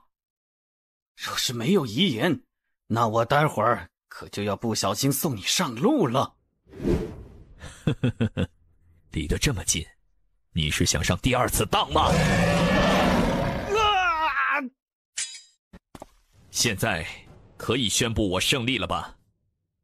本届百院大战的最终胜者是玄宇学院的叶清晨。看来我们燕云国将要出现第二个王相了。吓死我了！他奶奶的，徐萧腾那小子受了那么重的伤，还非要这么闹腾。没想到你对自己的宝贝徒弟这么没信心呀！啊，看来回头我有必要告诉言儿一声，再让他去转告叶清晨了，让他好好看看你这个不称职的师傅是怎么当的。快去扶着叶清晨，他现在的情况很不好。有那丫头就够了，你们就不用上去了。老子从来就没像今天这么高兴过。张老头啊，这下你还有什么理由推脱呀？你要的那副宝甲，我会另择时间送往苍冥剑阁。张老头，你是真傻还是装傻呀？我一个堂堂的隐士，还要原级宝甲干什么呀？你所拿出的那副宝甲不但是品级要比九域玄风甲更高，我还要你现在就将它送给叶清晨。张长老，愿赌服输算不得什么丢人的事，若是想赖账的话，可不太好啊。皇上请放心，我张天启自然不会是那种人。诸位，本届百院大战已是圆满结束，本次决赛成功的决出了百院大战的魁首叶清晨。叶清晨，这下你想不出名都难了。原本我们打算将九域玄凤甲作为本次魁首的奖励送给叶清晨，但考虑到叶清晨在本次百院大战中的亮眼表现，我们决定将九域玄凤甲换成品级更高的混元雀羽甲。竟然是混元雀羽甲！听说混元雀羽甲的防御能力比起九域玄凤甲还要有过之而无不及啊！没想到青云道宫竟然这么大方，给出这么大的手笔，莫非他们是想把叶清晨拉进自己的门下不成？不管怎么说，以叶清晨的表现，也的确配得起这种层次的奖励。小子，你就收下吧啊！先前我跟那张老头打赌，让他赌输了之后呢，就把九玉旋风甲换成品级更好的宝甲给你。这家伙居然还说是他们决定更改奖励，嘿，真是臭不要脸呐！多谢张长老厚爱。若是可以，希望你能加入我们青云道宫。我会考虑的。接下来便到了4大宗门选择弟子的时候了。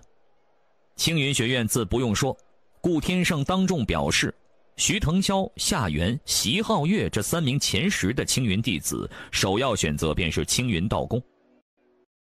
我选择加入苍冥剑阁。好小子，眼光不错啊！徐兄，你先来吧。云教，加入我们5级刀宗吧，如何？以你所悟出的法则和你的刀道天赋，加入5级刀宗将会是你最正确的选择。放心，5级刀宗跟苍冥剑阁是有竞争关系，但没你想象的那么恶劣。你们先前所见到的，只是我和他之间的私人恩怨罢了。加入5级道宗，并不会让你和你的朋友反目成仇。云小子，虽然我不喜欢这家伙，但是呢，他说的这些话是有道理的。我想就算是你的师傅，也会极力的推荐你加入5级刀宗。我想加入天极宗。我听说天极宗中有着不少身负异禀体质的弟子，而且他们在贵宗的培养之下，极大的激发出了自身身体的潜能，成为了一代强者。我想和他们一样。只要你有一颗成为强者的心，我们天极宗自然欢迎你。哈哈，叶清晨，哈哈哈哈，有时间来我们皇宫坐坐吗？我的个乖乖，还好啊，抢先把叶清晨拉进我们苍冥剑阁了。要是皇室想把他拉过去，那我还抢个屁呀！叶清晨，千万不要让我逮到机会，否则你必死无疑。不知皇上邀请在下去皇宫是为了什么呢？等你去了就知道了。啊，既然是皇上邀请，那在下自当从命。不过可否给在下几天的时间呢？当然，什么时候准备好了，就什么时候来皇宫吧。时间不早了，既然百院大战已圆满结束，那我也该走了。恭送皇上。来，我带你们回去。你们俩要的这2个小家伙，我先把他们送回到学院，好好庆祝一下。等过几天再送到你们那边去啊。嗨，那就麻烦梅兄了。嘿嘿嘿，不麻烦不麻烦。张老头儿，这次百院大战可真是让人尽兴啊！若是还有下次开赌局的机会，你可要叫上我啊！快给我滚！青云道宫不欢迎你们！嘿嘿嘿嘿嘿嘿！混蛋！以后别让我逮到机会，否则我一定要狠狠的揍死你！大长老，你这次的表现，公主大人很失望。我自会去向公主大人请罪。不必了。公主大人说你还有一次赎罪的机会。那个叶清晨给自己留出了几天的时间，这几天的时间，你该让那些人做什么事，你自己应该清楚得很。我们不出手吗？我们不能出手。一旦被人发现是我们做的，事情就会变得麻烦了。到时候，不光是苍冥剑阁可能会找我们的麻烦，就连皇室那边估计都不会太高兴。毕竟刚才皇上那个样子你也看见了。只有让青云学院出手才是最合适的。即便事后被发现，苍冥剑阁也不能仗着自己的体量去找一个小学院的麻烦，而皇室那边就更不会了。这样一来，会找上门的也只有玄羽学院而已。另外，我们的计划也快要启动了。我们青云道宫真正称霸整个燕云国的时刻就快要到来了。叶清晨，你今天不立马跟皇上一起去皇宫，反而给自己留出几天的时间，是打算做什么？我既然是玄宇学院的弟子，自然是要先回来和大家庆祝一番才行。学院开展的庆祝宴会，我又怎能缺席呢？另外，我正好想抽几天时间回去看一下我的亲人，顺便跟宁素颜一起去一趟他得到传承的那处遗迹。我想试着在那里寻求突破。也好，到时候我会派人护送你们过去。那就先谢过院长了。这次你们前往那处遗迹，可要多加小心。不但要小心遗迹里潜藏着的各种危险，更要小心外来的威胁。放心吧，院长大人，我们会小心的。而且还有大长老在我们一旁守护，想必这次途中应该不会遇到什么危险的。院长请放心，若是让他们在途中发生了什么意外，老夫立马辞去大长老的职位，以死赎罪。哈哈哈哈，也别那么严重。既然如此，那就不要浪费时间了，尽早去，尽早回来。你可是还要去一趟皇宫那边呢，可别让皇上等久了。目标已出发，随时可以开始行动。大长老，麻烦您说一下这次去的遗迹的具体情况吧。那处遗迹乃是远古时期流传下来的遗迹，里面似乎遗留着许多远古大能的力量。像宁素颜所得到的玉匣灵体体质，便是远古时期一位称号为玉匣灵帝的一位圣帝所留下的传承。因此，那个遗迹几乎每天都会有不少人去，想着去试试，碰碰运气。不过，由于那处遗迹除去了那些传承之外，还遗留着诸多机关陷阱以及考验，因此，若是没有达到巨星境的人，是绝对不可以去那处遗迹的。同时，也是因为这样，直至今日，那里依旧藏有着诸多传承遗留啊。所以你们俩都必须要时刻注意身旁的情况，尤其是叶清晨，你这次出来寻找突破机会，消息肯定是藏不住的。青云学院的那些老家伙肯定不会放过你的，所以你一定要时刻注意。大长老请放心，我早已做好了足够的准备。那就好，我们加快速度吧，最好在天黑之前赶到那里去。这里就是大长老所说的遗迹吗？啊！待会儿进去之后，你们都要跟紧我，要小心一点。我感应到了，里面的确有很多强大的力量气息。看看哪里能有比较适合你的传承。我就是在那里得到了传承。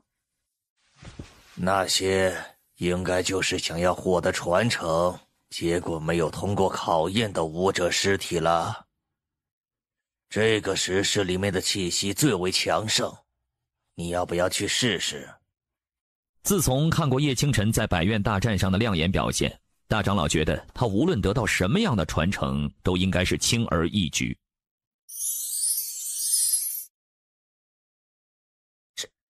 这是怎么回事啊？难道说传承会自主选择继承者这种事，竟然是真的？大长老神色懵然，旋即忽然激动了起来。他曾经听梅笑寒提起过，在一些有着传承遗留的地方，里面所遗留的传承之力也是有灵性的，他们会自主选择继承者来继承他们的力量。而他们所选择的往往是资质天赋都极为强大或者心性极为纯良之人。什么人？嘿嘿嘿，真不愧是百院大战的魁首，竟然有着这么强大的天赋，引得这些传承争相抢夺。何虎，竟然是你！没想到居然连你也给派过来了。嘿嘿，好久不见啊，老朋友。没想到居然是这个小家伙，让我们再次见面了。哼，你们的胆子竟然如此之大，敢在这种时候刺杀他。现在的叶清晨可是即将要成为苍冥剑阁的弟子，还是皇上亲自点名要见的人。你们若真的敢出手，哼，就要想好面对苍冥剑阁和皇上的怒火。嘿嘿，咱们都是老对手了，你也不用拿这两个来吓唬我。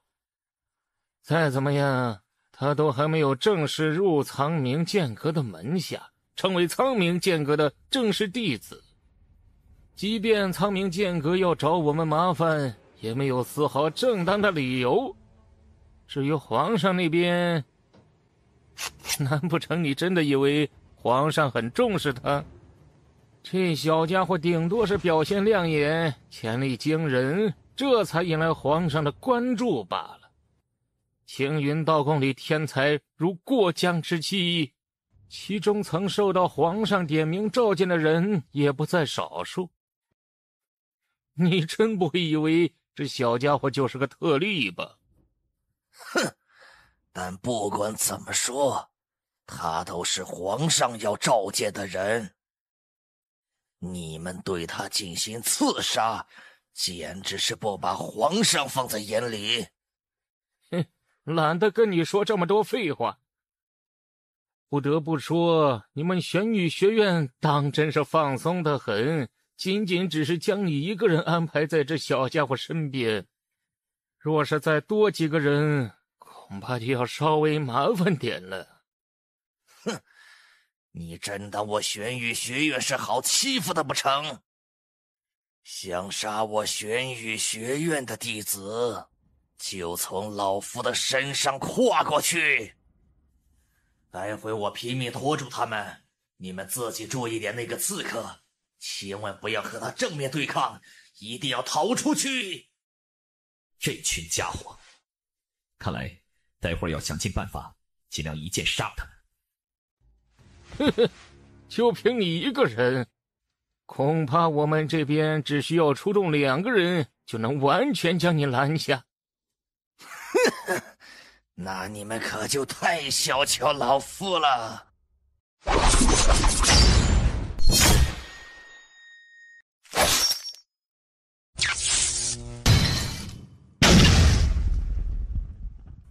师妹，该你了。你将月儿打成昏迷，让他至今都还未醒来。这笔账必须用你的命来偿还。哼，技不如人，还怪到别人的头上来了。果然是上梁不正下梁歪呀！难怪你们青云学院没能赢过我们，原来下面的弟子都是由你们这样的长老教出来的。哼！闭嘴！既然你这么想找死，那我就成全你。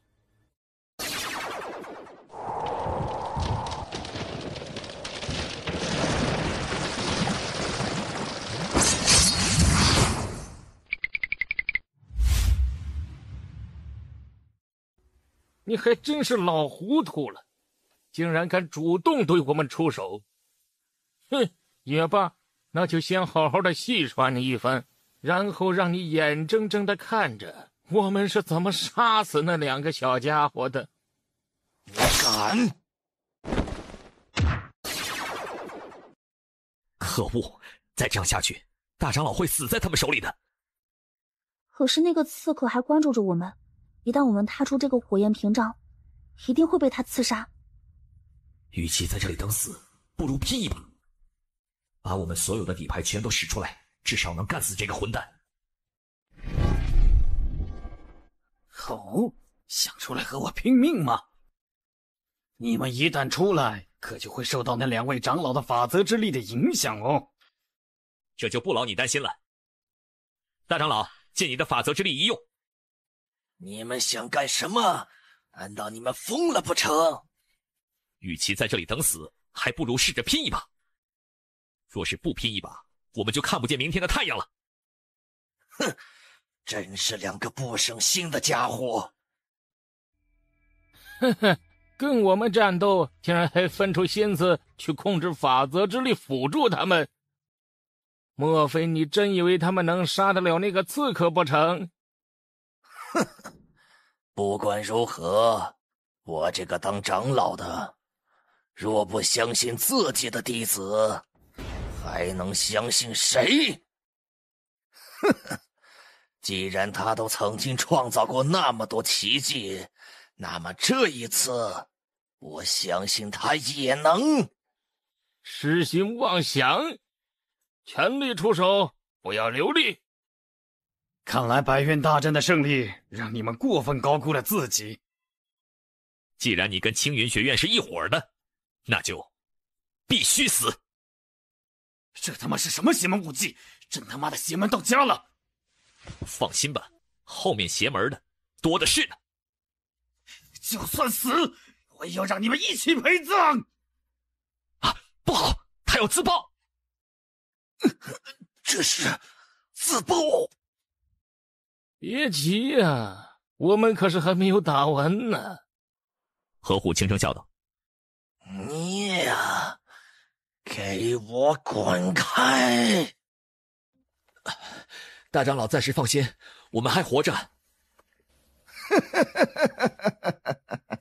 干得好！现在没有人能阻拦你们，你们趁此机会赶紧跑！大长老，好，你们是跑不掉的。哼，休想从我这里跨过去！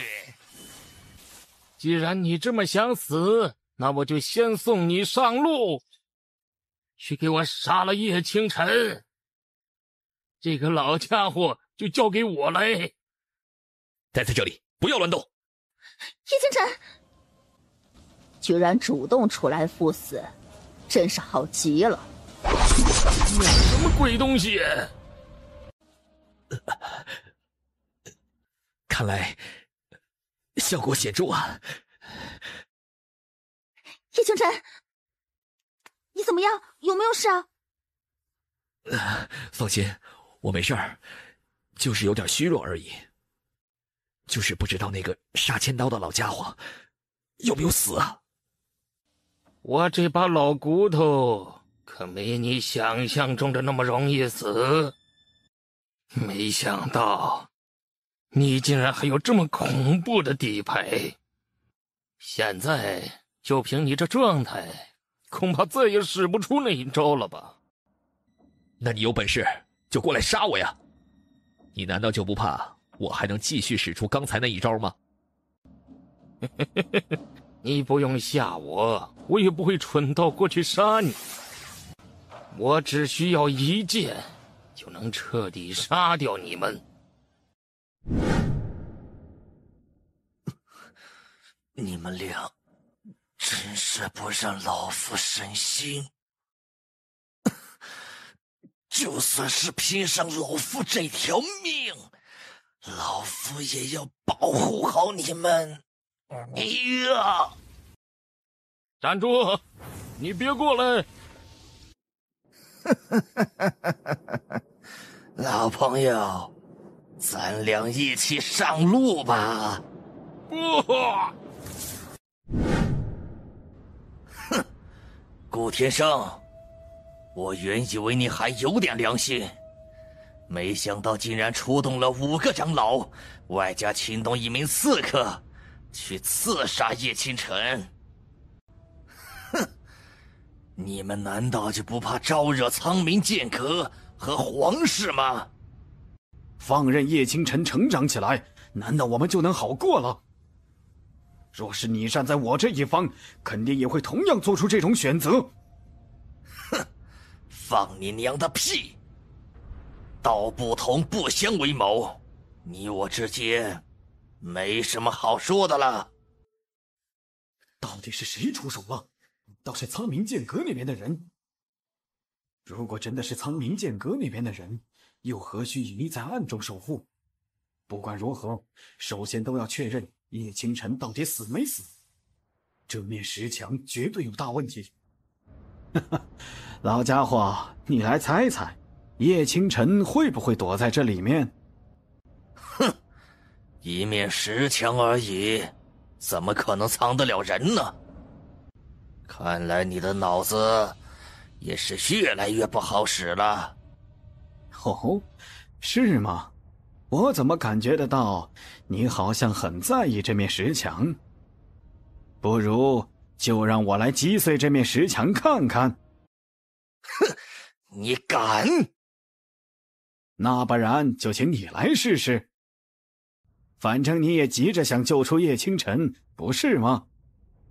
我是很想救出叶清晨，但我知道，就算他真的如你所说，在这面石墙里面，我将他救了出来，你也绝对不会轻易的放过他。既然如此，那还不如让他继续待在里面。你们都给我好好守在这里，别让那些老家伙对那面石墙动手。是。院长，现在我们该怎么办？还能怎么办？难道我们现在就离开，让他们守在这里，等到叶清晨出来？我倒要看看叶清晨能在里面待多长时间。你醒了？让你担心了。这里是……这难道是传说中的凤凰吗？真不知道那位前辈的境界究竟达到了怎样一个高度啊！你现在怎么样啊？身上的伤好点了吗？我这里有不少药，你赶紧拿去吃了吧。不用了，我自己身上带着的药也多着呢。小子，你究竟是什么人？为何会有他的力量？什么人？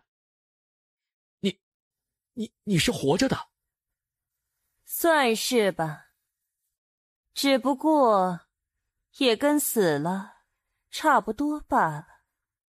你还没回答本尊，你体内那股属于他的力量究竟从何而来？你放心，你我之间的对话并不会被他听见。闻言，叶清晨迟疑了一下，随后如实说出。凤凰石像听完，沉默了许久。没想到，他竟是最终没能扛过那场无妄之灾吗？无妄之灾？什么意思啊？这不是你现在该知道的事情。你现在的实力还远远不够，提早知道那些事情，对你的未来没有任何好处。那你是怎么来到这里的？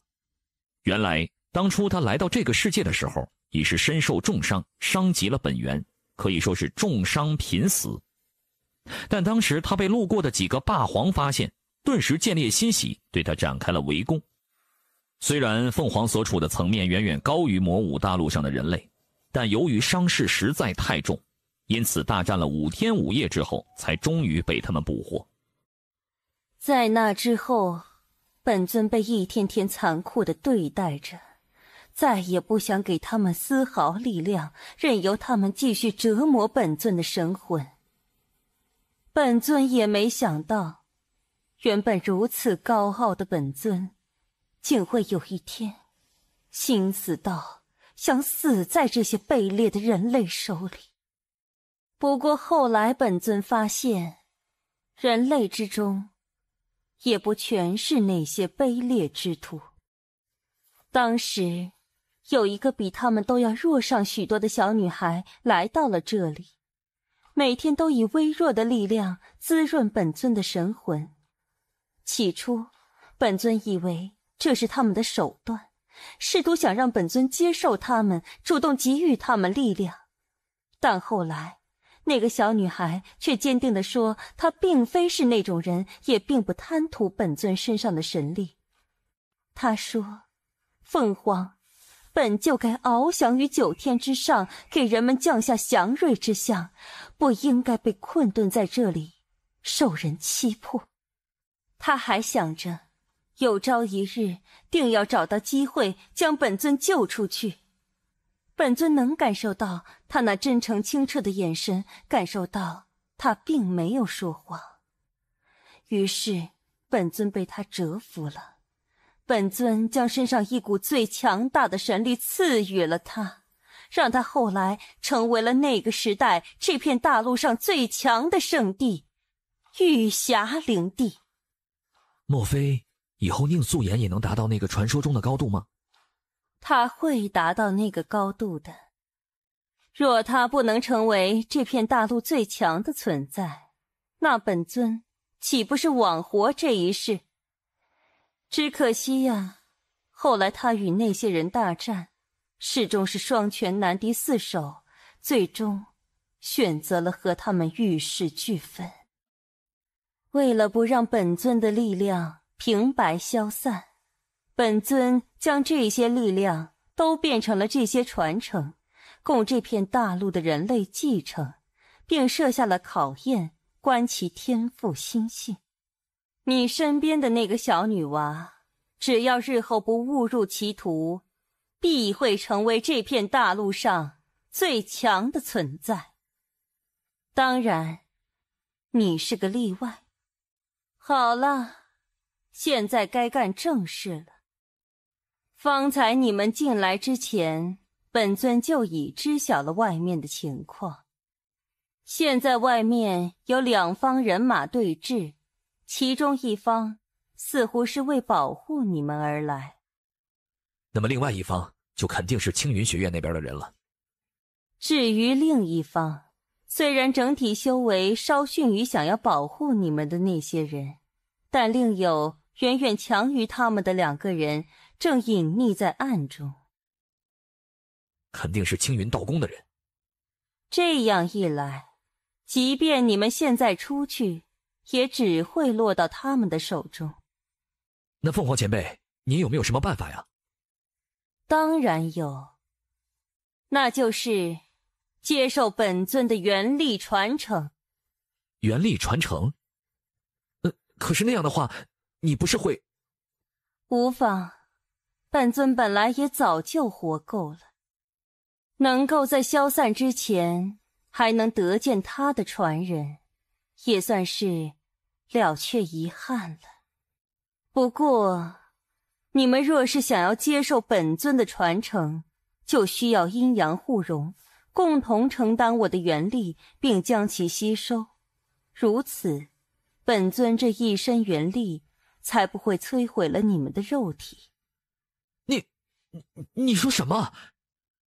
这有什么好惊讶的？以你们2人的体质和修为，无论本尊将元力传承给谁，都绝对无法承受住，只会肉体爆裂而死。唯有这种方法，才能让你们共同承受本尊的元力传承。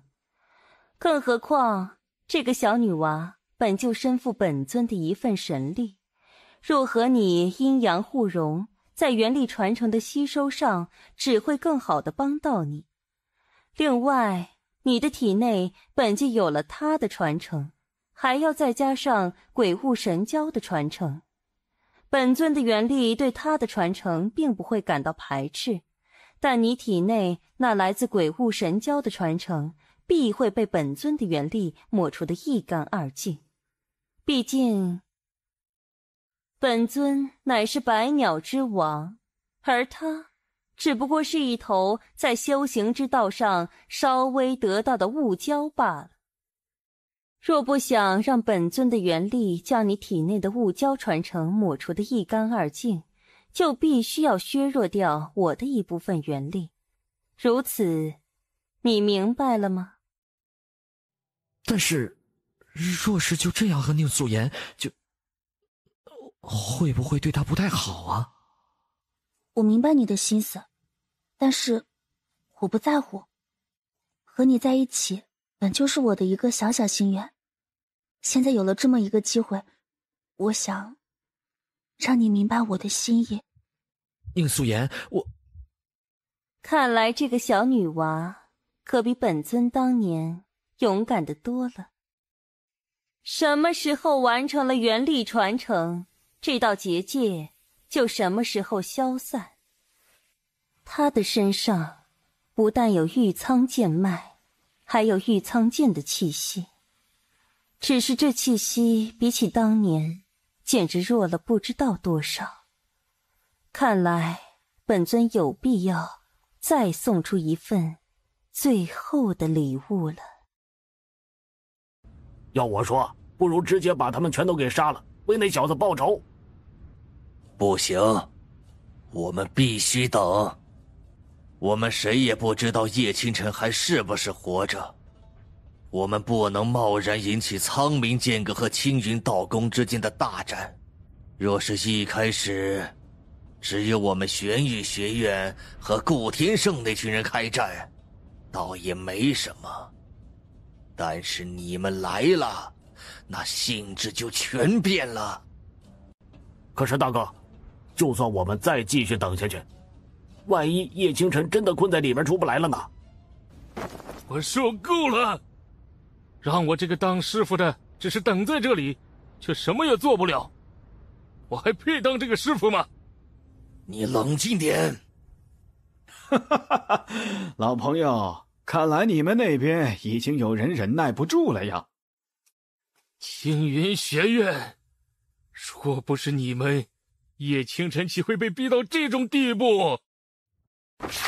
萧凌，你给我回来！院长，您放心，我不会把玄羽学院牵扯进来。从这一刻起，我不再是玄羽学院的长老，我的所作所为都和玄羽学院无关。你算我一个。从这一刻起，我也不再是玄羽学院的长老，只是一个想要为徒儿报仇的师傅。若不是你们，言儿也不会死。真是好一出感人的师徒情啊！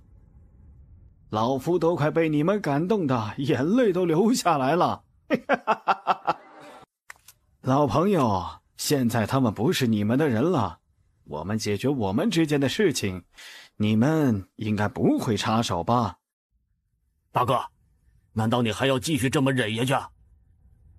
就算再这么等下去，到头来也不过就是一场空。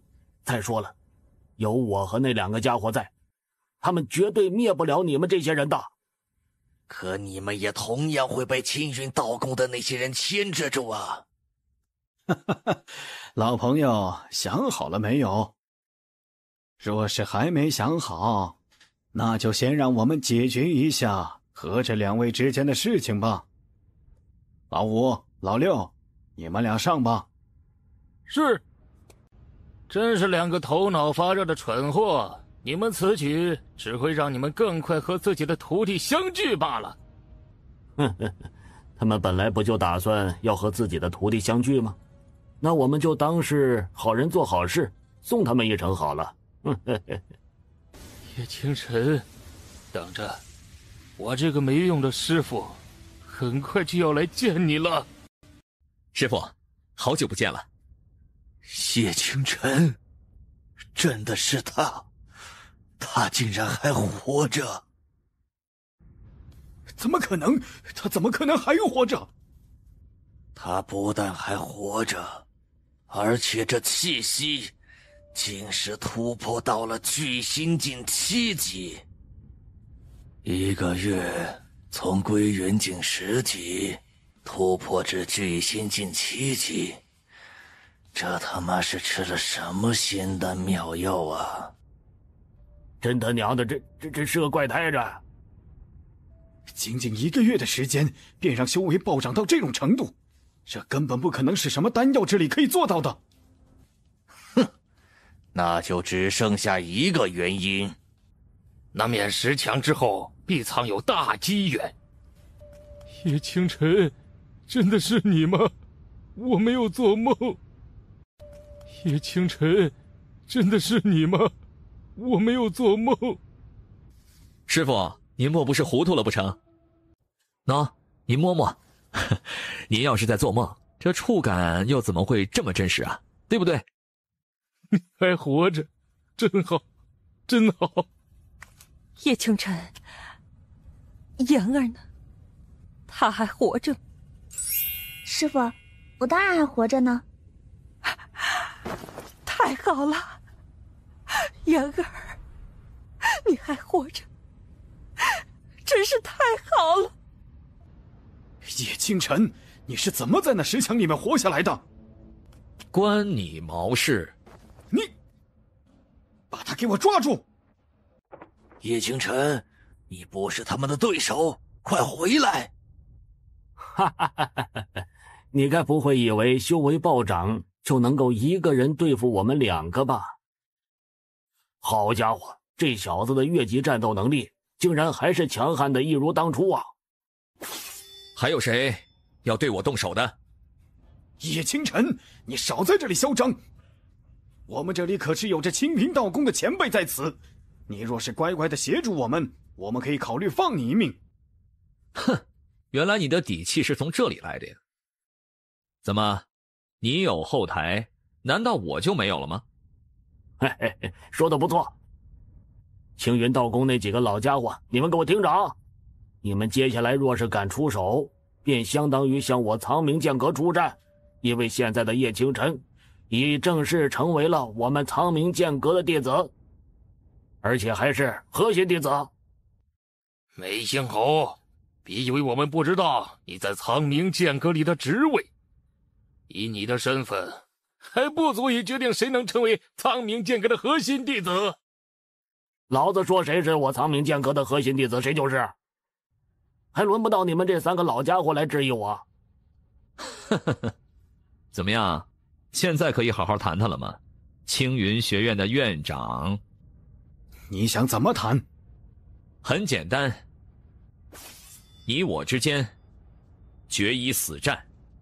不可，这老家伙的实力可远远不是刚刚被你打飞的那2个混账可比。这家伙的修为和我相当，乃是腾空境10级，腾空境巅峰和腾空境初期之间的差距，根本不是什么机缘可以弥补的。而且这家伙的手里藏着诸多阴险手段，连我都要打起12分的警惕。你根本不可能是他的对手的。叶清晨，不得不说，我真是很佩服你的勇气，居然有勇气要和我决一死战。我这些年见过的年轻人当中，要数你胆气最盛，可也是最蠢的。若不试一试，又怎么知道能不能打得过他呢？那你有足够自保的手段吗？当然有，但我想我应该还用不着。这一场死战过后，我将会亲自去你的青云学院走一遭。我要让青云学院从燕云国内彻底除名。哼，你以为你成为了苍冥剑阁的核心弟子，就可以随便放大话了？等会儿我就会让你知道，放大话的下场究竟是什么。来，让我看看，你究竟有什么本事，敢这般大放厥词？小心一点，这家伙所修行的乃是土属系的功法，防御力堪称惊人无比呀！覆苍斩，雕虫小技，哼！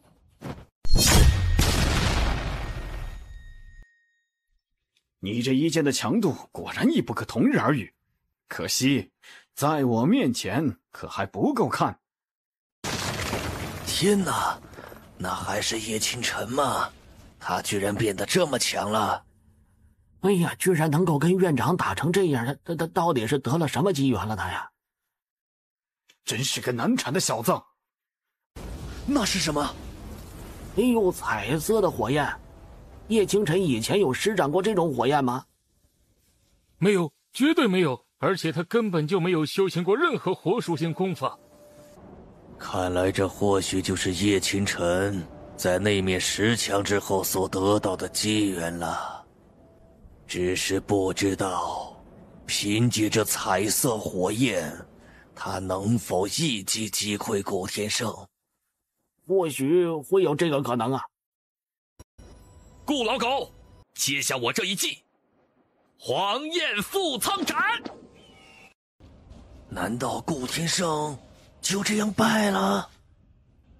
要相信院长，他现在只是还没动用法则之力。一旦院长动用法则之力，那叶清晨只不过就是一只被院长随意拿捏的可怜虫而已。这彩焰之力竟如此恐怖。依旧还是那同样的一剑，但是一旦附上了彩焰之力，威能竟然几乎是翻了2倍多。这就更不得不让人想要探究一下石墙之后究竟有什么样的机缘了。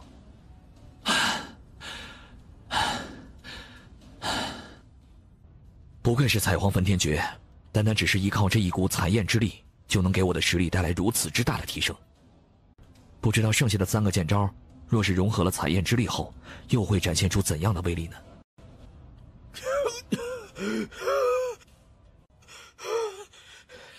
我就应该早点使出法则之力，要不然怎么会让你崩态到现在？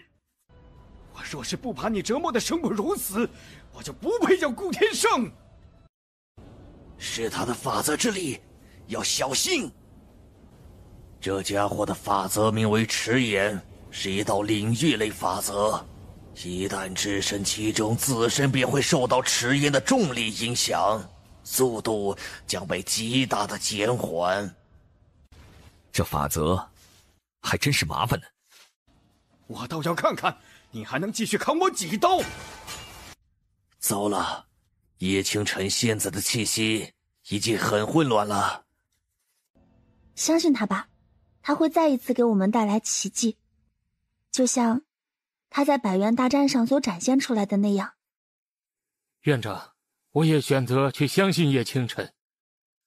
他之所以主动和顾天胜单挑，便是为了不把苍宁剑阁拉下水，同时也是想尽自己身为玄宇学院弟子的一份力，去彻底解决和青云学院的仇怨。既然如此，我也相信叶清晨一回。不过，一旦他真的发生了什么意外，就算会引发苍明剑阁和青云道宫之间的大战，我也要保下他。叶清晨，你说你施加在我身上的这些痕迹，我该怎么好好的报答你呢？不如就把你的骨头一点一点的敲碎，然后喂给我的豢养魔兽。不过在那之前，我得先把你废了，让你带我们去找寻机缘，然后再来好好解决这一桩恩怨。哼，想再次废掉我们，痴心妄想！是那个能够攻击对方精神的特殊剑技啊！这是百院大战总决赛上的那一招。顾老狗，就让我送你去下地狱吧！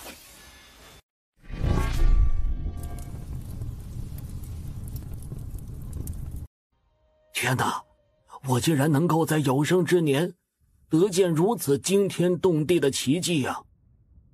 萧师弟真是好福气，收了这样一个弟子进门。若不是萧师弟，恐怕我们就要和这样一个天纵奇才错过了。我真的是走了天大的运气，才有了他这么一个徒弟。嘿嘿嘿嘿，你为玄宇学院招纳如此人才，功不可没啊！看看他们的表情啊，脸都快气绿了。嘿嘿嘿嘿。周长老，现在我们应该怎么办呢？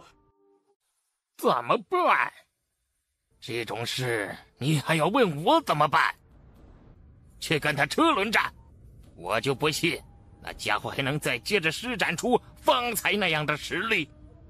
他不是很喜欢单挑吗？那就如他所愿。叶清晨，既然你跟青云学院有所仇怨，那不如就在这里彻底了结了吧。你来和他们一个个单挑，什么时候杀完他们，就什么时候了结这桩恩怨。周长老，你们这3个老家伙简直是臭不要脸、无耻至极！青云道宫除了你们这么几个败类，真是丢了青云道宫的面子。梅前辈请息怒，他们毕竟是青云道宫的人，而青云道宫不正好遍地都是他们这样没脑子的人吗？你竟敢侮辱我青云道宫！就凭你这句话，你就该遭我青云道宫的断指酷刑。那你倒是来呀！我要是真想了结这桩恩怨，大可以直接去青云学院，一剑把青云学院荡平。这样一来，不仅我心里边爽快，还能重挫你们青云道宫的面子。你敢？你若敢如此做，必将遭到我青云道宫的敌对。哼，从你们青云道宫开始对我进行打压抹杀的时候，我就已经和你们青云道宫势不两立了。叶清晨，你都已经杀了顾天胜，难道还不能放过青云学院吗？只有一个顾天胜，可还远远不够。当初我被青云学院驱逐出去的时候，青云学院的每一个人都是帮凶。但凡那个时候有人能够站出来为我说一句话，我都不会如此记恨你们青云学院。可惜呀，我还是太高估你们了。那到底要怎样，你才能放过青云学院？很简单，把席皓月交出来，然后再让我一剑平了青云学院。你不要太得寸进尺。若你再三挑战我们的耐心，哪怕今日拉苍冥剑阁入场，我等必让你死无葬身之地。嘿嘿嘿，那正合我意。两位，他们要拉我们下水，我们该怎么做呀？那就陪他们好好玩玩。还能怎么做？当然是把这趟水搅得越浑越好。叶清晨，你没事吧？没事，就是消耗的有点大而已。院长大人，若待会儿爆发大战，我们这边的人能活下来多少？若爆发大战，我虽然能拖住对面4、5个长老，但剩下的那些人依旧能牢牢地压制住我们，所以很有可能会死伤惨重呢。梅星红，我劝你最好不要为了一个叶清晨而选择和我们青云道宫彻底敌对。若你们能够就此速速退去，他日我青云道宫必将登门重谢。放你娘的屁话！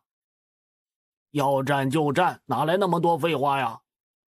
好，这可是你们逼我的。既然如此，那你们就全都葬在这里吧。夺魂金莲，你们竟然把这个东西都给带出来了？嘿嘿，后悔了吗？现在退去，我还可以考虑饶你们一命。哼，青云道宫的几位老狗，睁大你们的眼睛好好看看，你们的头上是什么？这是什么？那一对巨大的翅膀，身上燃烧着彩色火焰，难道是传说中的凤凰？彩色的火焰，难道叶清晨所得到的机缘便是这凤凰的传承？真是不得了啊！看来你执意要将叶清晨收为核心弟子的决定，果然是正确的。凤凰的气息应该是掩藏不住，想必会惊动一些国内的强者。但他们怎么也应该想不到，这里会出现传说中的神兽凤凰。我们必须要替叶清晨掩下这个秘密啊！哪怕阁主问起，也绝对不能说。连阁主都不能说？不能。虽然你我都知道阁主乃是性格正直、光明磊落之人，但是在这样的诱惑之下，谁又能保证人还会保持着自己的本性啊？满心杀孽的卑劣之人，尔等不该存活于世。等等，凤凰大人，我们错了，我们不该出现在这里打扰您的静修。求您放我等离去，我等必然感恩戴德，举全宗之力侍奉您。该死之人，留你们半息残存，都是对这个世界的污浊。哎呀，凤凰之力果然强大的不可思议啊！从今往后，谁敢对本尊的传承者包藏丝毫祸害之心，本尊必不会放过他。请尊贵的凤凰大人放心，我等必不会将今日所见所闻说出，同时也绝对不会对叶清晨生出任何祸害之心。如此最好。再会了，五之力量的传承者。总有一天，你会用你的眼睛去发现这世界是有多么的小。你将会触碰到他所在的那个高度，并继承他身上所有的因果。所以，努力吧，让自己变得足够强大。放心吧，我会的。没想到啊，你居然继承了凤凰的传承，真是不知道说啥好了。哎呀，你可是我们苍冥剑阁的核心弟子啊，说这些见外的话干什么呀？哎，对了，这些人啊，你想怎么处理他们呢？当然是全部杀光，然后带几个祭品去青云学院走上一遭。院长他们都去了1个月的时间了，还没回来。我担心他们是不是……你担心个屁！你可别忘了，院长他们可是跟周长老和那3位青云道宫的大人物去的。这次围杀叶清晨，必能马到成功。李长老说的对，有周长老他们在，要想杀死叶清晨，那简直是再容易不过的事情。那是自然。怎么回事？副长老，快出来救我们！叶清晨他们来了！这不可能！我们快启动防御大阵！现在才想到这一步，已经迟了。叶清晨，这竟然真的是你啊！哟，这不是李长老吗？真是好久不见了。想当初云江五比上，李长老可是对我关照有加呀。来，这些都是我给你们带的礼物，可要好好的收着呀，千万别辜负了我的一份心意呀。叶清晨，当初是老夫眼瞎，是老夫脑袋糊涂啊！求你看在曾经身为青云弟子的份上，饶了我们吧。放心，你待会儿暂时还不会死。这真的？谁是齐啸天呢？是我。很好，待会儿你也暂时不用死。梅前辈，麻烦你了，剩下的人都杀了吧。李长老别这么害怕，好戏还在后头呢。李长老，我问你，那席皓月现在可还在席家之中啊？还在，他想在入青云道宫之前，先见见父母，因此这几天都会在席家之中。哼，还真是好一个孝顺的女子啊！他去哪儿了？他要去一见了断以往的恩怨。这么说，顾院长他们已经跟着青云道宫的大人物去追杀叶清晨了。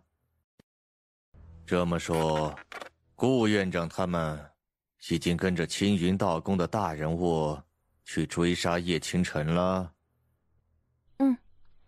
相信现在已经将那个家伙杀死了。的确，有青云道宫的大人物在，这次追杀叶清晨必不可能失手。不说这些了，你跟那徐腾霄关系怎么样了？哼，别提了，都是夏云那个臭女人。哼，凭我女儿的样貌身材，根本不惧任何人。就算那个叫夏元的使出什么阴谋诡计，只要你足够优秀，自可将男人给抢过来。放心吧，娘，我明白这个道理的。知道就好。明天你就要出发去青云道宫了，今晚带你去买点东西吧，你想要什么，为父都给你买。哼，恐怕你女儿明天去不了青云道宫了。谁？这个声音，不可能是他。不好了！怎么回事？外面到底发生了什么？是叶清晨，那是他的剑招，他居然还活着！叶清晨，席皓月，好久不见呢，你进来可好？你想干什么？看不出来吗？当然是来找你们算账的。我准备把你们席家从这云峰城中一举荡灭。叶清晨，有什么话我们可以好好说，若有什么要求你都可以提，只要在我们力所能及的范围内，我们都可以满足您。是吗？哈哈哈哈，可惜啊，我偏偏只想要你们席家全灭。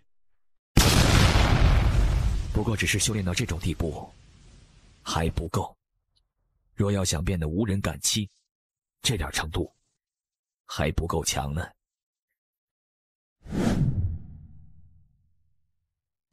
哎，你们听说了没啊？叶清晨灭掉了云峰城的席家。哎，我也听说了。据说当时他直接变出一个大太阳，活生生将整个席家给烧没了。哎呀，真不愧是百院大战的魁首啊！我们似乎听说青城学院还曾经去追杀过他呢。对，但一样被全灭。青云学院的长老全部被杀，只留了2个外院长老，门下弟子全部被遣散。可以说，青云学院是彻彻底底的从燕云国内除名了。哎，这位老乡，请细说一下，那2个外院长老是怎么回事？叶清晨不可能会放过他们吧？哈，那是自然。要知道，那2个外院长老，一个曾经跟叶清晨有过恩怨，另一个曾经出手差点将天元商会的胡管事打死了。真的假的？那叶清晨留下他们俩是为了干什么？嘿嘿，那我就不清楚了。叶公子，这次真的要多谢谢你了。胡管事严重了，我才应该要多谢谢你。倘若没有你，我和兄叔也就不会走到今天呢。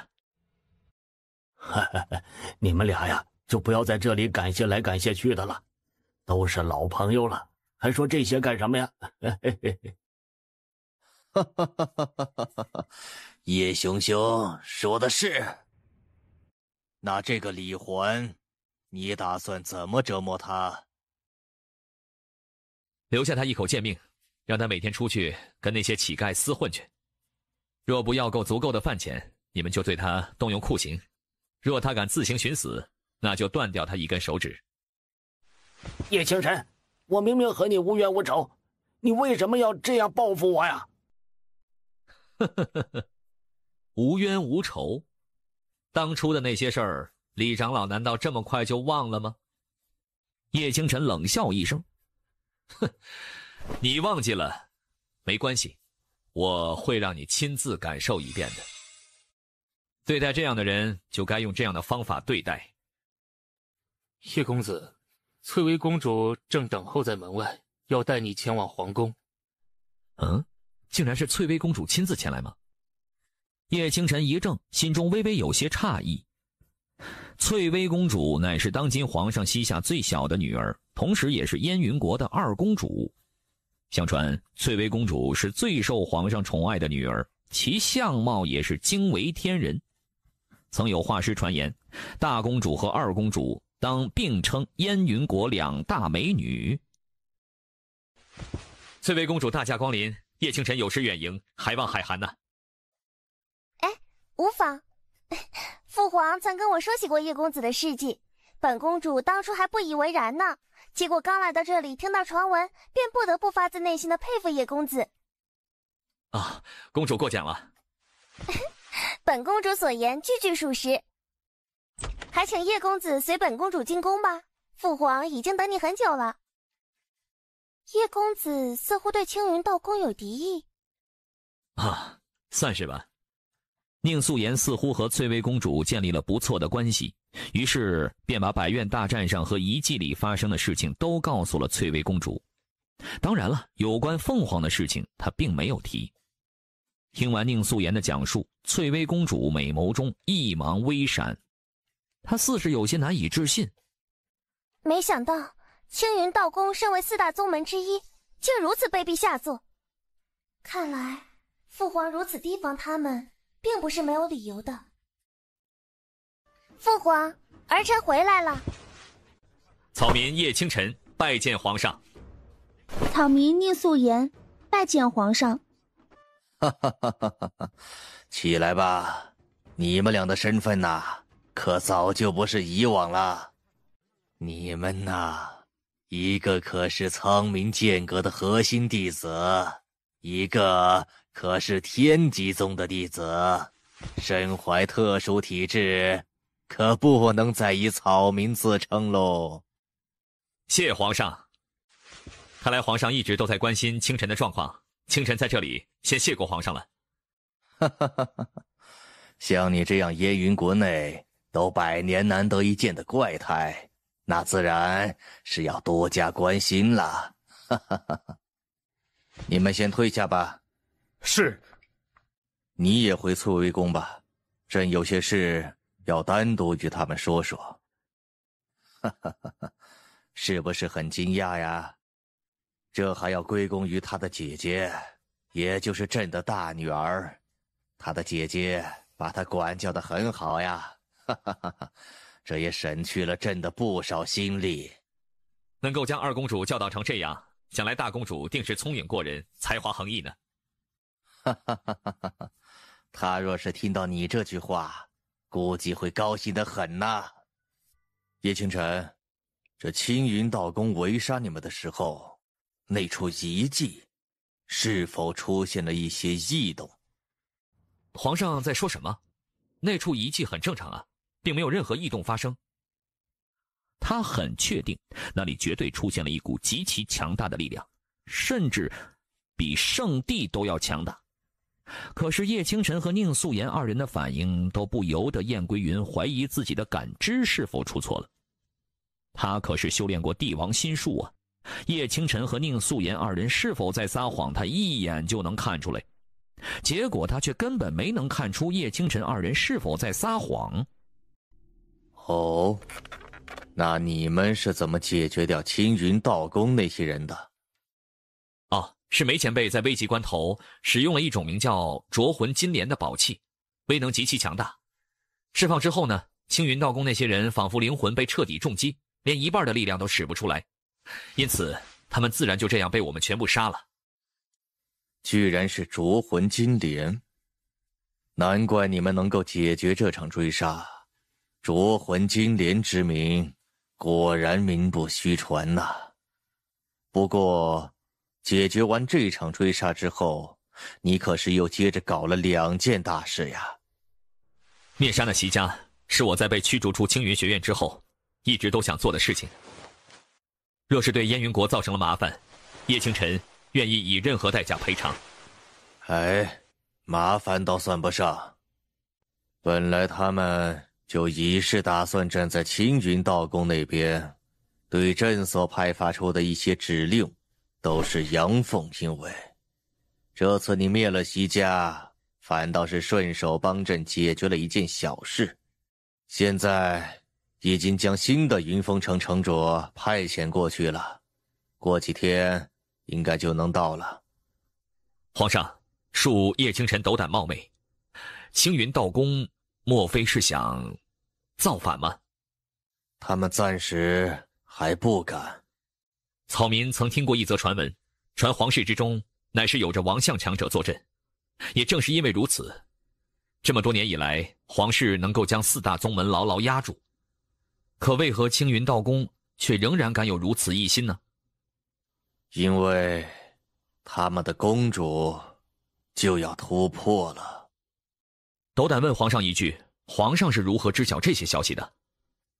最近我们有探子打探到青云道宫正在和苍岩国和玄光国中暗中接触过。据我们所得到的消息，魏凌风之所以能够快要临近突破界限，是因为暗中有苍岩国和玄光国支持。一旦让魏凌风成功突破，那么苍岩国和玄光国必定会马上发动大战。到时候外有2国来犯，内有反噬生乱，我燕云国一夕之间将会变得岌岌可危呀。那为何不先下手为强，率先灭了青云道宫呢？没有足够的证据，我们无法动手。更何况青云道宫敢这么做，必定给自己留下了极为恐怖的底牌。一旦我们对青云道宫动手，结果反被重伤，那么结果就更加危险了。我们伤亡惨重的消息一旦传出去，那苍岩国和玄光国必定会坐不住，立刻发动大战。我们没有足够的力量去对付他们，就只能眼睁睁地看着他们踏破我们的国土，将这里彻底占领。到时候朕就将会成为亡国之君，这天下百姓必将受苦受难呐。朕不愿看见这一幕，也绝不会让这一幕发生。这就是朕要见你的原因。啊，皇上，为了保护燕云国，我自当不遗余力。但现在以我的实力，似乎还无法左右这种层次的战争吧？你现在的实力的确无法左右这样的战争，不过朕所看重的一直都是你的潜力。除此之外，也同样看重身为苍冥剑阁核心弟子之后的你。知道为何苍冥剑阁虽然为4大宗门垫底，但哪怕是青云道宫也绝对不敢小觑他们吗？他们专修易懂难经的剑道，且基本都能在剑道一途上做到登堂入室的程度。但若只是如此，还不足以让青云道宫忌惮。据传，苍冥剑阁之中有一处禁地，名为星河剑关，里面藏有远古时期一位剑道圣地所遗留的剑道力量。圣地后来被苍冥剑阁的始祖发现，并成功领悟其剑道之力，开创出堪称苍冥剑阁之根基的苍冥剑诀，作为其门下弟子和长老的必修功法。不仅如此，苍冥剑阁的始祖还发现里面藏有那位剑道圣地所留下的一道绝世剑招。只可惜，或许是那个剑招实在难以领悟，他并没有将其悟出，只得留下一道规矩：让宗门每年都将核心弟子送去星河剑关，看看有没有人能够领悟这一道剑招。然而直到如今，始终没有人能够成功领悟呀。梅星空之所以决定将你升级为苍冥剑阁的核心弟子，或许那并不是冲动之下的决定，而是早就看出你的剑道潜力，所以才有此想法。他应该是相信你能够领悟出那位剑道圣地所遗留下来的剑招。既然如此，那我接下来就将前往苍冥剑阁，趁早领悟出那位剑道圣地所遗留下来的剑招。最好早点去。虽然进入星河剑关的核心弟子相互之间需要通过竞争来争夺名额，但朕相信，以你的实力，定能拿下其中的一个名额。至于你，朕尚有一个忠告要说与你听。皇上请讲。朕已是知晓，你成为了天极宗的弟子。不出意外的话，你会被安排到天极宗一位名叫乌木钦的长老手下，当他的弟子。乌木钦极为喜欢收取那些身怀特殊体质的武者当他的弟子。直至如今，他一共收取过59名身怀特殊体质的弟子。但你们知道，这59名弟子后来都怎么样了吗？这59名弟子之中，有41名弟子全都死在了执行任务的途中。直至如今，他的手下也只剩下了18名弟子。难道这41名弟子的离奇死亡全部跟这乌木清有关吗？很有可能。我们安插在天极宗的探子曾探查过，当那41名弟子出去执行任务的时候，乌木清的气息也会随之消失。但又不过半天时间，他的气息重新出现在天极宗中，而且变得极为怪异。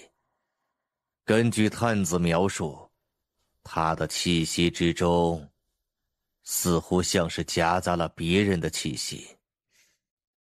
难道这乌木清竟是直接掠夺了那些弟子的特殊体质？这一点尚不清楚，毕竟乌木清已是很久没有在天极宗中现身了。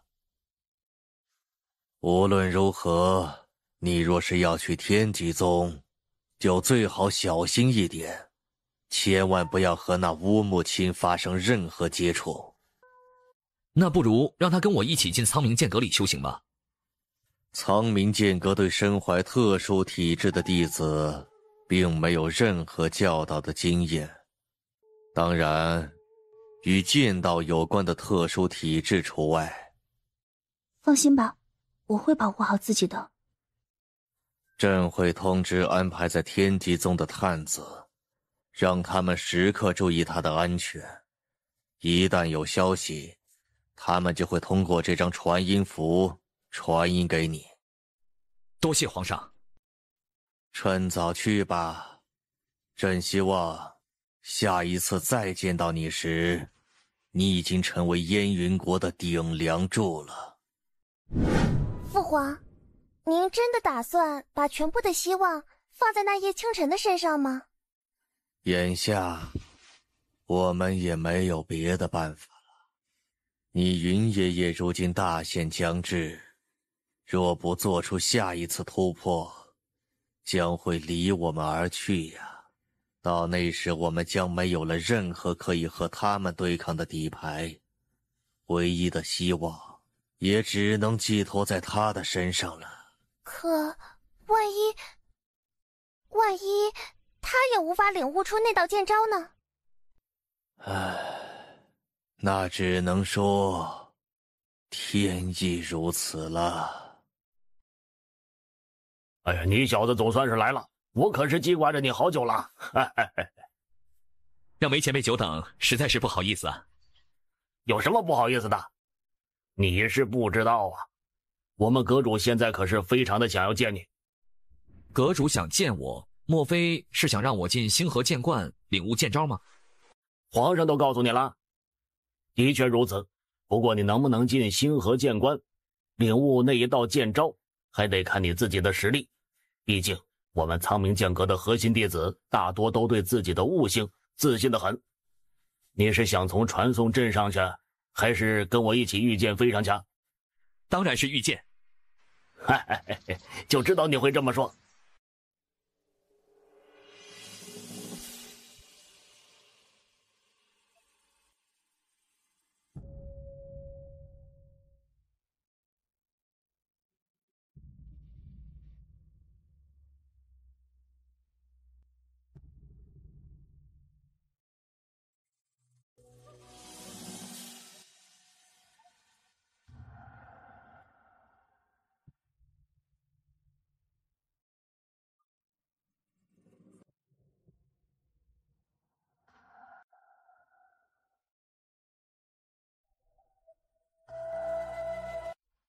梅师弟，你终于来了。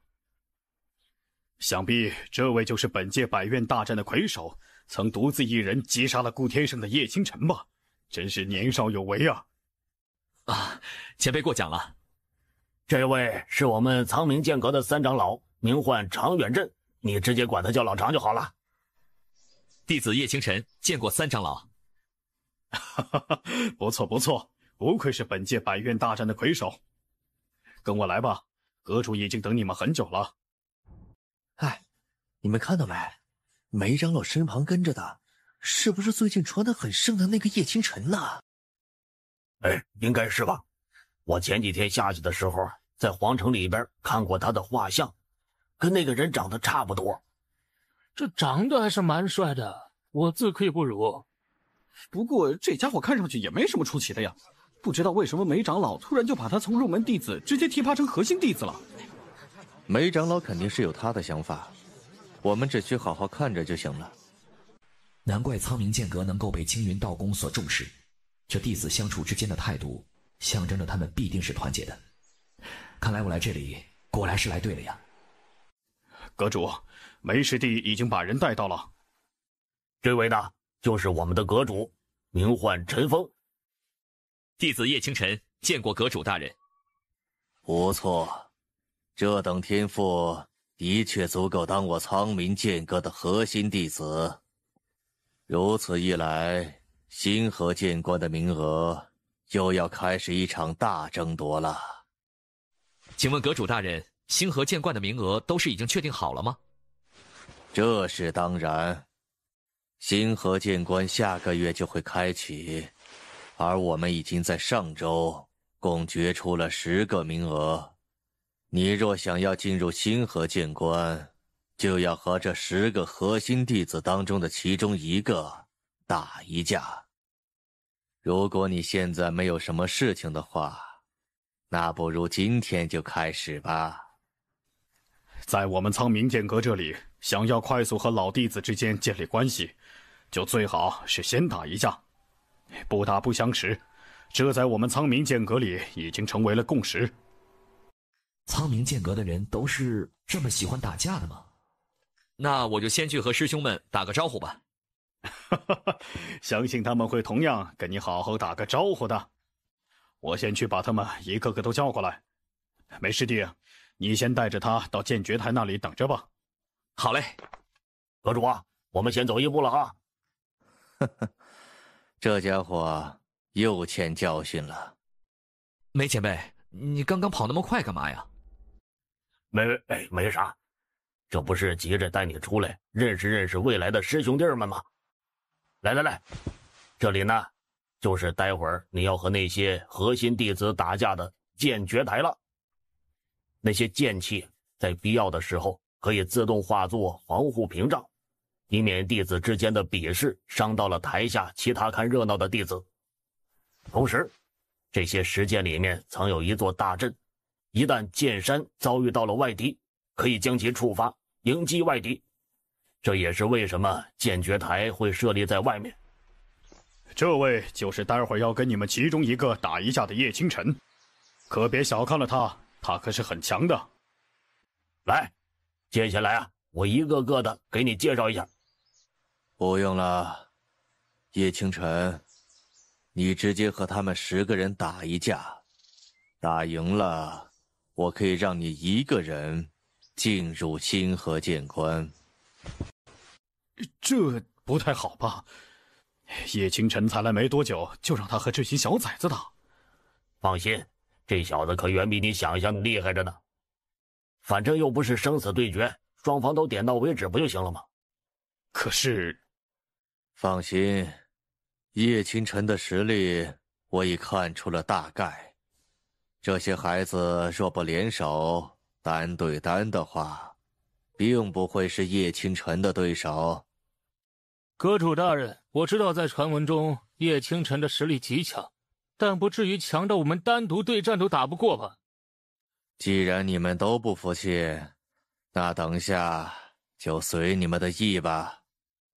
待会儿我先上，我来探探他的虚实。嚯，那个看上去很陌生的，就是梅长老带来的叶清晨吧？是啊，听说他这次百院大战中成了魁首，实力还是挺强的。哎，但区区一个百院大战的魁首，还不足以有成为核心弟子的资格吧？也不知道为啥，后来梅长老突然直接就把他提拔成了核心弟子。哎，谁知道呢？虽然梅长老只是我们苍冥剑阁的一个侍奉长老，但是阁主大人却是亲自授予了他等同正规长老的权利，也许这里面必然是有其缘由。哦，那个小家伙要和那10个小崽子打一架了吗？看来那些小崽子要被好好的上一课了呢。叶师弟，我叫韩星渊，你可以称呼我为韩师兄。首先欢迎你来到我们苍冥剑阁，成为我们苍冥剑阁的一份子。虽然不知道为何阁主大人突然要我们和你打一架，但请叶师弟注意，我们打架可从来不会留手，所以还请叶师弟在事后可不要怪罪我们。不愧是苍冥剑阁，这麾下弟子的态度比起青云学院都要好多了呀。韩师兄请放心，比武切磋本就不应当有所留手。我也不是个小肚鸡肠的人，不会因为输了就对韩师兄你们心生怨气，放心就好。哈哈哈，好气度，不愧是本届百院大战的魁首。放心，就算待会儿你输了，我也会在阁主面前为你求情。啊，那就多谢韩师兄了。那就我先来和你打一场吧。此剑以我之名命名，名唤星渊，至今伴我已有6年有余。此剑名为玉苍，虽然陪伴我的时间不久，但我相信他终会有一天陪我一起站在大陆之巅，统御天下。这世上竟真的有和自己的剑如此契合的人。这小子果然不凡。梅星空，原本我想教训你一顿的，现在看在你为剑阁带来了这小子的份上，我就放你一马了。叶师弟的目标如此之大，星渊佩服。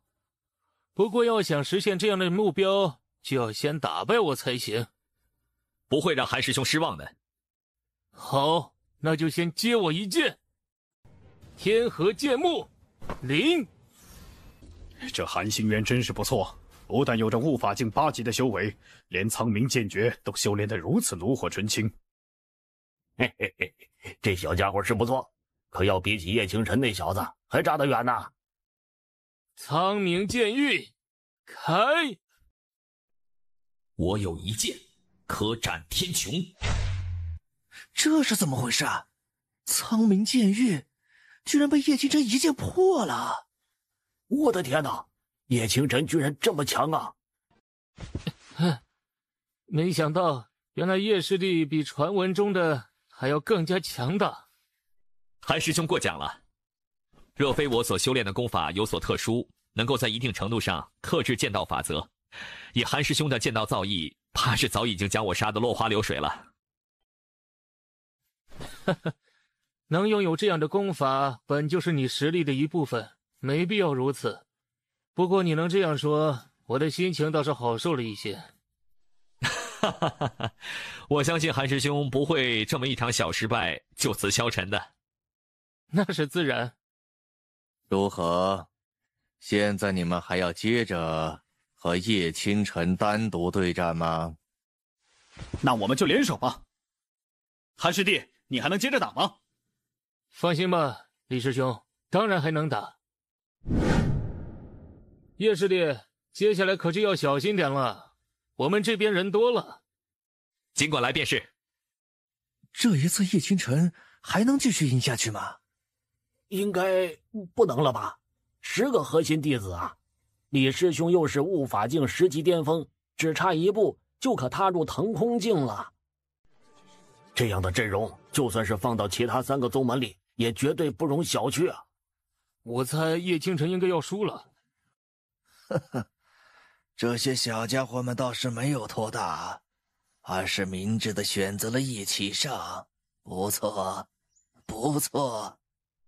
那在你看来，这10个小家伙可有胜算？那可不好说了。那些小家伙可不是省油的灯呢。他们既然发现了叶清晨并不具苍冥剑域，那应该就不会花费过多力气去使用法则之力，而是直接使用以往所学的剑招，试试能否威胁到叶清晨。这样的战术不但对叶清晨有着巨大的威胁，还能将他们的剑招配合到一起，威能再次翻倍增加呀。叶师弟，我在这里代表我们10个核心弟子，首先要对你说声抱歉。方才我们心里都对你产生了轻视，没想到原来你竟然如此之强，强到只有我们联手才有可能打败你。以往在同辈之中，从来没有任何人能让我们这么服气过，而叶师弟，你是第一个。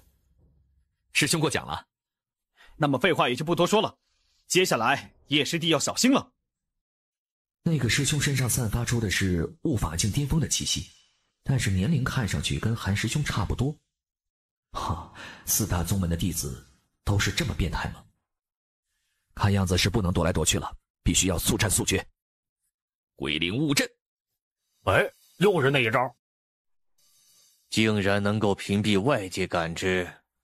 不错，百元大战上他就曾使出过这招。若非青云道宫有洞天镜，我也无法知晓里面到底发生了什么。不但能屏蔽外界的感知，还能屏蔽被笼罩在内的敌人的感知，当真是一道诡异莫测的武技呀。现在就看他们能在叶清晨这一招之下撑多久了。我操！我看见了什么？李师兄他们竟然被秒杀了！刚才那灰雾究竟是什么鬼东西？我怎么感知不到里面的情况？多谢各位师兄师姐们，手下留情了。不愧是这一届百元大战的魁首，实力果然非同小可。这次切磋我们输了，输得心服口服。哈哈，现在你们明白我为何叫你们联手了吗？别看他年纪比你们都小，但其实力早就超越你们当中的任何一个人了。如果他是你们的敌人，在刚才那会儿，你们就已经死在他的剑下了。不过，你们能够配合到这一地步，也已经是很好了。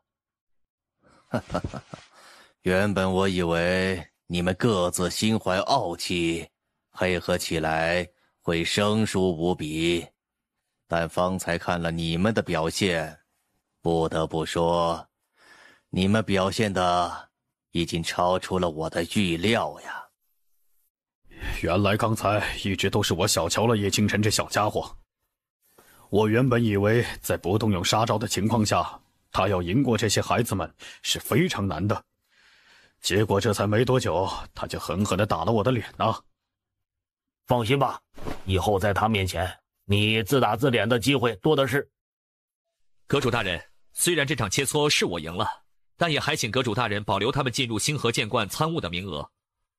多一个人进去参悟，就能多一份参悟成功的可能性啊。呵呵，我当然知道这些，但是你要知道，星河剑观那里的环境特殊，每年最多只能允许10个人进去。哼，虽然这些孩子们会有参悟成功的可能性，但我更愿意相信你参悟成功的可能性将会更大。叶师弟，多谢你能为我们直言。不过阁主大人说的也没错，相比较我们，你的确更适合去星河剑观。没必要想那么多，你若能成功参悟出那道剑招，并将自己的见解也一并告知我们，反而是对他们更好的帮助。今天你打了这么一场，真气都消耗了不少，还是好好休息一下，将状态调整好，明天再随我去星河剑观吧。恭送阁主大人！恭送阁主大人！嘿嘿嘿，走，我带你去你未来的住处看看去。梅长老真是慧眼如炬，居然能带回来这样的新师弟。哎，听说他以前好像还是青云学院的弟子啊，不过后来被驱逐出来了。的确是有这么回事，但是就在前几天，叶倾城好像去了趟云峰城，把青云学院给灭了。卧槽，这么猛！还好我们不是他的敌人，不然的话，真的就像阁主大人所说的那样，会死在他的剑下了。成为了他的朋友，还需要担心这一点吗？从今往后，我们可就是伙伴了。公主，周长老他们被杀，青云学院被灭这2件事，难道我们要这么继续忍下去吗？那难道你还能带人直接去苍冥剑阁大闹一通不成吗？你确定你这样做，那陈峰就不会一剑活劈了你吗？敢问公主何时才能突破出关？大概有10几天吧。怎么了？回公主，皇上那边似乎已经察觉到了我们和苍岩国以及玄光国在私下有所接触了。他不敢打到这里来的，一旦敢打到我们这里，他就要面临苍岩国和玄光国的联手进犯。但若按兵不动，也还是一样的结局，进退两难。我倒要看看他怎么选呢。但是根据我们得到的消息，他曾私底下接触过了叶倾城。难道他想把全部的希望都放在那个小家伙的身上？不知，但根据我们安插在苍冥剑阁的探子传回来的消息，叶倾城似乎是直接被提拔为了核心弟子，将拥有竞争星河剑观名额的机会。星河剑观，据传星河剑观里蕴藏着一道自远古一位剑道圣地所遗留下来的剑招，极为参悟难懂。若非这个原因，恐怕我们4大宗门第一的宝座就得拱手让给苍冥剑阁了。你们可调查到叶倾城那家伙有什么亲近的人吗？最近跟他走得很近的就是那身怀特殊体质的宁素颜，他在百院大战上排名前10，成为了天极宗的弟子。哦，那就传信给那个人，让他想办法掌控那个叫宁素颜的小女娃。接到传信之后，他自然就会明白该怎么做。是。接下来就静待我青云道宫君临天下的时刻到来吧。彩凰焚天诀比雾教化神典要更加难以参悟一点儿，不过再过2天，应当就能够成功参悟第1境了。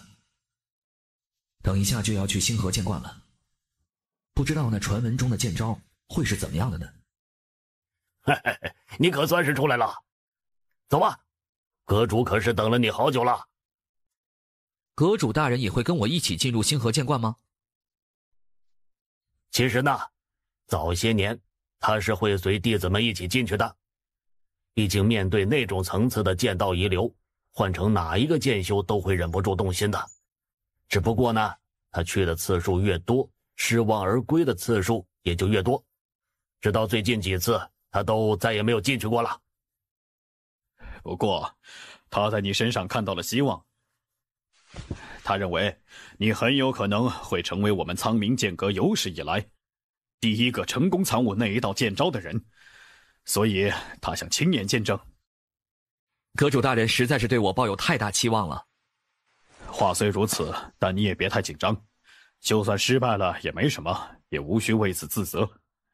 没有人强求你一定要参悟成功，你只需要尽自己所能就好了。我会尽力而为的。你们来了。弟子见过阁主大人。核心弟子并不用次次见到我都要行礼。你可准备好了？准备好了。参悟剑招需要一定的时间，这段时间里，阁中的一切大小事宜就交给你们了。是。也不知道他们参悟剑招需要多久啊？你又不是没见过阁主在里面待过多长时间，怎么还能问出这种问题？哎呀，这次不一样啊！希望我所想的能够成为现实吧。那位剑道圣地所留的剑招，就在那石头之上。我参悟了足足有数十年，但从来就是毫无头绪可言。看起来，这就只是一道普通的剑痕呢。原来石头上的这道剑痕竟内蕴如此玄机。星河的尽头是在那边，不知那里会有什么呢？这小子竟然这么快就进入了顿悟之中，看来他果然将会是最有希望能够成功参悟剑招的人呐。难道这条星河并没有尽头吗？或许真正的关键点，应当就是这条星河本身呢。这条星河，竟是一道剑吗？哈哈，万年过去了，终于又有人能够参悟我所留下来的这道剑招了。哈哈，万年过去了，终于又有人能够参悟我所留下来的这道剑招了。这股气息，你是玉苍剑帝的传人？这个虚幻的身影，莫非就是远古时期那位剑道圣地吗？他刚才所说的玉苍剑帝又是谁？莫非这人认识前辈吗？请问你就是远古时期留下了这道剑招的圣地前辈吗？哼，我才没那么弱呢。什么？圣地弱吗？你先回答我，你是不是玉苍剑帝的传人？我的确是身怀剑道传承，但至于是不是你所说的那位玉苍剑帝的传承，这我就不知道了。没关系，你只需要使出他所留下来的剑道传承就好。是不是他的传承，我一眼就能够辨认出来。玉苍剑，他竟然连玉苍剑都给你了。玉苍剑帝现在怎么样了？他还活着吗？是不是过得很不好啊？我遇到的那个前辈，就是您刚才所说的那位玉苍剑帝吗？没错，一定是他，绝对错不了。没想到他终究还是走了。那能麻烦前辈跟我说一下关于他的事情吗？你现在的实力还太弱了，过早知道这些对你并没有什么好处。只有当你的实力达到那种层次，才有知道一切的资格。怎么凤凰这样说，连你也这样说呀？一个个的隐瞒着我，很好玩吗？并非是我故意向你隐瞒，而是以你现在的实力，过早知道这些秘辛，只会动摇你在修炼途上的心境。我并不希望他的传人最终会沦落成为一个庸才。那么现在可以跟我说一下，你的玉苍天剑经修炼到哪一境了吗？目前只修炼到了第4境，第5境还在探索当中。第4境吗？这么年轻便能够修炼到这一境，当真是天赋不俗，悟性惊人。当年我正是受到了玉苍天剑经其中一境的启发，从而开创出了这道剑招。你可能猜出这道剑招是玉苍天剑经的哪一境吗？莫非是万星岁月吗？哈哈，不错，正是万星岁月。你是不知道啊，经由他使出的万星岁月一剑落下，万里晴空瞬息之间变成了万里星夜。他能够一剑演化出那般天地异象，我自然是不能够达到他那般高度的。但是我受到万星岁月的启发，开创出这剑招剑落星河。哈，虽然是受到万剑岁月启发所开创出来的剑招，但是他可是亲口点评过的，这道剑招的威能绝对不下于万星岁月。你是这万年以来第二个进入这里参悟剑招的人。你要是想要参悟这道剑落星河，那就要拿出参悟万星岁月时的感觉来。这样一来，你想要成功参悟这道剑招的话，会容易很多。当年那场大战过后，该陨落的人都陨落了，就连他也不例外。不过我似乎记得他有一个徒弟，似乎并未真正的陨落，就是不知道他现在在哪。算了算了，这种事情也没有必要多想，等到他们该见面的时候自然会见面的。若是始终未能见面，说明还没有到那个缘分。赤头孽畜已经追了我快半个时辰了，说不想个办法甩掉他，根本没办法找到机会服用掉仙霞灵参。宁素颜，还好老身来了呀，不然你怕是要死在这里喽。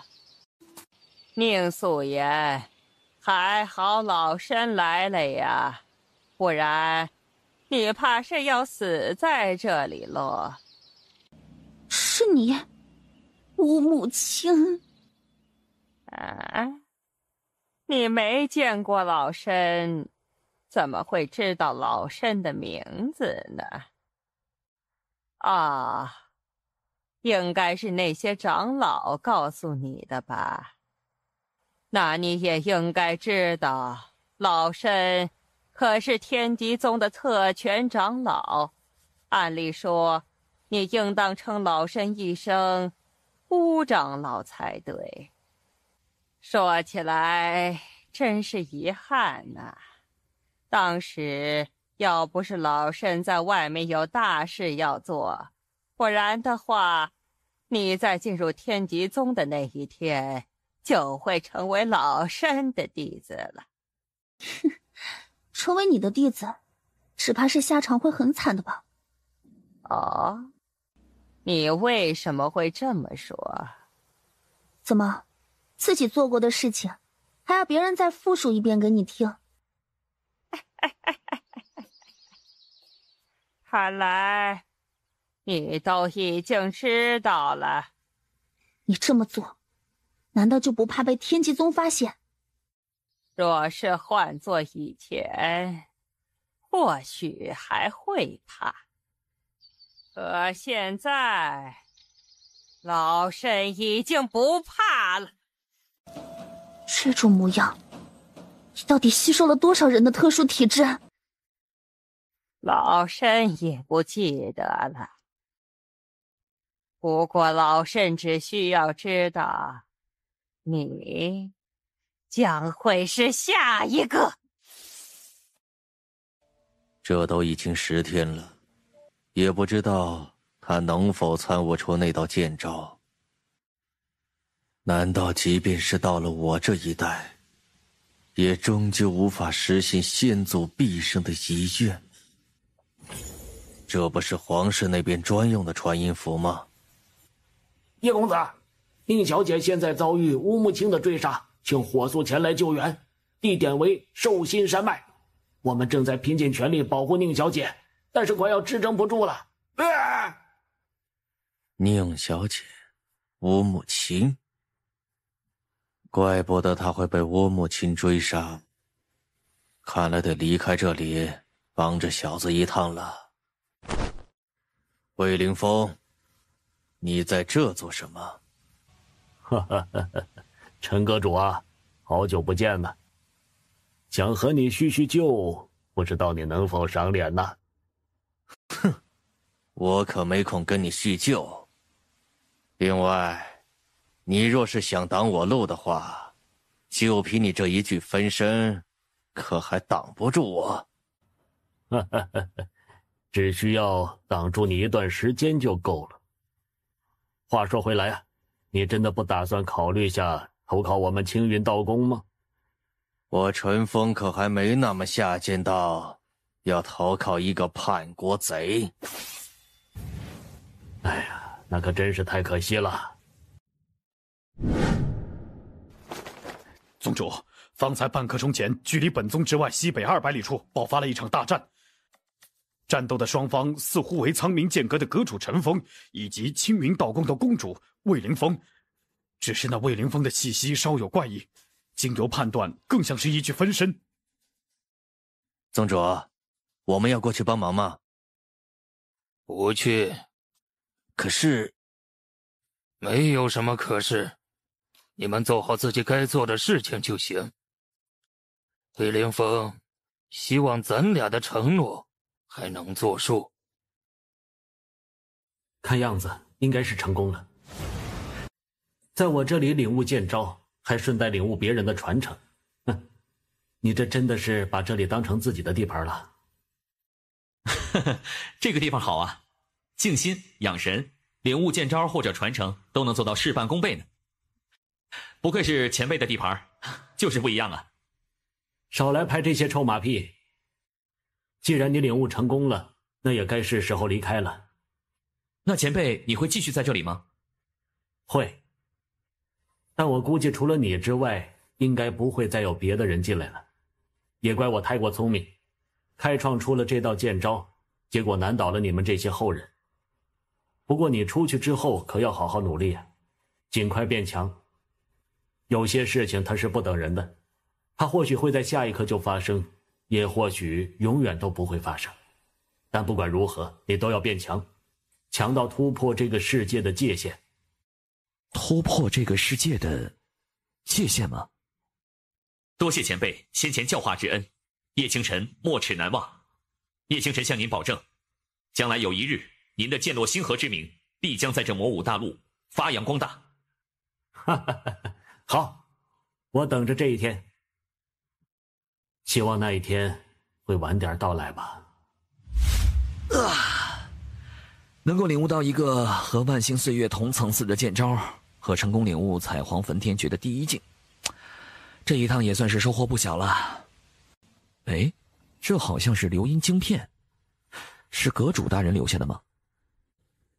叶清晨，刚才皇室那边的传音符传来消息，你的朋友宁素颜正在寿星山脉被天极宗的乌木青追杀，我先去一趟那里，看看能否解救下他，但很大概率我会被某些人阻拦，所以你若是结束参悟的话，就赶紧去一趟寿星山脉。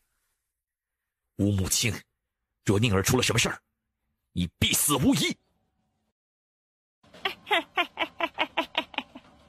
宁素颜，你也不用这么害怕老身。玉霞灵体这种体质，在你的身上迟早会被埋没，还不如转移到老身身上，让老身来替你激发出这个体质的潜能。就是死，也绝不会让你得逞。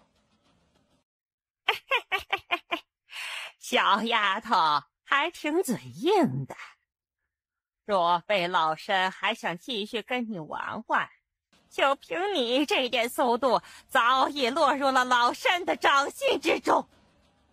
无论如何，也绝不能让玉霞灵体落到他的手里。玩了这么久，老身也玩腻了。老身这次来抓你，可不光是为了你的玉霞灵体，更是有任务在身呐。哎，那是什么火焰？竟然如此霸道！乖孩子，来老身这里吧。哼，敢这么耍弄老身，你还是第一个。那老身也好好的给你回个礼吧。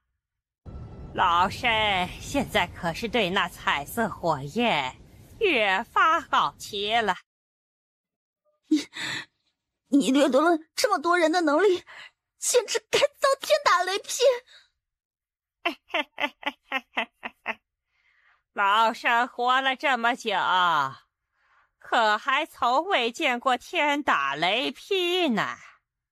倒是你，死在老身手里之前，可还有什么遗言要说的吗？我绝对不会让你得逞！你要自爆，陪我一起下地狱吧！你这个疯子！清晨，希望来生还能遇到你。怎么回事？别哭啊，我这不是来了吗？他身负彩凰焚天诀，而且成功参悟出了第一境，能够在一定程度上控制住宁素颜的力量。不然的话，他现在所面对的就是一具无法完整的尸体了。你来了，真是太好了。接下来我会帮你报仇的。梅前辈，宁儿就麻烦你了。放心吧，我一定会保护好他。你真的不需要让我出手来对付那个老太婆？放心吧，我自有把握。原来是小丫头的男人来救场了。你就是百院大战上的那个叶清晨吧？如果能把你抓回去，倒算是超额完成任务了呢。把我抓回去，那就看你有没有这个能力了。这是什么？从这彩色火焰上来看，他这股力量应当和宁素颜之前所表现出来的彩色火焰同属同源。可为什么他所施展出来的彩色火焰竟有着如此怪异的气息？这应该就是叶清晨从凤凰那里得到的传承吧？还真是厉害呀！乌木青，明年的今天就是你的忌日。区区巨星境的小子，也敢这般大言不惭？什么？竟然连毒物都能烧掉！你纵使有千般能力，在我的彩凰岩面前，也根本不堪一击。叶清晨，我要杀了你！血焰魔爪，好强的威力啊！这个乌木青到底是夺取了多少人的特殊能力啊？看来你夺取了这么多人的能力和体质，也没什么卵用嘛。闭嘴！闭嘴！若不是你那烦人的彩色火焰，老身岂会落得这般地步？哼，这话从你这种人嘴里说出来，还真是有够臭不要脸的。若你没有了你那些五花八门的特殊能力，你又能剩下什么呀？就算没了这些，老身还是一名隐士。你一个小小的巨星境，又岂能挡下隐士之怒？果然，只动用纯粹的真气，就足够让你万劫不复。剑落星河，那是剑落星河。好小子啊！果然没有让我失望啊！你居然偷袭！哼，生死之战还谈什么偷袭不偷袭的？莫非你在天启宗里待久了，脑子都坏掉了吗？居然连这种话都说得出来吗？无论如何，今天你必须死在老身手里。老身所掌握的法则之力，名为万象。在这法则领域之中，一切异象皆为老身所掌控，而你必将死在这万象之中。哼，还算有那么一点威胁。赤阳尽灭！这小子到底是何方妖孽？居然能在万象之中撑得如此之久，怪不得公主要我去抓捕宁素颜。若没有人质要挟他，凭他这份恐怖的战力，将来必会是一方强者，甚至很有可能成就王相。不管如何，今天绝对不能让他继续活下去。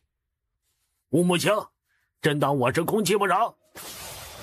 没星空，你若敢插手，你身后的苍冥剑阁必将遭到重创。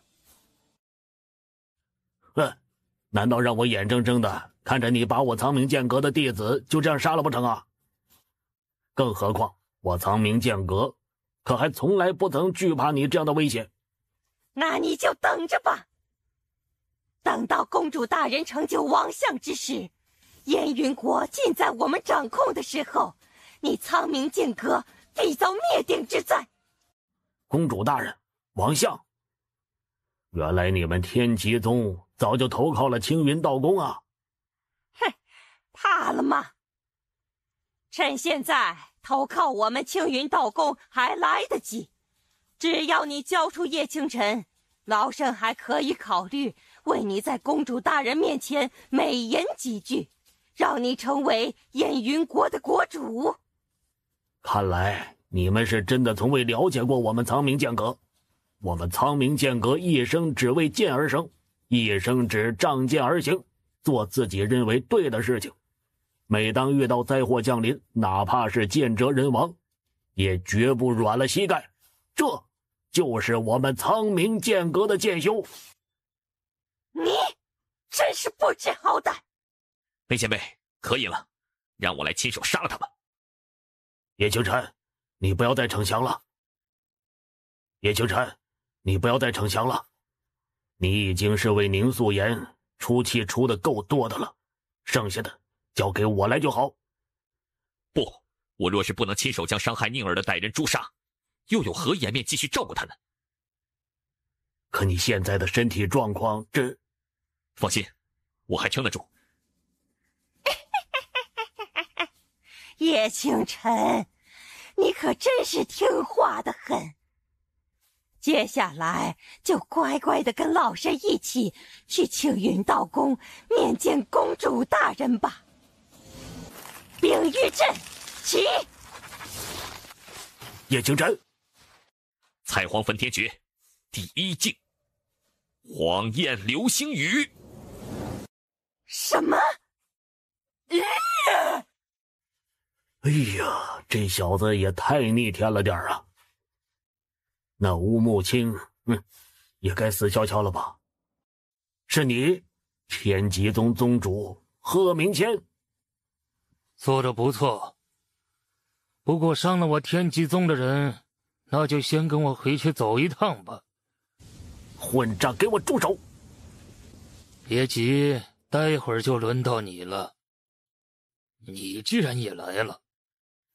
呵呵，这里这么热闹，我怎能不来看一看？聂眼秋，你刚才出手是什么意思？大家都是明白人，就不用问这种无聊的问题了吧？我倒是没想到，你一个堂堂天极宗的宗主，竟会选择倒向青云道宫。良禽择木而栖，良臣择主而事。我这么做，无非是为自己谋个后路罢了。更何况，你我都知道，若没有足够的资源，根本无法突破到法相境。那魏凌风之所以能够快要突破到法相境，不正是因为得到了苍岩国和玄光国的支持吗？若不做出突破，你我都将会死于即将到来的大限。在这种情况下，你难道还要选择继续困顿在这玄隐境之中？呵呵，突破一事，若是光靠资源堆垒的话，也太过无趣。在自己所选择的大道上，靠自己的双手开辟出新的道路，才会让我感受到修行的玄妙。陈阁主之所以数次想要去参悟星河剑关里的那道剑招，也正是因为如此。那么，你就这么忍心看着自己的5级刀宗毁在你的手里？魏凌风那家伙可不是什么心胸宽广的好人，他的眼睛里可容不得一粒沙子。等到他成功突破法相境，整个燕云国掌控在手中的时候，他必定会调转枪头，一举击溃你们2大宗门。刚才梅长老有句话说的不错，宁见者人亡，也绝不会软了膝盖，而我们刀修也同样如此。若是我率领整个5级刀宗上下屈服于青云道公的脚下，那么将来待我死后，又有何颜面去见列祖列宗？如果你还想试图带走这小家伙的话，我劝你还是死了这条心。你应该也能感觉到，魏凌风那具分身已经快要撑不住了。既然如此，那我就不多留了。希望当魏凌风出现在你们眼前的时候，你们还能有如同今天一样的骨气。贺明谦，你若要走，可以。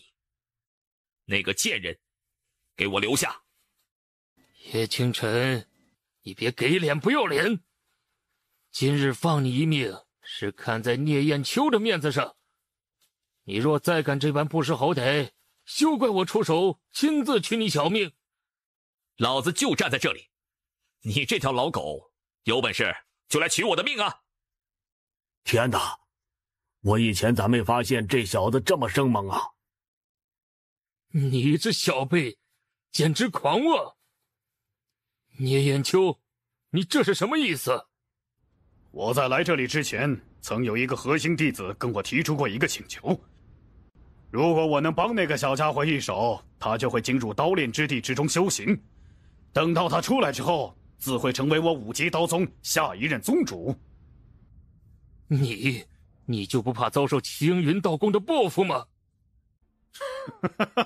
都以互为敌人，有什么好惧怕的？若我是这么一个胆小的人，也就不会走到今天这个地步了。聂艳秋，你难道真要将你身后的5级刀宗置死地于不顾？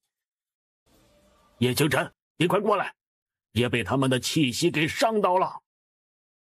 开山斩，混虚中，斩天一剑。好小子，居然真的当着贺明谦的面把雾木青给杀了。这小子的时机把控的倒是很好。混账，给我受死！啊，阁主大人，你成功参悟出那道剑招了？他成功了，他先前对战雾木青的时候就曾使用出了那道剑招。叶清晨，你果然没让我失望。那道剑招，难道这小家伙居然成功参悟出了星河剑关里的那道剑招？幸不辱命。我决定了，下一任的苍冥剑阁阁主就是你。啊，阁主英明！你们苍冥剑阁都要死到临头了，还在幻想着让这个小崽子当你们的下一个阁主？贺明谦，你欲杀我苍冥剑阁核心弟子一事，我还没和你算账呢。这次算他运气好，若再有下一次，我绝不会留手。还想逃？聂兄，还请帮忙护送下叶清晨他们。哎，就知道会使唤我做事。不错，是颗好苗子。可惜啊，要是个刀修就好了。叶宗主过奖了。相比于刀，我还是更喜欢剑。服下吧，这玩意儿能够短时间内让你身上的伤势基本痊愈。走吧，老陈让我护送你们回去。稍等，先等我破个镜。这小子天赋还真是相当惊人，怪不得老陈如此重视这个小家伙，也同样直接将他定为苍冥剑阁的下一任阁主。解决掉贺明谦了？没那么容易。同为10级隐师，我不可能那么容易就能杀掉他。不过，倒是在他身上狠狠地砍了几剑，哼，也算是给他一个小小的教训了。哦，他这是要破境了。看来你们苍冥剑阁很有可能要出下一个王将了。哈哈哈哈哈哈！过奖，过奖了。哈哈哈！叶清晨，恭喜你成功破境。多谢阁主大人先前出手。哎，我可没帮上什么忙，顶多就是给你留了个消息，结果半路还被魏凌风那家伙给拦住了。现在魏凌风形势越来越张扬了，莫非他快要破境成功了？就算他破境成功又如何呀？只要我们底牌全出，他肯定挡不住的。法相境没你想的那么简单。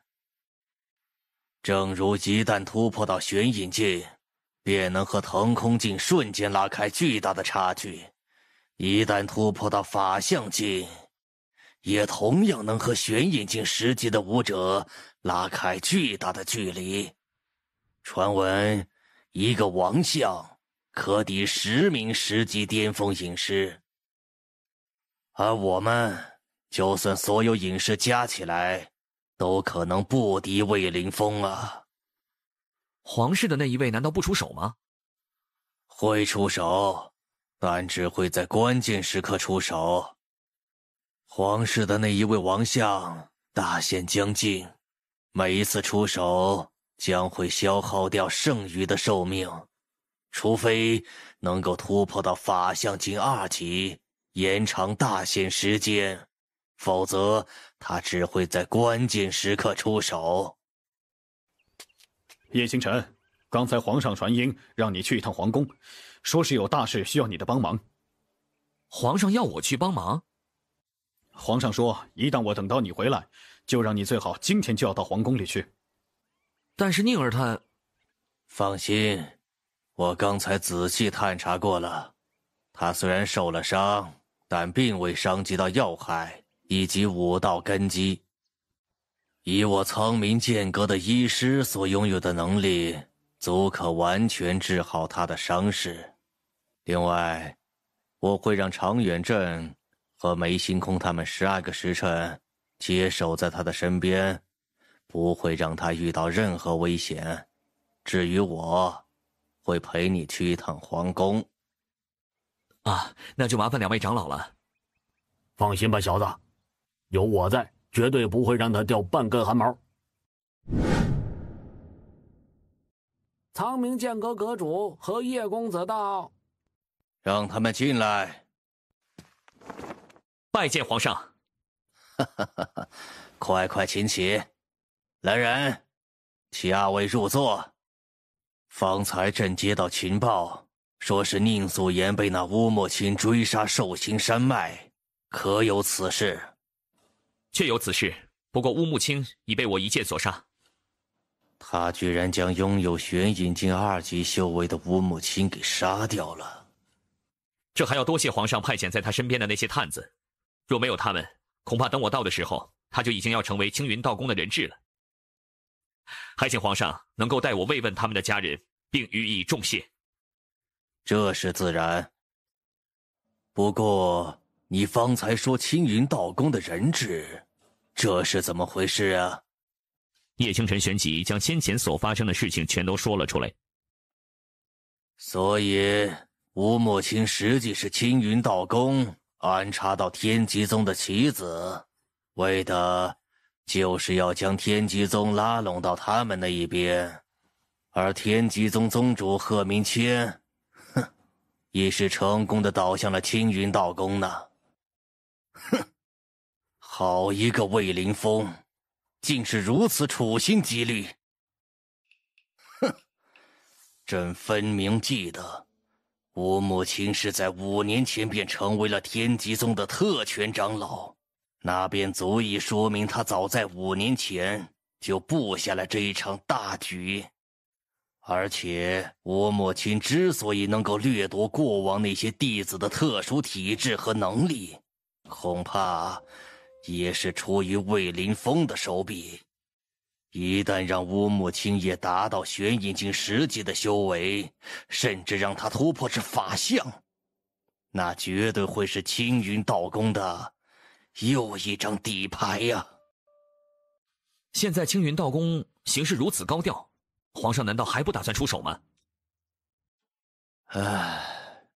只怪朕太过优柔寡断，以至于到了现在，有了出手的理由，却也反而没了机会。我们皇室的那位王相，现在正在全力缓解大限的来临，已是无力出手剿灭青云道宫了。难道皇上要我来帮忙，就是为了这件事吗？不错，正是如此。而且这件事，也唯有你才能够帮到我们。距离燕云国边城暗云城外400里处，有一处名唤极兽谷的远古遗迹，那里生长着100年才会出现一株的延寿仙草，能够在一定程度上帮助那位王相延长寿命。而朕此次唤你前来，便是想让你帮朕取来那株延寿仙草。可是，请问皇上，皇室之中能人众多，比我强的想必也不在少数，为何要让我去呢？延寿谷里蔓延着一种特殊的力量，会将人的修为强行压制到聚心境层次，而在聚心境层次，整个燕云国之内，除了你之外，还会有谁比你更适合吗？他这次前往极兽谷，想必也会遇到很多敌人吧。根据我们了解到的情报，苍岩国和玄光国都会派人前去。苍岩国和玄光国和我们燕云国不同，这2个王国都是立宗门为皇室的制度，他们的国家乃是一个宗门统治着一个国家，那边的皇室只不过是那个宗门的傀儡罢了。苍岩国的统治宗门为苍岩盟，玄光国的统治宗门为玄光会。这2大宗门虽然没有出过王相，但其10级隐士数量却远非4大宗门任何一个可比。若非我们这边有王相坐镇，他们怕是早已发动战争，占取我们领地，并将其瓜分了。朕知道，就这么让你去平白无故帮忙，也说不过去。这样吧，若你能将那株延寿仙草带回来，朕就把翠竹嫁给你。这可是朕最疼爱的女儿，不但国色天香，而且体贴得很呐，是个适合做妻子的好苗子。怎么样，要不要考虑一下？我身为燕云国人，自当会为这件事尽心尽力。且请皇上放心，我会立即动身，前往极兽谷夺取延寿仙草。好，朕也会派人帮你一把。你现在可以出来了。翠竹见过陈阁主，见过叶公子。哈哈哈哈，朕给你找的这个帮手可还满意呀？不要以为朕是在开玩笑，实际上翠竹曾和她姐姐一起随军出征过，杀敌数百，对战经验极为丰富，这一身修为呢，也已达到了聚心境10级巅峰。关乎到这件事的重要性，朕思来想去，还是让他陪你一起最为合适。可是皇上，这真的……朕知道，这么大的事情，本来不应该派他去。可是朕愿意相信你呀。正是因为相信你，朕才会放心的把朕的女儿交给你。期待你和翠竹能够一起携手，将那株延寿仙草带回来。既然皇上如此信任我，那我自当不能辜负皇上的信任。延寿仙草，叶清晨必会为皇上带回。好，等你凯旋而归的那一天，朕会为你开席摆宴，亲自接风。你们此行可要万分小心呐。请皇上放心，清晨会保护好公主周全的。父皇放心，翠竹不会做任何伤害自己性命的事情，同时会竭尽全能辅佐叶公子。但若有需要翠竹献出性命的时候，翠竹会毫不犹豫，为燕云国献出自己的生命。唉，你这脾气跟你娘简直一模一样。既然你们都准备好了，那就不多耽搁你们的时间了。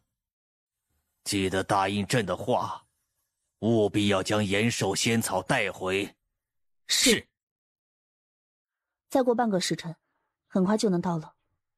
那是极兽谷内的力量所催生出的结界，一旦进入结界，无论什么人，修为都必将降至巨星境层次。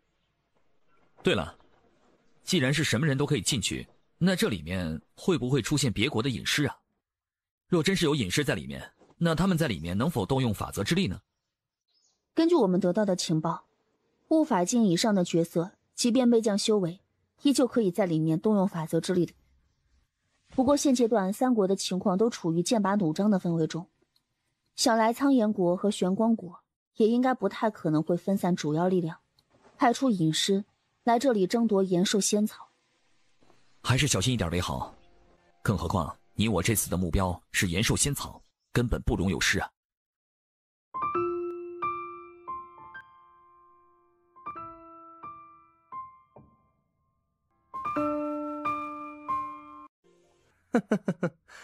这不是燕云国大名鼎鼎的翠竹公主吗？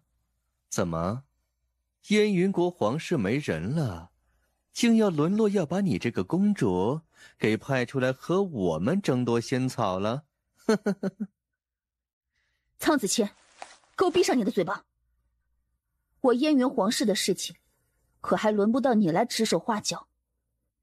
哦，不愧是翠竹公主，连生起气来都是这么好看呢。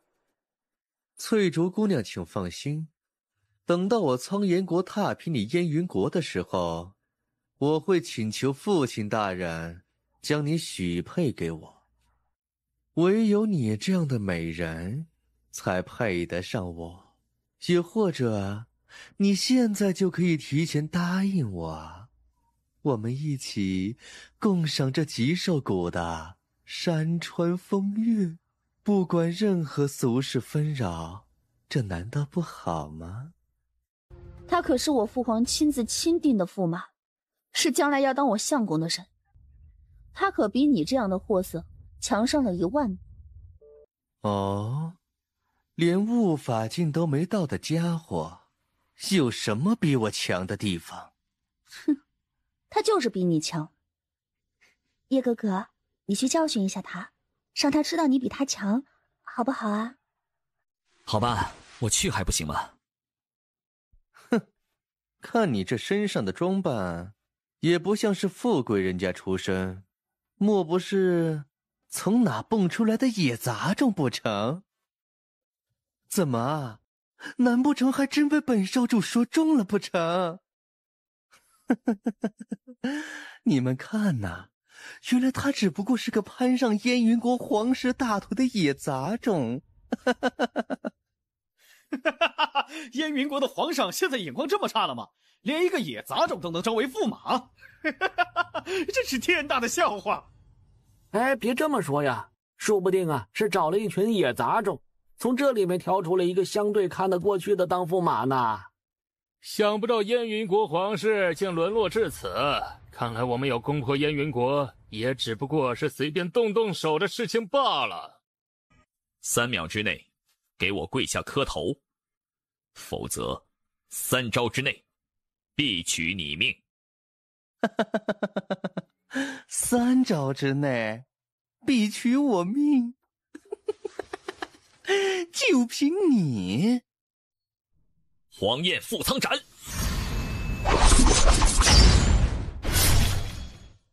混账！你竟敢杀了我苍炎盟的少主！你们的少主嘴巴臭得很，哼！我替他的长辈教训一下他，怎么了？你算个什么东西？100个你加起来，都比不上少主的一根毫毛。今日老夫定要取你狗命！拿命来！哈哈哈哈哈！若你们的少主能够乖乖听话，向我跪下磕个头，或许他还犯不着丢掉这条小命呢。可惜啊，哼，总得有人为自己说错的话而付出代价。闭嘴！现在轮到你身后的那些人付出代价的时候了。长老救我！这群没用的废物！混账！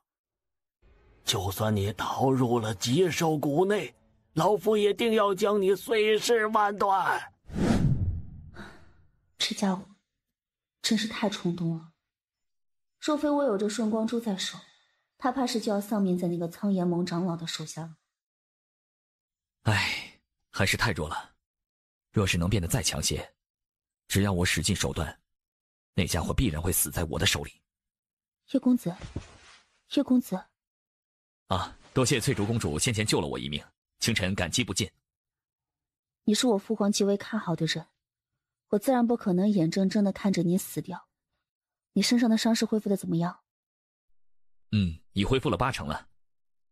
那就出发去找延寿仙草吧。不过，你先前杀掉了苍炎盟的少主，苍炎盟那些人定然在极兽谷内全力追杀我们，我们得低调一点。低调？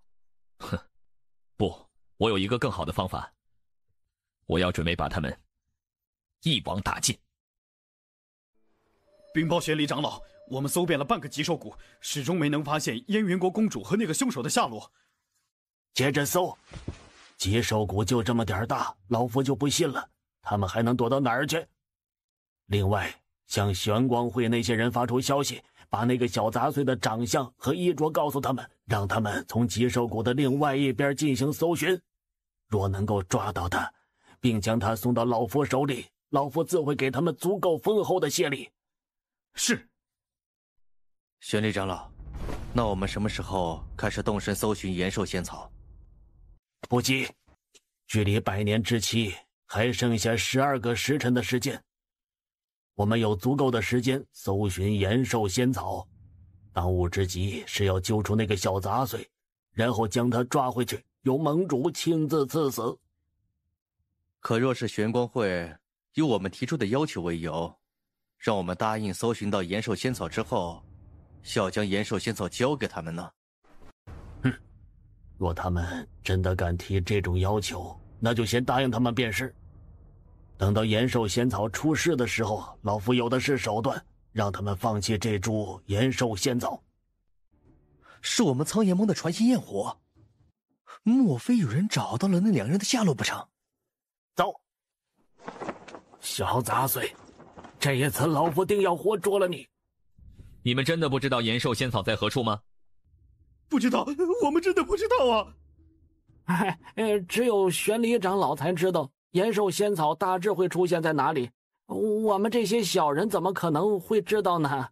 大人，您就行行好，放我们一马吧。哼，放你们一马？3天前，你们也同样骂了我野杂种吧？来了呀，小杂碎，可总算让老夫找到你了。这一次看你还怎么逃！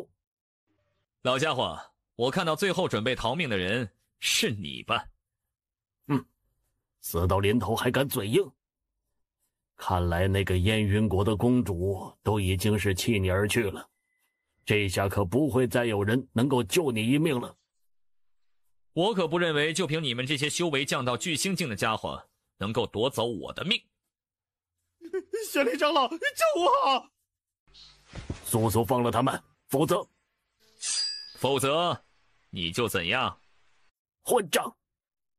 原本按盟主要求要将你活擒回去，可是现在老夫改变主意了。老夫要把你双手双脚全部切断，然后全都是喂给野狗去。万星岁月！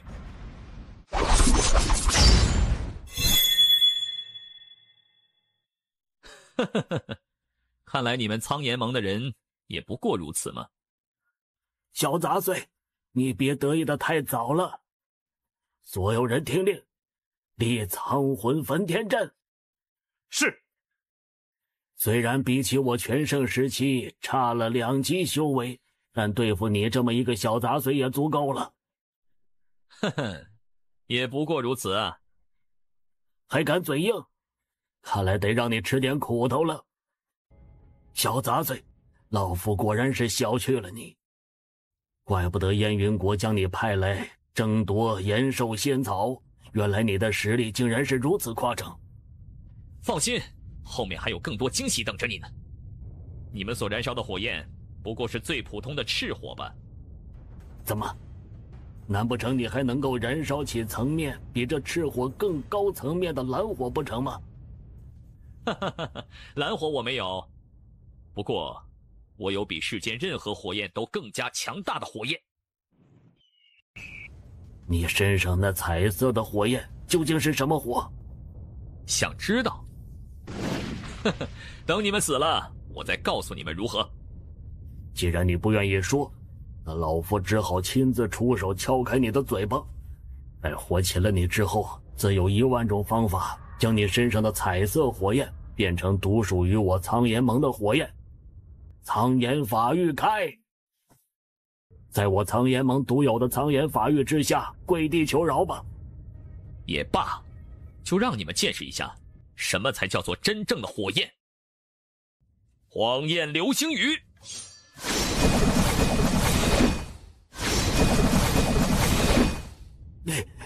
你这究竟是什么火焰？等你们都下地狱了，自然就会知晓。哼，看来你这老家伙受的伤很重啊。如果不是你那个怪异的火焰，怎么可能会让老夫受到如此重创呢？否则就凭你那点修为，根本就不配当老夫的对手。你这老杂狗废话可真多，该是时候送你上路了。刚刚受了一场教训，这么快就不长记性了吗？还接着在我面前玩火，真是找死啊！所有人给老夫拦住他，帮老夫拖延一段时间，他就会必死无疑了。记住，使用纯粹的真气，不得运转苍炎诀，他根本就不惧普通的赤火。哼，一群杂狗罢了。距离延寿仙草出世的时间就剩下12个时辰了，得尽快把这些人给解决掉，不能再横生枝节了。现在才来阻拦老夫已经是晚了。碧天塔开！怎么回事？那座小塔能够屏蔽极兽谷里的能量干涉吗？小杂碎，这次你必死无疑了。这次老夫看你还怎么继续嚣张下去。相同的当，老夫可不会再上第2次。这一次老夫可不会再让你逃走了。归灵物阵。这什么鬼地方啊？荒焰覆苍斩。不好！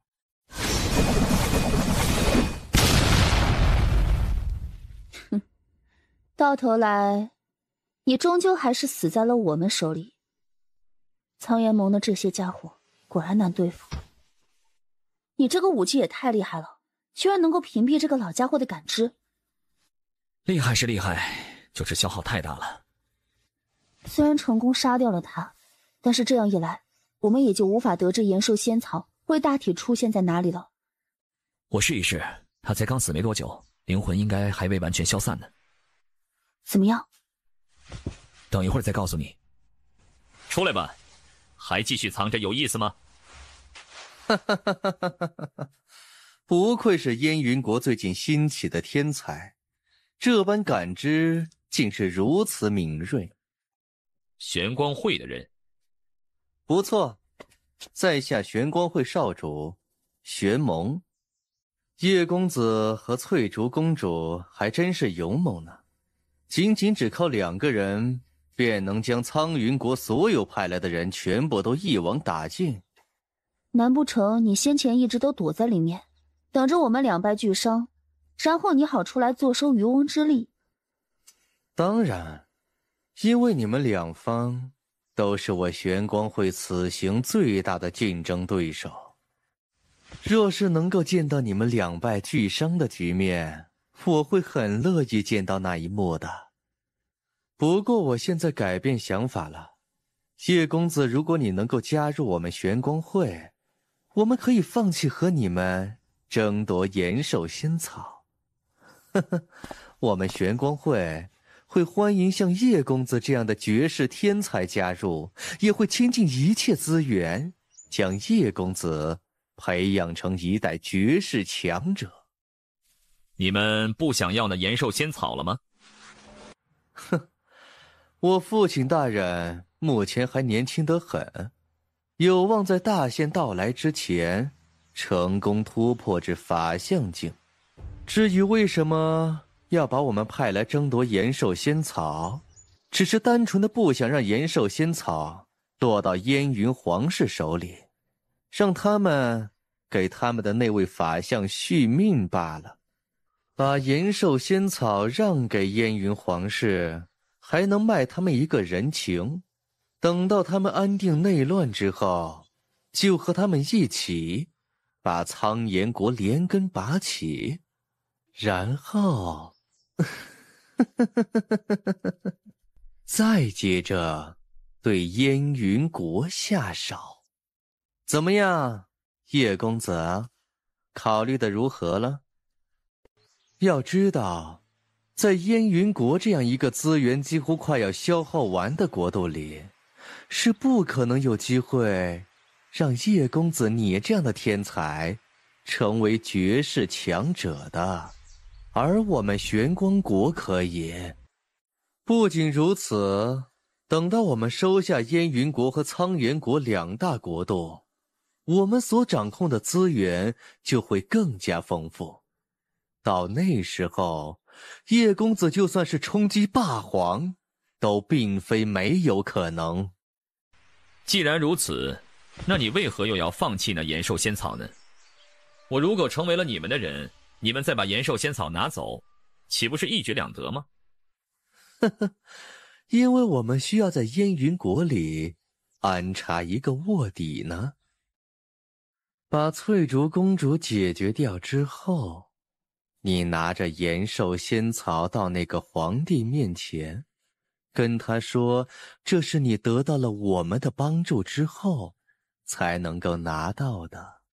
把翠竹公主解决掉之后，你拿着延寿仙草到那个皇帝面前，跟他说这是你得到了我们的帮助之后才能够拿到的。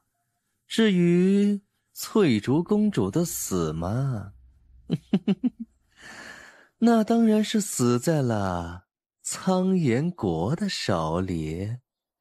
这样一来，等到燕云国皇室解决掉青云道宫那些人之后，你毫无疑问就会成为整个燕云皇帝的左膀右臂，而燕云国也会对我玄光国放下戒备，让2国从此称为邦交。然后我玄光国再继续暗中渗透，让整个燕云国都逐渐沦为我们的掌中之物。毕竟一个稳稳当当的燕云国和一个到处都是烂摊子的燕云国，我们还是更喜欢前面的那一个，省心也更省力。你就不要痴心妄想了，叶公子是绝对不可能会答应你的。哦，是吗？对了，若叶公子对这个翠竹姑娘有想法，我们也可以帮你控制住她，让她成为只属于你一个人的痉挛。哦，真的吗？你们能够帮我控制住她？叶公子，你……看来叶公子啊，也是性情中人呐。翠竹姑娘，看来你相信错人了呢。不可能，你一定不会这样做的，你一定不会的。你可是连我父皇都看好的人，你怎么能这样做？看来有必要让这位翠竹姑娘认清一下现实了。虽然你们给出的条件的确很不错，但我想一旦成为了你们的人，怕是就要被你们以某种手段控制，彻底沦为你们的工具了吧。我可不想落得那样的一个下场啊。就算你不想又能如何？你现在的真切怕是已所剩无几了吧？你若是乖乖的答应我们，怕是还能少一顿皮肉之苦。是吗？那你为何迟迟不敢出手呢？叶清晨，你给我等着，这件事情不会就这么算了。玄光会所属撤退。还好吓退了他们。翠竹公主，你没事吧？等等，你别过来。哎呀，翠竹公主，我承认刚才是不小心轻薄了你，但那也没办法呀。我如果不展现出足够强势的样子，他们也不会撤走的。我明白你的意思，不过接下来你还是不能离我太近。刚才从那个老家伙的灵魂记忆里搜寻到了延寿仙草出现地点的大概范围，应该就在那座山上。走吧，我们得抓紧时间，要在玄蒙他们到达那里之前恢复好自身状态。少主，您方才为何要下令让我们撤退呢？是啊，那叶清晨早已被苍玄里那些人消耗了大量的真气，必然不会是我们的对手。等到我们擒住他，就可夺取他身上的一切秘密。哼，你们既然知道他身上有秘密，那难道他身上就不会有足够将我们全部灭杀的底牌吗？可是他那种状态，就算是有底牌，在老夫二人面前也不一定有机会使出来吧。哼，兔子急了还会咬人呢，更何况是人。老夫倒是觉得少主的担忧不无道理。你我两把老骨头死了也就死了，但少主可是玄光会未来的会主，是万万不能死在这里的。所以方才少主及时率众撤退，的确是明智之举。可是这样一来，他们不就有了足够的时间去恢复状态吗？放心，本少主已经让人去传信给父亲大人，让他派人务必在12个时辰之内将那件东西送过来。哼哼，等那件东西到手，就算他真的有底牌，本少主也能让他使不出来。那件东西，那就是延寿仙草吗？少主，叶清晨和翠竹公主似乎还没有到达这里。我们方才也仔细搜寻了一下这座山，也没有感知到他们二人的气息。那也切不可放松警惕，不管怎么样，还是务必要更加小心。叶清晨这人身上的秘密数不胜数，没准很有可能会使用某种手段隐匿在附近，万万不可大意。少主说的对，等会儿老夫让人分布在四周，形成严防死守的阵型，保证连一个蚊子都飞不进来。哈哈哈！好久不见呐，玄少主，帮我们拿到这株延寿仙草，还帮忙解决了一桩大麻烦，真是辛苦你们了呢。叶清晨，你怎么会在这里？我比你们很早就先到这里了，只不过你们的眼神都不太好，哈哈，没有发现我罢了。把你手上的延寿仙草交出来，否则你必死无疑。哎呦，这么自信吗？就凭你们现在的状态，还有把握能够将我拿下吗？可恶！要是我们有那苍玄里手中的碧天塔就好了。哼，你坏我大事，本少主必要让你付出惨重的代价。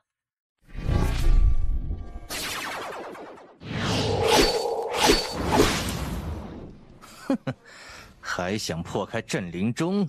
休想！你现在知道坏我大事的下场了吧？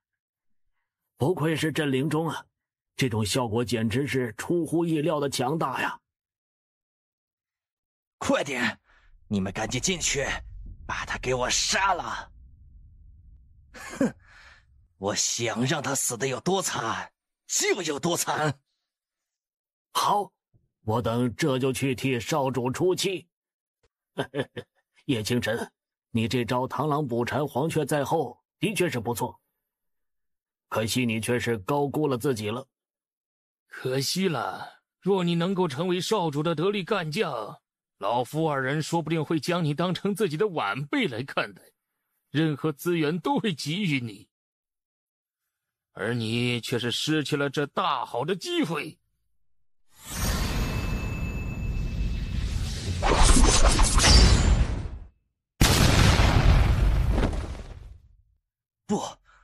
不可能！在镇灵钟的镇压之下，你怎么可能脱得了身呢？哼，区区一个破钟，又怎么可能镇压得了我呢？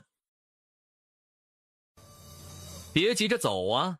你先前不是还想拉我加入你们玄光会的吗？怎么现在不想了吗？叶清晨，我警告你，你要是敢杀我，你必将遭到我玄光会的永久追杀。哼，到时候整个魔武大陆西北地区都将再无你容身之处。是吗？那我还真是想见识一下。魔尊救我！过了这么久，本尊终于是重见天日了。你是谁？本尊是谁？本尊是谁？本尊也不大记得了。不过本尊只记得是这个臭小子救了本尊出去，之后本尊便答应他可以在关键时候现身救他一命。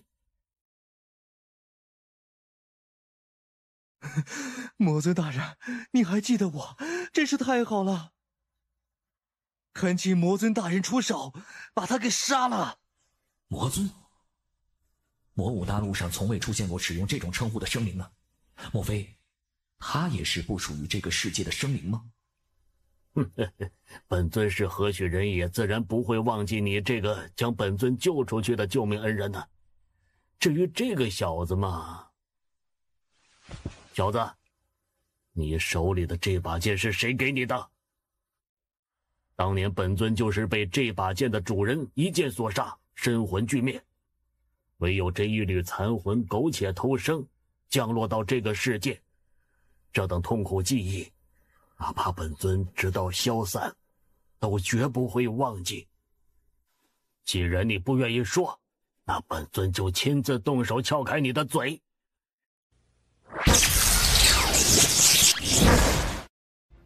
刚才你所使用的，貌似是雾蛟化神典中的雷闪。你到底是什么人？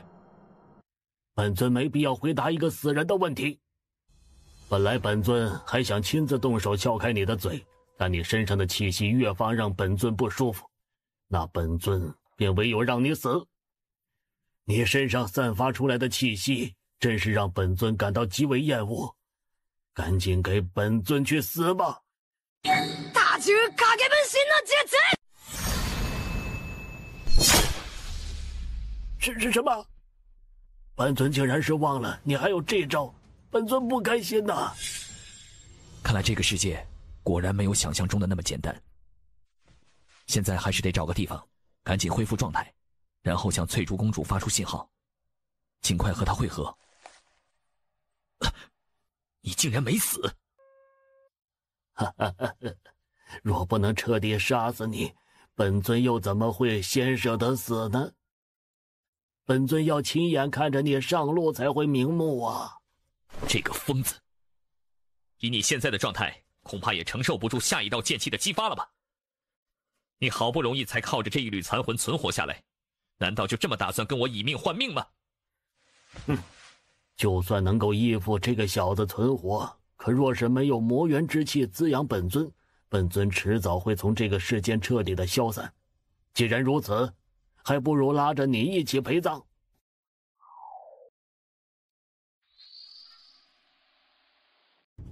我这是死了吗？难道这里就是死后的世界吗？他怎么也在这里？这里到底是什么地方？这里是界元之种的内部空间。界元之种？你就是界元之种吗？正是。先前你激发出的剑气让我感到一种熟悉的感觉，所以这才出手将你救下。救命之恩，清晨不胜感激。若前辈有什么需要帮忙的，清晨定会不遗余力。还我界元便可。至于帮忙嘛……叶清晨，你怎么可能还活着？哼，想让我死，可没那么容易。你别得意，肯定是有什么东西在帮你。好精纯的本源之力啊！虽然不及魔元那般纯粹，但是却也足够让本尊恢复到巅峰时期了。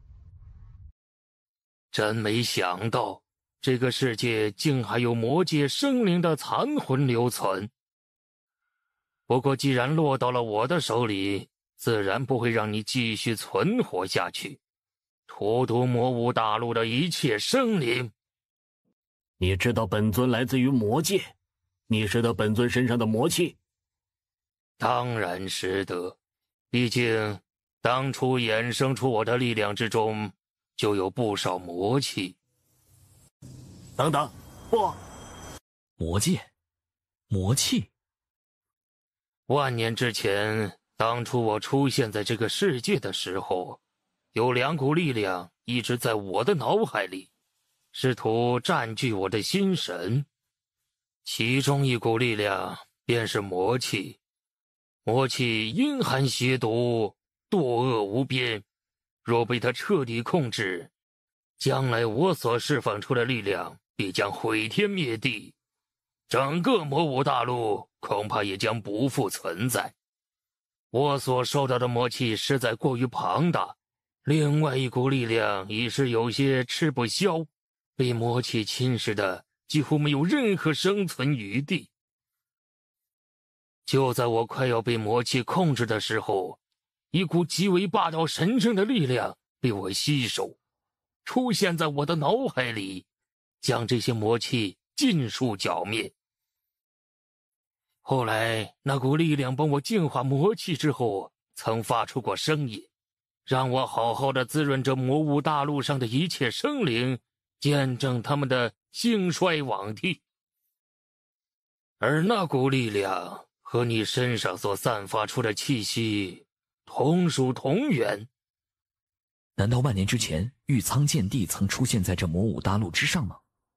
后来我便如那个声音所说，释放出自己的力量，缓缓滋润着整个魔武大陆。后来魔武大陆上便出现了你们这些人类，有了真气，有了魔兽等等。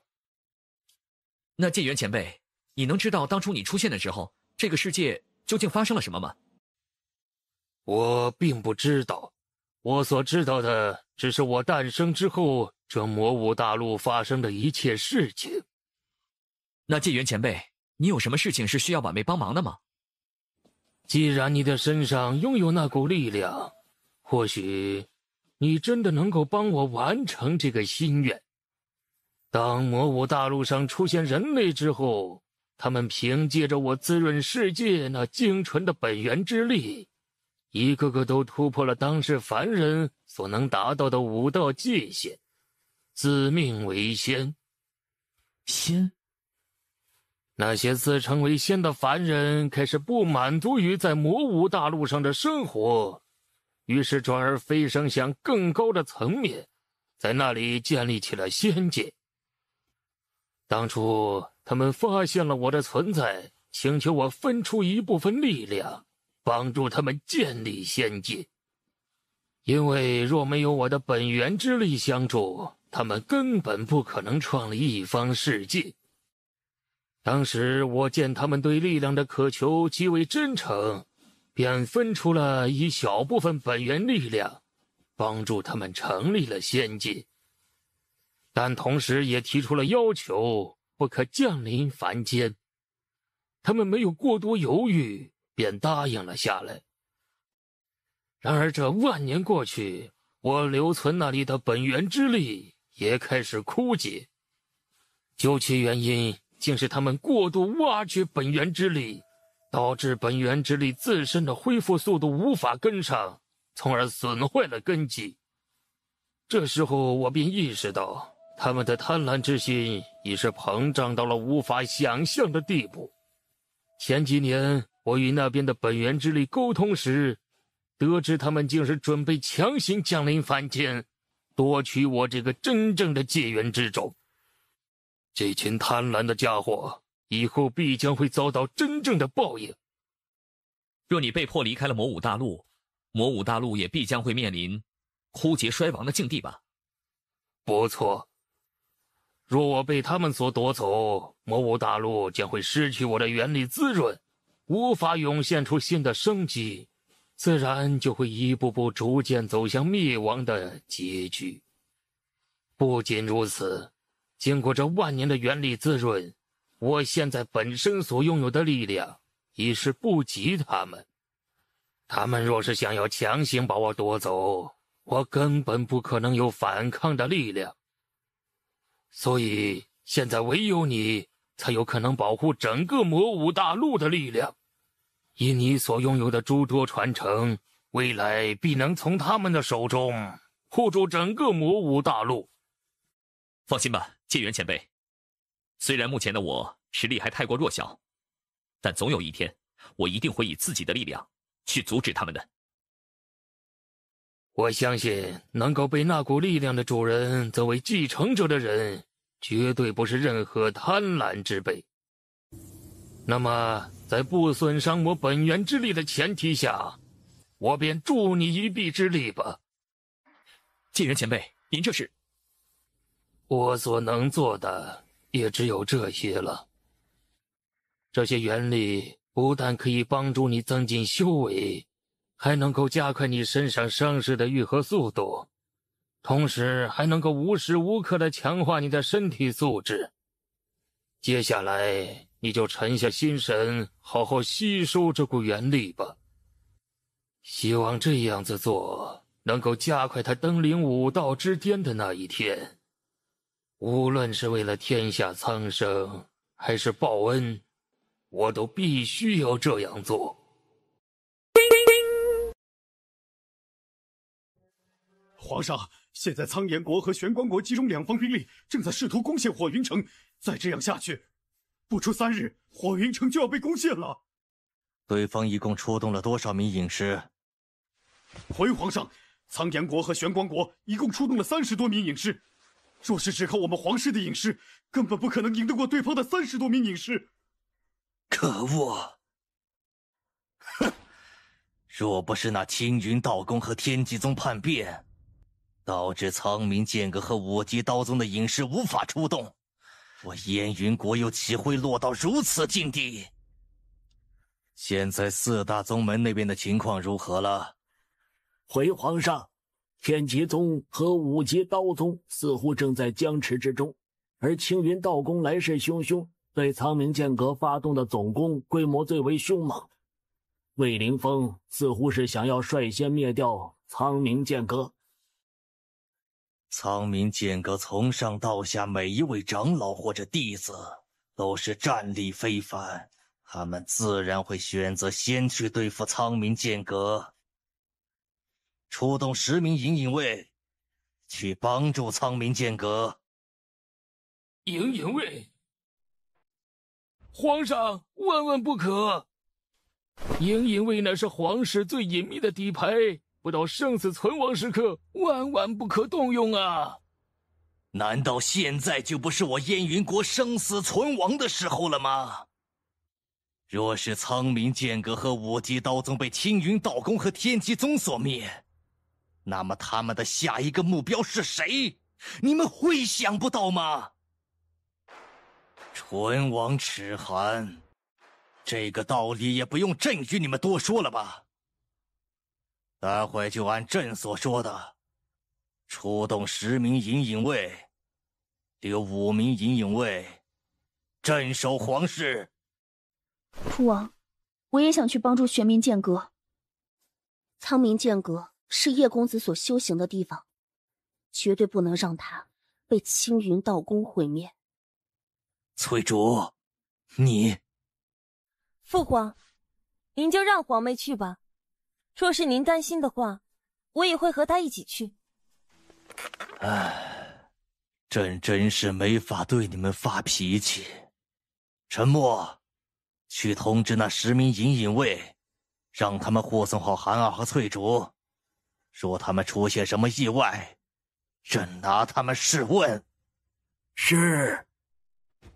是云爷爷的气息。云自在啊，当年你可是燕云国内最为潇洒自在之人呐。当初你消失之后，我父亲还曾经跟我提起过此事，认为你已经离开了燕云国，前往魔武大陆中心区域闯荡去了。没想到啊，原来你竟然是留在了燕云国，还成为了燕云国内唯一的王相。魏凌风，你身为我燕云国子民，今日却行着反叛之举，你可知这该当何罪？只要我成为了燕云国新的皇帝，我身上的一切罪名就不复存在了。历史从来都是由胜利者书写的。看来你已经是无药可救了。你身上这股近似于回光返照的气息，想来是服用了延寿仙草，延缓了大限的来临吧。看来苍岩国和玄光国的那些废物没能够成功的阻止你们呢。这就是天意，天意注定你的一切野心都将会被彻底粉碎。哦，是吗？那就手底下见真章吧。魏凌风，他竟然偷偷潜入了皇宫之中。皇上，这里已经不安全了，我们还是快跑吧。走？哼，朕怎么走？若朕将这里都舍弃了，那朕又岂配做这燕云国的皇帝？若连云老都不能阻挡魏凌风的脚步，那朕就是豁出命也要跟他拼死一搏。大皇兄，我们现在已是折损了将近2万的兵力，3皇帝和4皇帝正在苦苦寻求突围之法，快要支撑不住了。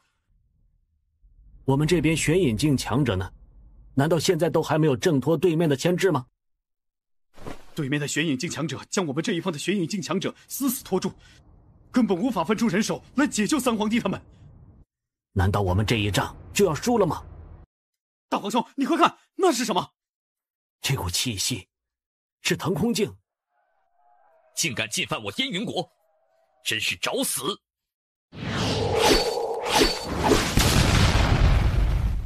那人到底是谁？好强的一剑呢！难道这人是我们燕云国的人吗？手持苍白色长剑，极为精通剑道。我想起来了，他就是之前小皇妹跟我们提起过的叶清晨。叶清晨，是那个百院大战上夺得魁首的叶清晨吗？以他方才所展露出来的实力，分明能和玄隐境强者对抗。有他在，我们这边玄隐境强者所承受的压力终于可以变小一点了。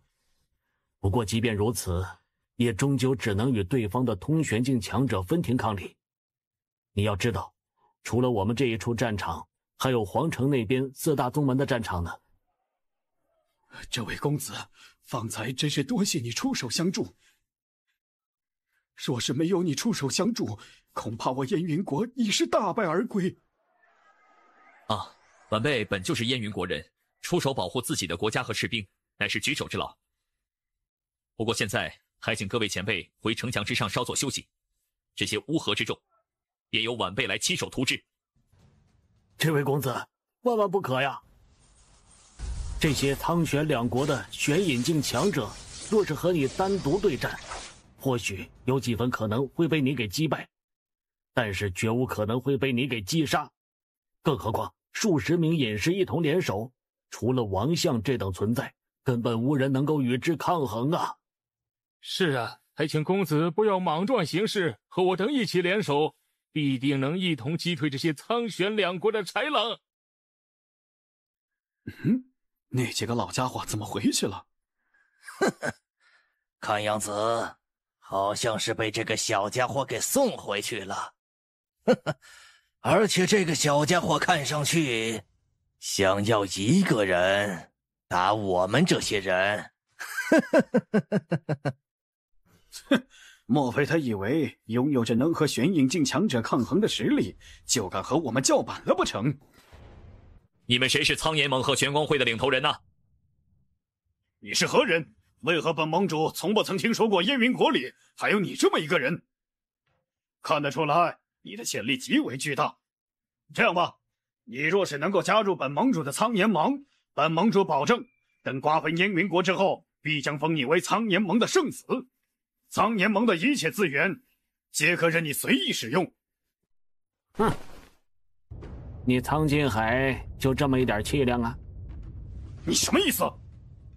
面对这样的天纵奇才，你却仅仅只以圣子之礼相待，简直是太小气了点啊！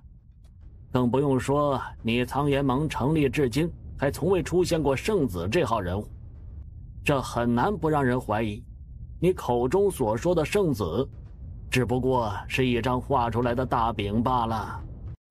你，这位公子啊，如果你能够来到我玄光会，那么我以我的名义担保，你必将会成为下一任玄光会的会主。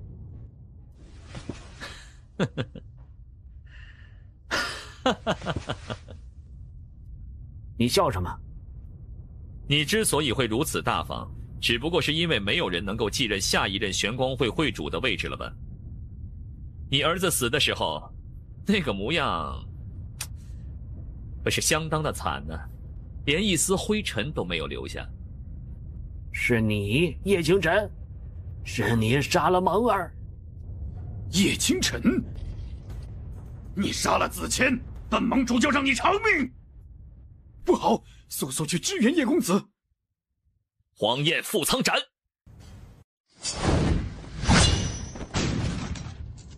天哪，这个叶清晨的实力简直堪称匪夷所思啊！真不知道他的师傅是怎样教出这样的徒儿的。接下来你们是打算一起上，还是一个一个的上啊？一群没用的废物！他再怎么变态妖孽，也只不过是一个巨星境的武者而已。你们可都是一群隐士，难道还会被一个小小的巨星境小子给吓到不成？那些臭不要脸的老家伙！多谢前辈挂心，不过晚辈尚能应付，还请前辈回到城墙上一关。哎，怎么了？你怎么又不去帮他了？他不想让我们去帮他。他这么做，难道真的是有足够的把握？叶清晨，你别以为你变得这么强，就自以为能够轻易无视我等。无论怎样，你终究只是一个巨星境的小角色而已。哦，那被我这么一个小小的巨星境震退的你，又算是个什么东西呢？你跟一个死到临头的人争论这些做什么？若不在这里解决掉他，反而还会被他逃走的话，今后你我都将永远不得安生啊！放心，若不亲自解决掉你们这些人，我还不放心呢。玩火和玩剑的，我可最喜欢打这两种人了。怎么回事？我身上的火焰怎么开始躁动起来了？难道就是那个彩色的火焰和那把苍白色的长剑，才让我们这边出现了如此怪异的现象？既然如此，那就把那两个东西都抢过来。那个彩色的火焰归你，剑归我。好，苍盟主真是玩了一手好火呀！好啊，那我也请各位来尝尝我的火焰滋味如何吧。不好，快施展苍炎法域！相比较苍炎盟，你们倒还算是看得过去。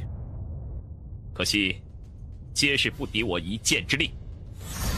不好！下地狱去好好见一见你的儿子。等等，等等！有什么事我们都可以商量，无论什么条件，我们都可以。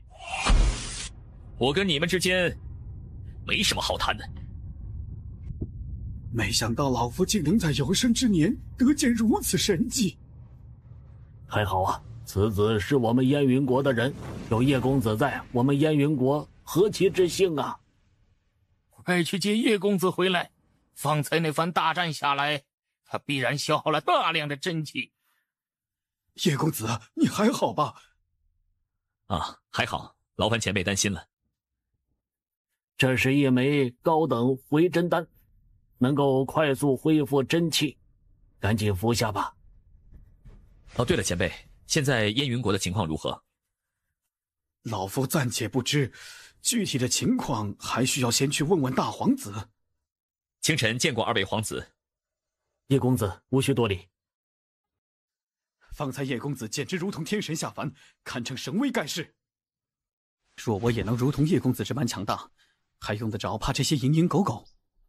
哈，那你得先拥有叶公子这样的天赋才行啊。父皇和小皇妹都曾跟我们提起过你，言语之间对你极为欣赏。今日一见，果然是名不虚传。过奖了，清晨实在愧不敢当。敢问现在皇城情况如何？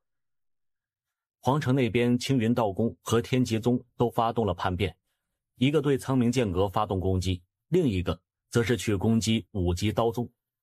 现在苍冥剑阁和五级刀宗的情况都很不乐观，我们皇室也因为迎战苍玄两国联军而分出了大量的顶尖战力，无法去帮助苍冥剑阁他们。那魏凌风呢？他突破了吗？他突破了，成为了燕云国内第二个王相。但是在我到这里来之前，他并没有亲自出手，依旧坐镇于青云道宫之中。不过任谁都很清楚，他肯定是在酝酿最后的必胜一击。我要去支援苍冥剑阁和五级刀宗，这里的残局就交给二位皇子了。放心吧，剩下的不过是一些残兵败将罢了，不足为虑。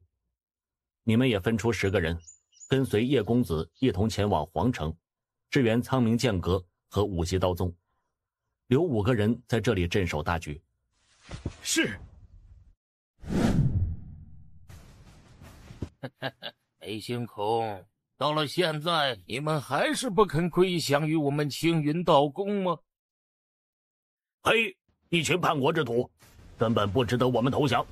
像你们这种人，每次一看到你们的脸，我就恶心的要命。对，就你们这种人，简直该遭天打雷劈！哼，真没想到燕云国4大宗门竟会以你们为首，真是丢尽我燕云国的脸。哪怕我苍冥剑阁战死到只剩最后一人，也绝对不会归降于你们。你们还是死了这条心吧！你们这群愚蠢的家伙！既然如此，那等会儿就把你们全都杀了，一个不留。苍冥剑阁所属听令，哪怕战至最后一个人，我们也绝对不能投降。护我苍冥剑阁永存！护我苍冥剑阁永存！黑星空，当初在百院大战上戏耍老夫，这笔账老夫到现在可还是记得清清楚楚呢。现在，老夫要亲手讨回这笔账。那你有本事就来啊！不知死活！凤鸣，落霞斩！是你，宁素颜。梅前辈，还请躲到一旁保护好自己。这个人，就交给我吧。不行，他可是玄眼境4级的修为，你不过才悟法境6级，怎么可能这？承蒙你们贵阁照顾，现在该是我报答的时候了。如此惊人的气息，要不是乌木清被那个该死的叶清晨所杀，你现在这个体质早就为我们青云道宫所用了。不过既然你亲自送上门来，那老夫也只好勉为其难收下这份礼物了。陈阁主，这下面的情况你也看见了，这样继续打下去，你们苍冥剑阁必将陨落，绝无存活下去的可能。而若是归顺于我们青云道宫，你们不但能继续存活下去，你也将会得到我青云道宫公主的赏识，成为我青云道宫第5位封主，而且还是总封主。哼，我堂堂一个苍冥剑阁的阁主，凭什么要屈尊做你们的总封主？哼，给我个公主的位置坐坐，还差不多。陈阁主，我一向很敬佩你，在剑道上，我始终认为你是当今燕云国无出其右者，因此也想当然认为你是个拥有头脑、懂得审时度势的聪明人。没想到你竟是如此执迷不悟。既然如此，那我们之间也没什么好说的了。我的头脑只体现在剑道之上，剑修，不屈者也。要想在剑道上有所建树，首先就要有一颗勇往直前的无畏之心，不屈从于恃强凌弱者，不轻易动摇剑之本心。哼，若是听了你这番3言2语，我便轻而易举归降于你们，那我还修什么剑道？我还如何将这苍冥剑阁继续发扬光大？凤影霞光，玄金钟，你身上的气息正在变弱，看来就快要到力量耗尽的时候了。嘿嘿，到时候我看你还能接着耍什么花招。无论如何，要将你们这些叛国之徒尽数扫清。怎么回事？苍冥剑阁列祖列宗在上，请保佑我苍冥剑阁永存。你怎么可能还能爆发出这种层次的力量？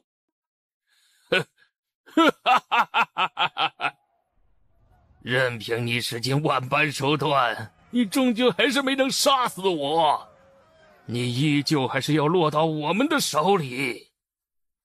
怎么会没杀死他？这不是你的错，这家伙的保命手段实在是太多了，就像是个王八蛋一样。哼，死到临头也就只会这么嘴硬一下了。伤他者，杀无赦。你怎么会？怎么，很意外吗？我还活着，就是为了要向你们这些杂碎复仇。叶青山，你小子可总算是回来了。终于等到你回来了，真好。你放心吧，我会想办法恢复你的潜力的。你可是要和我一起站在这个大陆的武道之巅的，不能言而无信呢。好，我等着。还请前辈能够保护好他。放心，老夫定不会让这个小女娃出现丝毫意外。接下来就请各位前辈出手，剿灭这些叛国之徒。好，老夫早就按捺不住这双手了，这些叛国之徒全都该死。青云道宫，你们必将为你们自己的所作所为付出惨重的代价。是叶清晨，他怎么还活着？公主不是猜测他死在了极兽谷之内吗？哈哈哈哈哈哈！你们费尽心思想要攻陷我苍冥剑阁，可结果到头来还不是功亏一篑。阁主大人，弟子回来了。回来了就好。你这气息……啊，现在我已经是腾空境1级的修为了。怎么可能？10几天的时间，他的修为怎么可能一下子从寂心境暴涨到腾空境？这家伙莫非又遇到了什么奇遇了吗？不可能，如此夸张的进境，绝对会造成武道根基的不稳，真气虚浮不堪的现象。但现在看来，你所说的这些都没有出现在他的身上。4位封主，现在你们还不打算从这里滚出去吗？现在你们大势已去，若是继续留在这里的话，怕是要全军覆没呀。叶清晨，别太嚣张了。我们公主很快就能打败燕云国皇室的那位王相，等到他腾出手来，你必定难逃一死。是吗？那我还真是有些期待呢。小心！你们可别忘了，还有我呢。现在，给我乖乖的待在这里吧。你们竟然偷袭！哼，偷袭怎么了？方才你们4人围攻阁主大人的时候，可是打得很爽啊。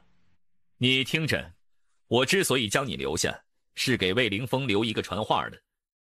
3日之后，我和他在青云道宫一决生死。若他不答应，今天这些人全部都要死，包括那3个废物。你说什么？你要和我们的公主一决生死？没错，地点就在你们青云道宫。我不希望这里再遭到任何一丁点的破坏。怎么，现在反而对你们的公主没有信心了吗？好，既然如此，那你就等着死在公主的手下吧。你果然是老了，就算是服用了延寿仙草，也再不是我的对手了。云爷爷快要支撑不住了。等下所有隐隐卫随朕一同出手，试图刺杀魏凌风。公主，叶清晨他回来了，他还活着。什么？是叶清晨？他不是让你传话给我吗？他说他想在3日后和您在青云道宫的比武台上一决生死。真是个好小子。告诉他，这一场生死战我接了。没想到这才1个月没见，当初百院大战的魁首，竟是站到了连我们都只能仰望莫及的高度了。此子的进步简直太过神速，不，与其说是神速，倒不如说是太过恐怖。哎呀，的确呀，短短1个月的时间，实力竟然暴涨到了如此地步，太可怕了。不过他为何会选择单独的约战魏凌风啊？若要是想要一锅端掉青云道宫的话，和燕云皇帝皇室的那位王相一起联手不就好了吗？不清楚，可能我们老了吧，不理解这些年轻人的想法。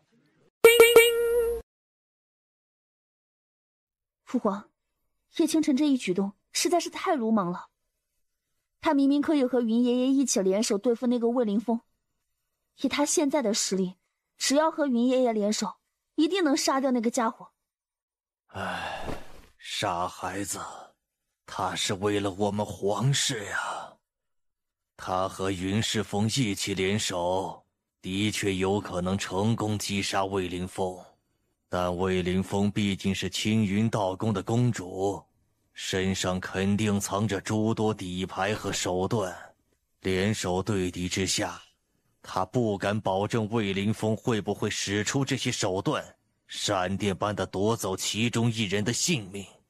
为了让我们皇室有着足够自保和足可威慑外敌的底牌，他最终还是选择了单独对战魏凌风。我以后肯定不会继续在燕云国内待下去，我迟早是要离开燕云国的。我还要去寻找我的父母，还要努力使自己变得更加强大，所以我无法给你们庇护，只能以这种方式帮你们扫清最后的障碍，并让你们留下足以自保的底牌。可是他难道就不怕自己万一会死在那个家伙手里吗？魏凌风有底牌，难道他就没有吗？像他这样敢于朝修为高的对手发出挑战的人，手里必定会有着我们都无法想象的底牌。可以预见，这一场生死决战必将异常惨烈。陈阁主，别来无恙啊！你怎么受了这么重的伤？别提了，贺明贤那狗养的杂碎，手里有苍岩国提供的玄岩宝珠，给我打了个措手不及。不过我还是在他身上狠狠地砍了几刀，刀气会深深地侵入他的体内，保管他不花个几年的时间，也想彻底去除这些刀气。叶清晨，燕云国能否就此彻底安宁下来，就全看你了。聂延秋，等叶清晨死了之后，我定要让你生不如死。这场生死决战，到底要什么时候才能开始？来了。各位朋友，别来无恙啊！青云峰上，风铃于世。真是一群臭不要脸的家伙！都到这时候了，这小子还想要拖到什么时候啊？叶清晨必胜！叶清晨必胜！连玄宇学院的人都来了。哦，这么快就要开战了吗？不准备说些什么遗言了？遗言？哼，那是留给你这个死人的。天哪，叶清晨居然这么强！这股气息已经无限逼近了法相境，再加上他所拥有的诸多强大的武技，已是足可与王相相抗衡。此子当真是潜力无穷啊！这股气息还真是夸张啊！不得不说，当初青云学院决定将你驱逐出去，简直就是一种愚蠢的行为。你的潜力的确是很强大，强大到连我都只能望而却步。若你继续躲藏下去，在暗中埋头修炼的话，或许等到你出来的时候，我也只能是向你低头乞饶。可惜了，你终究还是太年轻了。今天这场生死决战只有一个结果，那就是你死我活。话说的这么大，也不怕闪了舌头吗？若这些话就是你的遗言，那你还是趁早去死吧。据传闻，魏凌风乃是周泽在剑道上的引路人，由此可见他的一身剑道之力绝不会在陈阁主之下。而他之所以没有唤出自己的剑气，想来应当是清楚叶倾城手中那把剑有着足可压制天下剑气的怪异能力。加入我，叶倾城，你一定要赢。不用想通过速度来抓我的破绽，这对我没有用的。法相境强者对于法则之力的掌控是你远远无法想象的。达到法相境这一层次，可以通过充斥在天地之间的法则气息来感知周围环境的所有变化。换而言之，你的一切动向都将会暴露在我的感知之中。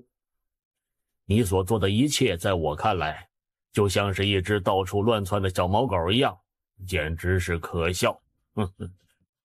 你这样的人也能成就王相，真是侮辱了王相这个存在。闭嘴！你今天必须死，必须死！荒焰流星雨！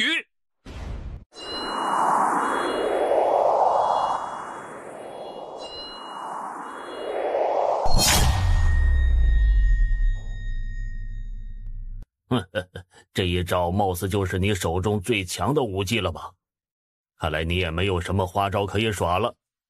这么早就下结论，莫非刚才吃过的教训转眼间就忘了吗？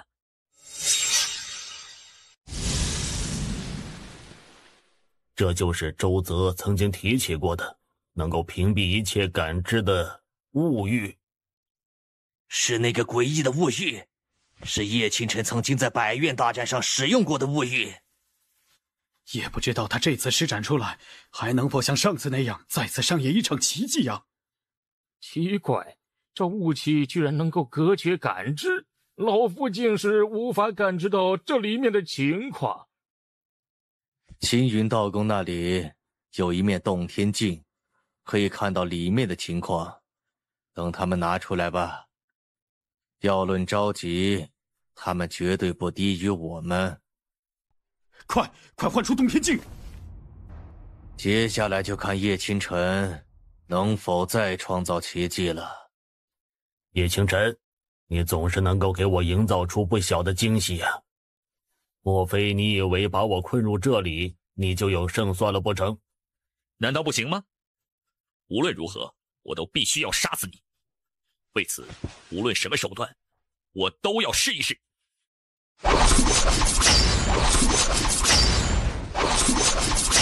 真是不错的一剑。若非我已经晋级王相，怕是要死在你一剑之下了。可惜王相之力终究还不是你所能够想象的。这是法则之象。到了这种时候，他会动用法则之象，我一点都不感到意外。法相之力跟你们平常所学的武技里面施展出的巨人之影并不一样。那些武技并不能彻底融入法则之力，因此也就无法施展出法则层面的威能。要知道，悟法境到玄隐境这三个境界，可分别看作是领悟法则之力的境界到掌控法则之力的初步境界，而法相境便是达到了掌控法则之力的中期境界，也就是自如运用法则之力，将高深莫测的法则之力凝聚成像，这就是法相。古今往来，不知有多少玄隐境强者之所以卡在了踏入法相境的门槛前，除了自身所拥有的资源不够之外，更重要的一个原因便是无法将自己所掌控的法则之力凝聚成像。若是无法做到这一点，哪怕有再多的资源堆垒，也是枉然。难怪玄隐境和法相境之间的差距竟是如此之大。那叶清晨还有战胜的可能吗？法相的确很强大，但也不代表他真的牢不可破。我所成的剑道之力一定会将你的法相一剑斩破。不知天高地厚，那你就来试试。难道你就这么点能耐吗？既然如此，那就看我怎么破了你这个没用的物欲。叶清晨这是在干什么？难道他不想要命了？魏凌风的法相每挥出一拳的力量，都几乎相当于5名巅峰隐士的合力一击。叶清晨他怎么敢的啊？难道他已经没有多余的底牌了吗？只能靠这种方法来试图挽回一线希望。云姨爷，你快去救救他吧！你们准备好，看着点青云道宫的那些人，老夫准备出手了。等等，暂且看看。这都什么时候了，还看什么呀？难道他还真的藏有底牌？叶清晨，你难道这么不想要命了吗？当然要命了，不过是想要你的命。这是什么？这就是我送给你的超级大礼。哇，那是什么东西啊？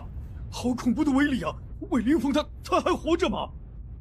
叶清晨身上到底有多少秘密呀？为何竟还能使出这种强大的几乎不能理解的底牌呢？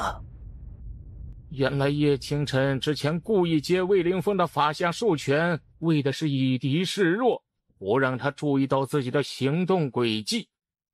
魏凌风倒是吃了个大亏啊！怪不得出发之前，宁素颜那丫头曾经跟我说过，哪怕到了危急关头，也不要对叶清晨失去信心，因为他总能在关键时刻使出足以扭转局面的手段。是啊，这小子总是能够给我们创造出无数次的惊喜。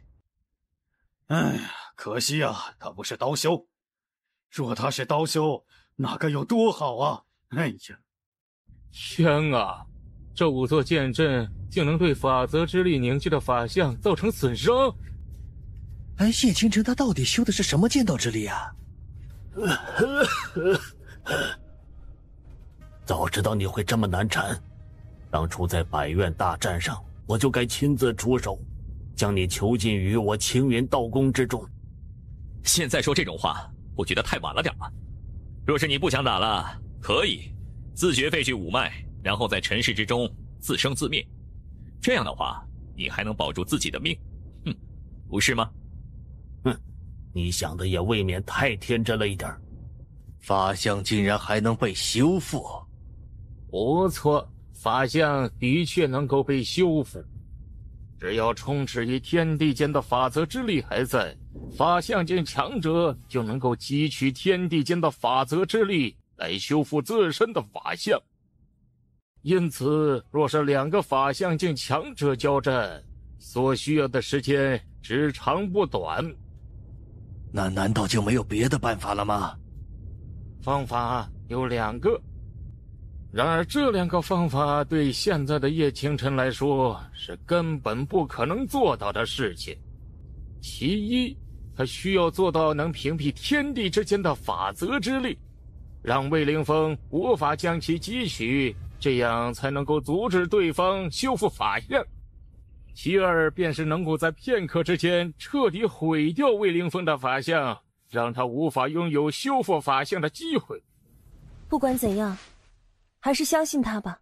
既然他能够使出方才那般惊人的剑阵，想必也应当还有更多的底牌。在这场战斗还未曾落幕之前，我们都不要对他失去信心。姐姐说的没错，他能够做到1次，就能够做到第2次。如何？感到绝望了吗？啊？怎么，真气不够了？难道你已经没有任何其他的底牌了吗？当然有，就怕你会被吓死过去。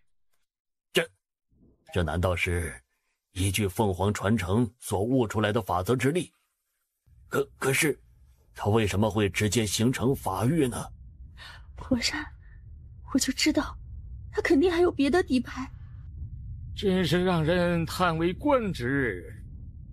以腾空境修为施展出玄隐境才能施展出的法域，的确是一桩不可多见的神技。他的出现简直让人不敢相信，他竟会是我燕云国的人。说起来，老夫曾从萧凌那里了解过，他在燕云国唯一的亲人是云江城叶家的叶雄，而老夫也曾在云江城打探过消息，叶清晨并非叶雄所生，而是叶雄曾在外面捡来的。由此可见，他的确很可能不是我燕云国的人。法域之力，以腾空境修为施展法域之力，想必你的真气消耗肯定是很大。我倒是要看看，是我的法相先支撑不住，还是你的真气先消耗一空。放心，到最后输的人必定是你。你们快看，魏凌风的法相正在被那彩色火焰焚烧着。这彩色火焰也未免太霸道了点吧？这是什么火焰？这是能够将你熔灭殆尽的火焰。我操！这股气息，这个模样，这难道是法相不成？哼，快醒醒，别被吓傻了。仔细感知一下，这个凤影又没有法则之力的气息，怎么可能是法相呢？就是啊，叶清晨哪怕再怎么逆天，也总不可能在腾空境就凝聚出法相吧？哎呀，这个模样简直和那会儿遇到的凤凰是一模一样啊！一个虚假的影子罢了。难不成还是真的凤凰不成吗？怎么办？魏凌风现在陷入劣势之中了。周峰主和贺宗主暂且放宽心。周峰主难道忘了，过往这几年里，我们扶风一直在试图创造出一张足以在法相境强者面前保命的超级灵符啊！对，你们的确是在试图创造那张灵符，现在怎么样了？难道说已经成功了？不错，在公主成功突破至法相境的前一天晚上，刚好成功创造了出来。当初和公主对拼的时候，为了不浪费这张灵符，我呢便没有拿出来，否则对拼的时候我们也不会败得那么快。昨天晚上我就把这张灵符交给了公主，原本我以为不会用到这张灵符的，不过现在看来，它终究还是要展现在世人的眼前呢。你们扶风造出来的灵符果然不会让人失望。有了这张灵符，那叶倾城肯定必败无疑。黄焰流星雨，叶倾城现在的实力简直太可怕了。是啊，这下魏凌风应该真的要死了吧？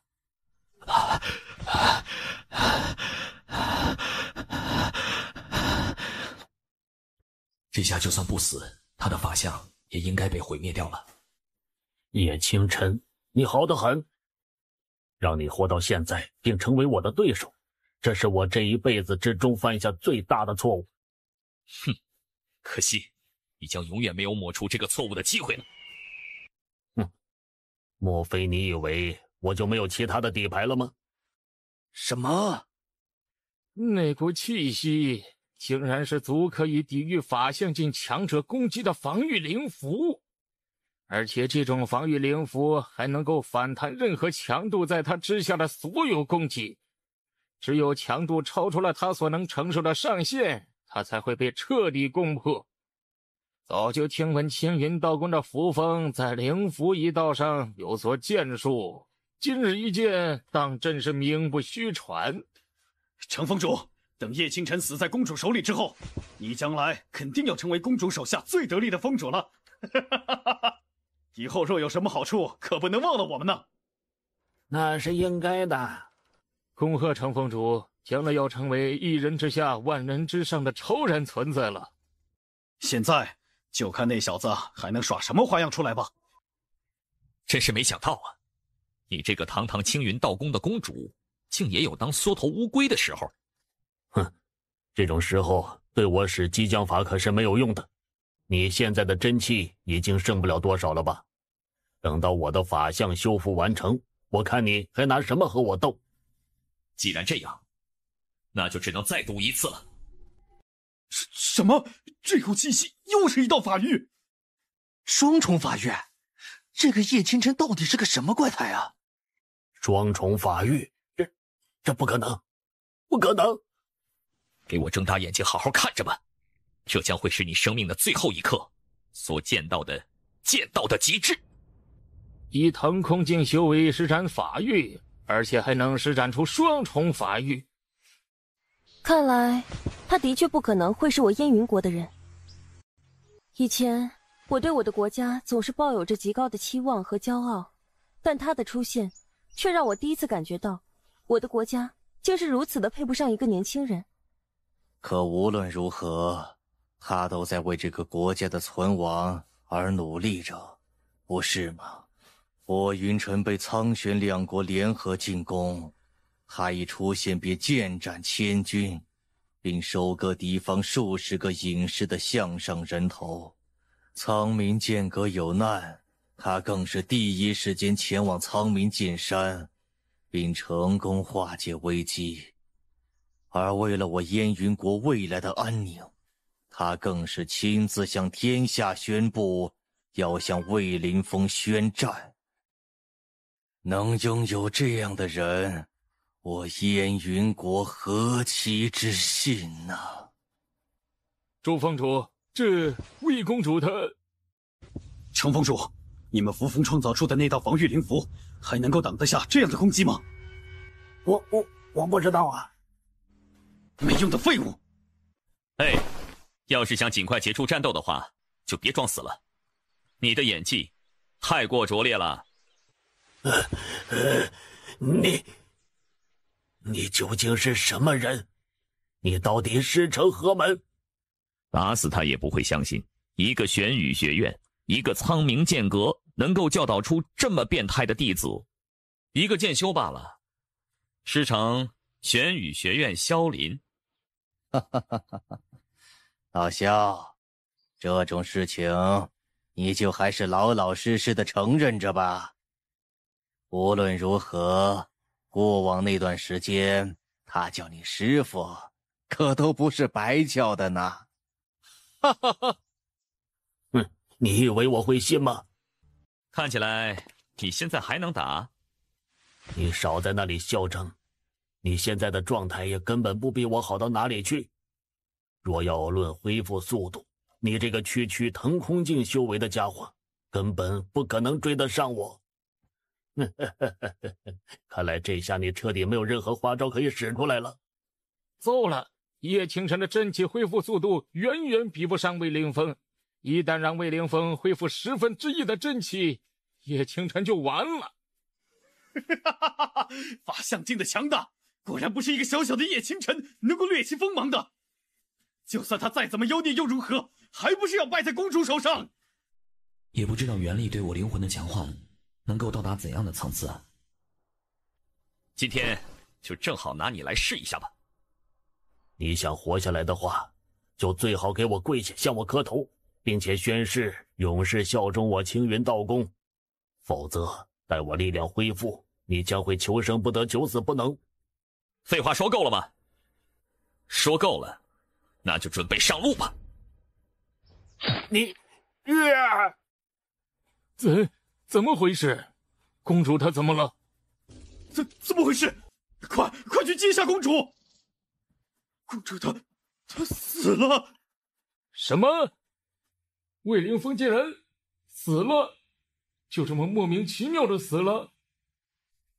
魏凌风死了？我操！我没听错吧？快掐我一下，让我看看我有没有在做梦！哎呦，你戳我腰子干啥呀？你反应这么激烈，看来这肯定不是梦。魏凌风是真的死了呀！苍天有眼，这叫什么？这就叫报应。企图联合苍岩国和玄光国这两个敌国，来个里应外合，想要夺取大权。我呸！吃里扒外的东西，做什么春秋大梦啊？青云道宫和天劫宗简直就是两个垃圾堆，竟然还是我燕云国的4大宗门之2呢！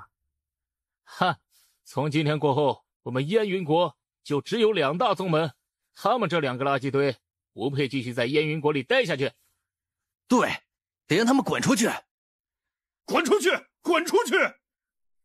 祝峰主，我们现在该怎么办？太好了，这一场生死决战，他终于赢了。我就知道，我这双眼睛啊，从来就没有看错过人。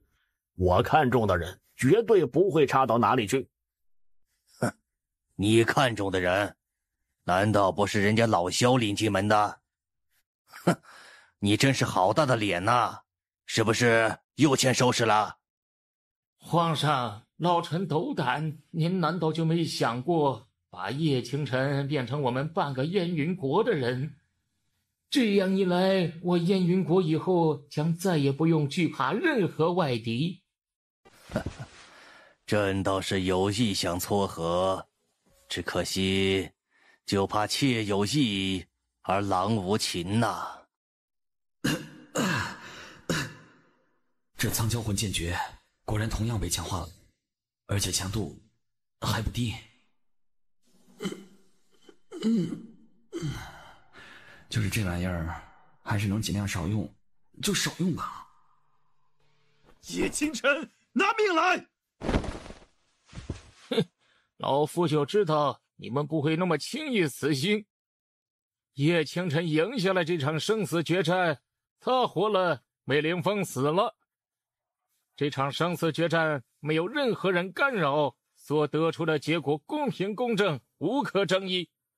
然而你却竟然还想试图对叶清晨按下杀手，你是不是有点不把老夫放在眼里了？我知道你对我有着很深的恨意，这我倒是能理解。毕竟我刚刚杀死了你在剑道上的领路人，也就相当于你的师傅。你这个做徒弟的想替自己的师傅报仇，所以向我刺出了这一剑。可惜啊，你没能成功，反而还要搭上自己的这一条命。哼，现在我就来收走你这条命了。还有谁不服的，就趁早站出来吧。放心，你们若是要找我拼命，他不会出手的。叶清晨，你在说什么胡话？放心吧，前辈，我自有办法应对。而且你可以仔细感受一下，我现在身上的伤势是不是快好的差不多了？但这里可是青云道宫的地盘，老夫还听说他们有个宗门大阵，万一他们丧心病狂到动用宗门大阵……云自在还有些担忧。放心，底牌就该用底牌来对抗。我最强的底牌远远不止于此呢。好，既然如此，那老夫就替你略阵。若还有不服气的，可尽管找叶清晨拼命，老夫绝对不会插手。云师傅，你这是做什么？等等看吧，叶清晨不会胡来的。云自在将叶清晨所说的话转述给他们，随后老眸微微眯起。老夫倒是也想看看他的最强底牌到底是怎样的。贺宗主，如今你我都是同一条阵线上的人，你可总不能退缩吧？谁跟你是同一条阵线上的了？你们若能杀得死他，我就和你们是同一条阵线上；若不能，那就别怪我对你们下黑手了。你这个混蛋你！现在我们该怎么办？是要准备动手杀死他吗？现在就只剩我们这些人了，若要运转宗门大阵，其威能定然远不如之前，也许有可能都杀不了叶清晨。不管如何，总得一试，哪怕最后被燕云皇室算账，但至少这个仇必须得报。那是什么？那难道是青云道宫的宗门大阵？什么？那叶清晨岂不是要死翘翘了？哎，快！快让那个皇室的法相性强者出手救人呐！虽然最终还是逃不掉要用最后的底牌，但至少对战魏凌风没有动用剑脉里的剑气，也算是坚持完成了我的初衷了。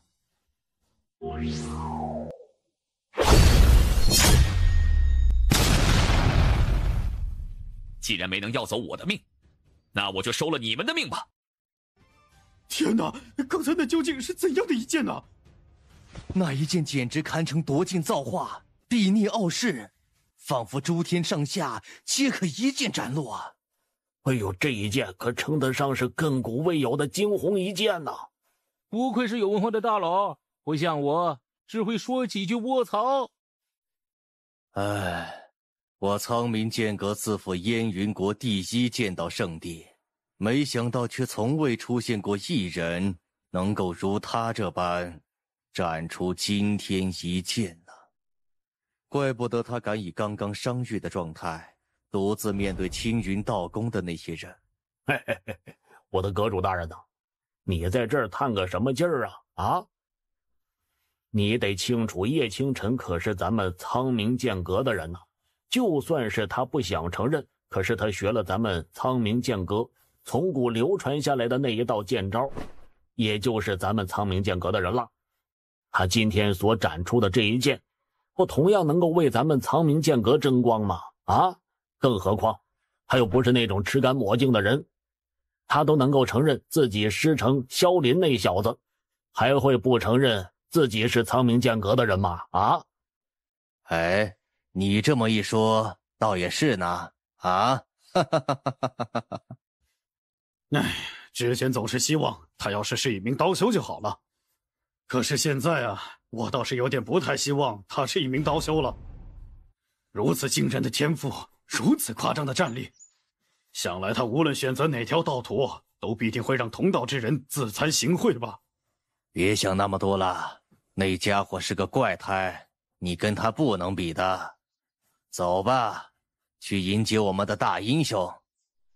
见过皇上，见过阁主大人。哈哈哈哈！你刚才可是在我们面前耍了一波好大的威风，怎么现在就变了个样子了？哈哈哈哈哈！等这场决战的消息传出去之后，你猜燕云国内会有多少人因为你而振臂欢呼啊？你可是咱们燕云国之内当之无愧的大英雄呢！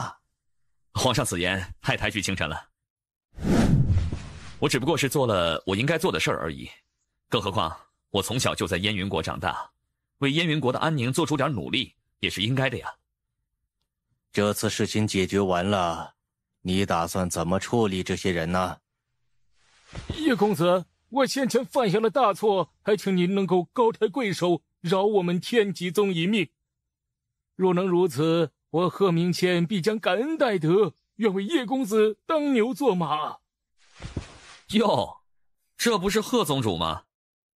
上次有幸得见贺宗主，贺宗主还想邀请我去天极宫做客，当真是热情的很呢。热情到今天一见到我就行如此大礼，呵呵，可真是让我有些受宠若惊啊。叶公子，上次的事情那都是误会。我知道叶公子定然会因此怀恨在心，但还请叶公子高抬贵手，饶了我这一条贱命。也请叶公子和皇上能够饶过天极宗，我们都是被那魏凌风连哄带骗，一叶障目之下，才会想着行如此大逆不道之事。饶过你们？你们连赎罪的诚意都没有，又如何让我饶过你们呢？赎罪的诚意我们有，我们当然有。只要叶公子答应不杀我们，无论是什么样的诚意，我们都会有。你最好给我搞清楚一点，现在是你们有求于我，而不是我有求于你们。什么答应不杀你们？你们有跟我讨价还价的资格吗？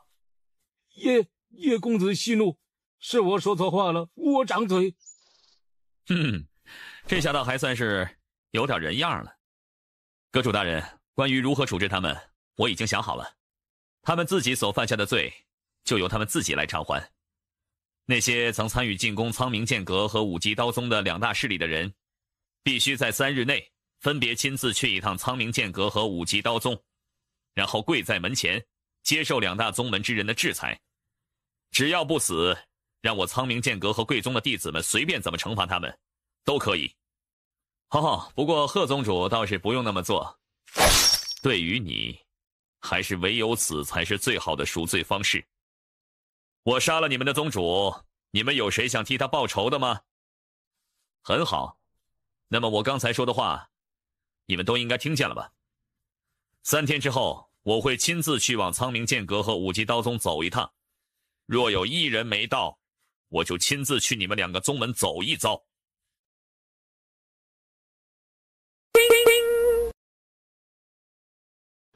刚刚五级刀宗那边传来消息，他们将天极宗那些人全部都给带了进去。听说你的朋友，也就是聂宗主的得意弟子，前段时间才刚从秘境中破关而出。他没有参与战争，而且也是刚刚才知道这几天发生的事情。他不但进境极大，而且似乎还掌握了一些可怕的手段。聂宗主便把如何制裁那些人的任务交到了他手上。看来那些人没有什么好日子过了。他现在什么修为了？听说是腾空境6级的修为，比你高出5级。当然了，战力肯定是远远没有你那么变态啦。阁主大人怎么还没下来处理这些人啊？自从你这3天内把那个剑招在他面前施展了几遍，他就开始进行深度闭关了，说是有了什么灵感，想要试着能否开创出类似的剑招。开创出类似的剑招？那现在谁来处理这些人呢？当然是你呀，还能有谁啊？现在苍明剑阁上上下下都是以你马首是瞻，就连阁主的影响力怕是都远远没有你那么大了。既然交由我来处理的话，那很简单，也一起带到剑山上去，分出100个人，其中50个人绑在烈火柱上，接受众位长老的剑气洗礼，另外50个人则绑在玄冰柱上，也同样接受众位长老的剑气洗礼。这100个人所经受的剑气洗礼持续半个时辰，半个时辰结束之后，互相交换烈火柱和玄冰柱，再依照这个惩罚方法持续半个时辰。冰火2重天，再加上剑气削割皮肉，我想撑个5天的时间应该还是可以的吧。我可是在天下人面前说过不会让你们死的，那么就有劳梅前辈以及众位长老了。这事啊就交给我们吧啊！来了呀，清晨见过皇上。哎，都说过多少次了，以后见朕不必行礼。你准备什么时候离开燕云国啊？大概就这几天吧。唉，你父母的事情，这些天实在是搜罗不到什么线索，能让隐隐未出动，都无法抽查出丝毫的蛛丝马迹。这无疑说明你的父母的修为要远远高出我们呐。皇上不用太担心这件事了，我离开燕云国之后就会去寻找他们。不知皇上找我来所谓何事啊？朕最近听说你一直在寻找能够修补玉匣灵体潜力损失的方法或者神物。啊，难道皇上有关于这方面的消息了吗？朕最近也在打听这件事。你听说过西凉舞会吗？西凉大会？是西凉国那边举行的一场盛会吗？不错，是西凉国那边所举行的一场盛会，每3年就会举行一次。半个月后，正好就是他们举行西凉大会的日子。这场盛会将会广邀各路武者争相进舞，一起决出大道高低呢。若能在西凉大会上夺得头筹，更是能获得一桩神物。据朕得来的消息，听说能够将一些有所损耗的体质成功修复。多谢皇上告知这则消息。恕我冒昧，皇上能否告知一下燕云国内有哪些人参加过西凉大会吗？我想提前了解一些东西。我燕云国没人参加过西凉大会。这场盛会对年龄有着严格的限制，西凉国那边只允许22岁以下的年轻武者参加盛会。22岁，在我燕云国内基本没人能达到腾空境，而在西凉国那边却甚至都能够修炼到腾空境后期，甚至还有的到达了半步玄隐境呢。不如你带上宁素颜去参加试试。我不想带他去，我不想看见他为了什么事情而再次受伤了。皇上之所以会提起这件事儿，主要还是想让我代表燕云国参加这次西凉大会吧。不错，虽然朕知道让你代表燕云国出战可能有些不太光彩，但朕是真的想让燕云国争一口气呀。朕当年还没坐上这个皇位的时候，朕就曾被派去前往西凉国上缴侍奉。当时朕清楚地记得，他们那些人看待朕这些人的眼神是多么的不屑和轻蔑。那时朕就下定决心，一定要让燕云国变得更加强大，让他们刮目相看。只可惜，过了许久，朕始终都没能成功。直到你出现在了朕的视线里。当初看到你在百院大战上的表现，朕就知道你就是朕要找的那个人。以你的实力，若是参加这一场大战，定能把他们打得落花流水。到那时候，朕估计都能想象得到他们脸上那无比精彩的表情了。哈哈哈哈哈哈！到那时候，他们就会明白，燕云国的人也不比他们差多少。请皇上放心，我会代表燕云国参加这次西凉大会，为咱们燕云国争得脸面。他们施加在燕云国身上的嘲讽，我会10倍100倍的返还给他们的。朕要谢谢你啊！皇上言重了，我只不过是做该做的事情而已。我虽然并非燕云国的子民，但我从小在燕云国内长大，对这个国家早已经有了强烈的归属感。所以，如果要我为这个国家做一些事情的话，我愿意。不得不说，你能出现在燕云国，这就是燕云国最大的幸运呐。既然大会是在半个月后就要开始，那我就先回去准备一下了。快去吧。不知道等到大会决赛的那一天，他将会以怎样的姿态获胜呢？好像要下雨了，明天一早再赶路吧。这天气真是烦死人了，又是刮冷风又是下雨的。本小姐想早点回家，怎么就那么难呢？小姐请息怒，现在最紧要的是得赶紧找个地方躲躲雨。喂，你是哪里人呢？你手里的这个烤肉要多少钱？本小姐买了。一块肉1万金币。1万金币？你怎么不去抢啊？交易就是这样，你想买，所以我就给你报了一下价格。你要是不想买，那就最好赶紧离开这里。你什么意思？这个山洞又不是你专门住的地方，你凭什么赶我们走？想待在这里吗？可以，别来找我买肉就行。这个家伙，难道真的没有认出我的身份？我不知道阁下到底是有心还是无心，难道你不觉得这样戏耍别人是很没礼貌的吗？戏耍别人，没礼貌？那难道你认为你家小姐先前用那般态度和我讲话，就很有礼貌了吗？这，无论你们是什么身份地位，我都并不在意这件事儿。我只告诉你们一句，想要什么东西就得好好的放正态度，去和别人好好交流，否则到头来吃亏的终究只能是你们自己呀。喂，你骂谁呢？骂的就是你。这位阁下，请注意你的言辞。怎么，要准备打架了吗？真是个讨人厌的家伙！给我上，把他给我狠狠的收拾一顿。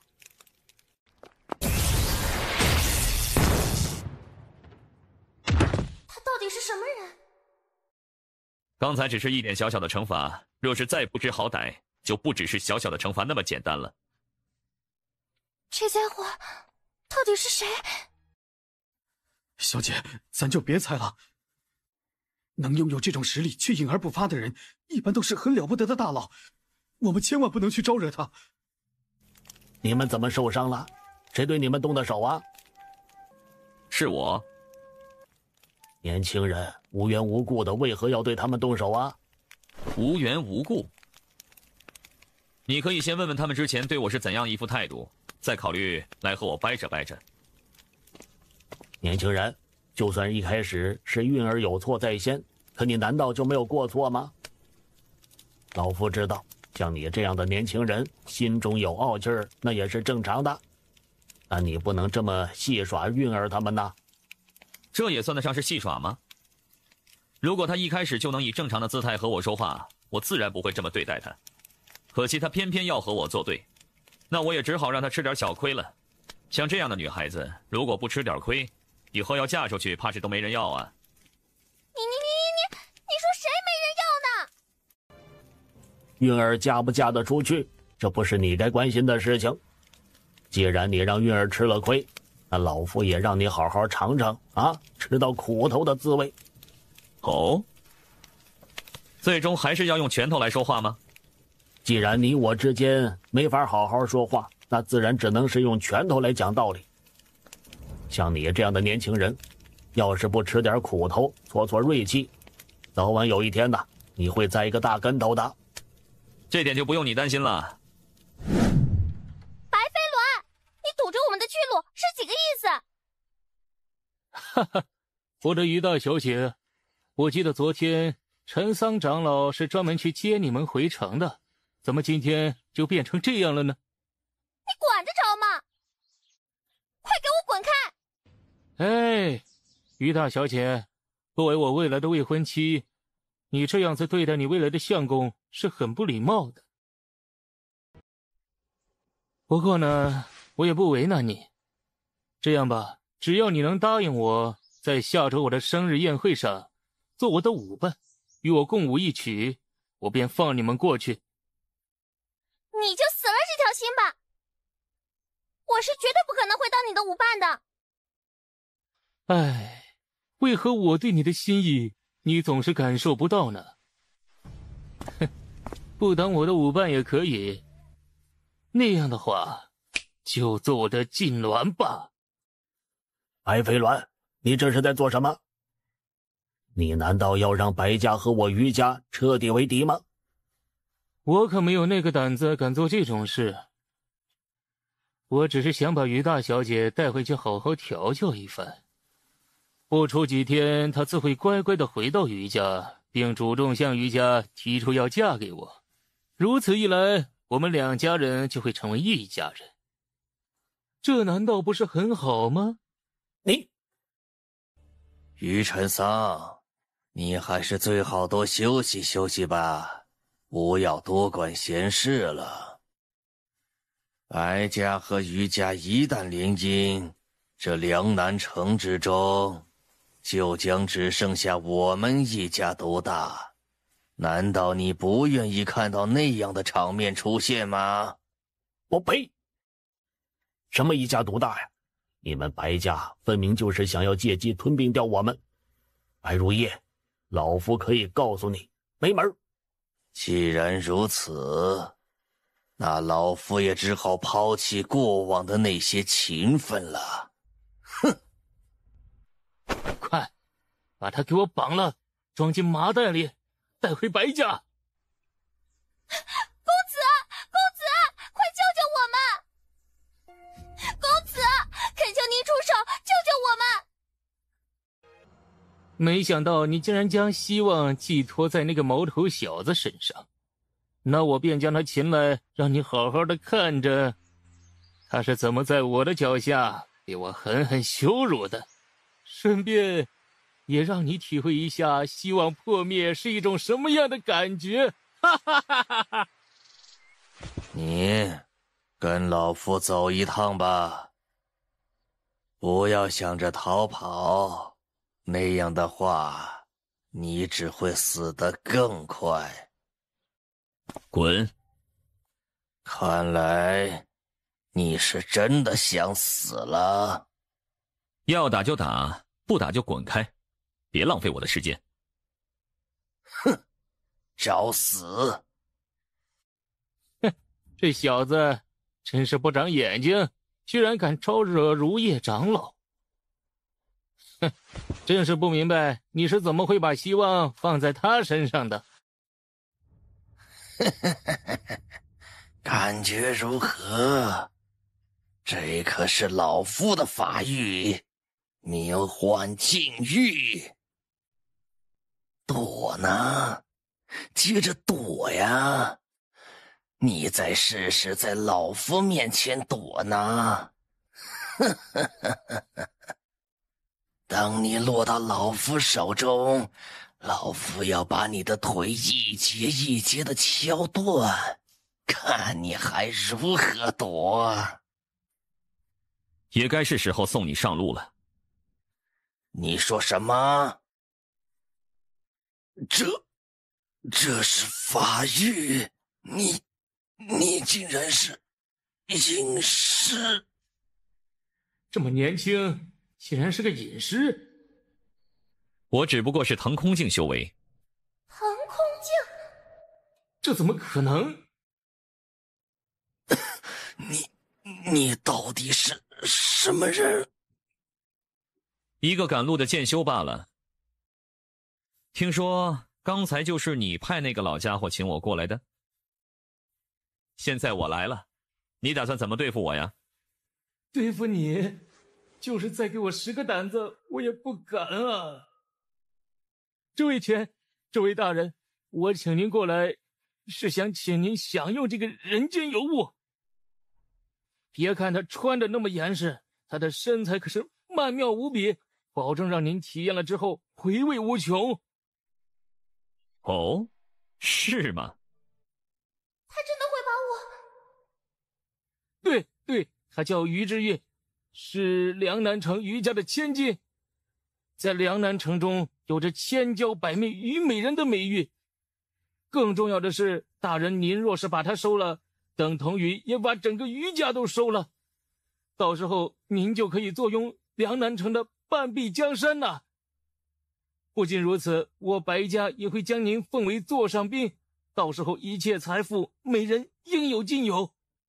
说完了吗？说完了。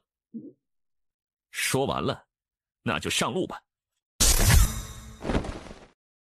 多谢公子能够不计前嫌，仗义出手，我于家上下必对公子感恩戴德呀。你居然没死？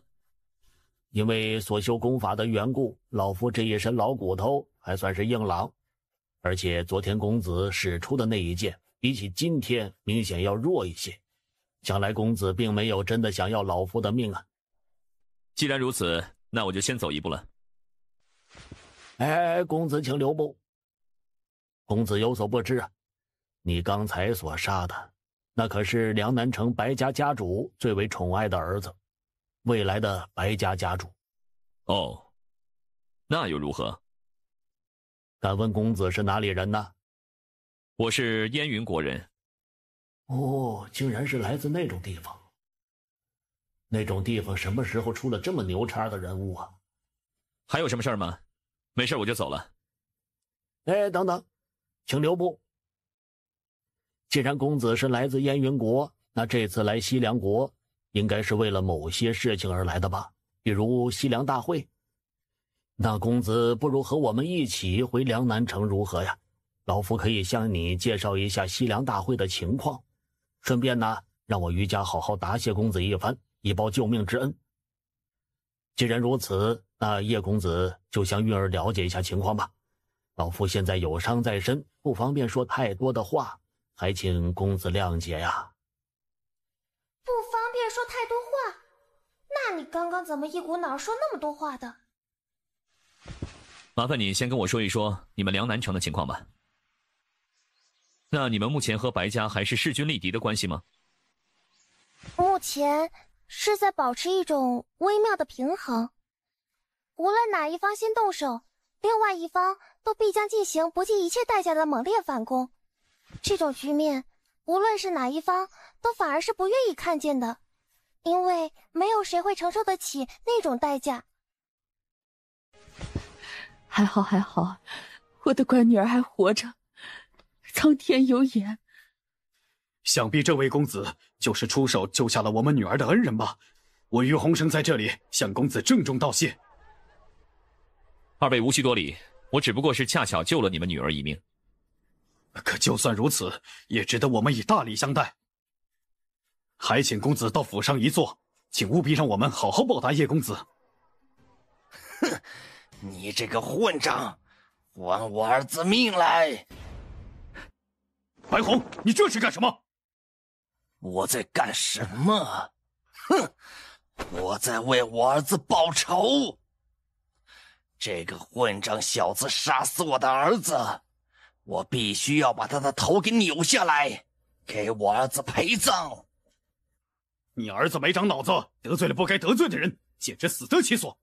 今天我就把话放在这里，有我于某人在，你休想动公子一根汗毛。你，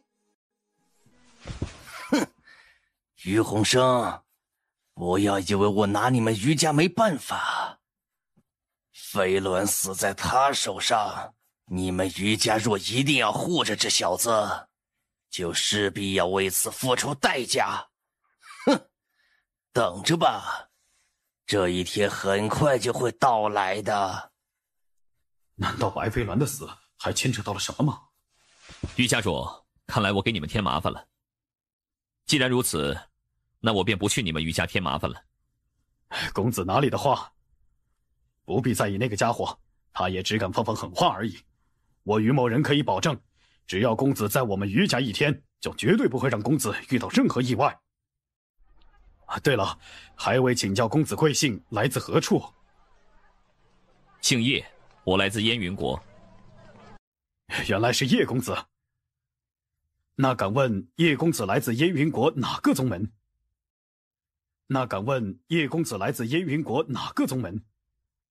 余家主问的问题好像有点多呀。是于某人多嘴了。叶公子这边请。这里就是叶公子的房间了。我现在还有些事情需要处理，暂时不方便招待叶公子，还请叶公子多多包涵。晚些时候我会让下人来邀请叶公子一起进用晚餐，还请叶公子务必赏脸前往。余家主哪里的话，我给你们余家添了这么大的麻烦，你们还能如此招待我，我已经很感谢你们了。余家主快去忙吧，不要在这儿浪费时间了。好，失陪了。哼，想套出我的来历之后，再判断我是否可以有攀附的价值吗？希望你们最好不要做出我不想看见的事情，否则我不介意帮着白家把你们余家先灭了。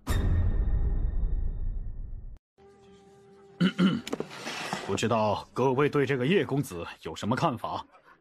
陈桑，你之前通知家主所说的那些情况属实吗？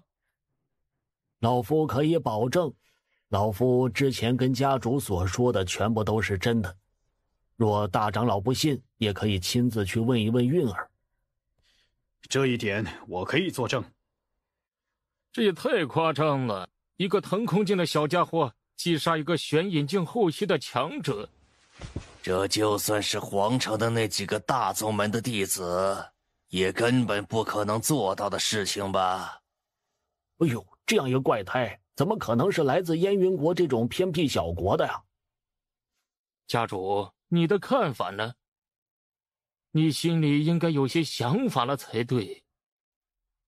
我怀疑这个叶公子极有可能来自五荒国的某个超级宗门，或者某一个大家族。荒芜国人杰地灵，曾经诞生过不知多少天才怪胎，走出过不知多少霸皇圣地。若他真的是来自五荒国，那么他能够拥有极为夸张的战力，倒是显得不那么的难以理解了。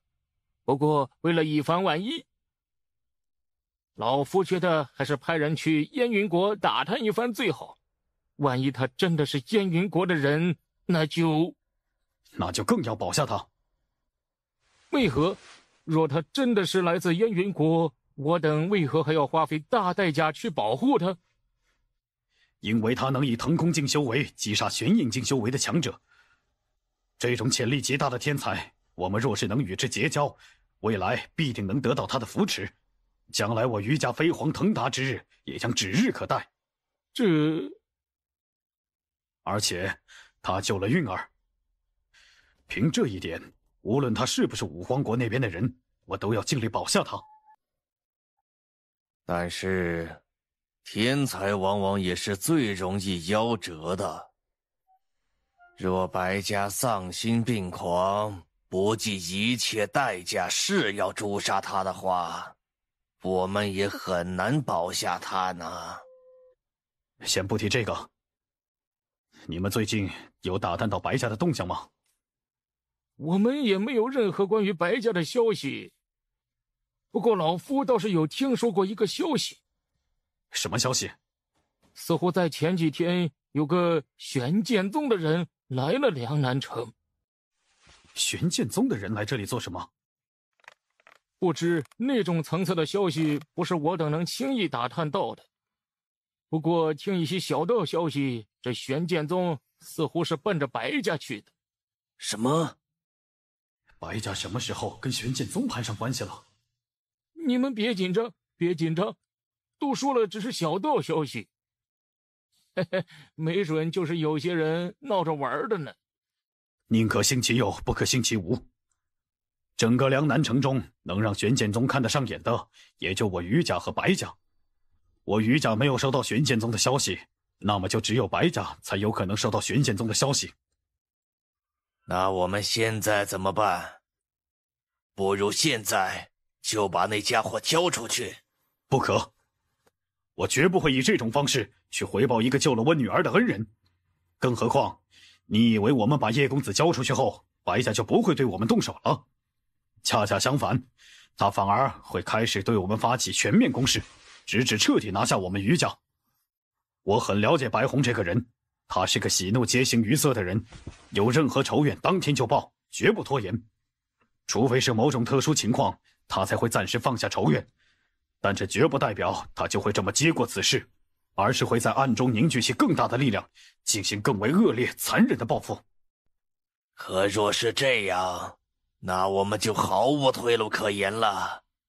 除非把希望寄托在那个家伙是五荒国某个宗门弟子的这种事情身上，否则我们根本无法承受和玄剑宗联手后的白家的怒火呀。现在消息还未得到证实，先全面注意白家的任何动静，一旦有风吹草动，就立刻向我汇报。就这样吧，你们都去休息吧。相信家主做出的选择绝不会让家主失望。哦，何以见得？因为老夫相信家主的眼光啊。我的眼光吗？希望这一次我可不要瞎了眼睛才好。刘长老，看上哪个啦？可以跟我说，保证今天晚上他就会出现在刘长老房间的门前。我全都要。既然刘长老这么说了，那待会儿就让他们全部都洗干净，到您院子里等着。不过，怎么，有事求于老夫？你就放心大胆的跟老夫说吧。老夫的孙女很快就要嫁给你儿子了，咱俩也快要结为亲家了。有什么事可以直接说出来，不必藏着掖着了。刘长老，飞鸾他死了。什么？老夫今上午不是还看见你儿子活蹦乱跳的吗？怎么下午出去一趟人就没了？都是于家干的好事。飞鸾他本意是想去帮我擒来于家的千金于之韵，作为人质，以此来要挟于家，让于家一步一步落入我白家的掌控之中。可没想到，他们竟是直接杀了飞鸾。这于家好大的胆子，竟然敢杀老夫的孙女婿！看来这于家也没有继续存在下去的必要了。听说他们在回来的路上找到了一个实力极强的帮手，模样看上去很年轻，但其实力却是深不可测，足以镇杀一名玄隐境后期的强者。我派去守在飞鸾身边的一名长老，便是被他所杀。飞鸾也是死在他的手中呢。足可镇杀玄隐境后期的强者，嘿，那又如何？敢杀我刘婉云的孙女婿，那就是在打我玄剑宗的脸。你可知道他叫什么名字？不知道。事情发生的太过突然，我也没有去探查他的消息。若没有你，恐怕我和那人就要见不到韵儿了。顺手而为。于家的混账，快把杀了飞鸾的凶手交出来，否则老夫就把这里所有的人全都杀光，一个不留。他们竟然这么快就找上门来了。叶公子在这，暂且不要乱动，我出去看看情况。不知阁下今夜造访我于家，有何贵干？于鸿生，少在那里装模作样了。哼，于鸿生，我们今天来这里做什么？你难道还不知道吗？这位是玄剑宗内排名第16的刘长老，乃是一名法相境强者，我儿飞鸾乃是刘长老钦定的孙女婿，却被那个小子残忍杀害了。你若是识相一点，就赶紧把那个小子交出来，否则今夜之后，你余家必将化为一堆废墟。哎，那个卑贱的老者竟然是玄剑宗的长老，白家什么时候勾搭上这个庞然大物了？原来白飞鸾成了那个刘长老的孙女婿，结果却被余家所杀，怪不得他们今天敢这般大张旗鼓的来余家。何止，我看他们都是抱着灭余家的信心来的，今晚恐怕余家凶多吉少了。白飞鸾竟然成了玄剑宗长老的孙女婿。家主，我们现在该怎么办？事已至此，我们不能一错再错，唯有把那个小家伙给交出去，我们才能躲过这一次灭顶之灾呢。家主，一念之差，可是天差地别呢。你是余家的家主，你来做选择吧。无论你做出什么选择，老夫都会跟在你的身后，绝不退缩。老夫也是如此。娘，我们该怎么办呢？我们难道要死在这里了吗？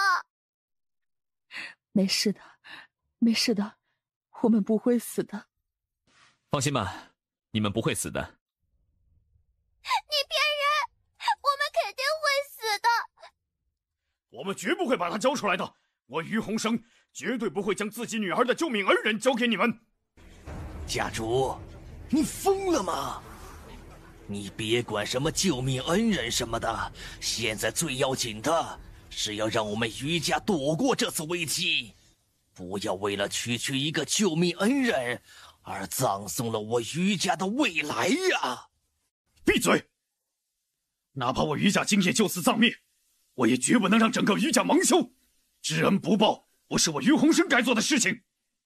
你，于洪生，不得不说你这性子，真是让我白虹佩服的五体投地呢。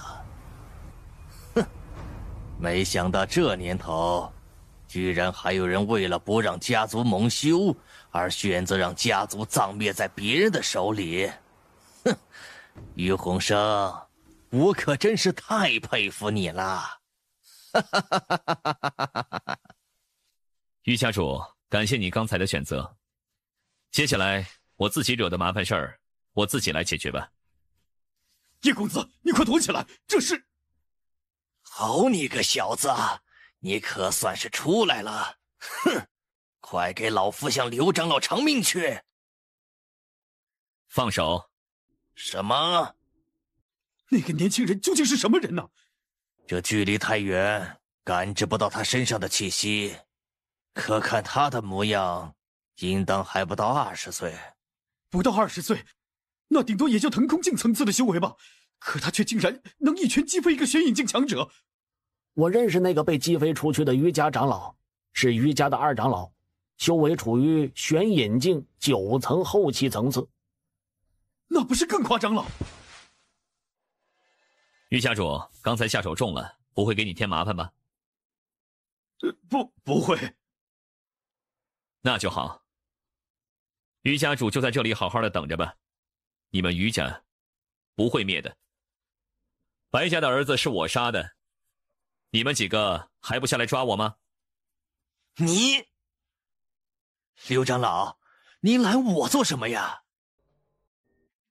刚才那一幕你没看见吗？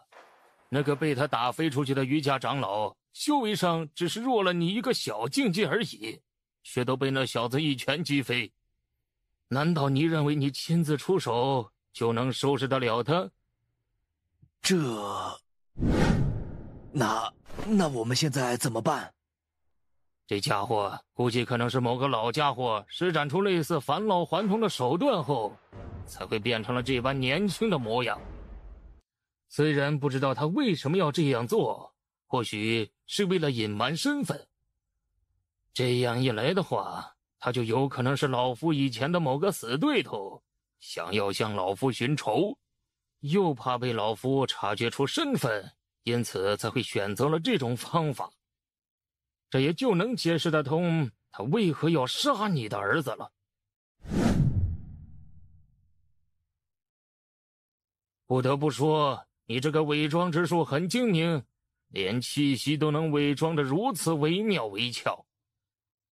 不过，一旦动用真气，你真实的修为就会彻底暴露出来。接下来，露出你的真面目吧！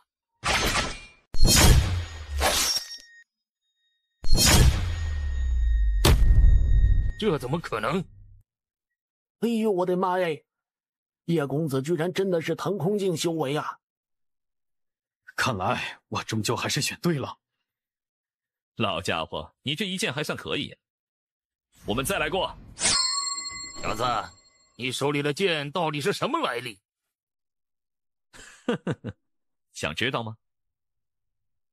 那就先打败我再说。休要逞狂！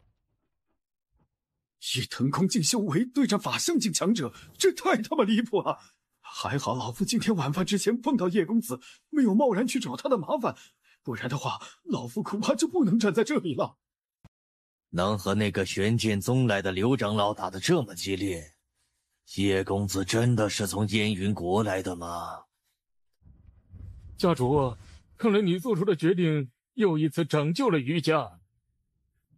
老夫自始至终都相信家主的决断。现在说这些还太早了，一切都得等结果出来。老家伙，打了这么久，还不打算动真格的吗？再这么打下去，你是杀不死我的。你是什么人？为何要与我玄剑宗为敌？我可从来没有想过要和你们玄剑宗为敌啊！是你这个不长眼的老家伙非要上门来找我麻烦，那我也只好陪你玩一玩了。既然如此，那不如我们化干戈为玉帛，如何？哼，都打到现在了，才和我说这些吗？想化干戈为玉帛，可以啊。你去把白家灭了，我就可以考虑将此事接过，既往不咎。你少在那胡言乱语！哼，我白家和刘长老关系密切，刘长老还不可能会出手灭我白家的。看来你是铁了心的要和我玄剑宗为敌了。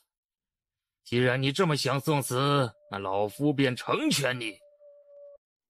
是法相，那个刘长老要动用法相了。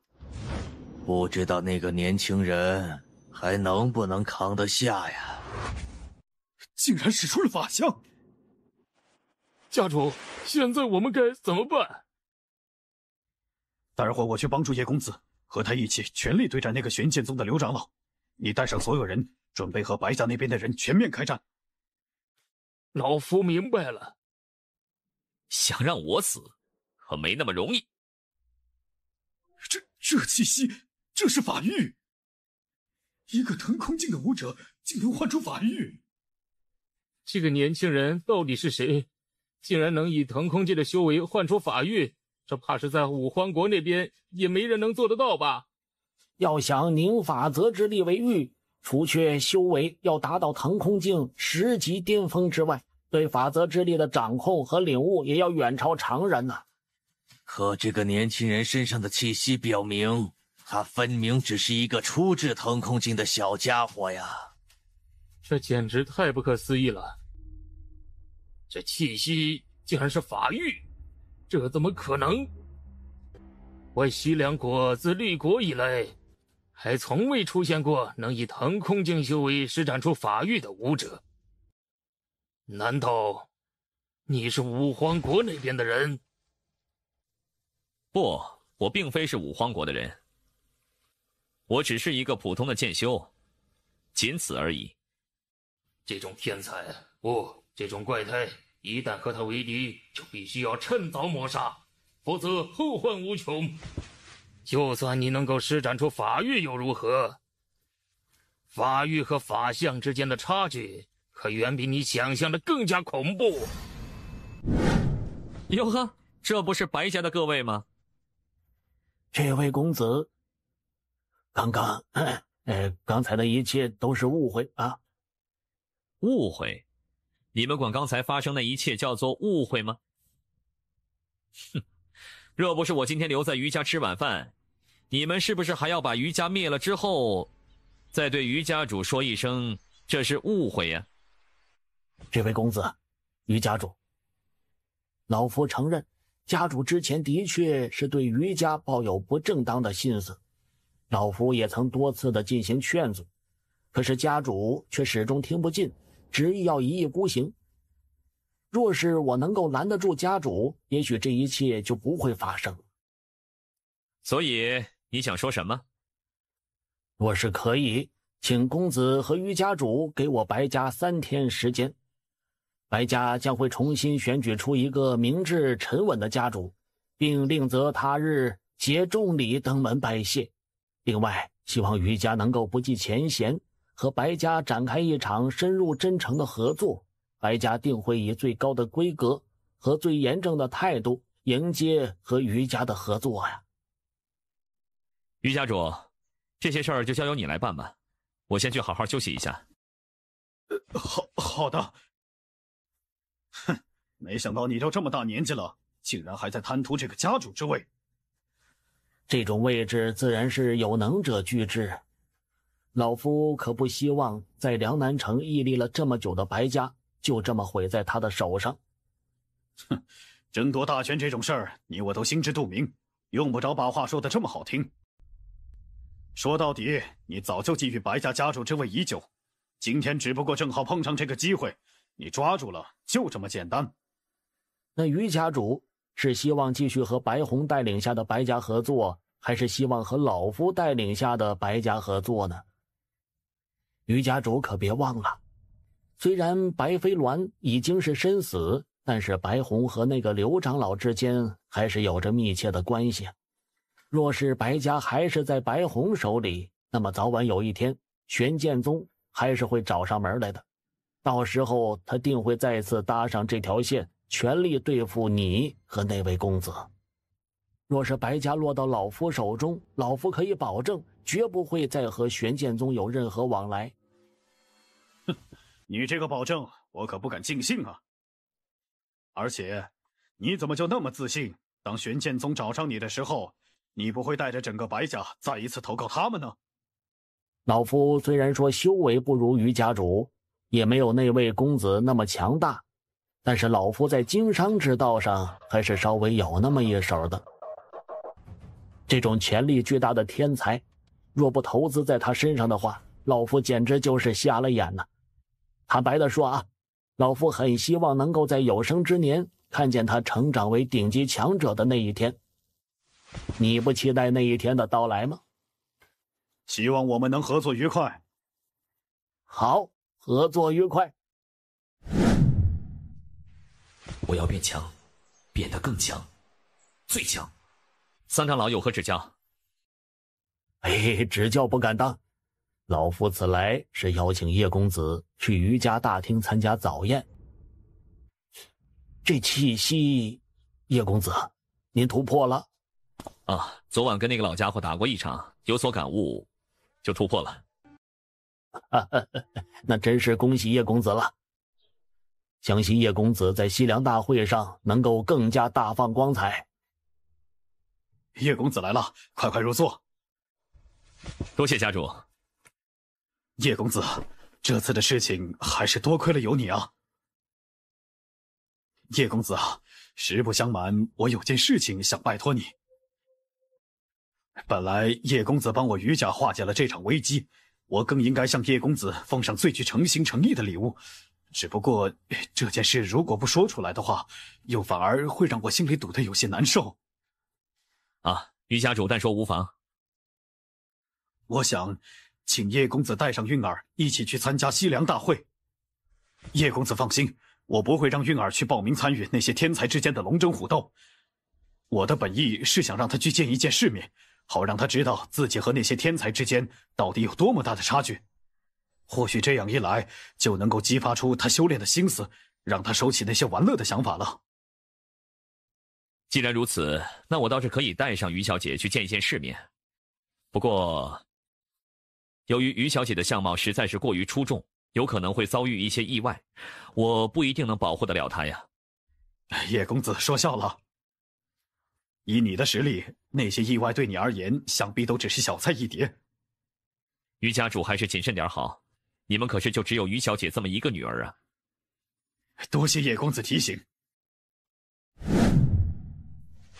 刘婉云，老夫到现在依旧还是不敢相信，一个只有腾空境修为的毛头小子，甚至还不到20岁，就能够一剑把你的左手砍下来。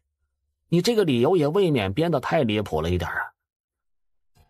不管你信不信，反正等会儿宗主到了，他自会定夺。参见宗主。婉云，你这是怎么回事？刘婉云便连忙将自己在于家和叶清晨对战的那一个晚上全部说出来。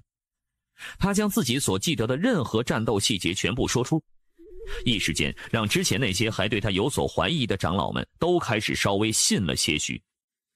但无论如何，他们都始终不敢相信一个腾空境的少年竟会有如此可怕的实力。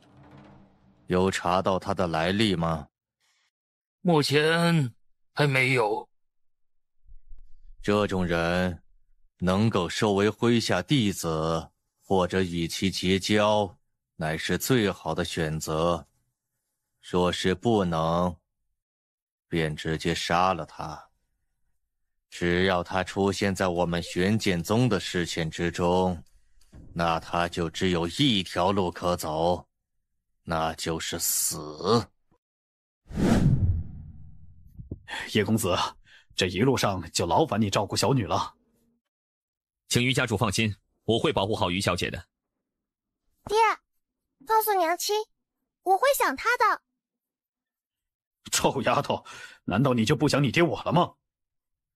我当然也会想爹爹的。你们俩一路上都要听叶公子的命令行事，明白吗？让两个大家族的长老听命于一个年轻人，这无疑是一件极不可思议的事情。然而两个长老的脸上没有流露出一丝不满的神情，反而觉得本该如此。家主放心，若是韵儿在外出了什么意外，老夫二人提头来见。别看叶清晨修为比他们低呀，但是他的实力一旦全部展露出来，却是可以轻轻松松的要了他们的命。都说修行路上达者为先，他们俩唯一能占到叶清晨便宜的，那也就只有辈分了。除此之外，他们还真找不出任何能够不听叶清晨命令的借口。于家主无需如此，二位长老的阅历胜我不知凡几，应当是我听他们的才对啊。叶公子就不要谦虚了，以你的实力，本就有能调动他们的资格。时候不早了，你们也该准备启程了。爹爹，我会想你和娘亲的，韵儿也会照顾好自己的。臭丫头，希望你这次回来后能够更加懂事一些。叶公子。于小姐，有事吗？就是觉得你心情好像不太好的样子，想过来陪你说说话。也不知道这西凉大会要开多久，要什么时候才能回家呢？这才刚离开梁南城没多久，怎么就开始想家了？才没有，只不过是想着离回家还有多久时间罢了。放心吧，等到大会结束之后，我就第一时间送你回去。哎，大会结束之后，你打算去哪儿啊？我吗？回燕云国。哦。不知为何，听到他要回去之后，于之韵心里莫名的变得有些空落落的，好像心里缺了什么东西似的。走吧，该回去休息睡觉了。这位小姐，夜色正好，干嘛这么急着回去呢？不如我们吹着晚风，在这里一同赏月，如何？不，我要准备回去休息了。哎呀，看来是我太过心急，吓到这位小姐了。这位小姐，在下名唤方卓，不知小姐芳名啊？我为什么要告诉你啊？这位公子，还请你自重，麻烦让出一条道来，同时不要打扰我。难道是我长得不够帅了吗？居然都吸引不了女人了？不，少爷的魅力绝对无人可比。方才属下就曾看到不少女子都在看少爷呢。算了，本来还想好好调情一番的，现在看来，还是直接带到我房间里去好好调教一下吧。动手的时候记得小心点啊。是，少爷。好看吗？什么人？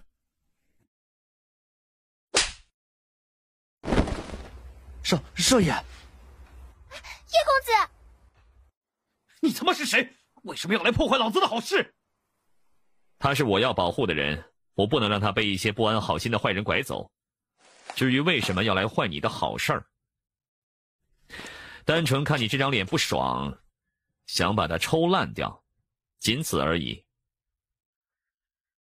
你知道我是谁吗？你这种行为惹恼了本公子，我背后的方家绝对不会放过你的。哦，那我倒是期待的很呢。那边闹出啥事了？好像要打起来了。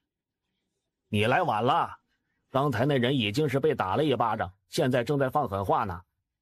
那个被打的人怎么看着有点眼熟啊？我操，这不是方家的公子方卓吗？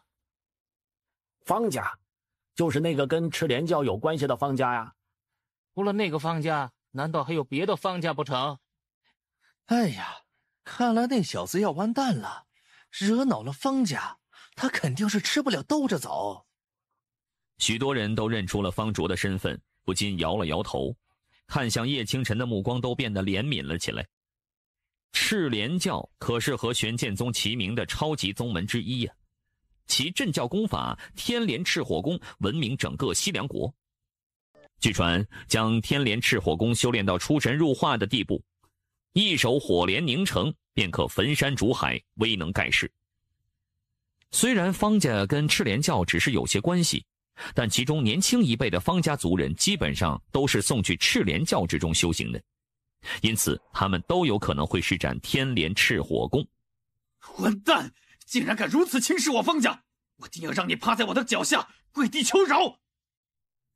给我上，把他的那张臭脸给我烧掉！是。原来还是一群玩火的。哼，你也就只能趁现在嘴硬了，待会看你这张嘴被烧掉的时候，你还能说出什么话来？少爷救我！你别过来！寂静，周遭死一般的寂静。原本准备一起围攻叶清晨的那些方卓的下属，此刻都呆愣在那里，脸上一片惊恐。怎么了？不继续和我打了吗？你究竟是什么人？那种彩色的火焰，西凉国内根本没人见到过，你肯定不是西凉国的人。看来你还不算太笨，来吧，接着来围攻我，我倒是要看看你能把我怎么样。你别过来啊！你要是敢杀了我，方家一定不会放过你的。同样的威胁你好像已经说过一次了吧？难道就不能换一个吗？你……唉，看来你也想不出其他更有威胁的东西了。这位公子，杀了几个不懂事的下属，也该停手了。是上主事，鹤云商会的10大主事之一。哎呀，连上主事都惊动了，看来这件事情也该就此结束了。停手？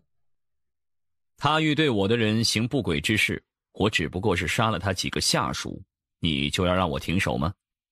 这天底下哪有这么便宜的好事儿啊？那公子想如何解决？很简单，把他这只手断掉，再让他自己抽自己的脸50个巴掌，这件事儿呢，我就既往不咎了。你未免欺人太甚！呵呵呵，只不过是断掉他一只手臂，把他的脸抽烂而已，又不是要他的命。哼，相比较后者，我这个要求已经很仁慈了。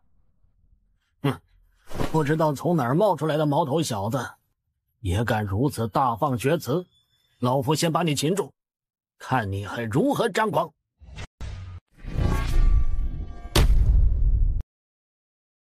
看不出来啊，你竟然有如此敏锐的感知。如果你今天识相一点，见好就收，老夫也不会选择出手。哼，找麻烦的一直都是你们。我只不过是想讨个说法而已。现在看来，你们非但不打算给我个说法，还打算杀人灭口了。是你欺人太甚在先，老夫先前隐忍你出手杀掉那几个属下，已经是相当于给了你相应的补偿和天大的面子。可你后来非但不停手，还想继续羞辱我家少爷。年轻人，你应该明白，有些事情不能做得太过分了，否则你将会为此付出惨重的代价。哦，惨重的代价，就是指要我的命吗？哈哈哈，可现在看来，你也没能拿走我的命啊。方才只不过是你运气好而已，老夫可不信，你的运气能好到次次都能躲开。啊，是4连！这个方家的长老居然将天连赤火功修炼到4连之境了。叶公子，你刚才的那一战简直太厉害了！你将来啊，多努力修炼，迟早也能变得很厉害的。叶公子，你难道不怕赤莲教的火焰？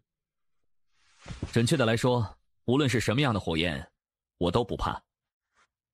真的假的？什么样的火焰都不怕？这简直没天理了！两个老人此刻看向叶清晨的目光，就犹如在看一头怪物。实际上，叶清晨这话还真并不是夸大。凤凰岩本就是属于超脱这个世界层面的火焰，只要不是面对和凤凰岩同等层次的火焰，叶清晨都能怡然不惧。目前彩凰焚天诀修炼到第2境之后，叶清晨身上的凤凰岩又多出了一个特性，即黄焰同化。方家背后站着赤莲教，他们所施展出来的火焰，便是源自赤莲教的正宗功法天连赤火空。赤莲教在我西凉国的地位等同于玄剑宗，其实力同样深不可测。哪怕叶公子不惧怕他们的火焰，可毕竟双拳难敌4手。老夫还是建议，等到了皇城之后，叶公子还是要稍微低调一段时间为好。不错，玄剑宗和赤莲教都扎根于皇城，这皇城之中到处遍布着他们的眼线。为了保证公子的安全，还请公子最好低调一点，留得青山在，不愁没柴烧啊。2位长老，有些事情可不是光靠低调就能躲过去的。等到西凉大会召开的时候，我注定要出现在西凉国所有人的视线之中。到那个时候，他们还是会注意到我。既然如此，那又为何要低调呢？低调只是能够短暂躲避一时，无法解决一切事情，反而还会助长他人的嚣张气焰。若是方才于小姐被骚扰的时候，我碍于方家的势力，选择低调妥协，那么于小姐岂不是要遭了那方家少爷的歹手吗？既然都已经招惹了西凉国那2个超级宗门，那你们就再给我说说其他的超级宗门吧。在短短1炷香时间的交流中，叶清晨对目前西凉皇城的格局算是有了一个比较清晰的认知。和燕云国一样，西凉国皇城也同样有着4个超级宗门坐镇。除去叶清晨已经知晓的赤莲教和玄剑宗之外，另外2个宗门分别是葬花宗和彩云门。其中彩云门专收女弟子，几乎不收男弟子，而和彩云门相反，葬花宗只收男弟子，不收女弟子。这2个奇特的宗门让叶清晨都不禁感到有些好奇。叶公子，彩云门这个宗门没什么，虽然里面的女弟子相貌、天赋等等都还算不错，但恕老夫直言，没有一个配得上叶公子的。不过这个葬花宗就稍稍有些怪异了。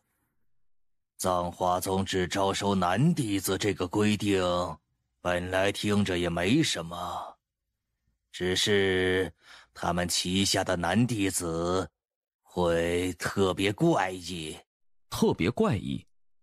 怎么个怪异法？等叶公子见识过葬花宗的弟子后，自然就会明白了。了解完这些过后，四人分别回到自己的贵宾房间开始睡觉。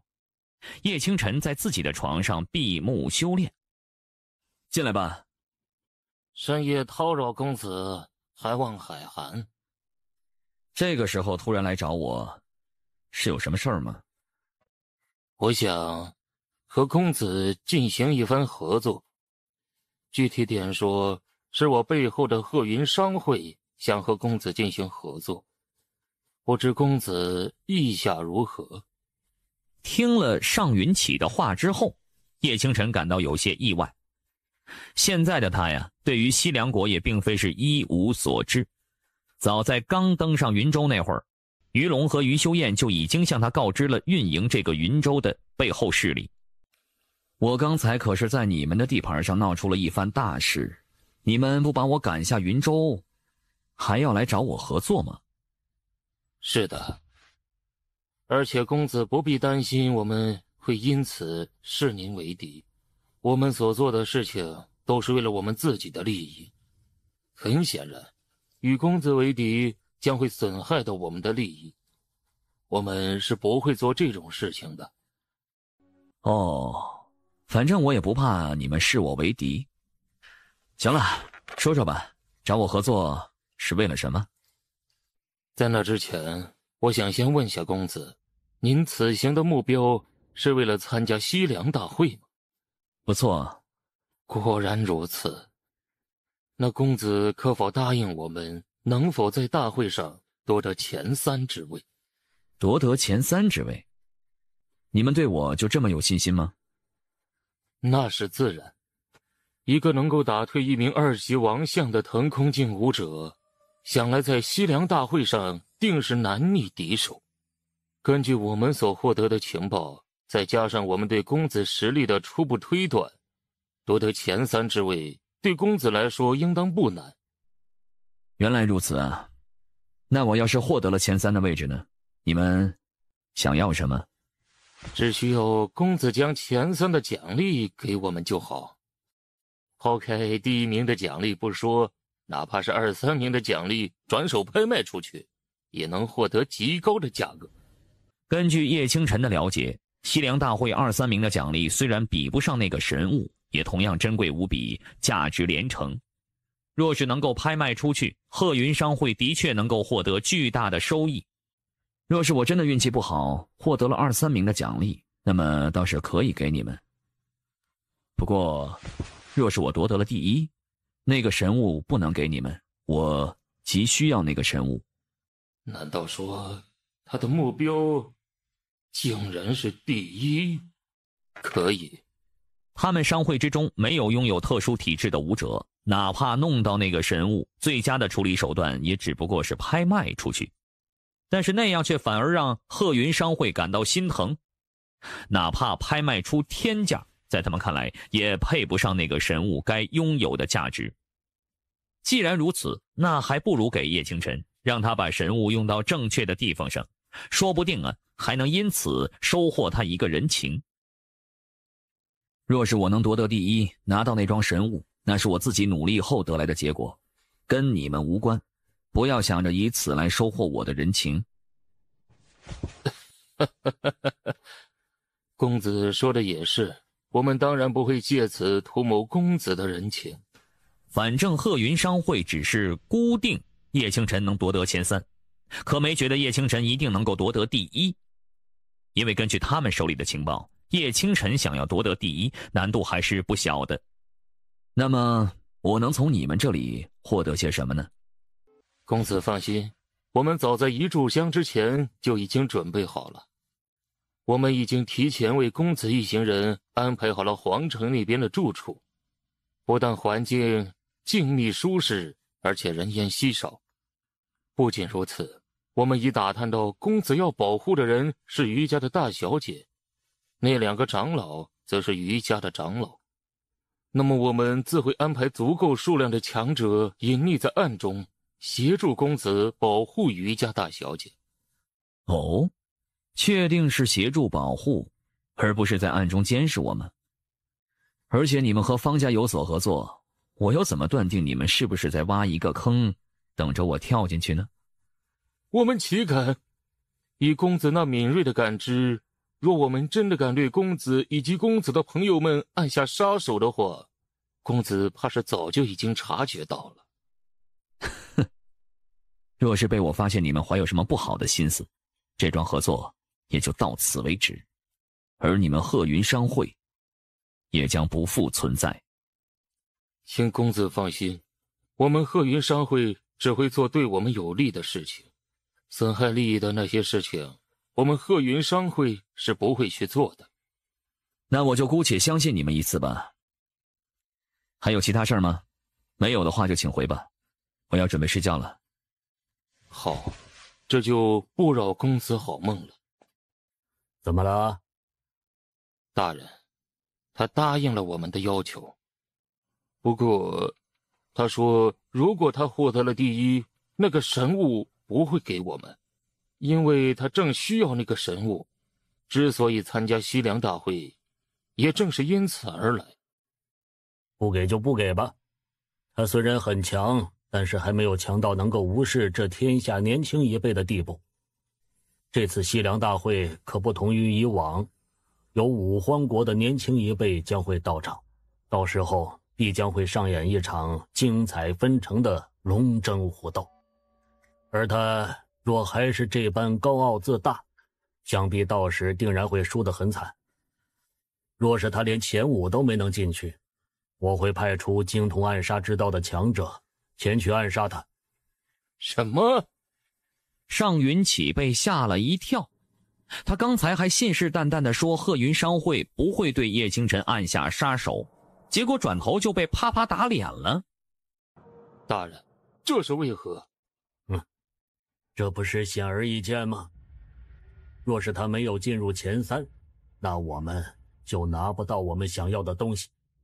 既然如此，那还留着他做什么呢？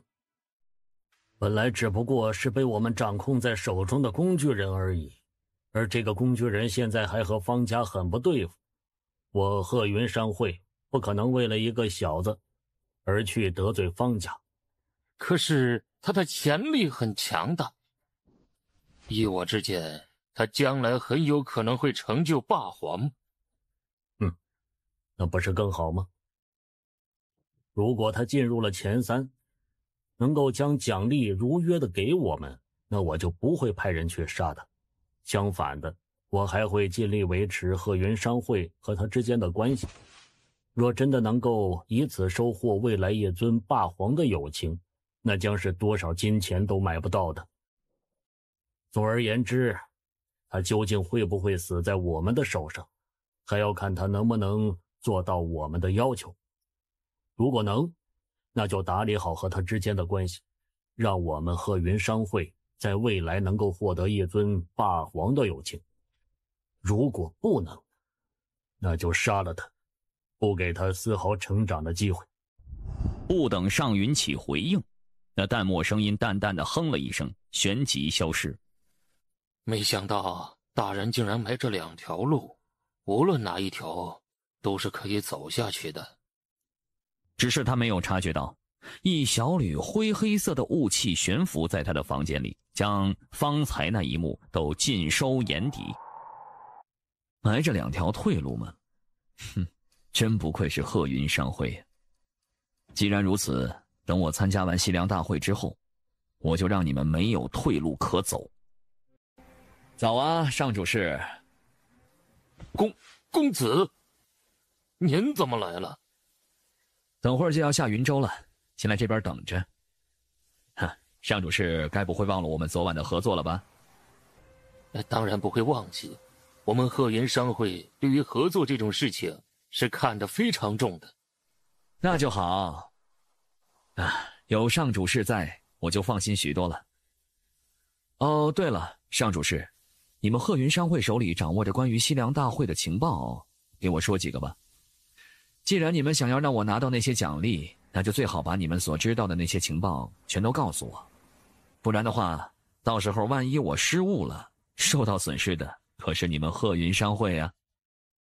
好，那老夫就跟公子说下近期参加西凉大会的热门种子都有哪些。那一男一女究竟是什么身份？你们可打探清楚了？还没有。那毕竟是五荒国，我们鹤云商会的眼线还无法彻底深入五荒国之内，暂时也不清楚这两个人究竟来自五荒国的哪个宗门，或者是哪个大家族里。好了，我明白了，那就先谢过上主事了。祝我们合作愉快。祝我们合作愉快。这里就是我们鹤云商会为公子您和您的朋友们安排的住处了。叶公子真厉害，居然能让鹤云商会给叶公子安排这样的住处，真是了不起。这没什么，只不过是稍微相互利用了一下。叶公子，这周围没有任何人隐匿在暗中，看来这里还算比较安全。安全？过一段时间可就不见得了。怎么可以这样？于志运怒气冲冲地说道。他们可是鹤云商会，是整个西凉国最大的商会，怎么可以这样背后捅刀子？那叶公子，我们现在该怎么办？叶公子，要不我们换个客栈住如何？现在再去换客栈住也已经迟了，因为现在西凉大会的关系，皇城里的客栈现在肯定都是人满为患的情况。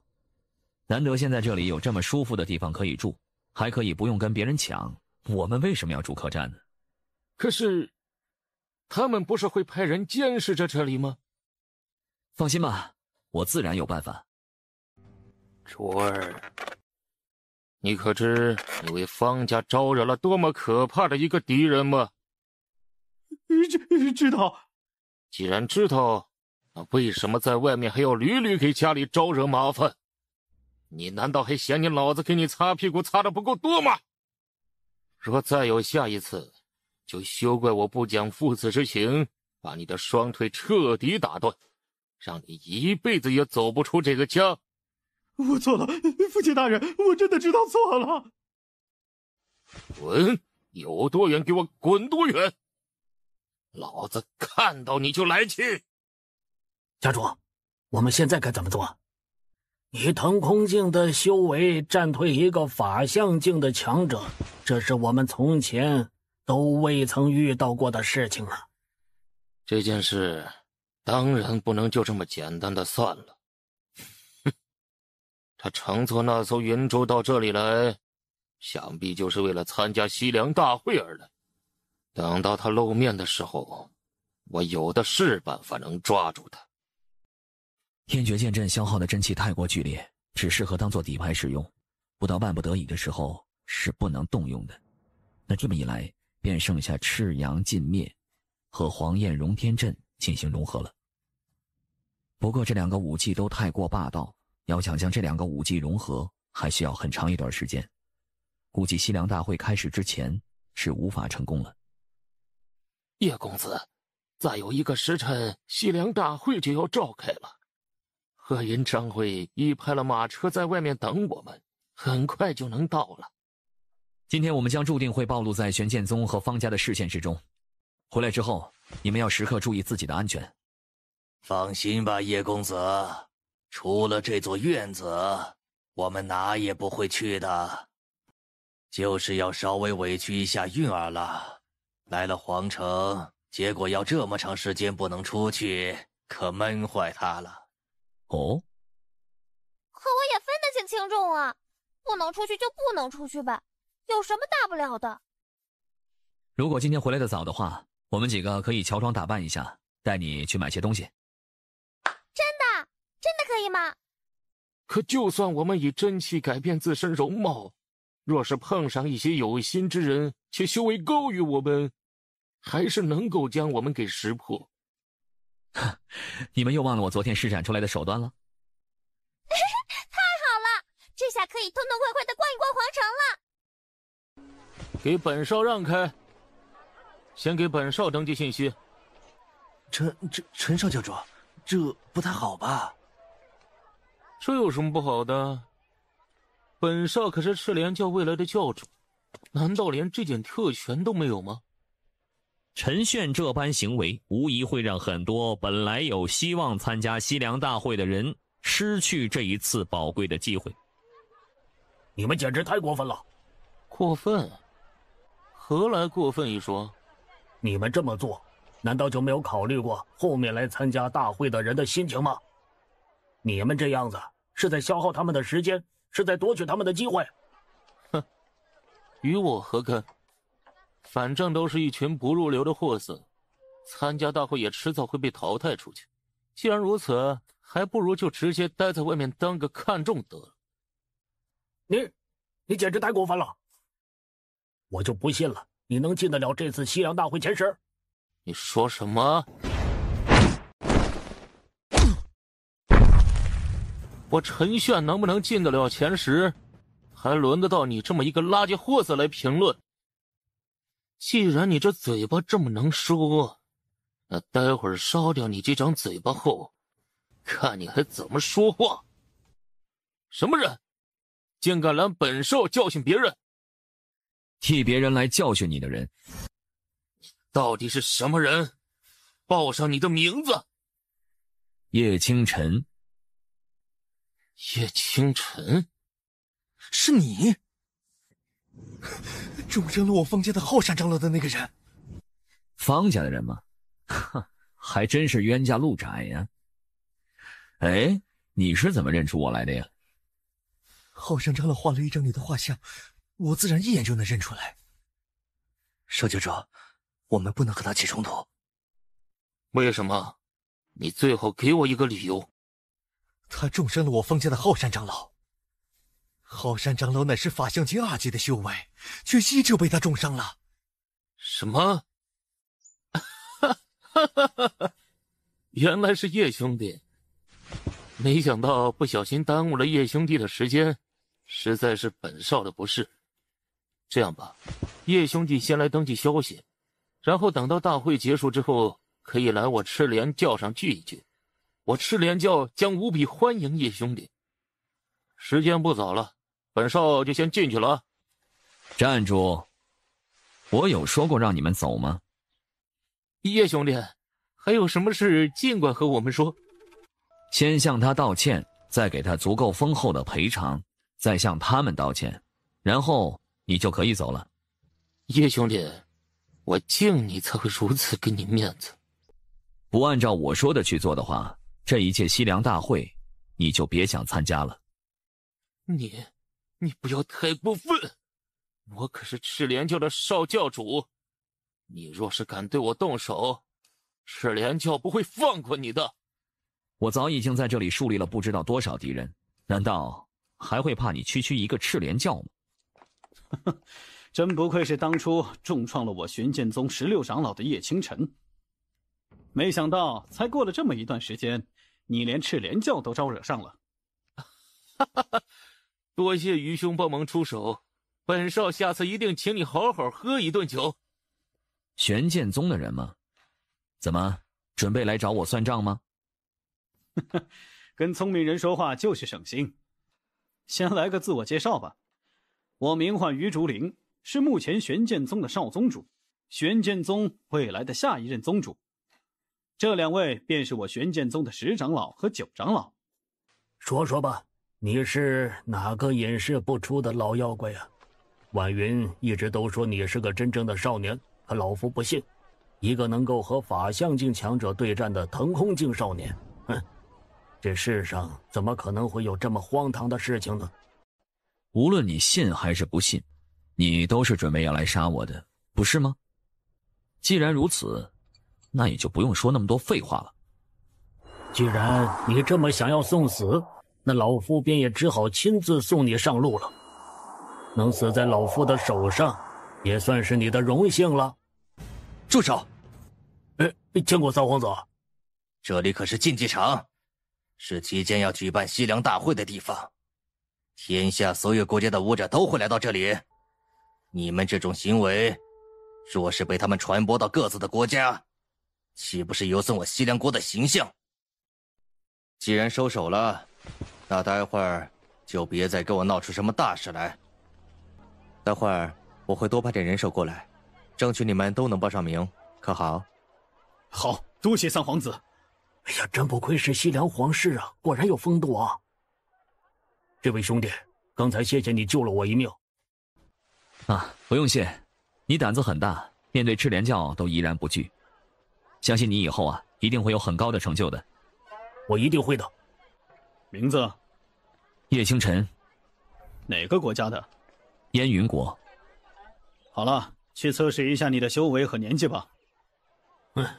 接下来就是他暴露的时候了。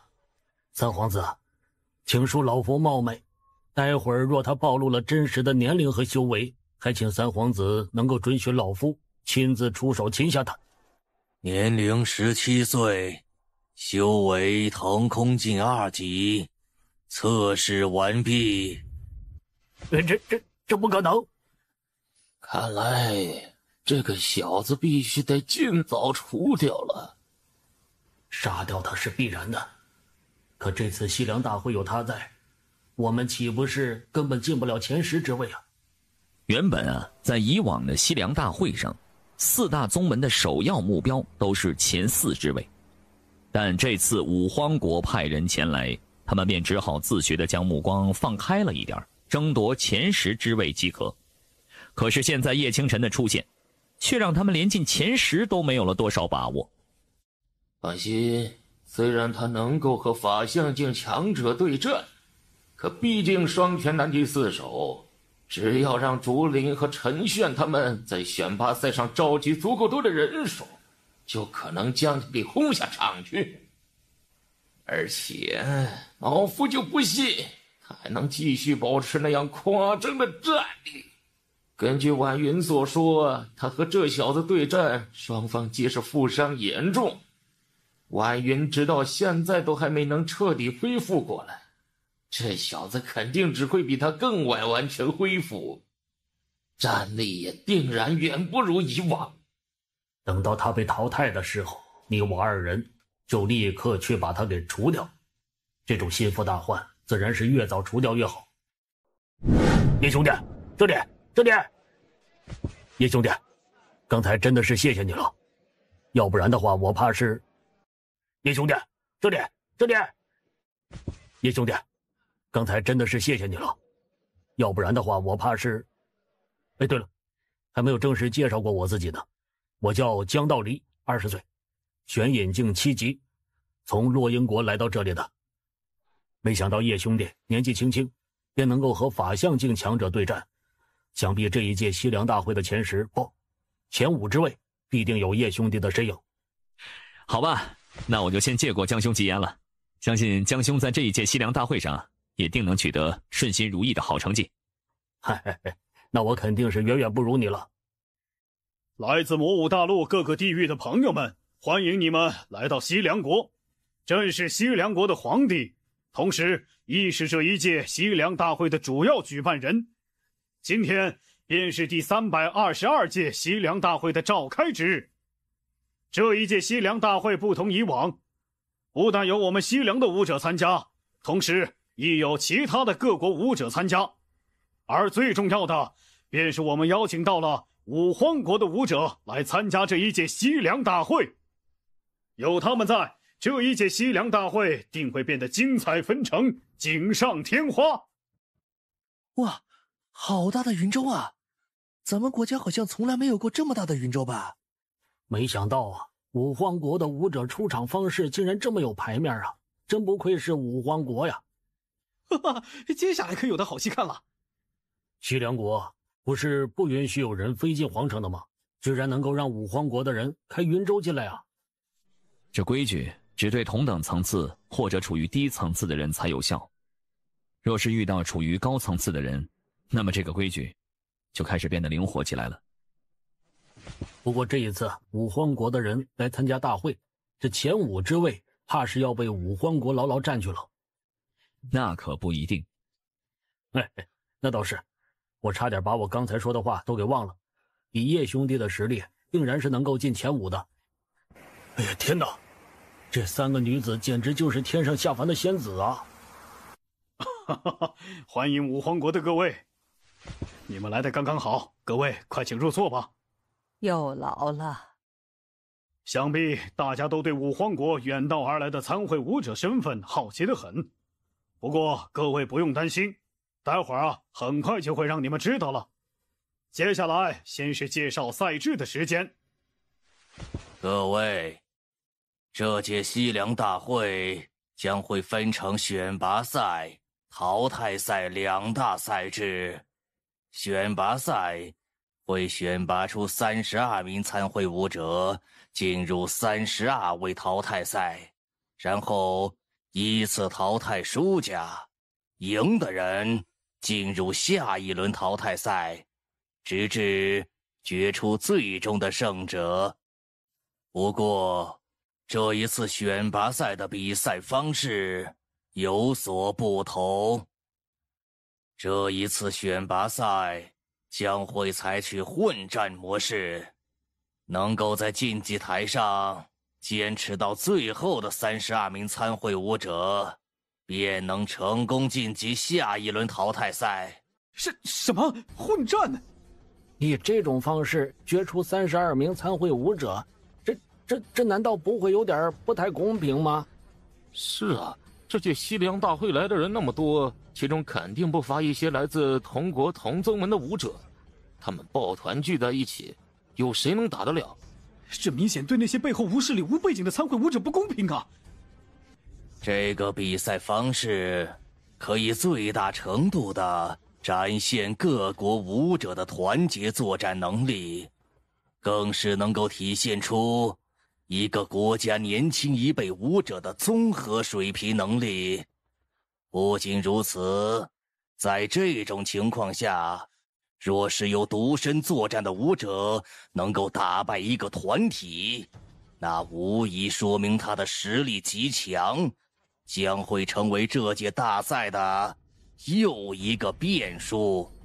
我们这一届西凉大会要的就是精彩的意外和无法猜测到的变数。我想各位也不想看到这么一届结果早已注定、毫无意外变数的西凉大会吧？哼，一群白痴！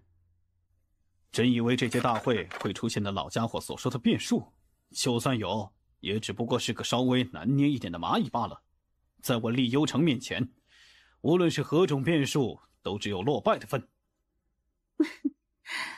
少主说的是，这届西凉大会我们只不过是来玩玩而已，主要目标是那桩神物。至于这群跳梁小丑，到时候就交由我们来清理就好，无需少主出手。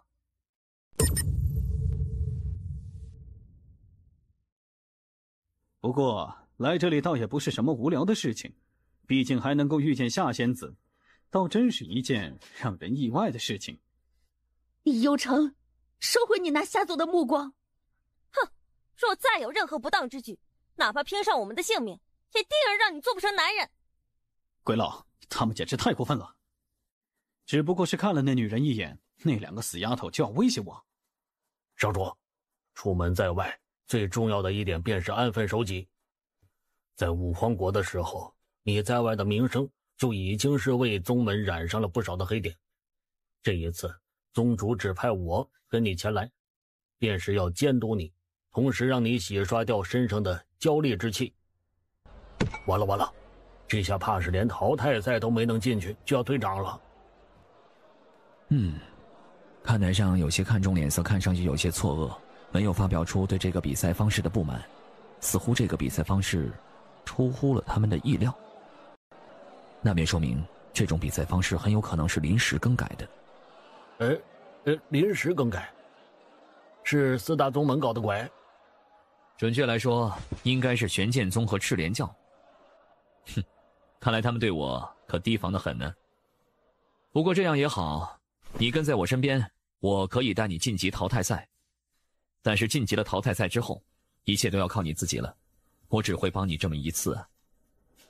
我明白的，叶兄弟能够主动出手帮我，我已经是很感激不尽了。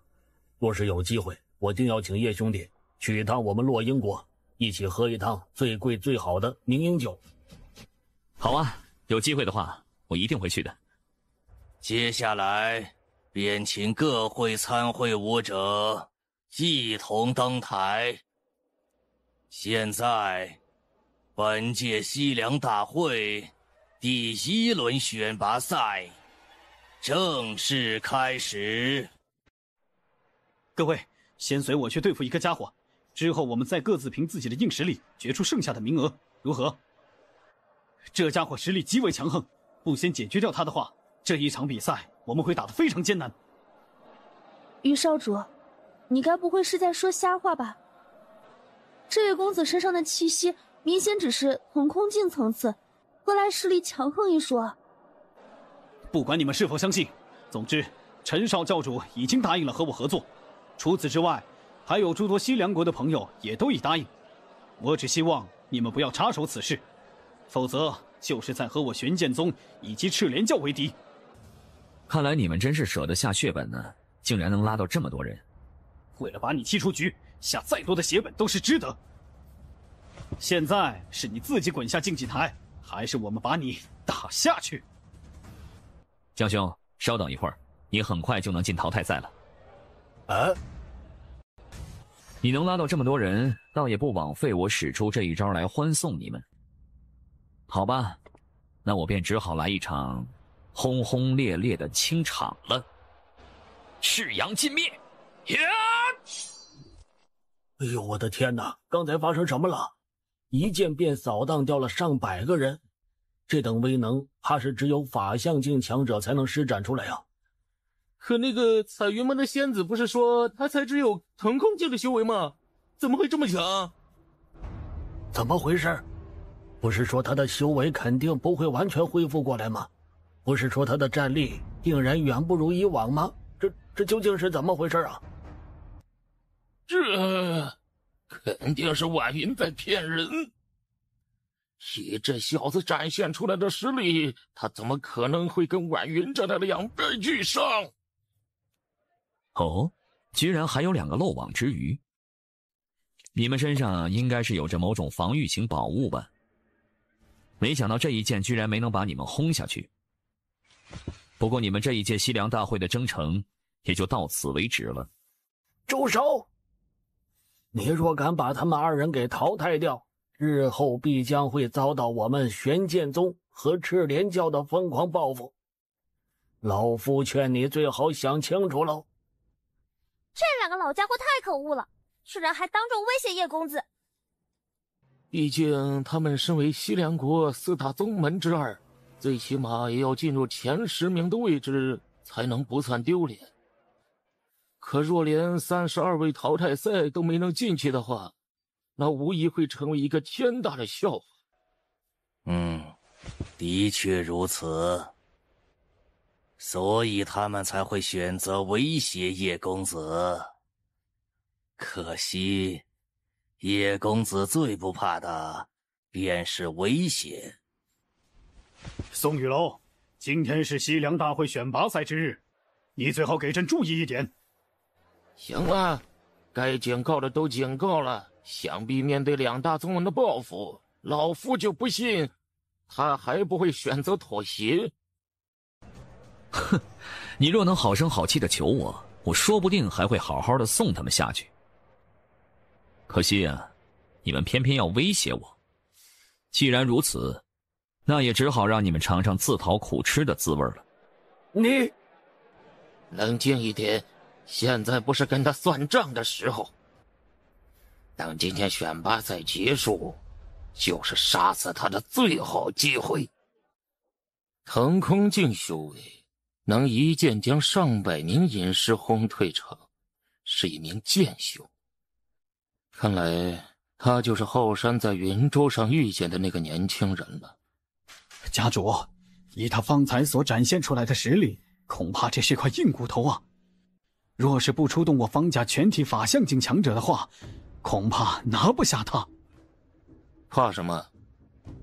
这不是还有玄剑宗和赤莲教在前头为我们开路吗？可是这个年轻人一旦落到他们手里，必定会被严刑拷问，交代出身上所有的秘密。这个年轻人实力如此夸张，身上定然藏有诸多不为人知的秘密。难道家主就不想？我不贪这些，我最大的优点就是知足常乐。一顿饭吃得太撑，会撑破肚皮的。鹬蚌相争，渔翁得利。那我就暂且当有回渔翁好了。恭喜各位成功通过这一场选拔赛的考验，请各位将自己的名字以真气输入进对战榜中，稍后由对战榜随机决出32位淘汰赛各自对应的对手。叶清晨，这名字好陌生啊，应该不是西凉国的人吧？原来是个深藏不露的高手啊！看来这届西凉大会可有的好戏看了。快去派人搜寻叶清晨的来历，如有可能，最好让他入我旭阳宗麾下。这等天才，不，怪胎，不能便宜了别人。原来这就是叶公子的名字吗？真好听。快看，对战榜上出现了变化了！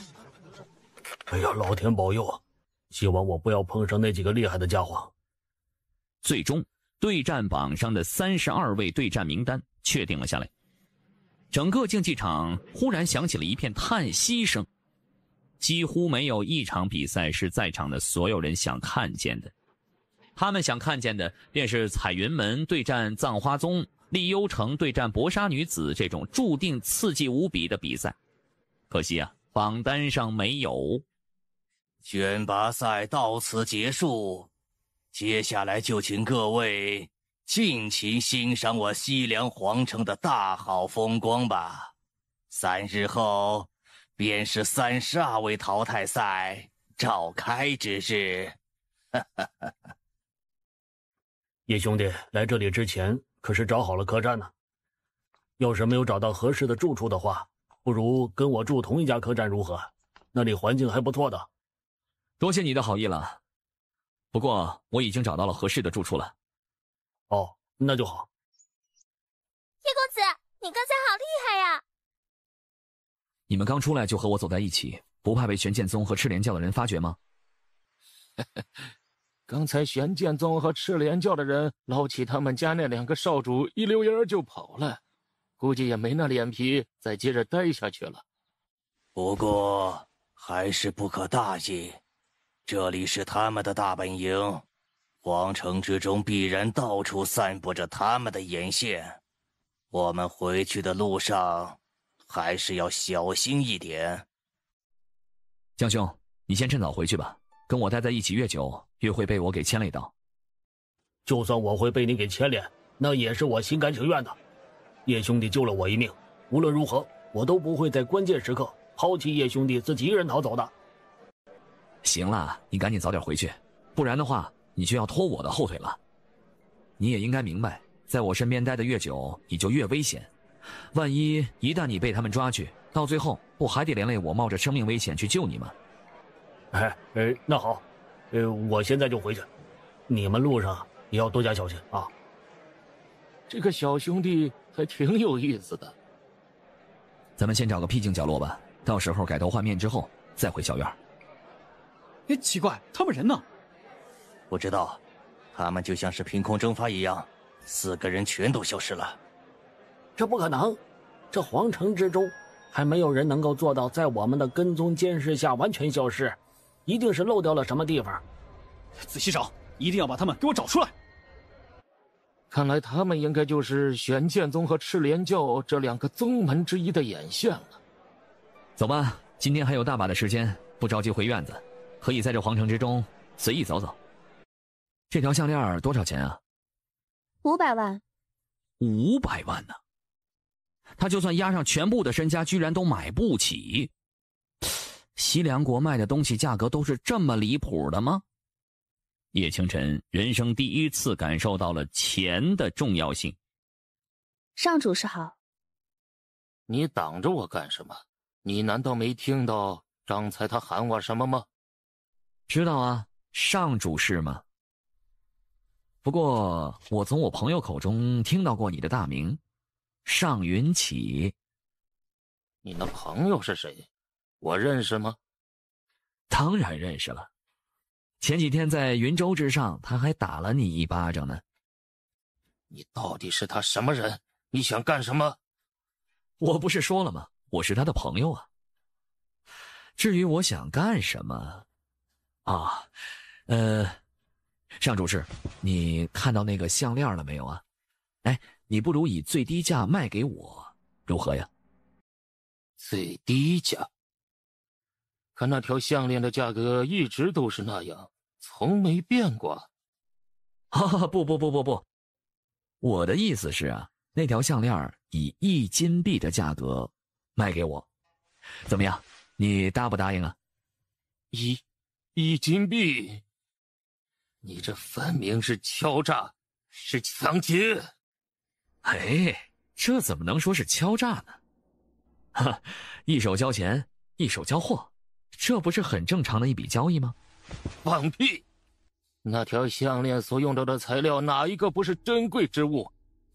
甚至当初为了制作这条项链，我还亲自去请了一趟西凉国手艺最好的师傅，所付出的成本远比你想象的高出不知道多少倍，岂可能是你一句话1个金币就能买下来的？你最好态度给我放尊重点。哟呵，没想到你现在这么硬气了啊！那让我猜猜，你现在估计很想对我动手吧？想把我抓起来，方便引诱他现身。无论如何，你都不可能以1金币的价格买下那条项链，还是请回吧。那也好。哎，可惜了呀，从今往后，鹤云商会就要少了一位主事了。你这是在威胁我？你可以这么认为。不过呢，我也就是随便说说，你可以不用当真的啊。随便说说？不可能，他绝对不敢取我的性命。他一旦杀了我，就等于和鹤云商会宣战。你以为你在鹤云商会里边很重要吗？少了你，他们就会向他宣战。你觉得鹤云商会里的大人物们会这么傻吗？我从他那里听说了，这种合作明显是你们鹤云商会有求于他，而且你们所给出的东西在他看来其实根本不值一提。如果不是他嫌做这些事情太麻烦，他根本就不会答应与你们合作。更重要的一点是，你认为他会怕鹤云商会吗？是啊，他连玄剑宗和赤莲教都依然不惧，又怎么可能会惧怕鹤云商会的报复？好，我答应你，将那条项链以1金币的价格卖给你。识时务者为俊杰。你当初在云州上能忍得下他那一巴掌，就活到了今天。那么今天你能在这件事上退让一步，说不定你还能活得更长一点呢。来吧，把这条项链给我吧。叶公子，你难道也买了不少东西了？没买多少，就买了一条项链而已。哇，好漂亮！叶公子买这条项链是要送人吗？是啊，是要送人的。等西凉大会结束之后，我就会离开西凉国，这条项链便是带回去送给他的礼物。原来是要送给别人的呀。那这条项链一定很贵吧？不，一点都不贵，只需要1个金币。于之运3人大吃一惊，叶清晨便将先前发生的事情都说了出来。哈哈哈，这样也好，算是先在他身上讨了个小小的利息。叶公子这一招还真是妙啊！走吧，今晚还得接着在他们安排的院子里好好的睡上一觉呢。你们快看，那4个看台上是不是4个超级宗门的领头人都来了？宗主，快看，那个家伙就是叶清晨。宗主，这家伙不但伤了婉云，而且还不把我们玄剑宗放在眼里啊！等到大会结束之后，必须得把这个小子给除掉，以洗刷我们所蒙受的耻辱。这是当然，这么多年了，从来没有人敢如此不把我玄剑宗放在眼里，他还是第一个。不过，想要教训这小子的人，可不止我们一个。到时候，我们必须得先下手为强。欢迎各位来到西凉竞技场，共同观看这一场举国共睹的盛事。今天便是这一届西凉大会32位淘汰赛的比赛之日。32位排位战共分为2天赛程，1天比8场。接下来的每一场比赛都将遵循对战榜的安排，待会儿老夫念到名字的就立即登台比试。下一场，江道离对战木星水。到我了。到了这里，我可就没法帮你了，一切都得靠你自己了。江兄，记住，对战的时候全程保持头脑冷静，心如止水，如此一来，你便能占据一半的胜机。我明白了，多谢叶兄弟之言。这个木星水，我记得是葬花宗的弟子啊。葬花宗的吗？又是一个超级宗门的弟子，看来这一场不用看喽。那个江道离好像跟那个叶清晨关系很好的样子，不过这是淘汰赛，想来叶清晨也应该帮不到他什么。在下葬花宗木星水。洛英国大元宗江道离，原来是从洛英国远道而来的朋友，不知这一场打完之后，江兄可否帮我一个忙？请讲。你可不可以帮我转告那位叶兄弟，我们葬花宗欢迎他的到来，顺便也帮我说几句好话，可以吗？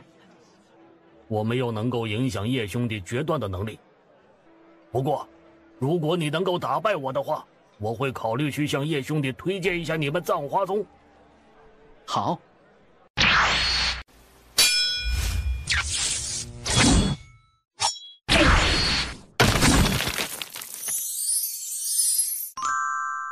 我去，好恐怖的威能！不愧是葬花宗，这施展出来的武技虽然看着漂亮，但一旦被命中，红烬无知哪怕不死，也怕要受重伤啊！哎呦，可惜了，这么漂亮的武技，若是换成女弟子来施展该有多好啊！可惜是个大老爷们儿，还是个娘娘腔的大老爷们儿啊！嘘，小点声，他们宗主可就在这儿呢，你不想要命了？不错，虽然落入下风之中，却依旧能够保持心神稳定，头脑冷静，试图找寻解决之法。想通过大量消耗我的真气来拖死我吗？可不能光让你占取便宜了。没想到居然能和你打到这种地步，倒真是出乎了我的意料呢。那么接下来就到了该分出胜负的时候了。乐意奉陪。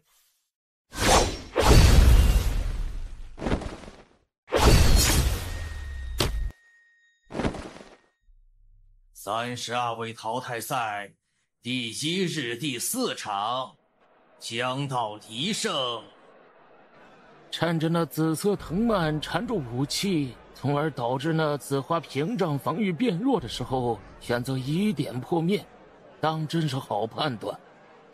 他好像和叶公子关系很好的样子，会不会是叶公子给他提了这个建议？或许叶公子会在比赛前提醒他一些事情，但像这种涉及到关键时刻的判断，还是要靠他自己的。更何况叶公子并非我们西凉国的人，对葬花宗这个宗门一点都不了解，又怎么可能给出这种具有针对性的建议？不错的判断力，难怪会和叶兄成为朋友。看来是没办法把叶兄拉到我们葬花宗来了。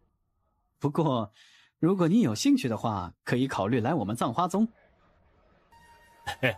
穆兄的好意心领了。我来这里呢，只是为了会一会天下群雄，没有想过要待在西凉国。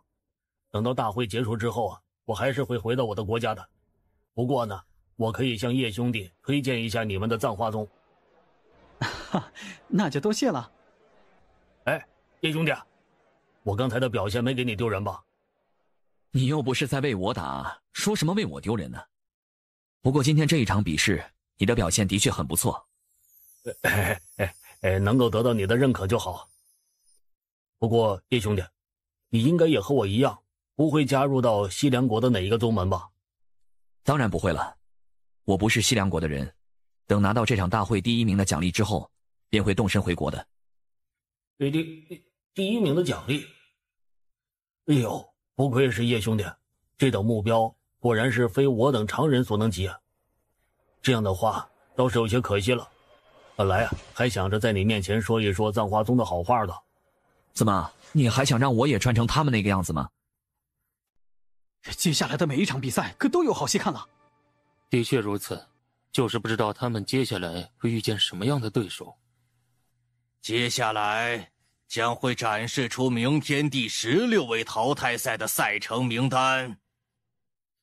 叶清晨目光看去，眉头微皱，只见他明天的对手赫然是厉幽城。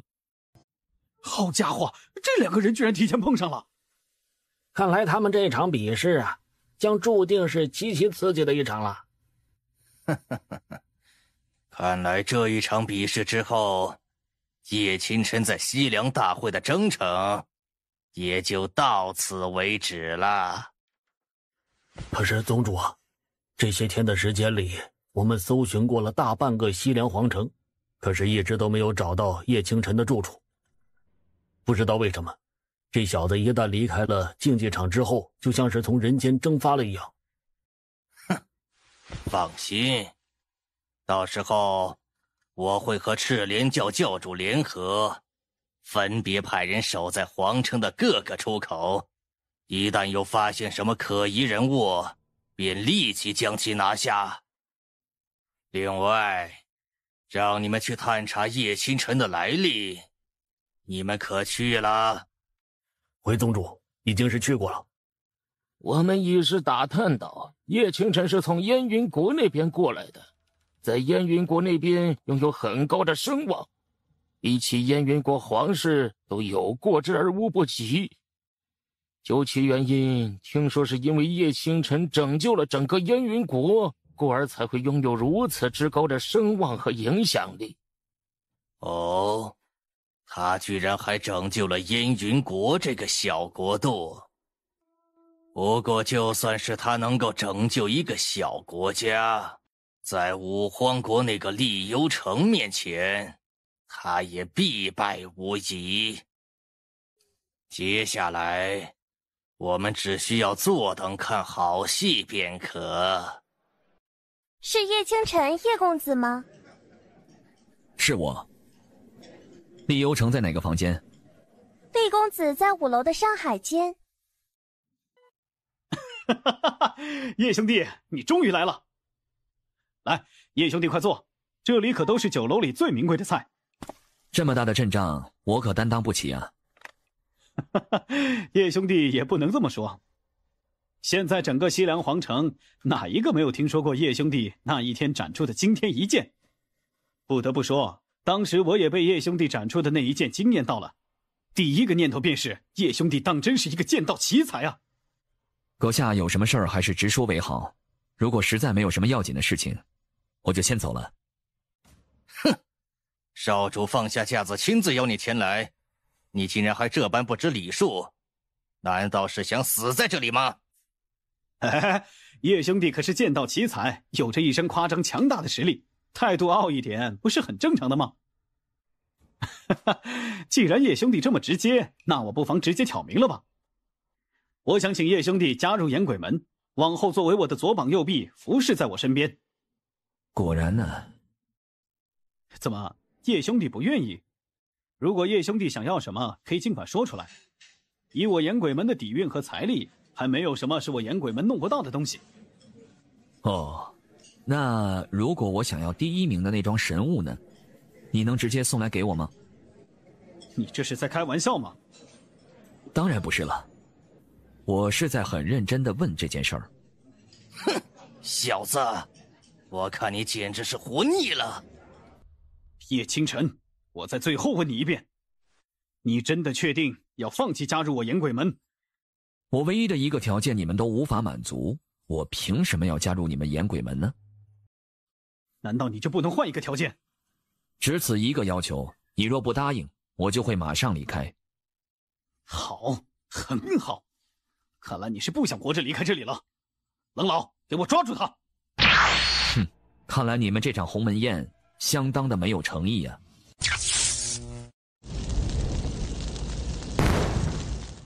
少主，少主，你怎么样了？我没事。他这一剑还要不了我的命。叶清晨，明天的比试上，我定要让你求生不得，求死不能。哎，你们听说了吗？孟良酒楼昨晚5楼发生了一场大爆炸。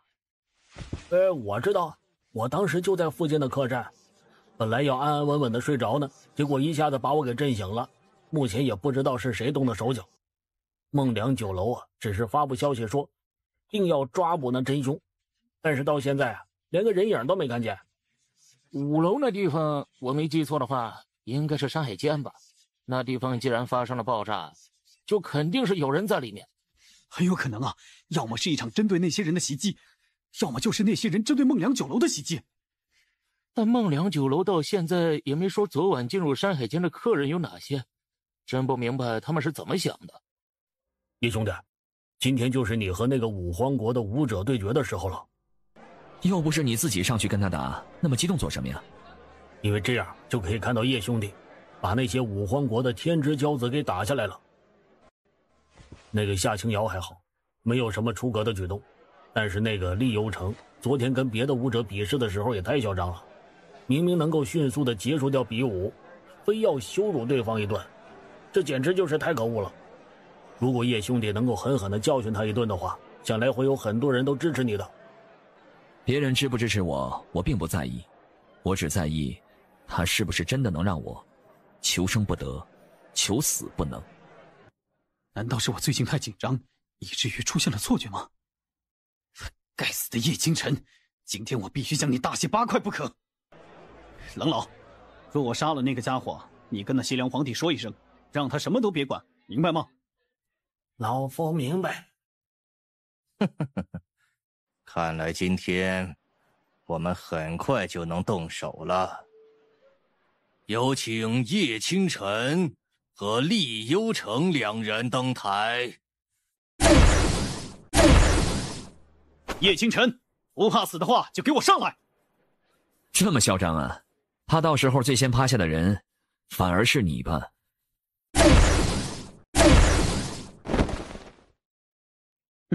继续嘴硬吧，也就只能趁这种时候嘴硬了。你伤了我的人，我定要让你付出相同，不是比这更加惨重的代价。等我将你踩在脚下的时候，我会让人去搜寻与你有关系的人，然后男的全部杀死，女的全都卖到青楼去做妓女。怎么样，这个代价如何？哼，看来不把你的牙齿一颗一颗的敲掉，你是不会认知到自己的错误了。哼，装神弄鬼！老头，赶紧开始！好，西凉大会第16位淘汰赛第7场，现在开始。让我看看，你这个小子究竟有什么资格在我面前嚣张？这就是岩鬼门的鬼影岩。这种火焰掺杂着如此恶劣的负面恶灵，想来你们岩鬼门的功法也应该相当的邪恶，是用了一些不正常的手段修炼的吧？怎么回事？怎么可能？我的火焰怎么可能会害怕那家伙的火焰？看来你的火焰很害怕我的火焰呢，还未开打就已经忍不住要举白旗了呢。我的鬼影炎是这魔武大陆上最强大的火焰，不可能有其他火焰能让它屈服的。看我怎么让你身上的火焰全部熄灭！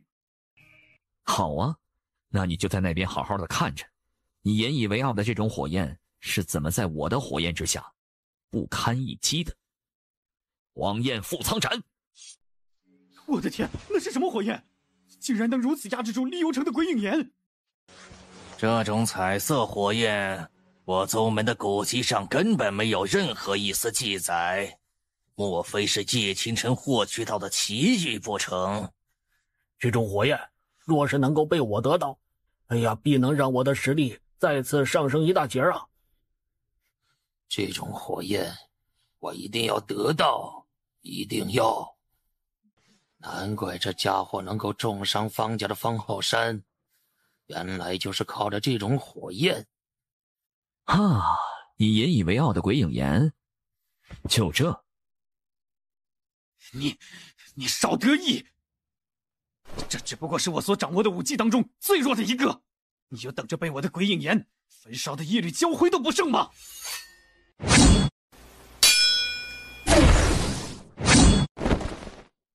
岩鬼门的鬼影炎真是太可怕了！刚才我的耳朵似乎都隐隐约约听见厉鬼嚎哭的声音了。通过吸收恶灵来增强自己的火焰之力，修炼着这种邪祟功法，居然还能发展出自己的宗门势力。哼，看来这五荒国也没有我想象中那么干净啊！鬼影炎的心神干扰居然对你没用！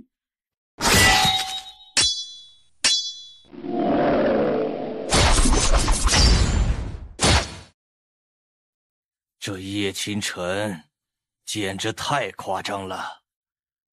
厉幽城能够被鬼岩门派来争夺那桩神物，想必其自身的资质在宗门之中也定然是属于上游地位，而他所展现出来的实力和地位也无疑表现了这一点，但是却依旧和叶倾城打得难解难分，实在是让人叹为观止啊。少主，看来这个小子将会是您的又一个强力对手啊。的确如此，那就看他能否真的能战胜厉幽城了。我很期待能和他一决高下。该死的，这家伙的火焰简直太克制我的鬼影炎了！怎么不打了吗？堂堂一个从五荒国远道而来的岩鬼门武者，居然还打不过我这么一个小角色，这要是说出去，怕是要让人笑掉大牙喽！你少主冷静，这家伙分明是想让你继续消耗真气，燃烧鬼影炎，好被他继续克制。接下来你要收回鬼影炎，单纯以真气和他对战。老夫相信，这定然能够让少主瞬间扳回劣势。这家伙竟然有如此之深的心机！虽然失去了鬼影炎，但我的实力可没有大打折扣。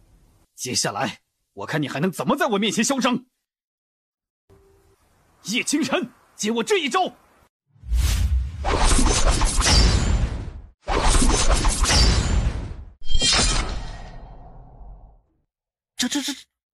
这不是法域吗？哎，以腾空境修为施展法域，这什么情况啊？到底是我的大脑混乱了，还是这个世界混乱了？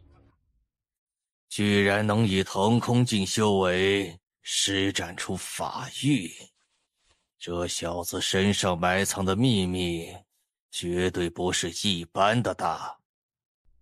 居然能施展出这等神奇！婆婆，您能看出来他施展的法域层面有多高吗？看不出来，老身只知道这小子施展出来的法域层面应当比你修炼幻心玲珑典后所施展出来的法相层次还要更高。你这是什么？法玉啊，你难道没见识过吗？就算你施展出来的法域层次比我的法相层次高，但也不见得就能让你赢得了我。我会让你见识到你我之间的差距究竟有多大。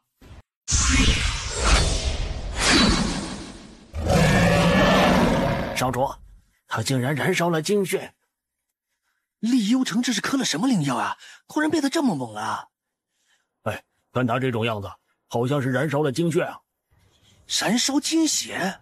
好家伙，这是要准备搭上自己的武道前途了呀！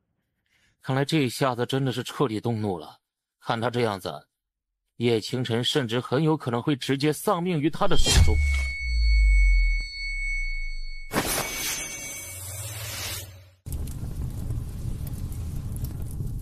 来，我倒是要看看这一招究竟能有多强！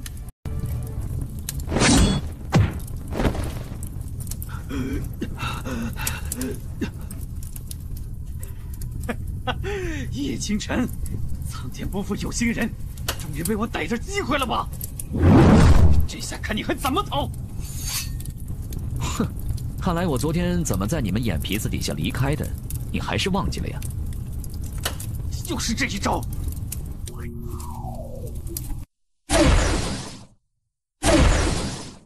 叶小儿，你施展出如此强大的杀招，究竟意欲何为？难道你想杀死我岩鬼门的少主不成吗？杀死你们少主？哈哈，我可没那么大的胆子。牙尖嘴利，看老夫待会儿擒住你的时候，你是不是还能这么嚣张？你们快去救叶公子，快呀！夏青瑶，你几个意思？没什么意思。他是我的对手，你没资格夺走他的命。你是在说老夫吗？老夫好歹也是岩鬼门的执法长老之一，凭什么没有资格？就凭我站在这里。老混账，这是不是你干的好事？哈哈哈！你这老家伙倒打一耙，还蛮有一手的嘛。这都是少主的想法，老身可从来不会干涉或左右他的想法。得罪了我们岩鬼门，你们幻侠宗也绝对不会好过。小子，今天算你运气好，若下次有机会再见面，一定不会让你逃掉了。你怎么样？有没有事？没事，那老家伙就算突然袭击，我也一样能躲开。那就好，希望这场西凉大会，我能够和你一战。哎，等等，不知今晚能否和你一起聊聊？又是这种追求套路吗？啊，不是别的事情，是关于你的体质的问题。你是怎么看出来的？我自然有我的方法。今晚在异香酒楼一聚，如何？叶公子，你今天下午说的都是真的吗？如果让老身发现你只不过是为了接近少主才故意说出这种话，那么想必叶公子应该知道自己会落得什么样的下场。夏仙子，请问你是不是有一次修炼打通错了经脉，导致差点走火入魔，最后留下了隐疾呢？那请问叶公子，少主他还有恢复的可能吗？当然，而且我可以帮他恢复。老身要怎样才能知道你不是在骗人？接下来请二位且看着便是。这种精纯至极的灵气，你怎么会？我手中这团灵气便能修复夏仙子的幻心玲珑体。夏仙子，待会儿我会将这些气息输入进你的体内，还请夏仙子暂时放下提防，放松身心。请夏仙子放心，我会将气息隔空输送的。叶公子，请开始吧。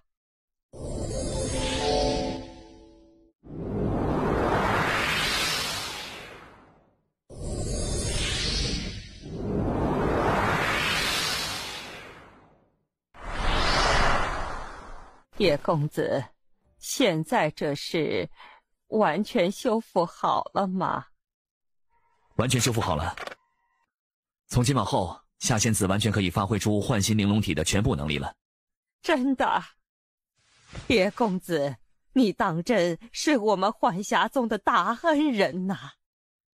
啊，前辈言重了。我之所以愿意帮助夏仙子修复隐疾，乃是因为夏仙子先前现身帮助了我。叶公子，冒昧问一句，你这次来西凉大会，是为了那一桩神物而来吗？正是，我就是为了此物才来的西凉国。啊，夏仙子如果是想通过放弃和我的比试，让我得到那桩神物，以此来回报我的话，那大可不必。可是，没有可是，你帮了我一回，我也帮了你一回，这样便是相互抵消了，谁也不欠谁。而且以夏仙子的性格，想来也不会轻易的认输，或者直接放弃这场比试吧。可是你帮我修复了隐疾，那么你便是我的恩人。若是我不能让你得到你想要的东西的话，我会很愧疚的。只要打败了你，不也同样能够得到那桩神物吗？好像是这样。而且如果我能打败全盛时期状态下的夏仙子，想来我应该会比拿到那桩神物还要更加高兴吧。好了，既然夏仙子的事情已经解决，那我也就不多待了。我很期待与夏仙子对决的那一天到来。少主，此人我们可以尝试着拉拢他，不但战力极度夸张，且还拥有着这种精纯至极的灵气。若是能拉拢到我们宗门来，必能让我们宗门彻底跻身于五荒国顶级宗门行列，甚至未来成为圣地都不是没有可能啊。他不会加入我们的。为何？婆婆，您难道认为这样一个拥有很多秘密的男人，他的眼界会局限于我们这么个小小的幻霞宗吗？他有一股很强大的自信和狂傲，而这种自信和狂傲的来源，便是他那一身数不清的秘密和极度夸张逆天的实力。身怀这种足以超越世间大部分人的资本和实力，他的野心注定不可能会小，未来也注定只会大放异彩。说是说的直白一点，我们幻霞宗配不上他的。少主莫要乱动，躺着即可。冷老，那天是我输了吗？该死的叶清晨！少主，事到如今，我们也没有继续争夺那桩神物的资格了。不过，我们可以采取其他手段。不出意外的话，这场大会的最终胜者，应该就是夏清瑶那个妮子。她的身边有那个千刀婆婆守护，的确有些棘手。不过，若是拉上西凉国的那几个势力，由我来拖住千刀婆婆，他们便完全足可将神物给抢夺过来。可这样一来，我们不就得罪了幻霞宗吗？若是换作以往，老夫自然是不会这么做的。不过，若是能够抓住叶清晨，并将他扭送给那个圣地，一切自然就迎刃而解了。叶清晨，少主啊，你还记得五荒国的那个叶家吗？当然记得。冷老，难道您是说，叶家向来极为精通剑道，战力逆天，那个叶清晨也同样是如此。如果这个小家伙的叶姓和五荒国的那个叶家是同一个的话，那倒是不难解释为何他的战力如此夸张了。可是那个叶家不是……那个圣地这几年一直在派人前往叶家，似乎是想要搜寻出什么东西。虽然说老夫不知道那个小家伙是不是真的跟叶家有关系，但如果能够将他抓住之后，并且扭送给圣地，让圣地研究出他身上的秘密之后，说不定就会因此站在我们阳鬼门身后。到了那个时候，区区的幻霞宗就算是得罪了又能如何？就算是少主你将那夏清瑶给强上了又能如何呢？他们幻霞宗在圣地的面前屁都不是。少主啊，你且再休息一会儿，老夫待会儿先将你和宋雪、刘震送上岩鬼州，把你们送回到宗门休养。到时候啊，你就在宗门里面等着老夫的好消息吧。哎呦，你这好小子居然也来得这么早！可不嘛，今天可是决赛呀，双方都还是近期大伙在讨论的热门种子。我要是不早点来呀，我都没地方坐了。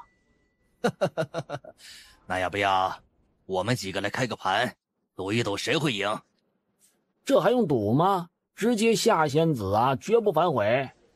我也觉得下仙子会赢，俺也一样。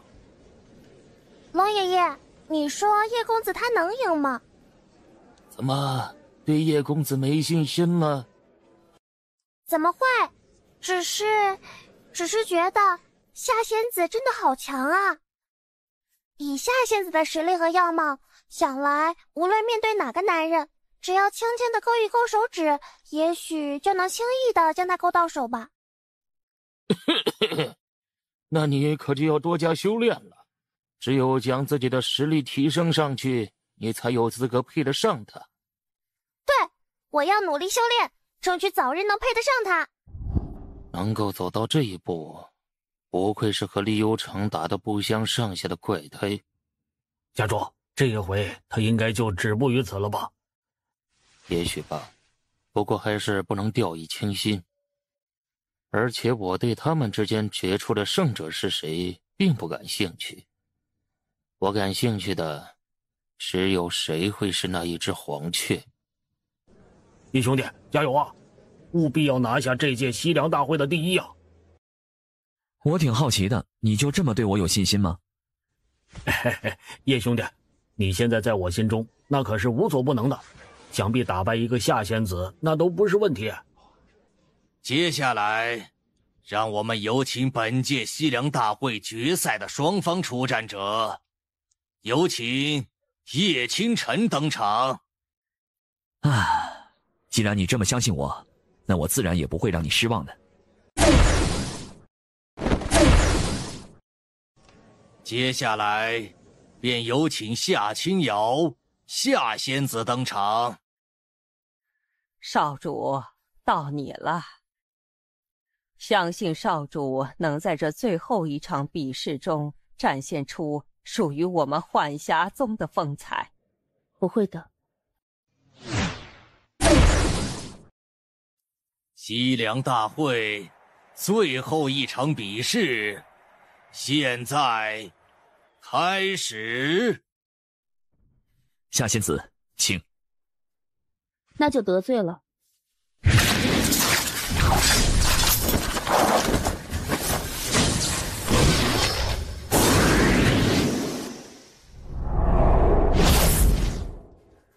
这是怎么回事啊？叶清晨怎么突然就停下来了？我也不知道啊。而且刚才那个夏仙子是什么时候出现在那个位置上的？我都没看清呢。看这样子，难道说叶公子被困在幻象之中了？幻象？什么幻象？难道叶公子会有危险吗？我也不是很清楚。叶公子这种情况很像是落入了幻象之中。在幻象之中，被困者并不会发现自己已身处虚假的幻象之中，只会在幻象之中满足自己想要的一切。这种幻象乃是最为可怕的，能让人被困在虚假的幻象之中而不自知，甚至对方将手中的武器捅入了心脏，都很有可能发觉不了。不过你们也不必担心，西凉大会上并不允许杀人，而且夏仙子明显跟叶公子没有任何过节。更何况叶公子也比我们想象的更加谨慎。看刚才那情况，叶公子应当是在幻象之中认为自己击败了夏清瑶，但又很快发现了不对劲。也就是说，叶公子发现了这是幻象。没错。不过发现归发现，想要破除幻象，可没那么简单的。你的灵魂力量竟然如此强悍。还好，如果不是灵魂力量还行的话，恐怕就要被你给阴了一波。你的幻心玲珑体果然名不虚传的。叶公子果然不简单，看来青瑶得使出全力了。什么意思？刚才他还没有使出全力吗？这就是你的法相吗？不错，我的法相并不同于他人，因为我即是法相。他的身上不是散发着法则的气息吗？怎么没看见他的法相啊？不知道啊，但这样看来，夏青瑶反而要更加不好对付了。不错，都说未知才是最恐怖的啊！也不知道对方的底细，也就无法破解对方的手段。不愧是从武皇国那边来的武道天才，果然远非常人可及。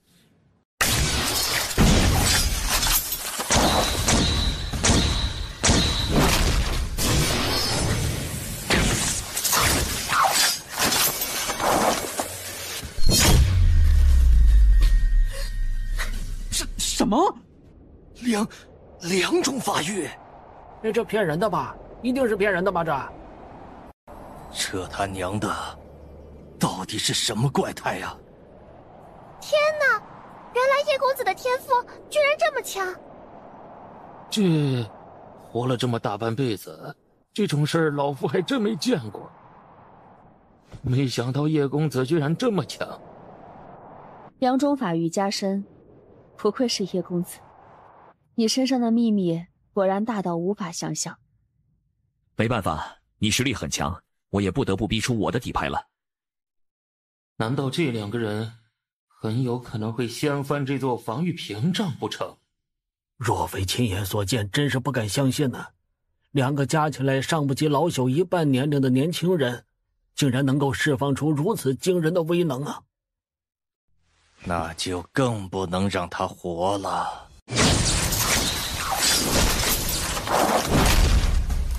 看来叶清晨也实在是想不出什么能够破局的手段了。是啊，他能在夏青瑶的手上支撑这么久，已是实属不易了。虽然他战力逆天，但是始终差在修为太过低浅。但凡他是玄眼境修为，或许这场决赛早早就能够结束了。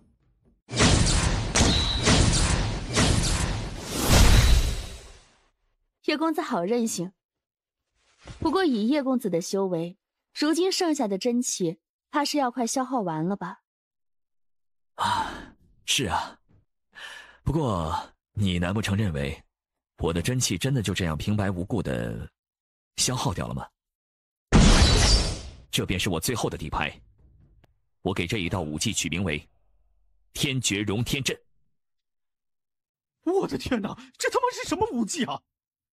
这家伙也太吓人了吧！先是战力逆天，后又是一身双法域，最后居然还能释放出如此恐怖的武技，这个世界到底是怎么了？哎呀，货比货，气死货，人比人，我靠！哎呀，有啥资格跟他比呀？别灰心，你啥方面都比不过他，不过在懒惰这一方面，他绝对比不过你。找死啊！啊，我干你腰子信不信？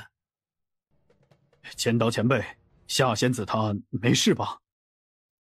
她不会有事的。如此恐怖的武技，看来有必要好好跟宗主聊聊了。这小子天赋如此逆天，哪怕不能将他收入宗门，也要尽量与其交好啊！怎么会？你的身上穿着某种能抵挡致命一击的宝甲吗？不错，叶公子这一道武技当真是恐怖绝伦。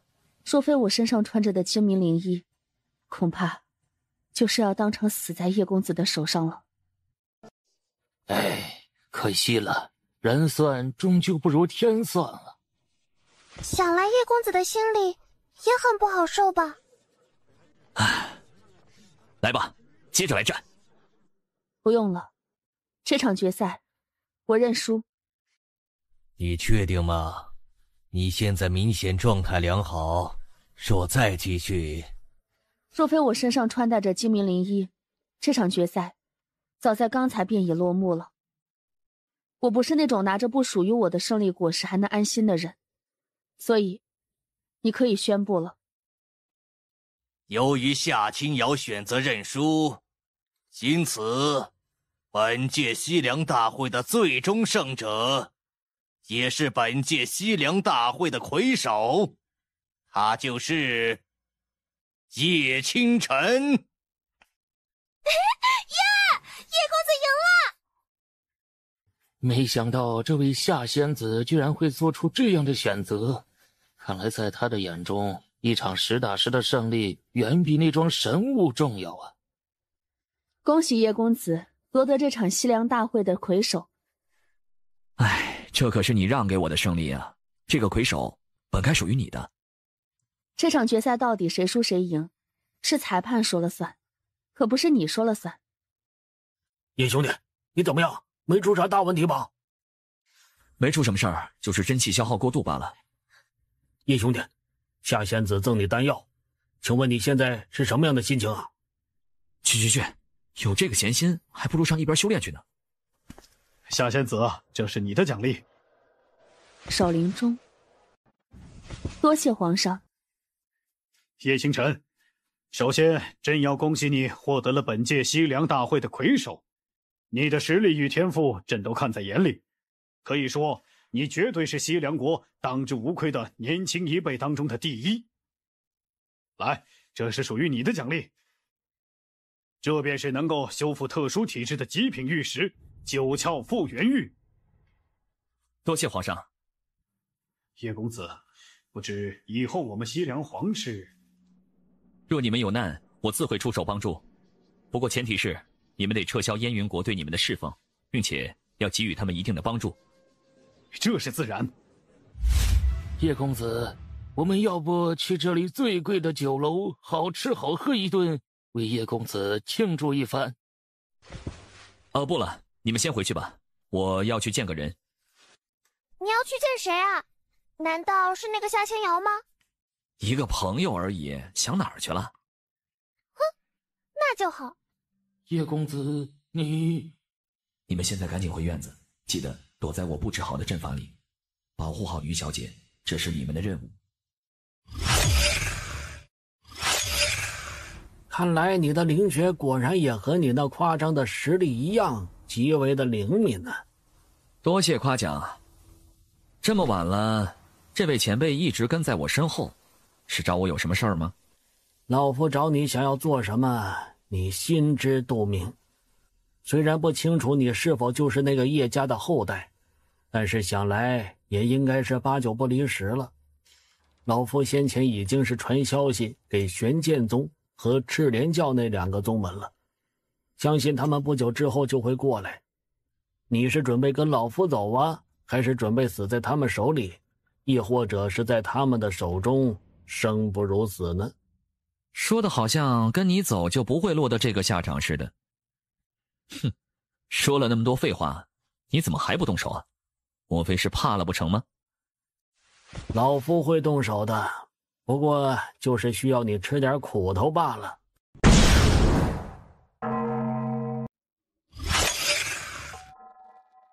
不能拖延时间，必须尽快杀掉这个老家伙。哼，我看你这条老狗分明就是怕了，根本不敢杀我。你个杂毛小子，有什么让老夫害怕的？你再如何蹦跶，也只能是在老夫的手下抱头鼠窜。那你倒是动手杀我呀！不敢杀我，你还配做岩鬼门的长老吗？哼，就凭你这胆量，恐怕连个蚂蚁你都不敢踩死吧？你这个样子，还不如去做女人算了。哦，对呀，就你这一脸丑猪样，怕是都不会有哪个男人看得上你呀。等你上吊而死之后，你就会变成一个女鬼，哼，而且是最丑的那种女鬼。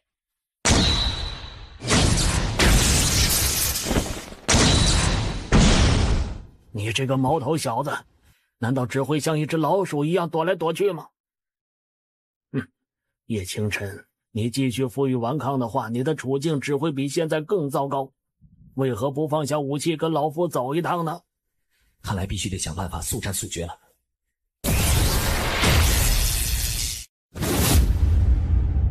这什么鬼东西啊？他居然还有这种诡异的武技！这小子的身上底牌还真是多的数不清啊！这也说明他身上的秘密定然是大有来头的。好小子，居然能够破掉老夫施展出来的防御屏障，你这道武技当真是非同小可。不过这玩意儿也应该是你最后的手段了吧？你若是还有其他的最后手段，尽管使出来便是了。老夫有的是时间在这儿陪你闹腾，等到玄剑宗和赤莲教的人到了，你就更加逃不出老夫的手掌心了。是吗？他们刚刚从这片森林路过。是什么？就是现在啊！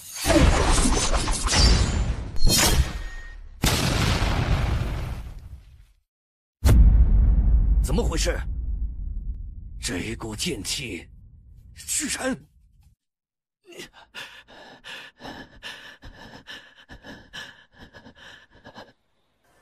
这老不死的，早点出手不就得了？还非得拖到这会儿。行，若宗主，你看。哟，各位来的比我想象中的要慢了一点啊。叶清晨，你杀了冷长老。是啊。那他是怎么死的？你们都看到这地方变成这样子了，难道还不明白他是怎么死的吗？你居然藏有这种地牌！洛宗主，还有接着动手吗？各位这是怎么了？一个个脸色难看得很啊。今晚你们带着这么多人出来找我，想来也没安什么好心吧？没有，我们此行出来就只是为了搜寻一个死敌。对，就是一个死敌。哦，那这个死敌该不会就是我吧？怎么会呢？我们明明和叶公子无冤无仇，怎么可能会将叶公子视为死敌呢？希望最好不是。我想你们两大宗门也应该承受不起这么多强者一瞬间消失的后果吧？叶公子，这点请您放心，我们绝对不会将您视为死敌，相反，您还会成为我们玄剑宗和赤莲教的座上宾。哎呀，你那儿子不是跟叶公子起过冲突吗？等回头赶紧让他亲自登门向叶公子谢罪，记住，诚意一定要足。对，叶公子若是心中还有气，我可以让那臭小子找时间向您赔罪。您放心，在赔罪这一点上，我们绝对能让您感到我们赤莲教满满的诚意。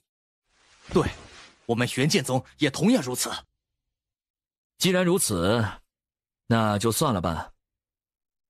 听着，现在你们从哪儿来的，就给我滚哪儿去。多谢叶公子。叶公子大人有大量，从今往后我们绝对不会再针对您了。等老夫回头有时间，定要到叶公子的府上负荆请罪。快滚吧，省得我眼不见心不烦。叶公子这一手空城计玩的当真是神乎其技啊，连我都只能佩服不已。你是谁？在下方景生，是方卓的父亲。方卓的父亲？方景生，你刚才说的空城计到底是什么意思？陈教主聪慧绝顶，想来应该不用我多说就能明白我的意思。哼，如果他真的还能使出刚才那道剑气，那他方才又何须与你们那般废话？直接一剑杀了你们，不是更省事？哼，叶清晨，没想到你居然敢戏耍我们。方景生，很好，我记住了。希望下次若有机会见面，我定要让你生不如死。成王败寇，败者往往只会在最后的时刻说出一些不着实际的大话，试图掩埋自己失败的事实而已。是吗？如果换成是你，你是否也会这样？夏仙子，说说吧，你们和叶公子都有过怎样的恩怨？听到这个问题，骆建明和陈汾两人皆是犹豫了一下，最后还是没敢隐瞒，如实的说了出来。你们儿子徒弟打不过叶公子，难道就不会加倍努力修炼，以后再去挑战叶公子，为自己挣回脸面？叶公子，你遇到这种麻烦怎么不和我说？我可以帮你解决的。哎，这是我自己的事情，怎么能找你来帮忙呢？叶公子与我有大恩，我帮助叶公子解决麻烦是理所应当的。叶公子想如何处置他们，可尽管说出，若嫌麻烦，直接杀了他们也不是不可。叶公子，我们错了，您大人有大量，就饶了我们吧。我们先前说过的那些话绝对还算数，我们一定会亲自登门赔礼，绝对让您满意十足。叶公子，若您不信，可以亲自到我们宗门走一趟。哼，这些话我怎么听得挺耳熟的呀？好像之前你们就已经说过一次了吧？难不成你们的诚意就只有这么一点吗？那不知道要怎么样才能让叶公子觉得我们有诚意呀？这就很好办了，先给你们1个晚上的时间，把方家给我全部灭掉，一个人都不要留下。我也同样可以向你赔罪。你有什么想要的，只要我方家有，绝对会让你满意。哼，比财力，你比得过他们吗？那你想要什么，我都可以想办法为你弄来。你能想办法弄到的东西，难道他们就不能想办法为我弄来吗？叶清晨，你简直欺人太甚！你等着，我方家就算被灭，你也绝对不会好过的。你身上的秘密必然会为你招来灭顶之灾。成王败寇，败者往往只会在最后的时刻说着一些不着实际的大话，试图掩盖自己失败的事实。方家主，这可是你1刻钟之前亲口说出来的话呀。怎么样，给你们1晚上的时间，能不能做到？能。灭掉鹤云商会，只需要杀掉鹤云商会的领头人就行，顺便帮我扶持一个叫尚云起的傀儡。最后呢，就是第3个要求了，给我很多很多的钱。钱？不知叶公子想要多少？我还没想好，不过回头会抽时间去你们宗门走一趟，再做决定的。还要亲自走一遭？叶公子，你就这么放过他们了？他们先前可都是想要了你的命的。我明白你的意思，只不过他们将来也终究只会认我宰割的猎物罢了。像他们这种人，便是放任他们活着，对未来的我而言，也终究成不了什么威胁。唯一让我感到威胁的，就是那个方景生。此人仅仅只是才刚到场，便能一眼看穿我的意图，让我差点陷入绝境之中。